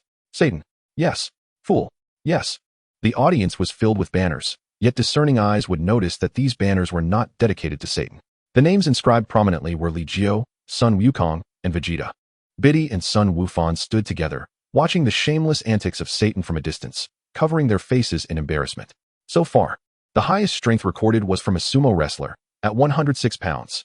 Could our previous World Martial Arts Tournament champion and the one who battled Cell, Mr. Satan, break the sumo wrestler's record? Now, let us welcome Mr. Satan for the strength test. The voice of the elderly host was as spirited as ever as he glanced toward the entrance, noticing Li Jiu and his companions approaching, promptly interrupting Satan's performance to ensure he completed his test and exited the stage, lest the awkwardness would not be on anyone else. Cough. In that case, let me dazzle him, the fool, and create a miracle. As Li Jiu and his cohorts refrained from appearing in public, Satan's confidence had rapidly inflated in recent years. To speak frankly, aside from Li Jiu and his friends, Satan was indeed quite powerful.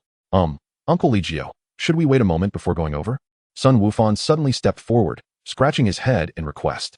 Li Jiu glanced at Sun Wufan, then at Biddy, nodding. Wufan is quite considerate. Li Jiu halted at the entrance to the arena, and naturally, the others followed suit. At that moment, 2 individuals entered the waiting area. One stood firmly on the ground, while the other floated effortlessly. It's him. Sun Wukong's aura immediately locked onto Kaioshin Ashin and Jebet. In the original story, Sun Wukong had speculated about the mystery surrounding Kaioshin and Jebet, but now he could see through their enigma directly. We are merely here, Mr. Sun Wukong need not focus his aura on us, Kaioshin Ashin remarked, glancing at Sun Wukong and then at Li Jiu. We have come to propose a collaboration with Mr. Li Jiu and everyone else. Collaboration is acceptable, but let us wait until the tournament concludes. I am already aware of your intentions, Li Jiu replied with a nod. Kaioshin Ashin was left astonished. You know our purpose for coming? Of course. The uninvited guests on Earth are not simply limited to the 2 of you. Moreover, it seems Lord Kaioshin has overstepped his bounds. Li Jiu observed Ashin, noting that matters such as eliminating the menace known as Majin Bu were typically under the domain of the god of destruction, Beerus. The Kaioshin did not need formidable combat prowess. Kaioshin Ashin appeared bewildered, incredulous that he, the highest deity of the universe, could be accused of meddling in affairs outside his jurisdiction. Jebet, upon hearing this, furrowed his brow, casting a cold glare at Li Jiu. How dare you show disrespect to Lord Kaioshin? The Kaioshin was still quite young, if given the opportunity. Li Jiu could introduce him to someone, perhaps help him meet someone. Li Jiu's words left Kaioshin Ashin even more perplexed, but at that moment, Li Jiu had already resumed his forward momentum towards the arena. Satan finally completed his strength test, and, eager to perform once more, was interrupted by the referee, who called out, The next contestant for the strength test is someone you absolutely would not expect. Let us remember the days when the evil Cell slaughtered countless humans. It was these brave souls who did not fear death, battled against Cell, and ultimately defeated him. Some had never appeared on the big screen, while others were champions from tournaments long past. Now, let us welcome Mr. Li Jiu with the warmest applause and cheers. Mr. Sun Wukong, Mr. Vegeta, Mr. Sun Wufan. Each name was enthusiastically announced by the host, evoking waves of cheers with every mention. Does everyone recall that Mr. Sun Wukong was the first to battle Cell? In his youth, he had defeated King Piccolo, and his son, the second to fight against Cell, had once been just a child. Now he had grown up. As for Mr. Li Jiu, there is no need for me to introduce him. His visage is surely etched in everyone's hearts. Satan had initially intended to showcase his prowess again, having just recorded an impressive strength of 127 pounds. However, upon hearing the host's announcement, he realized he could no longer afford to show off. Continuing to do so would jeopardize the reputation he had built over the years. Not only could he not showcase his abilities, but he also needed to make a swift exit. Whoosh! Satan dashed with the speed of his life, arriving right in front of Li Jiu. Mr. Li Jiu, long time no see. I have missed you dearly. I am Satan. We fought side by side before. Do you remember?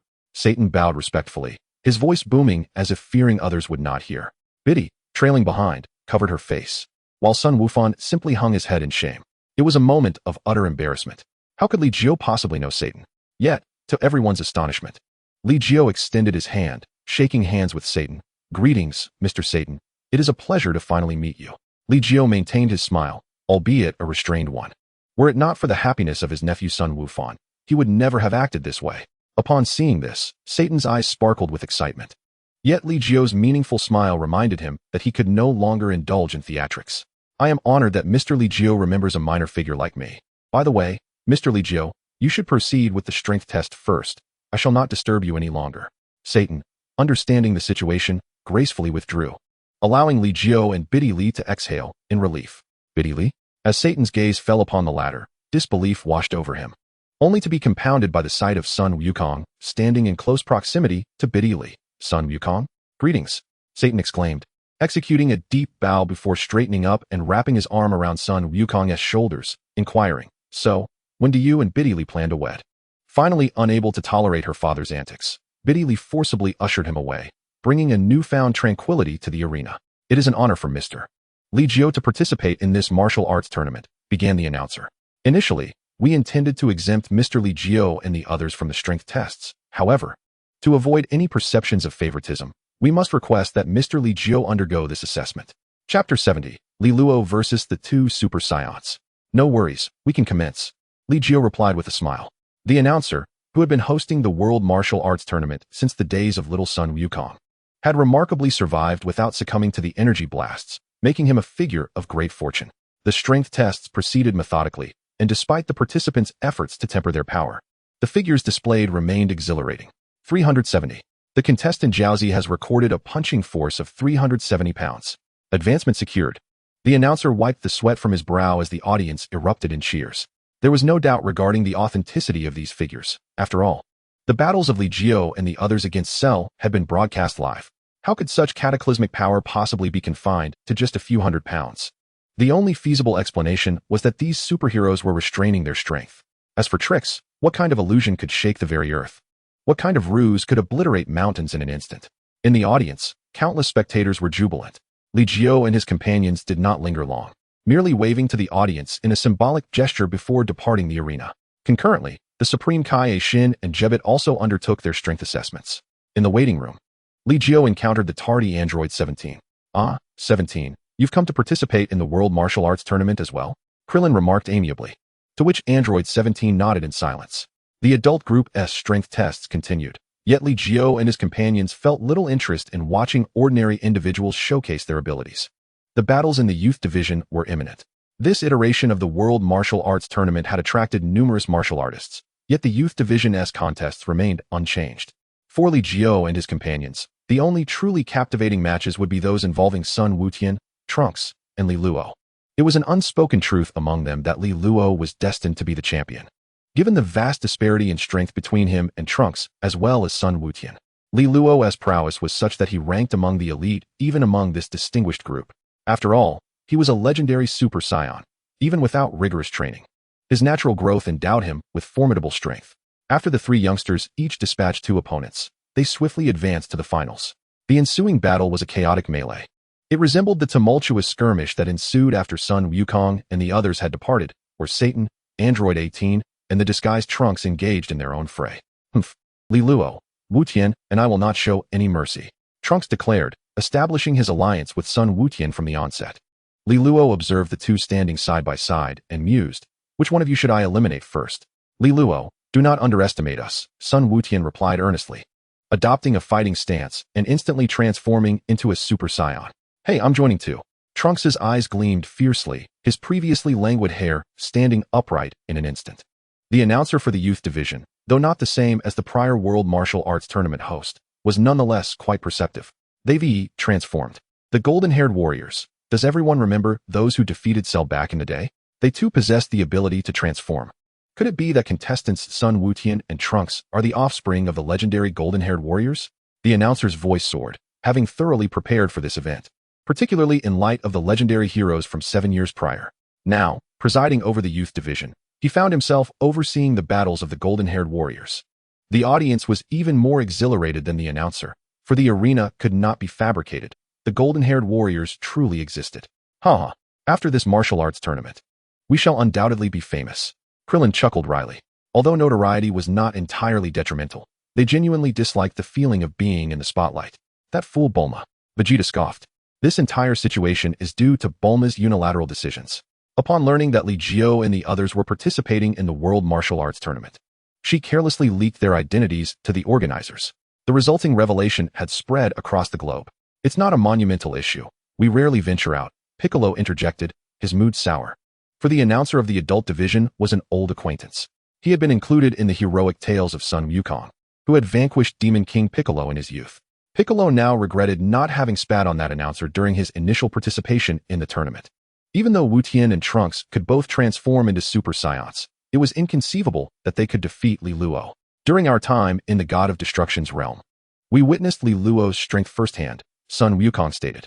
Once Li Luo harnessed the legendary Super Saiyan's power, even Vegeta and Sun Wukong could not confidently assert that they wouldn't be surpassed without realizing it, let alone two youngsters like Sun Wutian and Trunks. Amidst the murmurs of the crowd, the three youngsters had already begun their confrontation. Li Luo's aura, distinct from that of Sun Wutian and Trunks, radiated a subtle grass green. Choosing not to transform, despite his ability to do so, Li Luo opted for a more engaging challenge. Even in his base state, it was no arduous task for him to contend against two Super Saiyans. In an instant, the battle erupted. The announcer, poised to provide commentary, was left speechless. The trio's movements were so swift that he could scarcely comprehend them. All he could perceive were fleeting shadows, accompanied by the sounds of air being sliced and impacts colliding. They're flying. Contestants Li Luo, Sun Wutian, and Trunks have taken to the air. The announcer struggled to articulate, yet the nature of the battle rendered his commentary superfluous. A brilliant flash of light erupted, and one figure was abruptly sent crashing onto the arena, leaving an impression in the shape of a person. Sun Wutian, clutching his head, emerged from the crater, looking skyward. Ouch, that hurt. I'm angry now. A surge of golden energy erupted as Sun Wutian's aura ascended. How is that possible?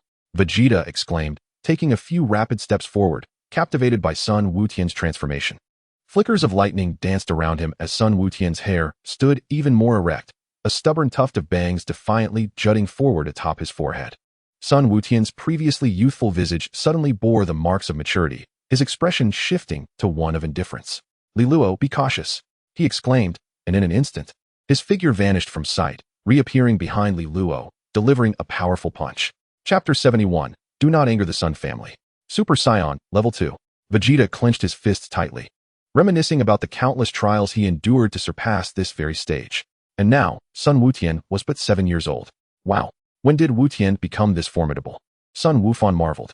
Although he had frequently trained alongside Sun Wutian over the years, he had refrained from imposing strict expectations due to Wutian's tender age. Furthermore, Sun Wutian had never showcased the transformation into Super Saiyan Level 2 before. This must be his first transformation. Li Jiu, observing the scene, wore an expression of bewilderment. Had his presence truly instigated such a change? Logically, Sun Wutian and Trunks should not have been significantly affected.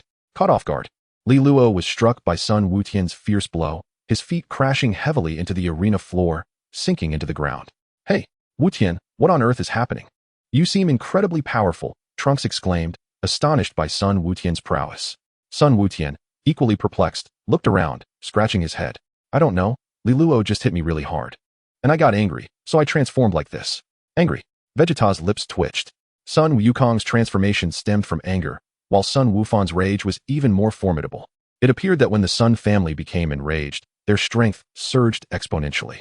It seems we must tread carefully around the Sun family, Krillin remarked half-jokingly. Sun Wukong laughed heartily, scratching his head. Ha ha ha. Who would have thought Wu Tian's training talent was so exceptional? Anger? Is that all it takes to become this powerful? Trunks, clearly skeptical, quickly distanced himself, his demeanor shifting to one of seriousness. Very well, then I shall also become angry. Huh.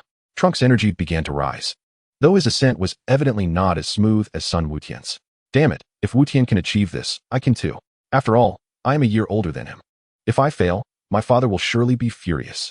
Trunks bellowed, and then, amidst a thunderous roar, bolts of furious lightning erupted as his transformation manifested, even more fierce than Sun Wutian's. Remarkable, Trunks. Sun Wutian genuinely congratulated him. Meanwhile, Li Luo gracefully floated back into the air. Not bad at all. You've both transformed into Super Saiyan level 2. However, you still remain no match for me, Li Luo stated, his expression turning serious as he regarded the two newly transformed fighters. Perhaps if Li Luo refrains from transforming, we might stand a chance. Sun Wutian nodded in agreement, contemplating that with their combined strength, they might defeat Li Luo. Are you jesting? You've both achieved Super Saiyan level 2, and I cannot transform?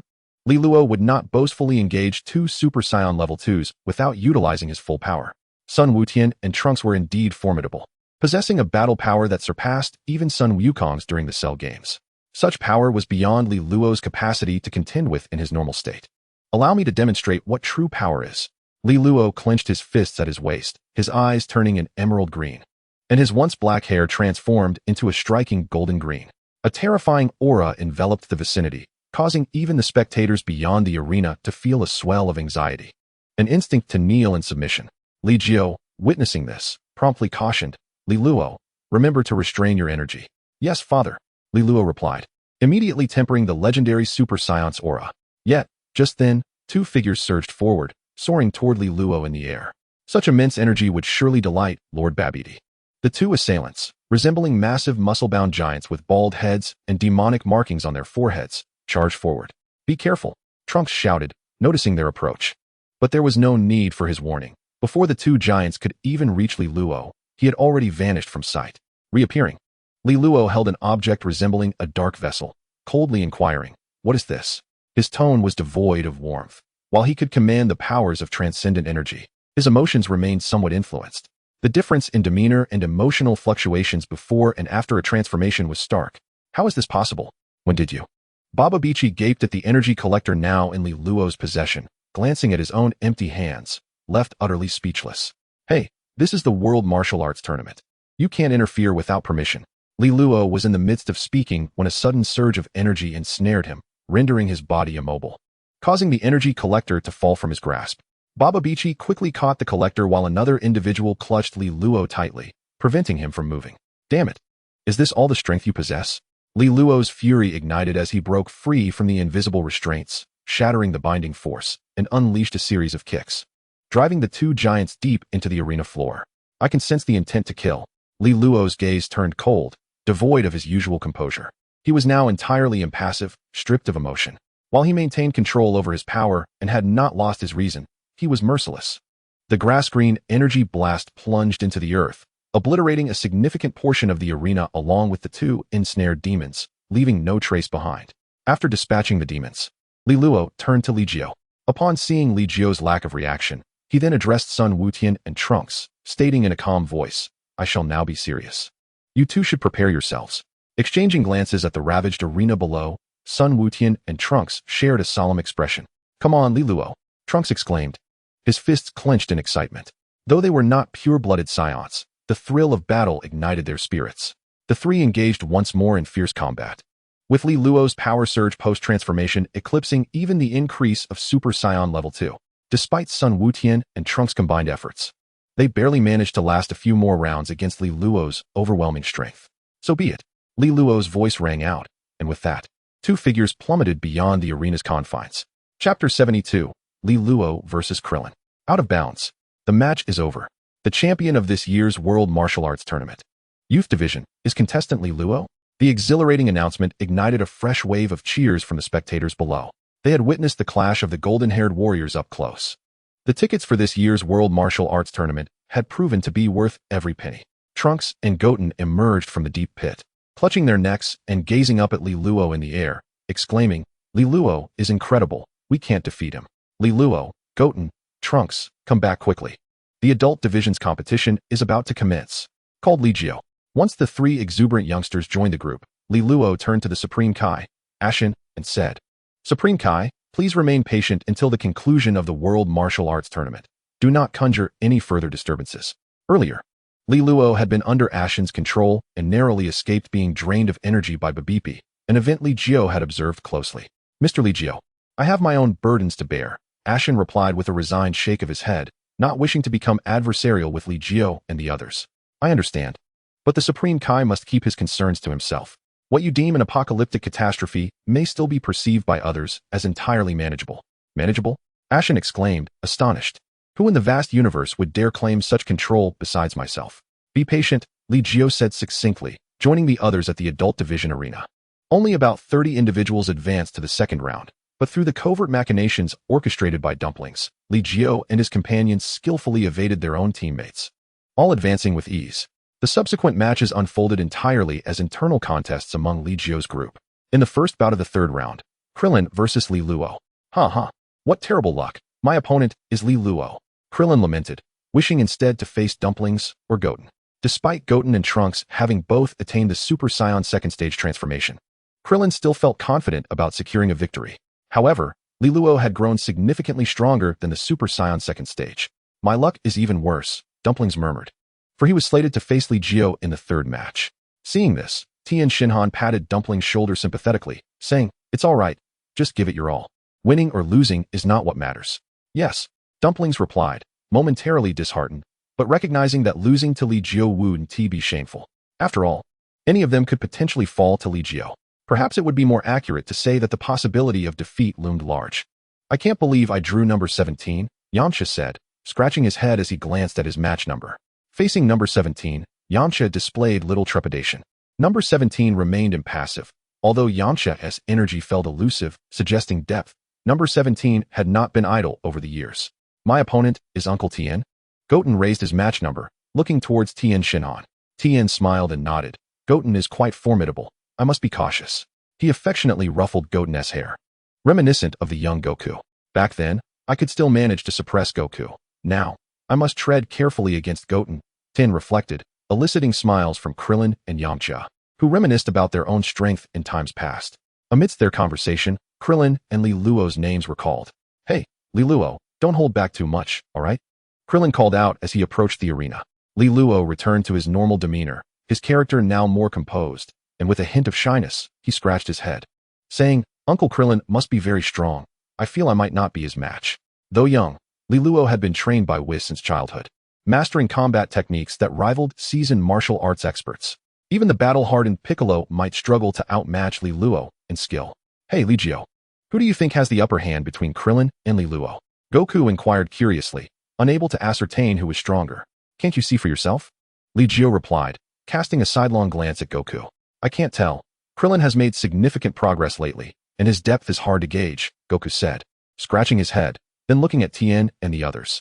"Li Jiu seems well suited to be a teacher. Tien and Yamcha both appear to have improved significantly." Indeed, although Li Jiu has only guided us a few times, he has opened a door to profound knowledge, Tien asserted confidently, harboring a latent power within him that only Li Jiu, Goku, and Vegeta seemed to sense. Tien's strength should surpass that of Li Luo at this moment, Li Jiu remarked, his sensitivity to power keen as ever. Tien had likely awakened the full potential of his bloodline, the true extent of which remained a mystery. However, judging from the dormant energy within Tien, he was indeed stronger than the current Li Luo, though Li Luo had an innate advantage that could turn the tide in battle. Is that so? Tien shifted his gaze to the two standing opposite on the arena. Though Li Jiu claimed Tien's strength merely exceeded Li Luo's, Tien felt a hint of defiance, especially considering Li Luo was merely 7 years old. "Don't be too confident. The legendary Super Saiyan is an invincible warrior." Not only you, but even I and Kakarot might one day be surpassed, Vegeta interjected, unwilling to concede to anyone, though he would not mind being outmatched by Bulma or the legendary Super Saiyan. As the match commenced, both Li Luo and Krillin approached with utmost caution. Krillin adopted a defensive stance, remaining still as he sought out Li Luo's vulnerabilities. Meanwhile, Li Luo stood calmly, hands relaxed at his sides, fists clenched, his muscles taut, poised to strike with the swiftness of thunder at any moment. The audience below erupted in cheers, some holding their breath in anticipation as if they could decipher the intricacies of the battle unfolding before them. Despite the match having begun, both Krillin and Li Luo remained immobile, and the spectators refrained from disrupting the tension. If anyone dared, they would be silenced by their own folly. The conflict between these heroes was no trifling matter. One misstep could result in Earth's obliteration. Such was the gravity of their contest. They are merely observing their opponent. Gradually, a bead of sweat trickled down Krillin's forehead. He could feel Li Luo's aura locking onto him, even standing still. Li Luo exuded an undeniable pressure that left no room for error. It's just a friendly spar. Am I too tense? After some time, Krillin managed a small smile and suddenly dropped his defensive posture. Li Luo, be careful, he declared, and in an instant, his form vanished from sight. Disappeared. Krillin has vanished. The announcer finally found an opportunity to comment, but Krillin's disappearance left him with no option but to speak truthfully. Krillin's speed is astonishing. His movements are beyond our comprehension. He has vanished and could materialize behind Li Luo at any moment. Li Luo must remain vigilant. The host, a seasoned master of ceremonies, truly lives up to his reputation, having honed his eloquence through years of presiding over martial arts tournaments alongside legendary figures such as Sun Wukong. He can articulate every nuance of the ongoing battle with remarkable precision. Yet, his commentary is devoid of any shortcomings. At this moment, the audience sits in rapt silence, their eyes fixed intently on Li Luo, as Klin reemerges, poised to strike. Li Luo remains unperturbed, exuding a calmness akin to a veteran warrior seasoned by countless battles, displaying no unnecessary movements. Suddenly, his left arm rises sharply, positioned defensively at his side. Bang! The floor beneath Li Luo fractures instantaneously as Klin materializes, launching a straightforward assault that Li Luo deftly deflects with an upward motion. However, having already engaged, Klin has no intention of retreating, unleashing a tempest of relentless strikes. Oh, the cacophony of blows. Klin's fists, imbued with immense force, reverberate through the air, shaking the very fabric of reality. Yet, Li Luo remains composed, skillfully parrying while gradually retreating. From behind, Klin vanishes once more, executing a whip-like kick aimed at Li Luo's shoulder. Li Luo pivots, bracing himself with his arms to absorb the impact. Boom! The sheer force drives Li Luo's legs deep into the arena floor. The host's eyes widen, eager to narrate the action. Yet he struggles to keep pace with the blinding speed of their movements. Before he can utter a word, a new exchange erupts and concludes in an instant. My goodness, the might of competitor Klin is overwhelming. Our arena, crafted from premium granite and composed of 30-centimeter thick slabs, now seems as fragile as tofu in the face of these two combatants. Li Luo appears remarkably composed. He has been on the defensive, continually thwarting Klin's offensive maneuvers. He seems youthful. Could he be the progeny of the illustrious Mr. Li Jiu, who once vanquished Cell?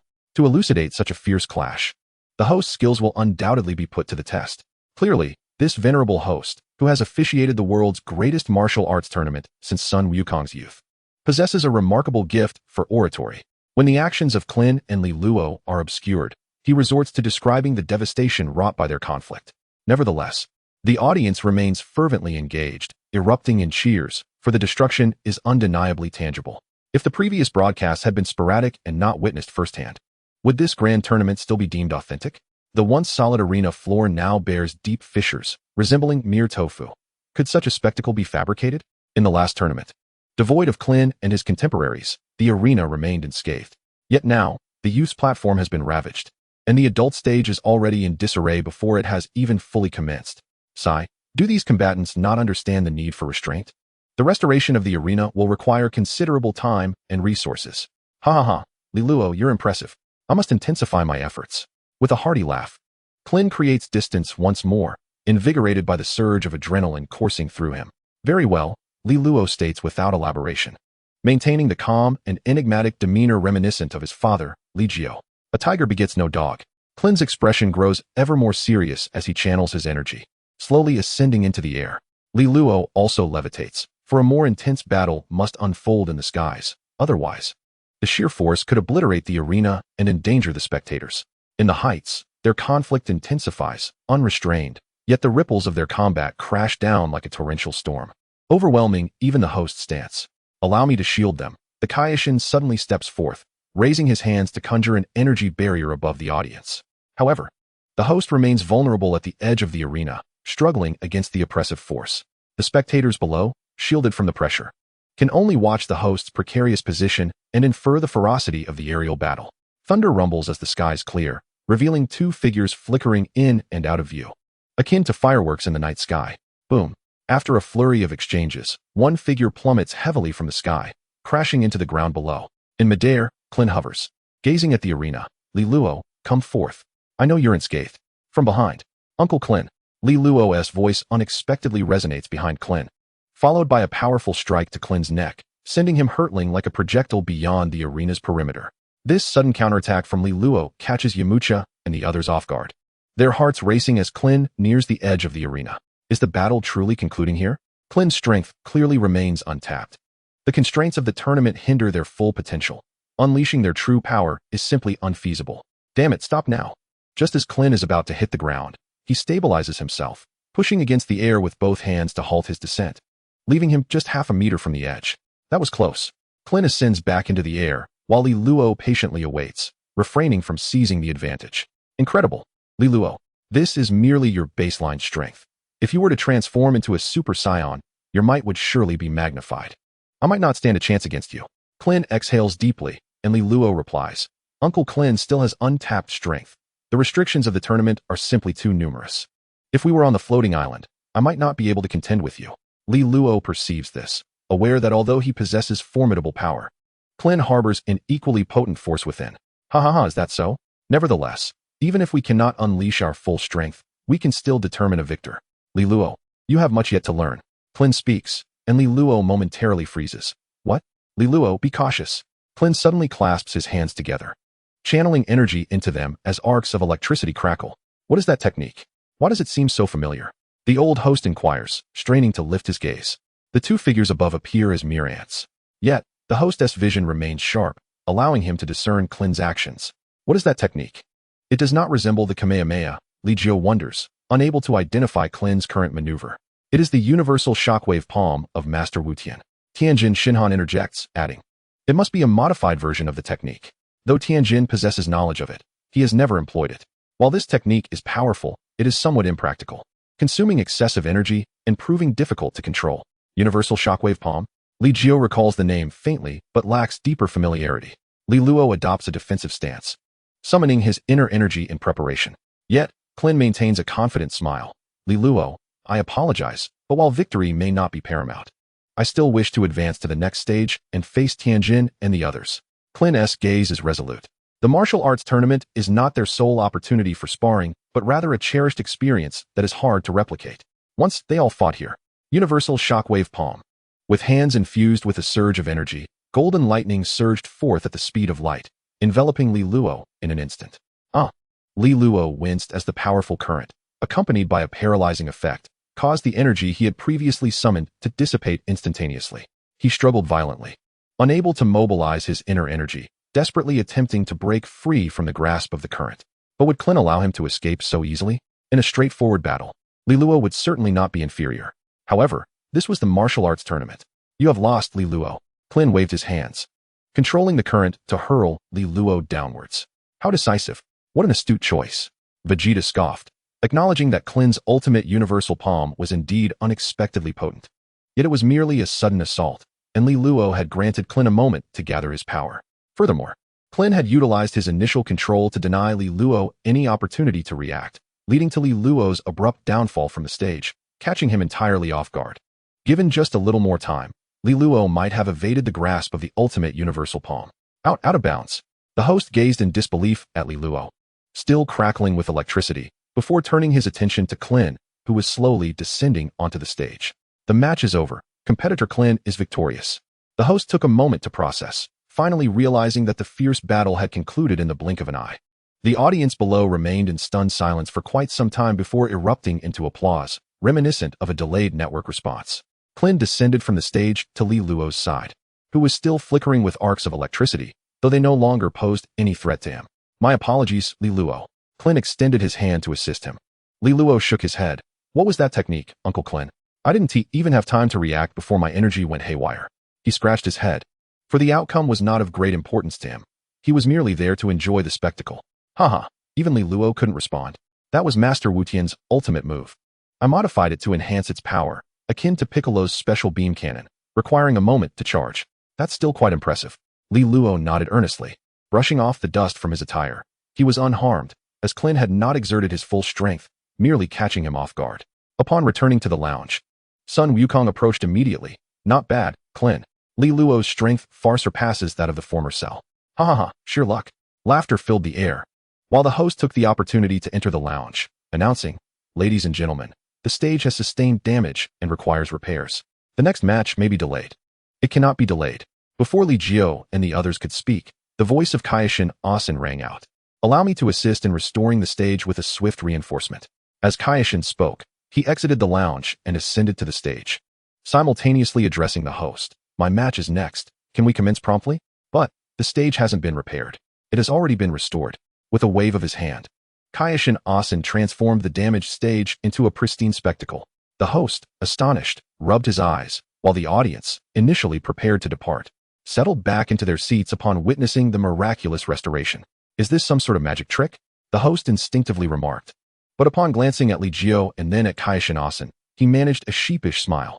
Thank you, competitor Asen. Let us proceed with the match. You're welcome. Caixin Asen smiled, casting a glance at Piccolo, who had been silent in the corner for quite some time. Piccolo's opponent was none other than Caixin Asen. However, Li Jiu noticed that Piccolo seemed less anxious now, merely exhibiting a heightened caution. Go for it, Uncle Piccolo. Son Gohan encouraged, but Piccolo merely nodded, gravely ascending to the stage. A familiar figure, Piccolo's white cape had gained popularity over the years, yet few had truly encountered the real Piccolo. Please guide me, Mr. Piccolo. Caixin Asen floated serenely in midair, awaiting the host's announcement to commence the match. Even after the signal was given, Caixin remained motionless. To him, Piccolo, once a deity of this planet, ought to recognize his identity. Moreover, if the dimensional gap were too vast, it would result in dimensional suppression. Of course, sufficient power could transcend all barriers. Piccolo gazed intently at Caixin Asen, having clearly overheard the conversation between Li Luo and Asen. Lord Caixin, what brings you to Earth? Piccolo was uncertain of Asen's exact rank among the deities, but recognized that Asen's dimension vastly exceeded his own. Nevertheless, at this moment, Piccolo had no intention of conceding. This time is different. The original storyline has already been altered by Li Jiu's arrival. Piccolo's strength had evolved beyond recognition. His dimension was no longer confined to that of Earth's deities. A formidable entity is set to resurrect on Earth, and I must eliminate him before that occurs. Yet you seem unwilling to cooperate. Moreover, your powers appear to surpass mine, leaving me at a loss. Is this related to the two individuals who emerged from the youth group? Piccolo immediately identified the crux of the matter. Indeed. However, you should not use Li Luo as bait. Furthermore, I do not believe there exists any entity capable of threatening Earth's safety. Therefore, forgive me, but I shall not cooperate. In this match, Lord Caixin, you should concede. Chapter 75, Son Gohan vs. Jebet. What? Caixin Asen could hardly believe his ears. Piccolo had the audacity to suggest he concede? Not only Asen, but Jebet and the North Kai, who had been clandestinely observing Earth, were also taken aback by Piccolo's words. Oh, Li Jiu, hearing Piccolo's assertion, was equally astonished, yet recognizing the stark contrast between this Piccolo and the one from the original story, he was no longer surprised. Caixin Asen scrutinized Piccolo, who, although bearing a serious expression, was otherwise composed. You dare. Asen felt profoundly insulted. Yet Piccolo remained unfazed. Retorting, do you truly believe that a higher dimension can suppress me? Before absolute power, all else is illusory. With that, Piccolo unleashed a furious shout, his aura erupting forth, causing cracks to spread across the newly restored stage beneath him. Solid bricks levitated wildly, trembling violently. My heavens, such overwhelming energy. Did Piccolo intend to resolve this with a single strike? The host, uncertain of how to respond, inadvertently stirred the audience's excitement. Cheers erupted, while Caixin Asen's expression darkened further. Time and again, he found himself disregarded upon this humble earth. Now, the once deific Piccolo seemed intent on challenging him. However, that power far eclipsed Caixin Asen's own. The mere strength emanating from Dend at this moment was beyond the capabilities of Asen to contend with. I concede. Reluctantly. The Kaioshin Asin swiftly acknowledged his defeat and stepped down from the arena with his hands behind his back. Indeed, it seems I have overstepped my bounds. The terrifying calamity I spoke of may truly not have any bearing on the earth. The Kaioshin Asin cast a glance at Li Jiu, then surveyed Son Goku, Vegeta, and others in succession. Your power surpasses my imagination. You are still too young. Li Jiu smiled and remarked, the dangerous elements within this universe do not require your intervention. As a Kaioshin, I naturally must oversee the cosmos. Yet, the Kaioshin Asin remained perplexed, entirely unaware of the existence of the god of destruction, Beerus. You will come to know in time. Li Jiu thought it unnecessary to elaborate further. Asin frowned but opted not to inquire further. He intended to observe how Li Jiu and the others would deal with Majin Buu on Earth. Although Din had uprooted a layer of the arena's bricks, he restored it before departing, thus causing no delay in the third match. Am I to compete against Uncle Tien? Son Goten felt a flicker of trepidation. After all, Tien was of the same era as his father. Goten, you can do it. Son Gohan encouraged, patting Goten on the head. Yes. Goten and Tien ascended the stage, taking their positions at either side. Once Goten settled, he clasped his hands together and bowed respectfully to Tien. Tien, witnessing this, appeared momentarily dazed, as if transported back to an earlier time. Confronting Son Goten, Tien felt confident in victory, yet he dared not underestimate his opponent. After returning the gesture, Tien focused his energy to lock onto Son Goten. Observing this, Goten immediately transformed into a Super Saiyan. This little rascal, Tien thought, smirking. Transforming into a Super Saiyan at the first opportunity was indeed a commendable choice. Goten, I will not go easy on you. Tien's energy began to surge, his skin reddening, muscles bulging, and veins protruding, creating a somewhat intimidating appearance. What transformation is that of the three-eyed race? Li Jiu mused, witnessing Tien's altered state for the first time. While the change was not drastic, the increase in power was substantial. It's still not a 30-fold increase, Vegeta scoffed, asserting that if not for Tien's inherently high battle power, this transformation alone would not suffice to defeat Son Goten. After all, the second stage of Super Saiyan transformation offers a 100-fold increase. Tien's battle power was already formidable. Even without transforming, he would not be weaker than Goten. Yamcha interjected, and the others nodded in agreement. At this moment, Tien was tapping into the strength of his bloodline, opting for a steady approach, as being bested by the 7-year-old Goten would indeed be a disgrace. One could only say that Goten and Trunks were exceptionally powerful. If I hadn't caught them off guard, I too might have faced defeat. Krillin scratched his head, feeling somewhat embarrassed as he glanced at Li Luo. However, Li Luo displayed no signs of frustration, stating, even if I exerted my full strength, I might not match Uncle Krillin. Just as Uncle Krillin said, my power is considerable, but I still lack the tactical experience that is often deemed superfluous. Li Luo possessed a commendable understanding of martial arts and combat skills. Yet fighting required more than just these two elements. There remained much for Li Luo to learn. On the arena, Goten had already launched his offensive. Despite Goten's numerous shortcomings in combat techniques, his strength and speed compelled Tien to exert significant focus. Another visual spectacle unfolded. As the spectators outside felt their voices nearly giving out, yet they fervently cheered on. The tickets for this martial arts tournament were indeed worth every penny. Moments later, Goten once again amplified his energy, transforming into Super Saiyan 2. A fierce aura radiated from Goten, and although Tien had witnessed such power previously, he couldn't help but feel awed. Saiyans are truly remarkable. Goten unleashed all his might, prompting Tien to cease holding back. After several exchanges, Goten fell from the stage, scratching his head and laughing. Uncle Tien is amazing. I'm no match at all. Tien landed and helped Goten to his feet. Goten, you are quite impressive as well. Make sure to train hard and protect the Earth in the future. Yes. Goten nodded earnestly. Their battle had been somewhat restrained, yet the arena remained in utter disarray. This time, the Kaioshin refrained from intervening. Instead, Din stepped forward, raising his hand to restore the arena. Superpowers are truly marvelous, Li Jiu mused with a hint of envy. To which Din retorted with a light huff, I envy absolute power. With diligent training, you shall attain it. Now, it is my turn. Son Gohan glanced at Jebet, his expression tinged with seriousness. Jebet wore a proud demeanor, being a Kaioshin attendant. The two ascended the stage, immediately eliciting cheers from the audience. Gohan, go for it. Someone in the crowd shouted Gohan's name, prompting him to turn and see several classmates from his school. Haha, I can't hide it anymore. Gohan waved cheerfully. Unlike the original story, he was not clad in Saiyan armor but wore a brown martial arts uniform, identical to that of Goku and Goten. As everyone could see, Gohan was indeed the son of Son Goku. He had faced Cell 7 years prior, and his strength must have grown significantly since then. The host seized the moment to introduce him, inciting another round of fervent cheers from the audience. Chapter 76, God Gohan. Unlike Vegeta and the others, Gohan had truly battled against Cell, just as Goku had. Show me your strength. Those who fought before you were likely no match for you. Jebbet maintained an air of superiority, to which Gohan furrowed his brow and posed a question that left Jebbet momentarily speechless. However, it does not require overwhelming power to deal with you. This kid Gohan. Vegeta smirked, finding Jebbet's haughty attitude irritating. What does he have that surpasses the god of destruction? I shall not engage you in battle, but if possible, I wish to witness your true power. After all, a formidable Majin has indeed descended upon Earth, potentially bringing disaster to the entire universe. Jebbet's tone softened, and Gohan pondered before replying. I know not of any Majin, but I do not believe there is an enemy who cannot be defeated. Since you wish to see, then behold. Gohan gradually elevated his energy.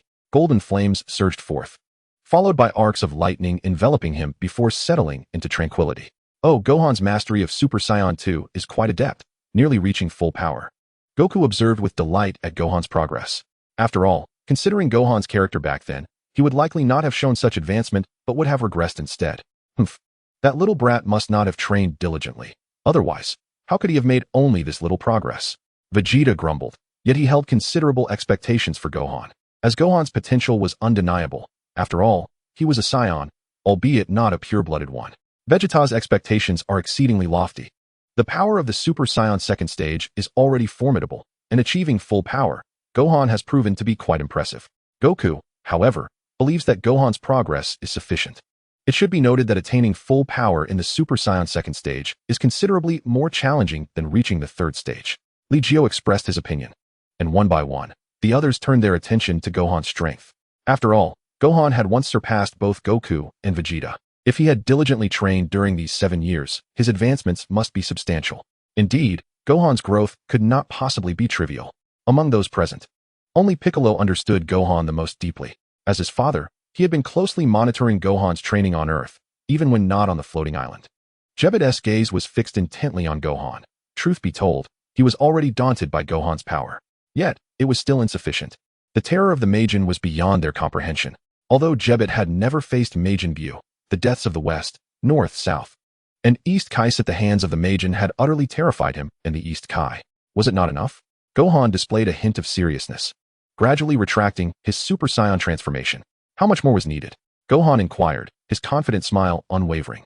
Uncertain, but even if it was not enough, the difference could not be far. I believe that the Kai sword from the Kai realm could assist you in defeating the Majin.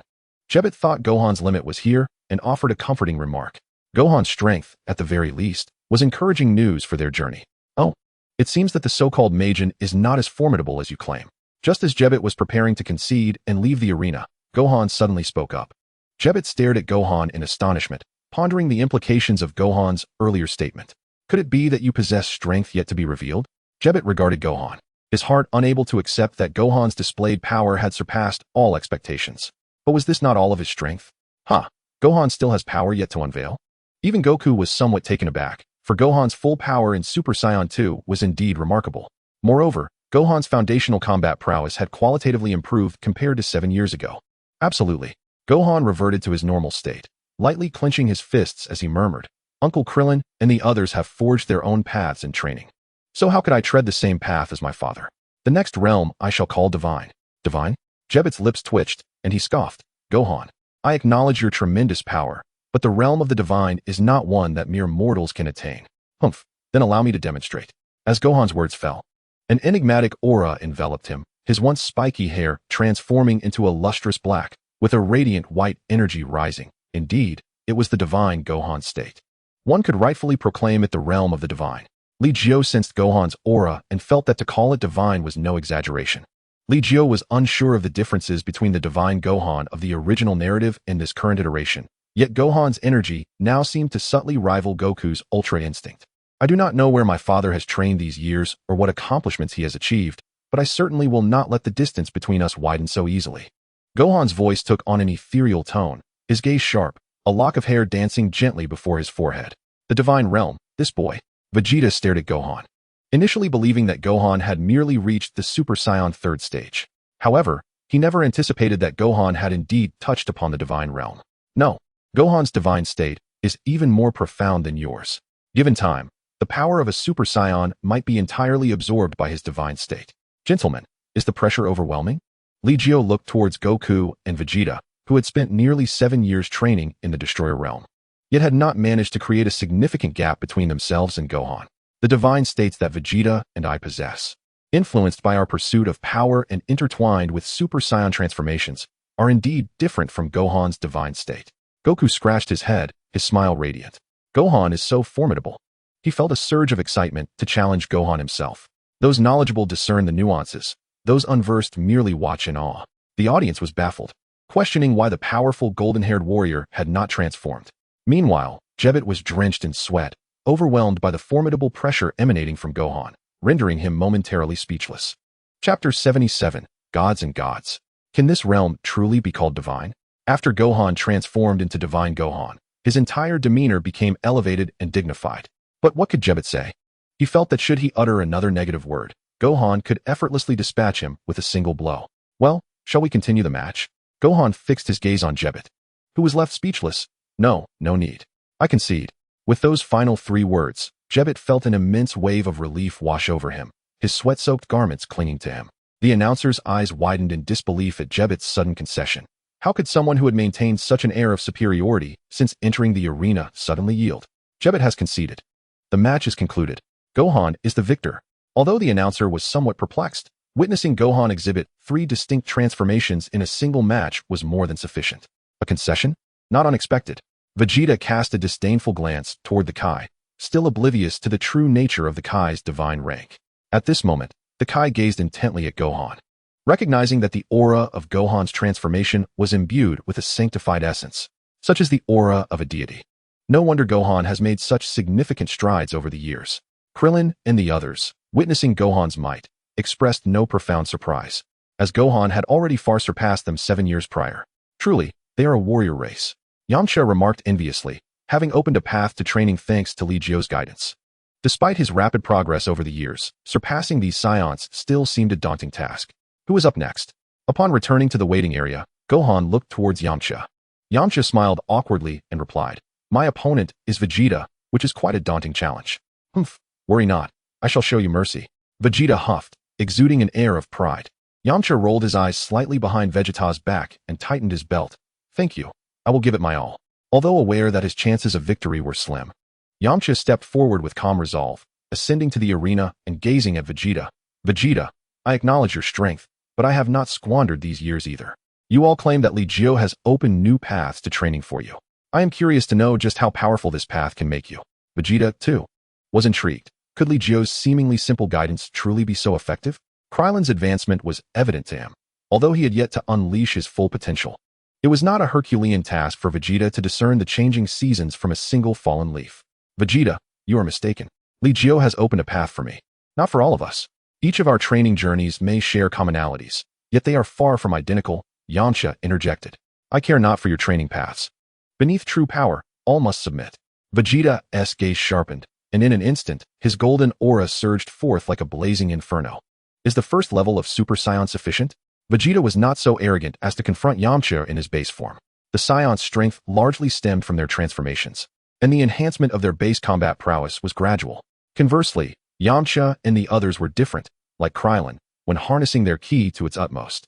They could rival even Super Saiyan 3. Not nearly enough.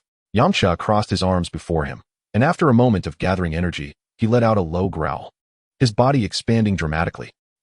A radiant, white aura, reminiscent of divine energy, enveloped him, and astonishingly, Yamcha's divine essence surpassed even Gohan's in purity. This was a manifestation of pure divine power, strikingly similar to that of the Supreme Kai, yet tinged with a hint of mortal essence. How is this possible? The dimensions of Yamcha's aura were utterly beyond the comprehension of Supreme Kaioshin, as an ordinary human's essence had ascended beyond the realm of deities. Indeed, while Yamcha had yet to attain the level of a Supreme Kai, he stood above the Kaioshin, side by side with the Grand Supreme Kai. This was a testament to his dimensional prowess. Yamcha had unearthed his potential, maximizing every stage of his power, and in this moment, he possessed combat strength that could easily overwhelm Super Saiyan 2. Is divine power so commonplace now? Vegeta ground his teeth in frustration. He and Goku had endured nearly 7 years of grueling training in the realm of destruction to achieve their divine transformations. Yet, Gohan and Yamcha had both unlocked their own divine forms. Indeed, Vegeta categorized Yamcha's divine state as a transformation, recognizing that Yamcha could not remain in this state indefinitely. Gohan refers to his realm as divine. I wonder if mine can also be deemed divine. God. Yamcha reveled in the astonished expression on Vegeta's face, feeling an immense sense of satisfaction. After all, the power of divinity was undeniably superior to ordinary ki. Once intertwined with the divine, one's aura could become entirely reclusive, imperceptible even at a close distance. No wonder, when Gohan transformed into his divine state, none of them had focused on the ki aspect. Everyone seems to have touched upon the divine state, haven't they? Li Jiu cast a glance at Krillin and Tien. According to logic, Gohan's divine energy should have eclipsed his previous aura, yet Tien and Krillin remained unfazed by this revelation. Indeed, with their secrets laid bare, Tien and Krillin had no reason to conceal anything. The collective progress of their group exceeded Li Jiu's wildest expectations. He had not anticipated that his few guiding words would lead to such profound transformations in Tien and the others. From the power Yamcha displayed, it was clear that even Super Saiyan Vegeta stood no chance against him. Even Super Saiyan 2 would find victory elusive. Vegeta recognized this truth. Gazing at Yamcha for a prolonged moment before breaking into a soft chuckle, is this the clash of deities? Vegeta's Super Saiyan form dissipated in an instant, while Yamcha observed him with an expression of understanding. Have we all breached this realm? Yamcha mused, noting Vegeta's demeanor indicated he too was preparing for a divine transformation. Could Vegeta achieve a form akin to Gohan's? Although the match had commenced, their exchange did not provoke the crowd's ire. After all, when it came to genuine combat, the audience would be at a loss. At that moment, the notion of divine transformations discussed between Yamcha and Vegeta captivated the audience's attention. Chapter 78, The Appearance of Li Jiu. Eschewing the Super Saiyan transformation is not the path I, Vegeta, desire. Soon, you shall witness the Super Saiyan God. As Vegeta's declaration echoed, a blazing crimson aura erupted forth, turning his hair and eyes a striking red. Simultaneously, his ki vanished, replaced entirely by divine energy. This transformation lacked the suave appeal of Super Saiyan Blue. Goku's Super Saiyan God appeared more aesthetically pleasing. Li Jiu chuckled, and the crowd gasped, questioning why they were not marveling at the might of Vegeta's transformation. They had all tapped into the divine state, and thus could sense Vegeta's formidable strength. Yet, Li Jiu dared to compare the aesthetics of Goku's and Vegeta's transformations. Can Dad also attain the form of Uncle Vegeta? It appears even more powerful than my divine state. Gohan inquired of Goku. Yes, this is the Super Saiyan God, a state that Vegeta and I painstakingly developed over time. However, in terms of sheer might, it may not compare to Gohan's. Goku replied candidly, while Gohan remained modest. The Super Saiyan God and Super Saiyan Blue exhibited a significant power disparity, yet the stability of the former was superior. Gohan's divine state rivaled Super Saiyan Blue in strength and equaled the Super Saiyan God in stability, making it a more perfected form. Then, Uncle Li Jiu must possess an even more powerful transformation, right? Gohan gazed at Li Jiu.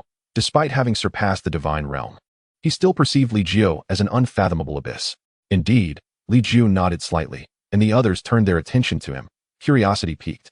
However, Li Jiu offered little elaboration, stating simply, my transformation is akin to Vegeta's, merely a different avenue of transformation. The power of the two forms is closely matched.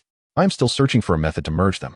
Li Jiu's current objective was to apply the essence of Super Saiyan God to Super Saiyan 4, which, through his research, had been confirmed as a foundational form of a new transformation. Super Saiyan 4 could be likened to a base state. Thus, considering a divine transformation atop this base was a viable path towards Super Saiyan 4 God. Li Jiu did not contemplate Super Saiyan 5, despite its potentially easier breakthrough, as Super Saiyan 4 God clearly represented the most direct route to unparalleled strength.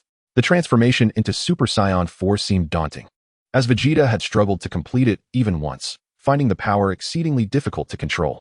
I could not achieve it either. I would lose my sanity entirely, Goku lamented, envious of Li Jiu's Super Saiyan 4 transformation. Lacking a tail, he could transform under the overwhelming light of Bulma's energy. But mastering the power of the great ape was the true challenge. The path to power is not universally suitable. Only the path that resonates with oneself is the most accurate. Li Jiu gazed at the group, and Tien and the others nodded in agreement. Though Li Jiu's words seemed simple, upon reflection, they revealed profound truths about the path of cultivation, just as Li Jiu's initial guidance had granted them fresh insights into their training. Indeed, it is the indomitable Vegeta. I had thought that having transcended the realm of the divine would narrow the chasm between us. However, it is evident that the disparity remains vast.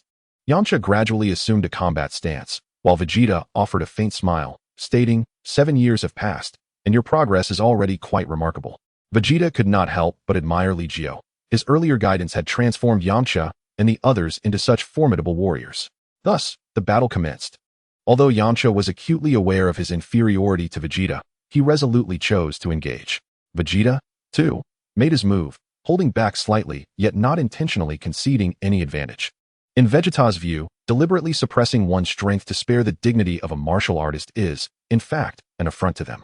By unleashing his full power, even in victory, he could express his respect for his opponent. After merely a few dozen exchanges, Vegeta's aura surged once more. His fiery red hair instantaneously transformed into a striking blue. Much more pleasing to the eye, Li Jiu remarked, and the others nodded in agreement. Setting aside raw power, the Super Saiyan Blue indeed possesses a more aesthetically appealing visage than that of the Super Saiyan God. To Vegeta, the red hue simply did not suit him. Piccolo pursed his lips as the group envisioned Goku's transformation into a Super Saiyan God, finding merit in Piccolo's observation. With the emergence of Super Saiyan Blue, Yamcha was swiftly defeated. Outside the ring, Yamcha dusted himself off, sustaining no significant injuries. What transformation was that? He inquired. Super Saiyan Blue, Vegeta declared as he descended onto the arena, departing alongside Yamcha towards the resting area. Only after Vegeta's exit did the announcer come to his senses and proclaim the results of the match. The next battle would feature Li Jiu versus Kaiotsu. The pallor of Kaiotsu's face grew even more pronounced. Among the gathered crowd, he was perhaps the weakest. Fear not, Kaiotsu. Mr. Li Jiu will guide you, Tien Shinhan encouraged. Indeed, Kaiotsu replied, fully aware that Li Jiu would not go easy on him. Yet, facing Li Jiu, he felt utterly devoid of the courage to strike. Upon stepping onto the stage, Li Jiu observed Kaiotsu quietly, who braced himself, immediately elevating his aura to its maximum potential. Kaiotsu's combat power now rivaled that of the previous cell. Gohan remarked, indeed, everyone's progress over the years has been astounding. Of course, we have not been idle. Tien Shinhan affirmed, casting a glance at Android 17. Their upcoming match would be between him and Android 17. Has Kaiotsu not touched the realm of the divine? Krillin questioned Tien Shinhan. Once, Kaiotsu had not been inferior to Krillin, as his psychic abilities had often posed challenges for Krillin. Kaiotsu has subtly grazed the threshold, but has yet to truly step into the divine realm. However, his psychic powers have developed significantly, Tien Shinhan explained. Psychic abilities can indeed be quite advantageous. Everyone knew that Kaiotsu excelled in psychic powers, so even if his combat strength was somewhat lacking, he was not underestimated. Meanwhile, Li Jiu stood still, as the audience erupted in fervor. For standing upon the stage was the very individual who had once defeated Cell. 7 years ago, much like today, two figures gradually merged. This was the true hero who had vanquished Cell. Li Jiu, Li Jiu, Li Jiu, roared the crowd, shaking the heavens and the earth. Kaiotsu, make your move. Let me witness your progress over the years. Li Jiu beckoned to Kaiotsu, who nodded in response. All right, Mr. Li Jiu, I shall strike. The match had already commenced, and Kaiotsu's aura surged to its zenith, stabilizing at a peak. Aware of his inferior status against Li Jiu, he aimed to unleash his strength in a brief burst. Kaiotsu's high-pitched voice lacked gravitas, yet the power he unleashed was not to be underestimated. His diminutive fist struck Li Jiu's shoulder, but Li Jiu remained unmoved. Instead, the arena floor splintered beneath the force. Without hesitation, Kaiotsu launched a comprehensive offensive, his fists and feet raining down, while Li Jiu neither dodged nor evaded. Is his defense impenetrable? Tien Shinhan's 3 eyes widened at the spectacle unfolding on the stage. Kaiotsu had undoubtedly unleashed all his strength, yet he was unable to breach Li Jiu's defense. Well, that is to be expected. Li Jiu's baseline should have surpassed that of the Super Saiyan's 3rd transformation, Goku nodded. Having trained alongside Vegeta in the God of Destruction's realm, he was well aware of Li Jiu's progress. Li Jiu had integrated all 3 stages of Super Saiyan transformations into his base form. Thus, even in his normal state, his true power undoubtedly transcended that of the Super Saiyan 3. Li Jiu has become so extraordinarily powerful, thought Piccolo, beads of sweat trickling down his forehead, astonished by Li Jiu's might. Meanwhile, the Supreme Kai and Kibito were exhilarated. If Li Jiu was this formidable without transforming, surely he could contend with Majin Buu. Supreme Kai Shin, however, remained oblivious to the true extent of Majin Buu's power, unable to fathom the might of those present at this seemingly mundane world martial arts tournament. Among the dozen or so individuals gathered, there were indeed several who could defeat Majin Buu. Bulla, having arrived at the resting area unbeknownst to anyone, tugged at Gohan's sleeve, inquiring, "Is that Mr. Li Jiu?" "Yes, Mr. Li Jiu's strength has far exceeded my expectations," Gohan affirmed. As Bulla struggled to comprehend, she asked, "Which is stronger, that Kaiatsu or Cell?" "Kaiatsu. His current strength likely surpasses that of the former Cell. However, Kaiatsu's true expertise lies in his psychic abilities." As Gohan finished speaking, Kaiatsu abandoned his physical assaults. With his limited strength, he could not hope to shake Li Jiu. He extended his hands towards Li Jiu, activating his psychic powers, and Li Jiu immediately sensed a force infiltrating his being. Rather than expelling it immediately, he allowed Kaiatsu the opportunity to demonstrate. Suddenly, a sharp pain coursed through Li Jiu's abdomen. He raised an eyebrow. Such pain was trivial for him, yet it would be a considerable challenge for Krillin and the others to endure. "Well done, Kaiatsu. Do you possess any further techniques?" Li Jiu inquired, prompting Kaiatsu to cease his efforts, only to once more summon his psychic abilities, enveloping Li Jiu in invisible force, seemingly attempting to ensnare him. Li Jiu's body jolted, and the invisible force field around him shattered. "Most of my psychic abilities are not intended for combat," Kaiatsu stated. Hearing this, Li Jiu chuckled. "That is still quite impressive. Though it may have little effect on me, Krillin would certainly find it troublesome." "Well then, I concede," Kaiatsu declared, glancing at the referee. It was already a privilege for him to have been granted an opportunity to engage with Li Jiu. Although Li Jiu had not struck, his strength remained undeniably formidable. After the dumpling conceded defeat, it raised its hand to restore the arena. The next match was between Trunks and Android 17. As the battle commenced, Trunks immediately transformed into a Super Saiyan, and with a furious shout, he ascended to Super Saiyan 2nd grade. The two figures vanished from sight in an instant. Li Jiu and the others gazed into the air, their eyes darting about intermittently. However, the ordinary spectators could not perceive anything. They could only catch fleeting glimpses of silhouettes and the occasional energy blasts. This, nonetheless, did not hinder the commentator's fervent narration. He became increasingly adept, simply relishing the opportunity to embellish the event. Of course, such a contest did not dampen the enthusiasm of the audience. Android 17 had not relaxed his training over the years. His power had undergone a remarkable transformation. Goku, resting his hand on his forehead, mused that had it been the old Android 17, Trunks would have undoubtedly emerged victorious. Yet, it appeared that Trunks was perpetually on the defensive. Truly, the Saiyans were formidable. However, I too have not neglected my training these years, Android 17 remarked, slightly increasing his strength, and after several exchanges, he sent Trunks tumbling off the stage. "Humph. How disappointing." Trunks arose from the ground, dusting himself off. Android 17 had shown restraint, merely knocking Trunks out of the ring without inflicting injury. "You three little ones are already quite strong. Continue to train diligently, and it won't be long before you catch up to us," Krillin said, noting that Li Luo was no weaker than their elder generation. Although Goten and Trunks were slightly behind, with perseverance, they would surely bridge the gap. The battle between Goku and Android 18 needed no elaboration. Given Goku's nature, a 17-minute skirmish was already remarkably swift. Yet, Android 18's prowess astonished all. Even Goku's transformation into Super Saiyan 3rd grade could not vanquish her, and only upon transforming into Super Saiyan God was he barely able to knock her off the stage. Android 18 had not ceased her training either. Goku scratched his head, having believed he had become exceedingly powerful in the God of Destruction realm, only to realize that those on Earth had also evolved significantly. Li Jiu's arrival had altered so much. "Humph." Android 18 scoffed softly, casting a glance at Li Jiu before silently retreating to a corner. Chapter 80, Li Luo vs. Beerus. The World Martial Arts Tournament continued. The advancing contestants still needed to establish their rankings. Although they wouldn't be fighting with full intensity, they relished the atmosphere of friendly competition. Meanwhile, the spectacle of the World Martial Arts Tournament was vividly displayed within a crystal ball. Inside a massive spaceship, Babidi watched the unfolding scene, beads of cold sweat trickling down his brow. The nearby energy detector occasionally emitted alarm signals. However, the divine power was elusive to detect. Thus, the most formidable energy Babidi could identify amounted to merely Super Saiyan 3 level, and even that was insufficient. "We must hasten our efforts, otherwise, the Supreme Kai will certainly lead them to eliminate Majin Buu," Babidi stated, turning to Beerus. The Demon King Beerus' combat prowess could not even secure a place in the top 10 of this martial arts tournament. It was terrifying. Babidi's foremost desire was to awaken Majin Buu, for only he could restore Babidi's lost confidence. "Beerus, I must transfer you to another planet, where you will be responsible for gathering the energy needed to awaken Majin Buu." With the Babidi brothers deceased, Babidi dared not act recklessly on Earth. "Are you planning to awaken Majin Buu on another life planet in the universe, Lord Babidi?" "No, the spaceship remains here. You will collect the energy, and I will assist you. With that, Babidi began chanting incantations, teleporting to Beerus and all the minions aboard the ship away. He aimed to awaken Majin Buu in the shortest time possible, and with Babidi's cooperation, the energy collection for Majin Buu progressed rapidly. The martial arts tournament in West City was in full swing. This tournament had become a collective showcase for the Z warriors. Though battles were not excessively intense, even evenly matched contenders would sometimes concede. They ultimately enjoyed the nostalgic atmosphere.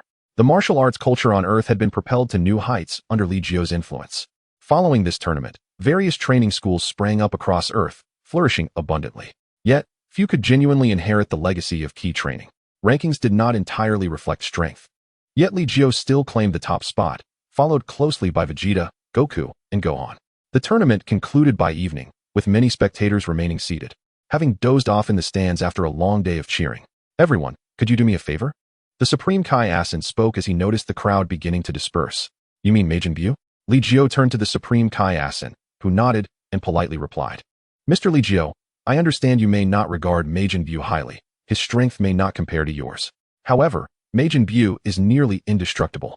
Should he wreak havoc on Earth, he could inadvertently destroy the entire planet. The crowd glanced at Li Jiu, and Gohan spoke up. It seems we don't all need to go, right?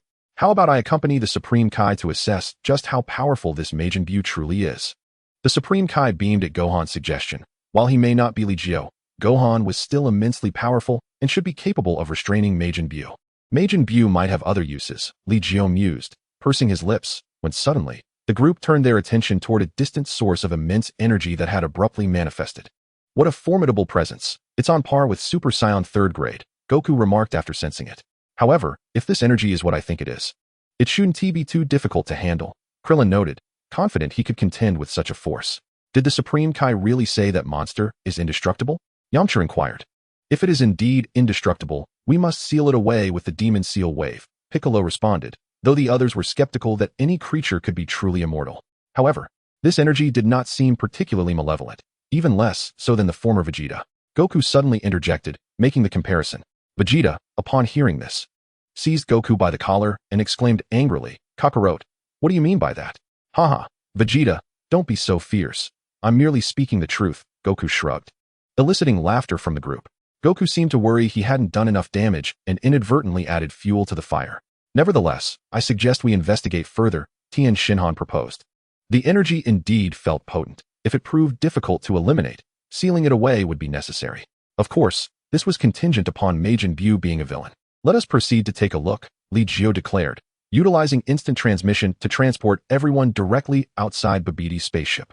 At this moment, Babidi and Dubra stood outside the spaceship, accompanied by a throng of minions, while a rotund figure with a pink hue staggered about.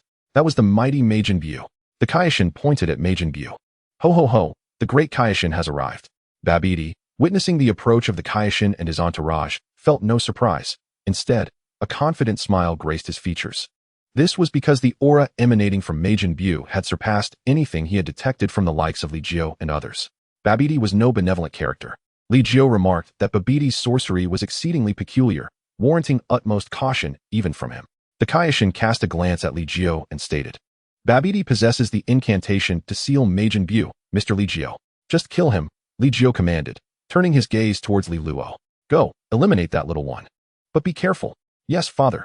Li Luo stepped forward, prompting an instinctive attempt by the Kaioshin to intervene. Yet, how could he possibly stop Li Luo?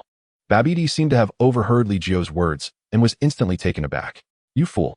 Dubra, that brat's power is comparable to yours. Go and block him. Understood, Lord Babidi. At this juncture, Babidi was still unable to command Majin Buu, so he dared not take unnecessary risks. Dubra positioned himself in front of Li Luo, unsheathing a long blade. Humph, little brat, I won't let you pass. Li Luo, be wary of his saliva. It can petrify. Li Jiu cautioned. Li Luo nodded slightly and addressed Dubra. If you obstruct my path, you shall meet your demise. Ha ha ha, what an audacious little rascal. Behold my blade. Dubra suddenly struck, the long knife descending towards Li Luo's head. In an instant, Li Luo's expression turned fierce, his black hair swirling, radiating a verdant glow. With a sharp clang, Dubra's blade was halted by a mere finger of Li Luo. In the next moment, cracks began to spread from Li Luo's fingertip. I hear your saliva can petrify? I shan't grant you the opportunity to demonstrate. Li Luo's tone was indifferent, and in the blink of an eye, the verdant glow intensified. transforming his hair and pupils into a golden green hue. Chapter 81. The Might of Transcendence. Ha ha ha. Then allow me to show you. Dabra laughed, but before he could finish, Li Luo suddenly appeared just a foot away from him, delivering a powerful punch straight into Dabra's abdomen. I said, I want to give you the chance. Thus, you shall not witness it. Slowly retracting his fist, Dabra stumbled backward like a shrimp, his mouth agape, unable to close. However, Li Luo's assault did not cease there. He kicked Dabra squarely on the chin, propelling him into the sky. You managed to block me for 3 seconds, Li Luo murmured, fingers outstretched towards Dabra, unleashing a ki blast that sent Dabra soaring away. As the smoke cleared, Dabra had completely vanished. The entire exchange from the onset to conclusion had transpired in less than 3 seconds. The battle could be described as swift, precise, and brutal. Well done. Vegeta praised without reservation, a proud smirk adorning his lips, as if Li Luo were his own son. This is the ferocity a Saiyan should possess. Unlike Kakarot, who dallies and wastes time, Vegeta lauded, while Krillin and the others were equally astonished by Li Luo's ruthlessness. Haha. Who would have thought Li Luo would handle his enemies with such decisiveness? Krillin chuckled, yet Li Jiu remained unfazed. In his view, the Z fighters had been led astray by Son Goku. One ought to approach foes with the intent to annihilate. Father, should we eliminate Majin Buu as well? After dispatching Dabra, Li Luo raised his hand, launching energy blasts that obliterated Babbidi's minions. These attendants were not virtuous either. However, this display left the Kaioshin and Jebbit in utter shock. What manner of beings were Babbidi's subordinates? Each one was a formidable demon. To see them so effortlessly extinguished, and for Li Luo to consider eradicating Majin Buu as well, was staggering. Could it be that a mere child from Earth could vanquish the terror that had instilled fear for countless ages? Majin Buu was not so easily slain. You may attempt it, but I intend to tame Majin Buu, Li Jiu declared. Upon hearing this, Li Luo's excitement surged. Then I shall not hold back, he proclaimed, striding towards Babidi, recalling the task assigned to him by Li Jiu, to eliminate Babidi. Mr. Li Jiu, Majin Buu is certainly not an adversary that a mere child like Li Luo can contend with. Moreover, should we eliminate Babidi? Fear not, great Kaioshin. Li Jiu interjected. Currently, Majin Buu is at most at the level of a Super Saiyan 3rd stage. Even if Li Luo cannot defeat him, he will not be in any grave danger. The onlookers remained silent, recognizing that any one of them, even if unable to gain the upper hand against Majin Buu, would not be swiftly defeated. Thus, as Li Luo took action, no one harbored concerns. They were merely spectators. Why does Li Jiu wish to tame Majin Buu? Is he not a villain of the utmost depravity? Krillin pondered, perplexed as to why Li Jiu would harbor such a risk. Li Jiu furrowed his brow and replied, Majin Buu, after absorbing several Kaioshins, has had much of his inner malevolence eradicated. You can sense it too, can't you? The aura of Majin Buu now lacks any wickedness. As Goku mentioned, he is not as malevolent as the former Vegeta. The others nodded in agreement, having sensed the same. Thus, they cast doubt on the Kaioshin's description. If such power were to be exploited by Babidi, it would indeed spell disaster, but if we could tame him, we might yet gain a powerful ally in battle. Li Jiu's strategy was clear, but could Majin Buu truly be tamed? In the original narrative, while Majin Buu became benevolent, he remained quite naive. And such innocence could easily shift towards malevolence. Moreover, in the original story, Majin Buu's goodness emerged only after his evil was stripped away. If today we are unable to draw out the small Buu, then Li Jiu would inevitably opt for the direct annihilation of Majin Buu. If it becomes excessively troublesome, it would not be worth the risk. Li Jiu was inherently lazy. At that moment, Vegeta suddenly interjected, What of this great Kaioshin? Did you not say that Majin Buu is indestructible? Vegeta inquired. The Kaioshin nodded earnestly. Majin Buu possesses an incredibly robust life force, even if reduced to fragments. He can regenerate. Furthermore, Majin Buu wields dark magic, and one could easily fall prey to it. Upon hearing this, the expressions of the gathered individuals grew somewhat solemn. They were assessing whether they could eliminate Majin Buu based on the aura he displayed. Upon learning of Majin Buu's formidable life force, Krillin and the others could only shake their heads in resignation. Even the mightiest among them, Piccolo, lacked absolute certainty in eradicating Majin Buu entirely. This posed a significant challenge. Only overwhelming power could possibly defeat Majin Buu. I believe we will need Goku or Gohan to intervene, one could surmise. Even Erlang Shun lacked certainty. While he could suppress the demon Majin Buu for a period with his utmost effort, annihilating him completely was still beyond his reach. Humph. You all underestimate the legendary Super Saiyan, Vegeta remarked disdainfully, casting a glance at Lilo. That was the legendary Super Saiyan, an invincible warrior. Though Lilo was merely 7 years old at this moment, Vegeta possessed sufficient confidence in Lilo's potential to defeat Majin Buu. Then let us first eliminate Babidi. Lilo raised a finger and unleashed a beam of grass-green energy, targeting Babidi, who was still attempting to persuade Majin Buu, while the latter appeared childlike, humming to himself. Lilo's attack arrived in an instant. Majin Buu sensed it, but did not attempt to deflect it, allowing the beam to pierce through Babidi's heart. Babidi's left chest exploded. Yet he did not perish immediately, struggling to utter, "Majin Buu, save me quickly, or I shall seal you." Upon hearing this, Majin Buu's eyes turned icy. Yet he still extended his hand to lift Babidi, radiating a pink glow. In the next moment, Babidi's wounds healed, and Majin Buu displayed a childlike grin. All done. Babidi laughed, "Yay? Majin Buu is truly remarkable. Now, Majin Buu, eliminate all those people, especially that child. Start with him." Chapter 82, Lilo vs. Majin Buu. Babidi pointed his staff at Lilo, fully aware that the attack which had nearly cost him his life had originated from Lilo. Majin Buu gazed at Babidi, who floated before him, and his smile vanished, his eyes narrowing into slits. Suddenly, he struck, seizing Babidi by the throat. Babidi, gasping for breath, could scarcely produce a sound. "Now, you cannot chant your spells." Majin Buu chuckled with satisfaction, and then Babidi's figure dissolved into a swirl of pink energy. Lilo observed this scene quietly. Babidi was dead. Though not by his hand, it mattered little. "Yow, I'm free." Majin Buu paid no attention to Lilo or the Supreme Kai, joyfully running about, tripping over a stone and rolling several times. This hardly resembled a demon. Gohan scratched his head, bewildered by Majin Buu's demeanor, while Lilo gazed at him with a hint of exasperation. This Majin Buu caused no destruction and emanated no malevolent aura. How could he act against him? After a moment, Majin Buu abruptly halted, slowly turning to Lilo, stating, "I'm hungry." "Hungry? I have nothing to offer you." Lilo narrowed his eyes. When Majin Buu looked at him, Lilo instinctively sensed a wave of danger. "What shall I transform into? Chocolate, perhaps?" After pondering briefly, Majin Buu's innocent smile returned, and his antennae waved gently. "Let us turn into chocolate." A beam of pink light shot forth from his antenna, sending a chill down Lilo's spine. He swiftly activated his protective shield. The grass-green barrier thwarted Majin Buu's magic, and Lilo broke into a cold sweat. Damn it, that spell was perilous, although I blocked it. My instinct was not mistaken. Without my shield, I might have truly turned into chocolate. Why didn't you become chocolate? Can't you? Majin Buu inquired, puzzled, as he regarded Lilo. Meanwhile, Lilo felt a surge of anger. "Did you intend to turn me into chocolate for your consumption?" Lilo's aura began to intensify. He now had just cause to eliminate this Majin Buu. "Transform again." Majin Buu attempted another spell, but Lilo countered with a burst of energy, dispersing it effortlessly. "What magic?" "Just a matter of caution," Lilo smirked, stepping forward into the void, approaching Majin Buu. "Allow me to witness the extent of your power." Lilo's energy continued to rise. He had yet to fully unleash his strength. "Are you seeking a fight with me?" Majin Buu retorted, but Lilo, uninterested in responding, closed the distance and struck Majin Buu squarely in the face. The punch caused Majin Buu's round face to cave in, his head appearing at risk of flying off while his body remained anchored, his neck stretched grotesquely.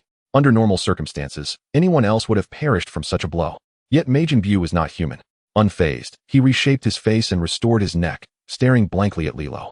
"Now it's my turn," Majin Buu declared, swiftly throwing a punch aimed at Lilo's face. However, Lilo was not one to allow such an attack to land unopposed. He raised his arm to block Majin Buu's powerful strike, then delivered a swift kick to Majin Buu's ample belly. The kick created a gaping hole in Majin Buu's midsection. Lilo withdrew, observing Majin Buu.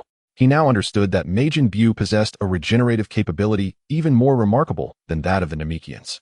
He was eager to discover the limits of this recovery ability. "Impressive, Lilo, but Majin Buu appears significantly weaker," Krillin mused, puzzled by Majin Buu's immense strength that seemed poorly utilized. He resembled a newborn, possessing power yet lacking the ability to wield it. Yamcha also noted the peculiarities of Majin Buu. The onlookers silently observed the confrontation between Lilo and Majin Buu. Soon, Majin Buu demonstrated his extraordinary regenerative powers. The gaping hole that could have passed through a basketball instantly healed, and his energy remained undiminished. "You hurt me," Majin Buu expressed with irritation, his corpulent form moving swiftly to confront Lilo once more, launching an assault. However, Majin Buu's strikes were erratic. While swift and forceful, they revealed numerous openings to Lilo. After a flurry of exchanges, Majin Buu hadn't even grazed Lilo's clothing, instead suffering multiple blows from Lilo. Yet, despite tearing Majin Buu into shreds, without sufficient strength to utterly obliterate him, it would prove futile. In mere moments, Majin Buu restored himself completely, his energy intact. After an exhausting exchange, Li Luo had expended considerable energy, yet Majin Buu showed no signs of depletion. Majin Buu not only possessed a remarkable healing ability, but also exceptional stamina.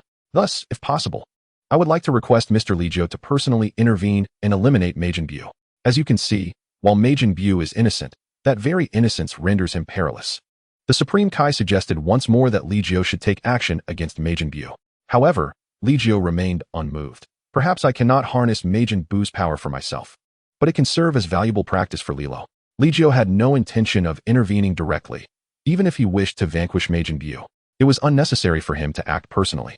Gohan, Goku, or Vegeta, any one of them could easily dispatch Majin Buu. No, that's not right. It's too terrifying. Krillin's abrupt exclamation caused a noticeable shift in his demeanor as he gazed at Majin Buu. Li Jiu, slightly taken aback, turned to Krillin and inquired, "What is the matter?" Majin Buu was absorbing Li Luo's combat techniques, and his power was steadily escalating. It was becoming increasingly difficult for Li Luo to suppress him. Although Krillin was not the mightiest among them, his extensive battle experience granted him unique insights into combat. Li Jiu glanced at the distant battlefield, where the once hilly wasteland had been utterly transformed. Li Luo's expression grew increasingly grave. It appeared that Majin Buu was mastering his fighting styles.